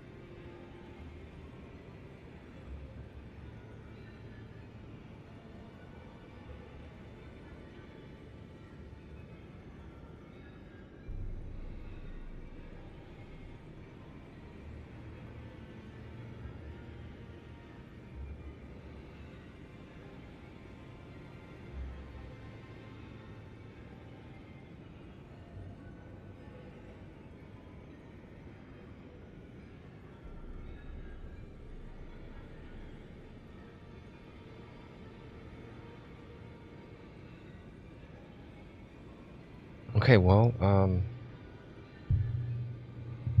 he's not waking up. He's passed out, so I already called and left a voicemail. Now I just gotta write. I was basically covering my ass because I have to write something now, and so I have legal backup that says, "Hey, dude, I gave you a verbal warning. Now I'm giving a written warning." How should I write this? Okay. I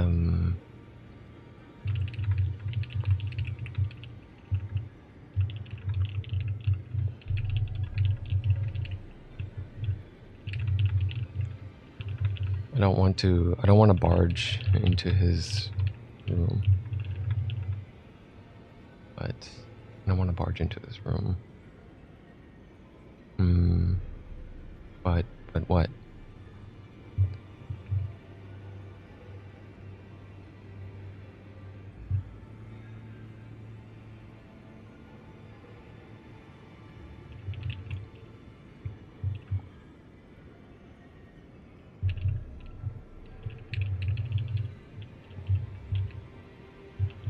I think he woke up because I don't hear the noise anymore, but I don't know, man. He's passed out because I saw him through the window. I looked through the window and I was like, dude, he's there. He's passed out. He doesn't have a guest. But he didn't wake up from my knocking. He's a heavy sleeper, I guess. I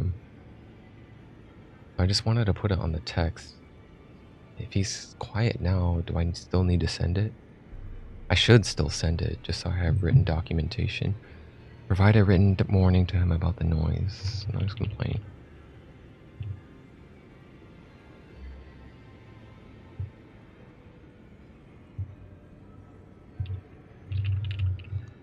I could send a message on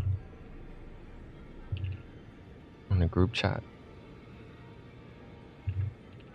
There are also witnesses.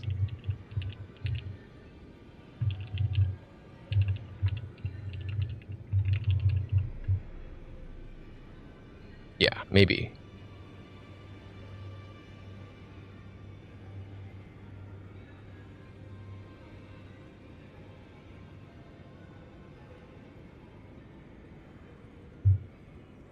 Okay, I guess no help from an AI. I wanted to get like our official writing legalese format without being too...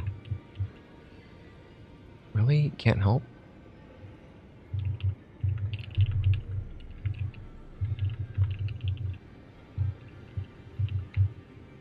But a noise complaint?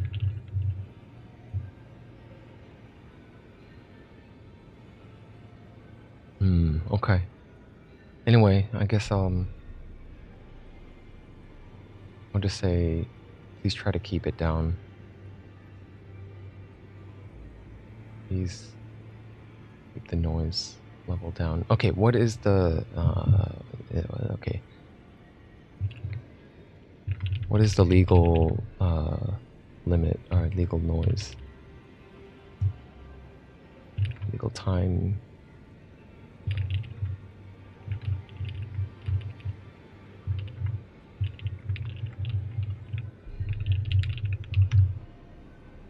It's 9. Oh, wow.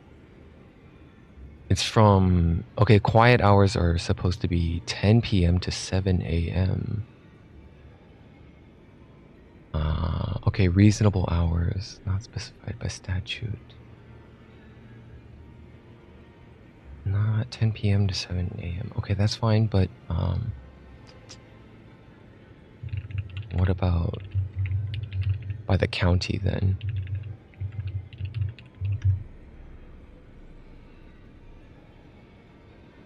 It is still, yeah. It's the noise. It needs to be under 60 decibels between 10 p.m. to 7 a.m. Yeah. Okay.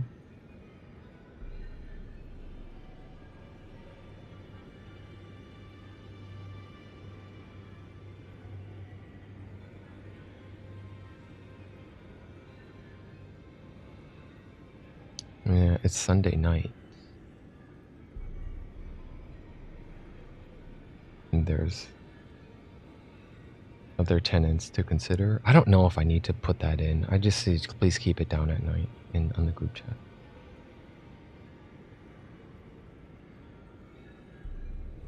And I don't know if I need to stipulate legally quiet hours. Quiet hours are 10 p.m. to 7 a.m. I don't know if I should say that. I'll just say please keep it down at night on the group chat so that everyone else sees me. That hey, at least I'm trying here. I'm speaking up about it.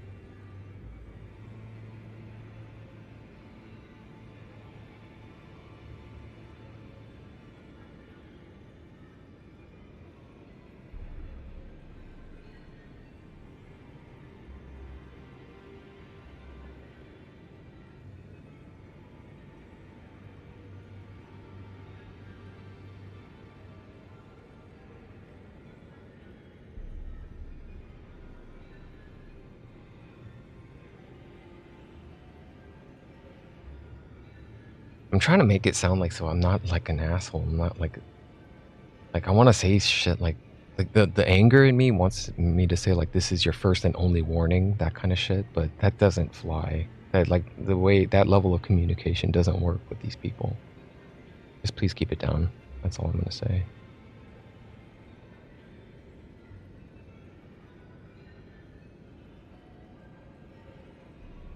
Yeah, that's fine. I'm just gonna send that then. Whatever. I don't never. I'm not really that well. I'm not really good at diplomacy here. Okay.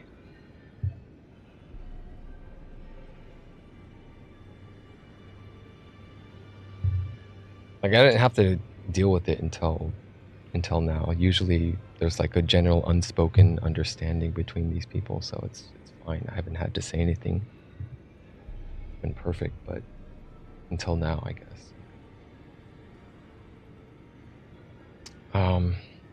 Damn, I don't even know if I'm still feeling like playing this game anymore.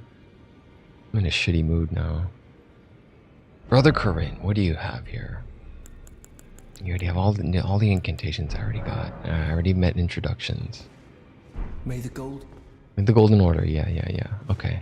What about D? Ah, hello. You must be new here. Well, just call me Dialos. The honor of one's house holds little import in these lands. By the way, have you met a young woman named Lanya on your travels? She's my servant, but fickle as the wind. Take your eyes off her for but a moment and she's good as gone. If you find her, please be sure to tell me. Lanya, okay.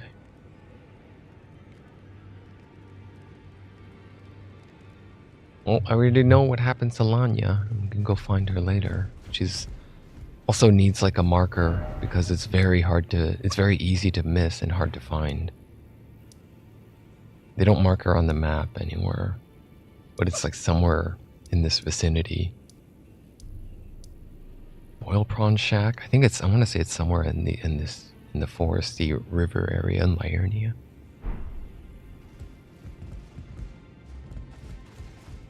Roger. Pleased to meet you. The name's Roger. A sorcerer Roger. by trade. Roger. But now I'm in this sorry state. I had a little mishap, and now I can't move. As you might guess, it's far from ideal. Ah, I know. I'm privy to a few magical battle arts. Would you care to learn one? Time can move rather slowly, stuck here, you know. A little conversation goes a long way. I have defeated Godric. You were there with me. We've witnessed it together. Ah, you defeated Godric and claimed yourself a great rune. Well done, friend. Something to mark the occasion. Go on, take it. Oh, you're ripe, yeah. As you might have guessed, I still can't move. My fighting days are behind me. No need to be polite. I've no use for it anymore. I already have these Ash of Wars. I could buy duplicates of them though. I did co-op with someone earlier who was using Spinning Weapon. I saw that. I think he was on, I forgot which boss it was, but I was surprised to see him using it. Whatever, I'll just buy some duplicates. Arian Greatsword, Glintstone Pebble.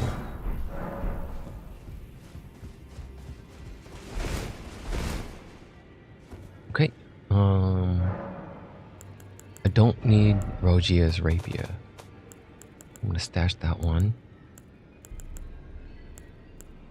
I probably don't need any of these smaller rapier thrusting swords. I feel like they're not that good. Even the Frozen Needle. I wanted this weapon to be good, but it's not. It's not that good. Nobody ever uses it. I've never seen anyone use this. I've seen people use this in Dark Souls 2. Dark Souls 2, they had a weapon like this, but not in Elden Ring. Bloodhound Fang, I could stash that. I'll stash those two. The Twin Blade, the Highland Axe, the DLC weapons. Sure, I don't need these. Keep my inventory a little bit cleaner. Golden Halberd, a scythe. These I could use from time to time.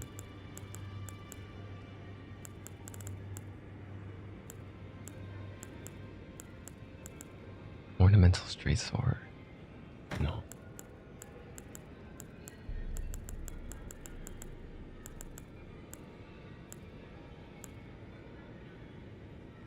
Okay.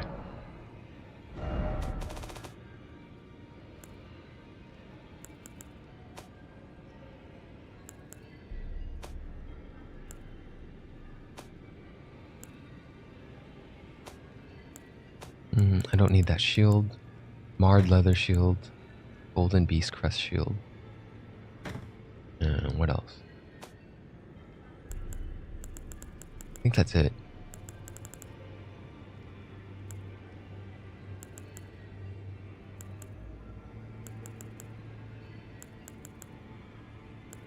I don't know if I'm okay to keep streaming. I think I should end because I'm really, I can't take my mind off of it. It's in the back of my mind now. I'm really like in a shitty mood. I'm thinking like nasty negative thoughts, and I just wanted to like, oh gosh, thinking about what am I gonna say to him next time I see him in person. I'll be like, dude, an asshole. Steaming. Maybe I should just watch it. House of Dragon. I could just end stream and watch my own TV show or something with the noise level down, of course. I don't turn it up and leave it on and fall asleep. Or maybe I do. Maybe he needs to tell me. Maybe someone else needs to tell me that too and say, well, dude, you do the same thing. You fall asleep and you leave your speakers on. No, that makes me feel a little better. Then it's like, oh shit, really? Okay, if that's the case, then I really should be wary about what I say. I'm not as much of a heavy sleeper though. I do notice and wake up to my own like now loud noises if I leave a Twitch stream on. Most of the time it's when I fall asleep. It's to Twitch streams, and I've been woken up by Twitch streams multiple times before. But I don't know. I can't trust that completely.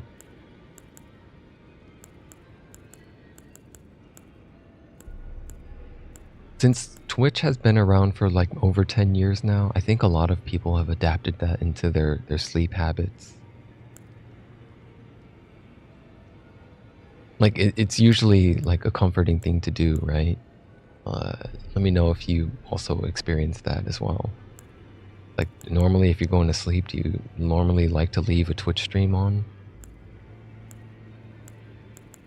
As long as like the streamer isn't loud and obnoxious and the sound is fairly consistent. You just leave a video on. Something half an hour long. Not a Twitch stream though? You don't leave a Twitch stream on?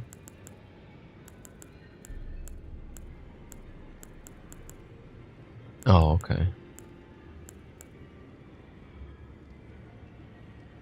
So you rely on the auto sleep states, and leave it on, and then half an hour later it should shut off by itself after it's been idling for X amount of minutes.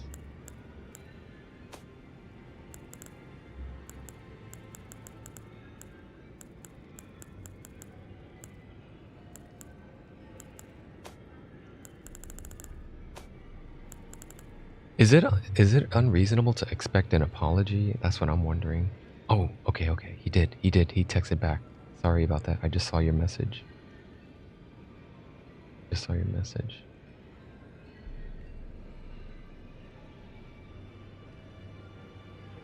Thank you.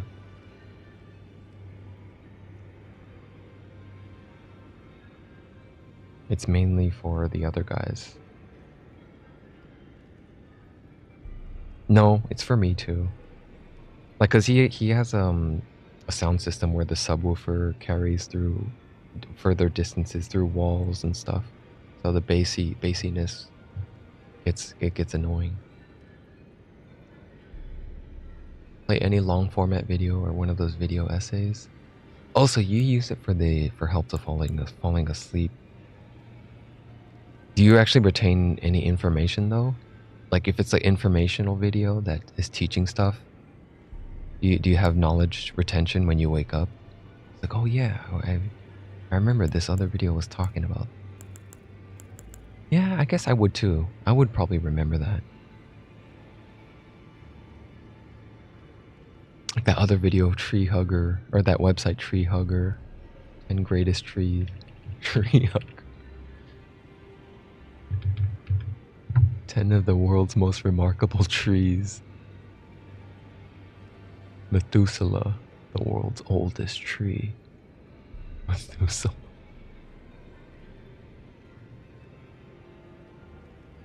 Oh, I should acknowledge and say thanks. Thank you.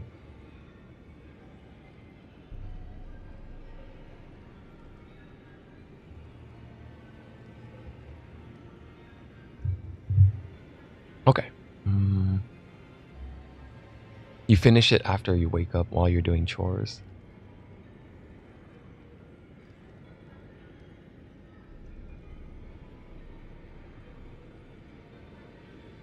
A Hyperion.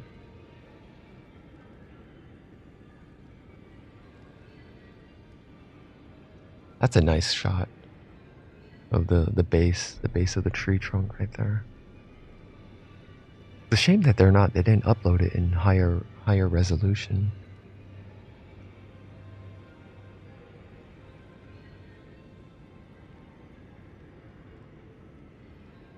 This was taken in 2015.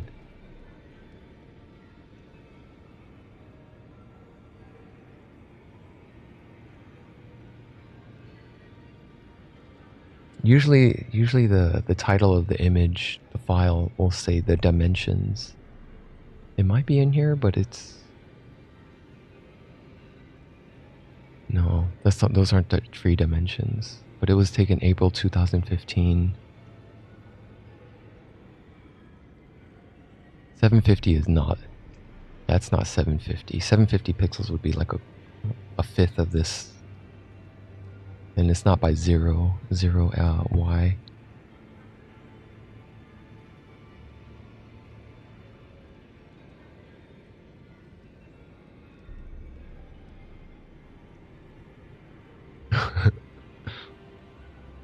Tree hugger. What's on the front page here?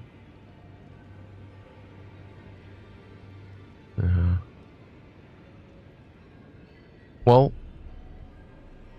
I think I could switch to Last Epoch. What am I at now? 8 hours 40 minutes? Yeah, I'm at 8 hours 40 minutes.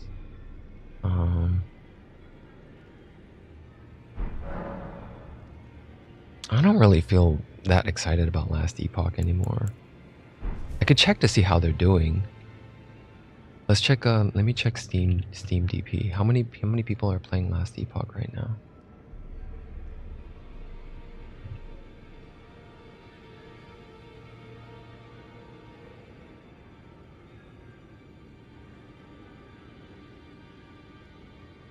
You know, when the game first came out, they were at over 1 million players when they first went live.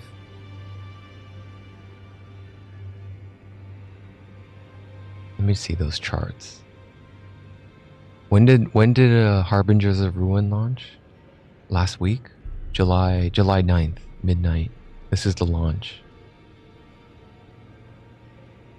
The player retention, holy shit, man. This is how little the game shrunk. They went from 1 million players, over 1 million, on Steam only too, not counting console. This is just Steam. Because they went for a console release too, didn't they?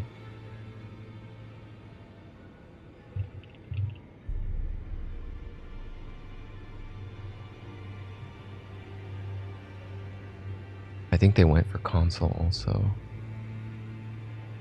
Oh, it just says Steam. Really? They didn't go for console?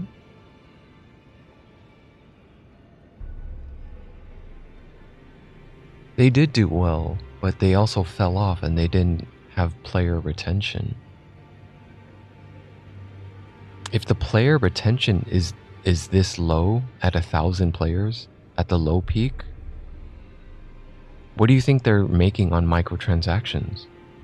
Even less, right? Because there is like the cosmetic microtransactions in store, in the in-game store.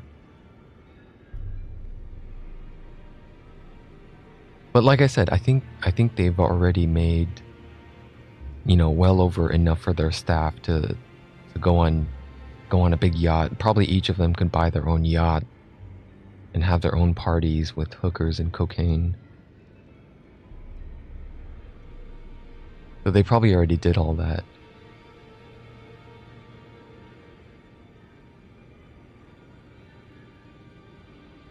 So all-time peak 5 months, as of 5 months ago, they were at 250,000. And then they dropped. As of right before the launch of the Harbingers of Ruin, they were at 1,000. Then after the launch, their highest peak was 71,000. And the next day, holy shit. The what's it called? I can't think of the word now. The attrition of it. You're losing 10,000 players a day. But well, no, maybe roughly about 50,000 of them are still coming back. Yeah. I don't. Did you go back, Sasquatch? Did you rejoin and start playing again? And if so, how long? How did it grab you? And how far did you get? You didn't go back?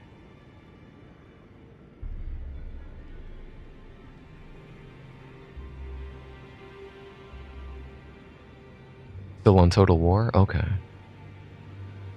6 months. Okay, so here's their all-time high. They weren't at 1 million. I was mistaken. The most players logged was 264,000.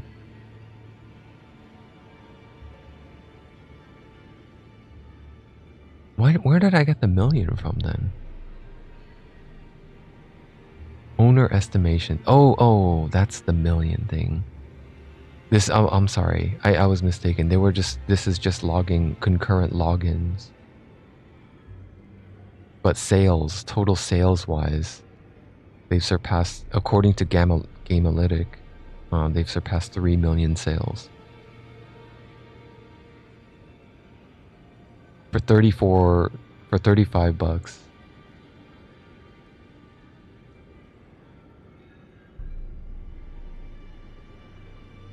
Jesus, how big is their team?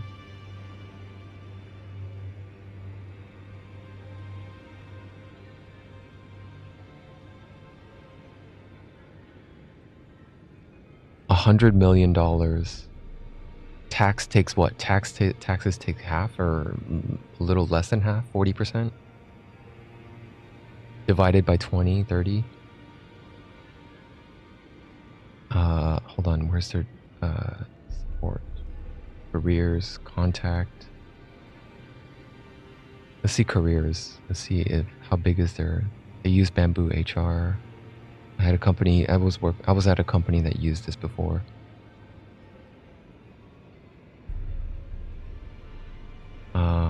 Where's a team? They don't have a team page. Meet our team kind of thing. No, they don't.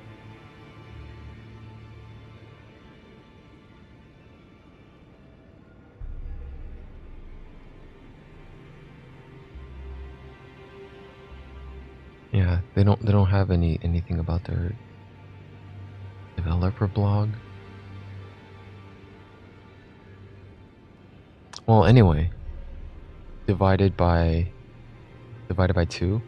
Let's just get they're in Texas, right? Texas tax laws, I think, is 40. Texas business taxes. Small business tax, franchise tax. Here, hold on a sec. I'm gonna close that and restart fresh. I'll ask Llama.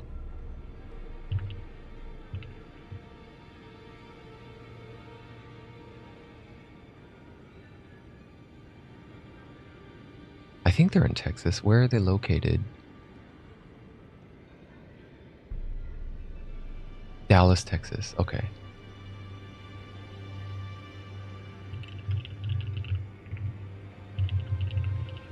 Do you know what the business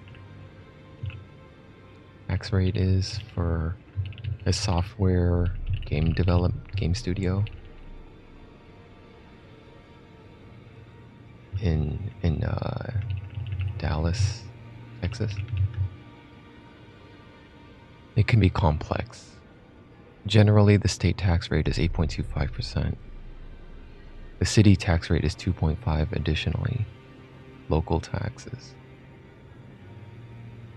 Texas is a very good in the whole of the United States. A lot of businesses like to go there because of their lenient tax laws for businesses. I think that's one of the main reasons why Tesla changed their headquarters from California to Texas.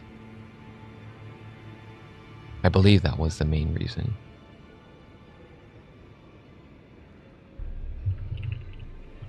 That's actually quite low compared to California, isn't it?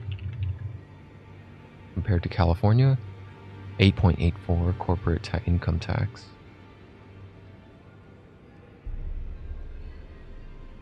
Which can bring the total effective additional local taxes, brings it up to 10 to 12%, 11 to 12, depending on location.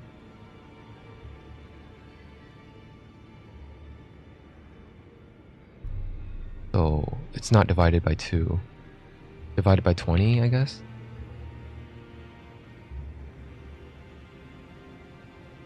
Well, let's just cancel. 105 million.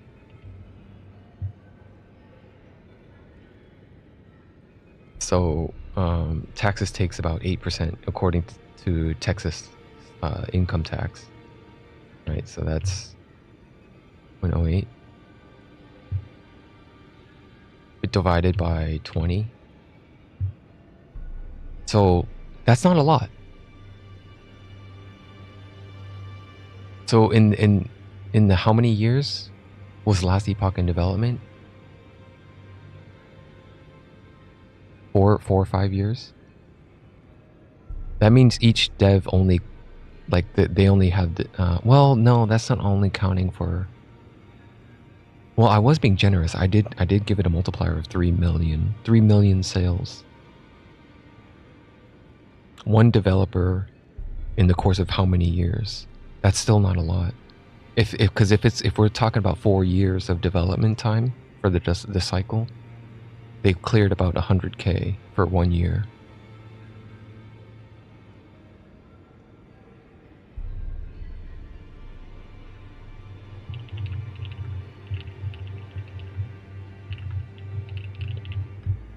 Probably over 4 years. Last Epoch game. Maybe ask the wiki instead of DuckDuckGo. Last Epoch. Maybe I should look up 11th Hour Studios also. Released at February 21st. Started in April 2018. The demo was released and they kickstarted it. So it's been over 6 years. And okay, so how did they do in the Kickstarter?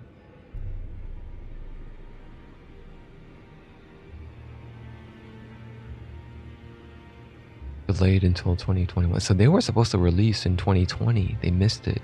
They missed it by 4 years. Okay, no, I take it back. If there's only 20 people on their team, they have more by now. They have over probably 30 people, right? The Kickstarting campaign ultimately raised only $250,000. The developer revealed that the game sold over 2 million copies and reached a peak of over $250,000 during the first 30 days of release.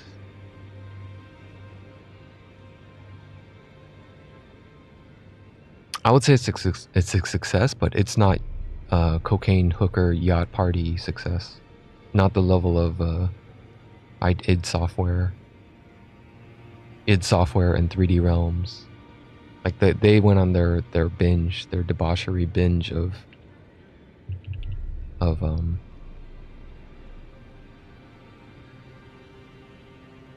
Scott Miller, 3D Realms. Yeah.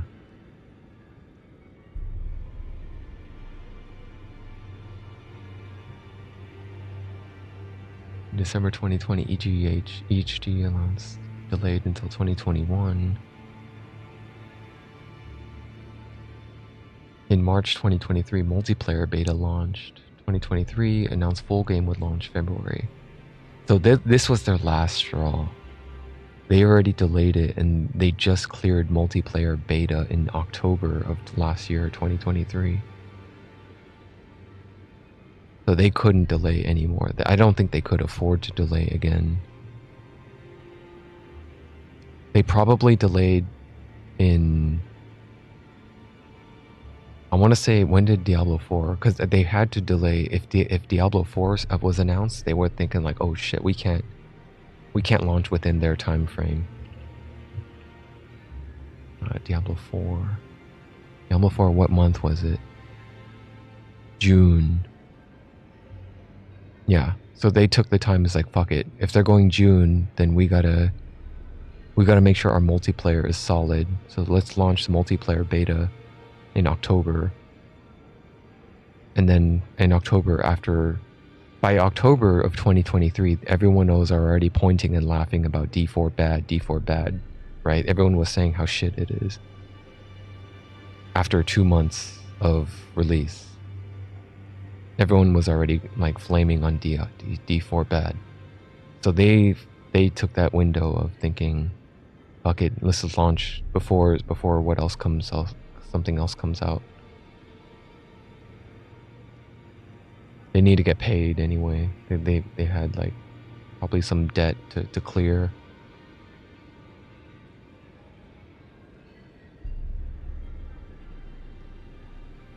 So how come Gamealytics says 3 million, but Wiki says 2 million? What's that source here? On the first 30 days, 1.0 has come and gone.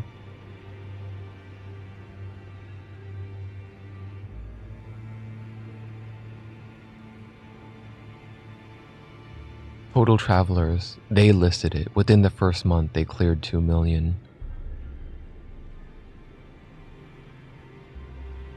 Let's look at something else in contrast here. Let's say Torchlight Infinite. How many people are playing this right now? 3,000.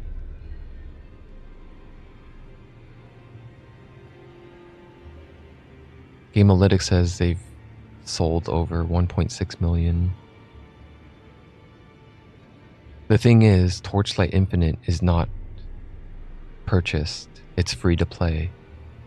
So it's hard to gauge revenue there just by looking at this.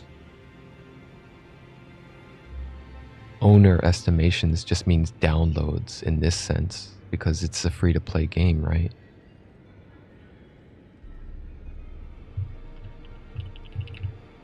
Yeah, it's free to play.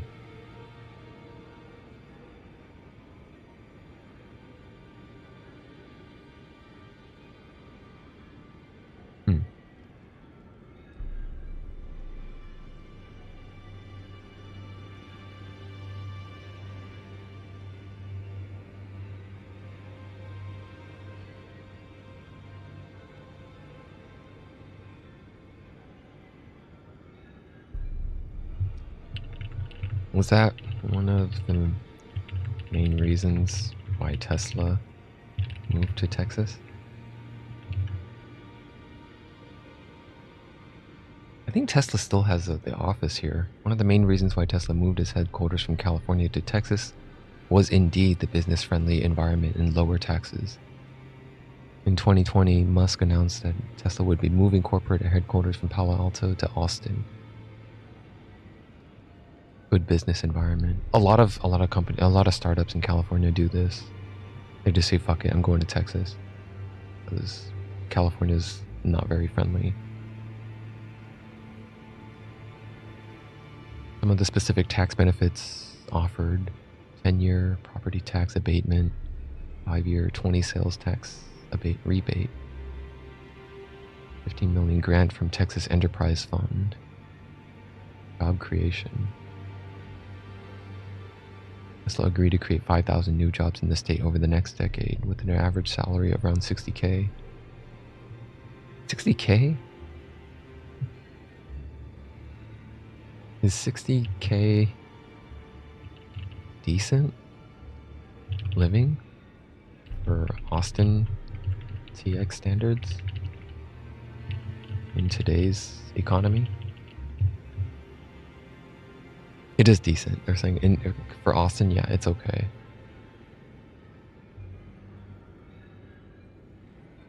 It's for entry level. It's okay. It's pretty good. Middle to high income salary. It's considered middle to high.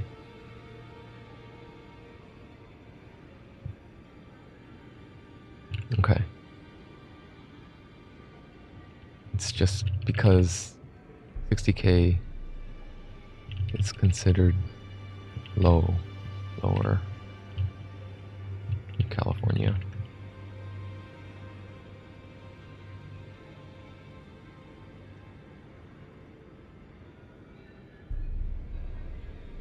Average salary for Palo Alto resident is around 120.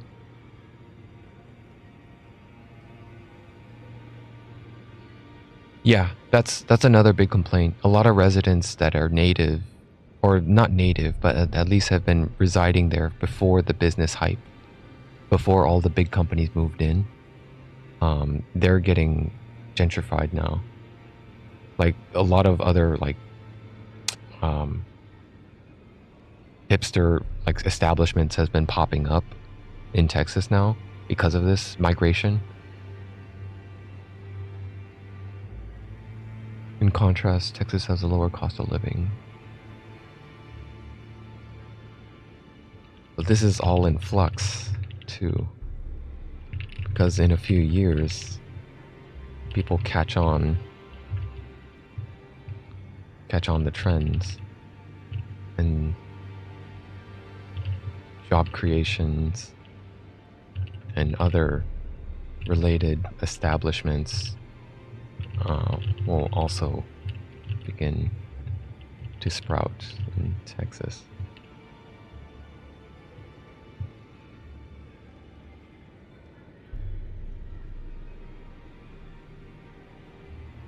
Yeah. Only the people catch on the trends that recognize the benefits of doing business in Texas. More job creation. But the talent, well, no, Texas has a lot of talent pool still. A lot of the talent, they don't mind, because, I mean, fucking hell, dude. Everyone just wants to work remotely anyway. Remote working is what a lot of businesses adapted to. We're already seeing some signs of happening in Austin. The city has experienced rapid growth in the tech industry. Google, Amazon, Facebook established a presence there. Cost of housing has increased significantly, making it difficult for people to find affordable options. Traffic congestion has started to become a major issue. More people want to move to an area and commute times increase. As the economy continues to evolve, it's likely that we'll see even more changes in Austin. Some areas become more developed while others become more rural and suburban.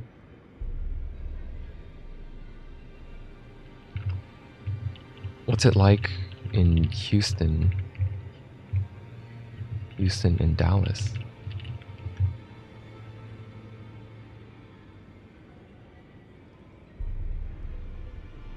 Fourth largest in the US.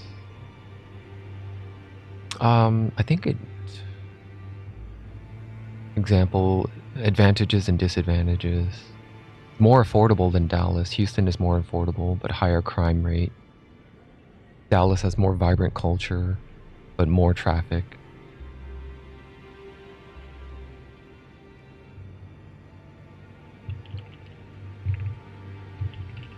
Compare all that to Austin.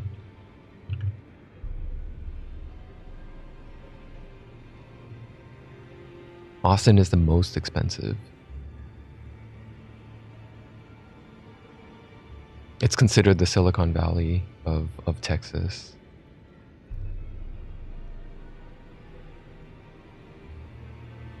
They have a good energy sector and financial services and telecoms.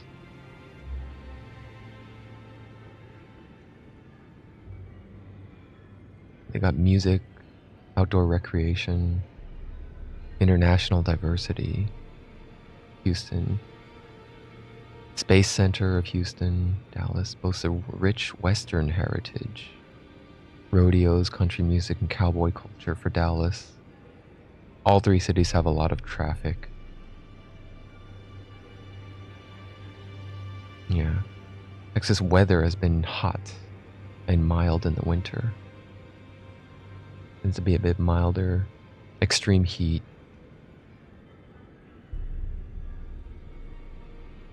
Austin's cost of living is both higher than Dallas and Houston. Distinct cultural experience. I've never been to any of them. I've never visited Houston, Dallas, or Austin.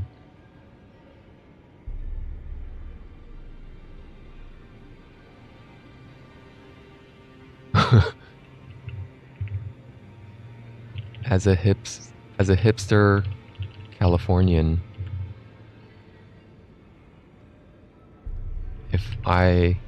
if I wanted to take a tour, which city would you recommend out of the three? As a hipster Californian, you'd probably dig Austin. It's the cool kid in Texas. They got a super relaxed atmosphere with thriving music. Artisanal coffee spots. Yeah. Alright. I just said it as a joke. I ain't no hipster. I'm a sarcastic ass mofo. I knew it. You're a master of sarcasm, and I totally appreciate that. Let's forget about the whole hippie vibe and get down to business. If you're looking for a city that's just a little bit quirky, it's got a lot to offer, Austin still might be for you. They got good food there, live music. Hey, if you're not into the whole Austin thing, you can totally go to Houston or Dallas.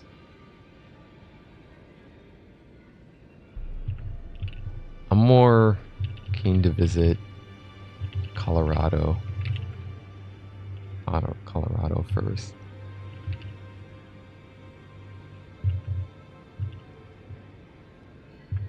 But I hear all they got going for it is Denver.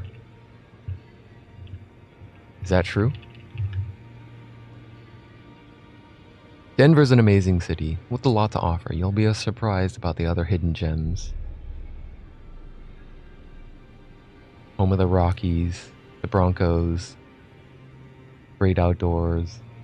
It's more than just Denver. There's Boulder, there's Aspen, Vale, and Estates, or Estes Park, Glenwood, natural hot springs. Ooh. Okay.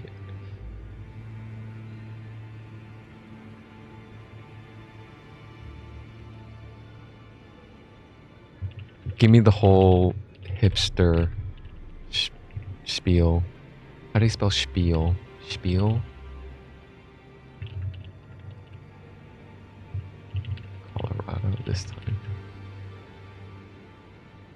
Dude, let me tell you all about Colorado. Yeah, Denver's like the cool kid in Colorado. They got the urban vibe. They got a downtown area, some killer breweries, vintage shops of artisanal coffee, outdoor recreation, bro. Denver's got amazing parks and trails super close to the Rocky Mountains for skiing, hiking, and all that jazz. But wait, there's more. Boulder's like a hipster cousin, college twin. Alright. Thanks. And what about Montana? I know nothing about that state. Is Montana? I know nothing about it. Except its low housing costs. Montana, big sky country. Missoula, the cool kid in Montana. But wait, there's more. Big Sky Resort, or Big Sky Resort, and the Big Sky is like ultimate. Helena. Okay, cool. Thanks. Now, what about Washington? Washington State. Home to companies like Valve and Microsoft. Yes?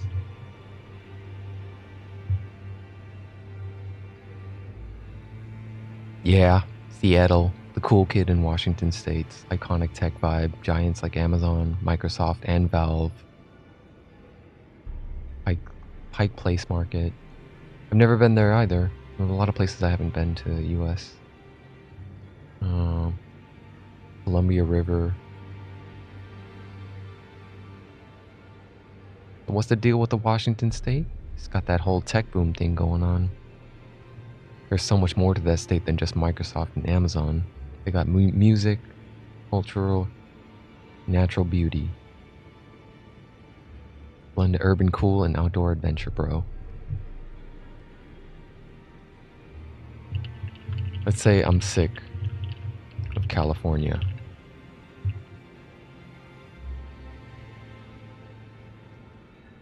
Out of the other states, including the quote-unquote flyover states. Where should I go?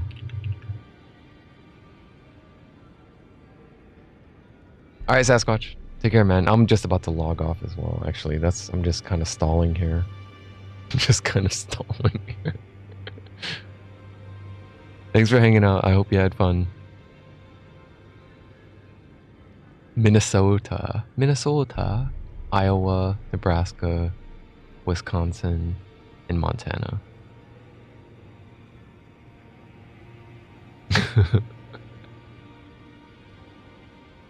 You might just find your next favorite choice. Oh, Wisconsin is home to the Harley Davidson Museum. Milwaukee.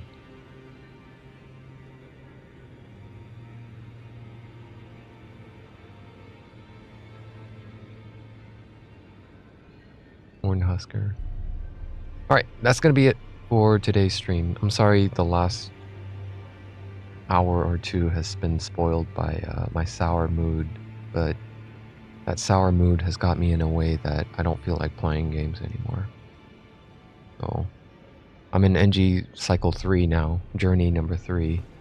I'll be back again next time with I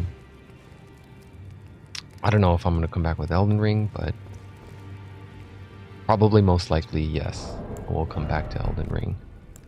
So this is not the end of it. I'll be more co-op adventures ahead, and if I pick up another game, I'll probably start with that instead of Elden Ring next time. I'll keep you posted. Thanks for tuning in. I'll see you next time. Take care. Bye-bye.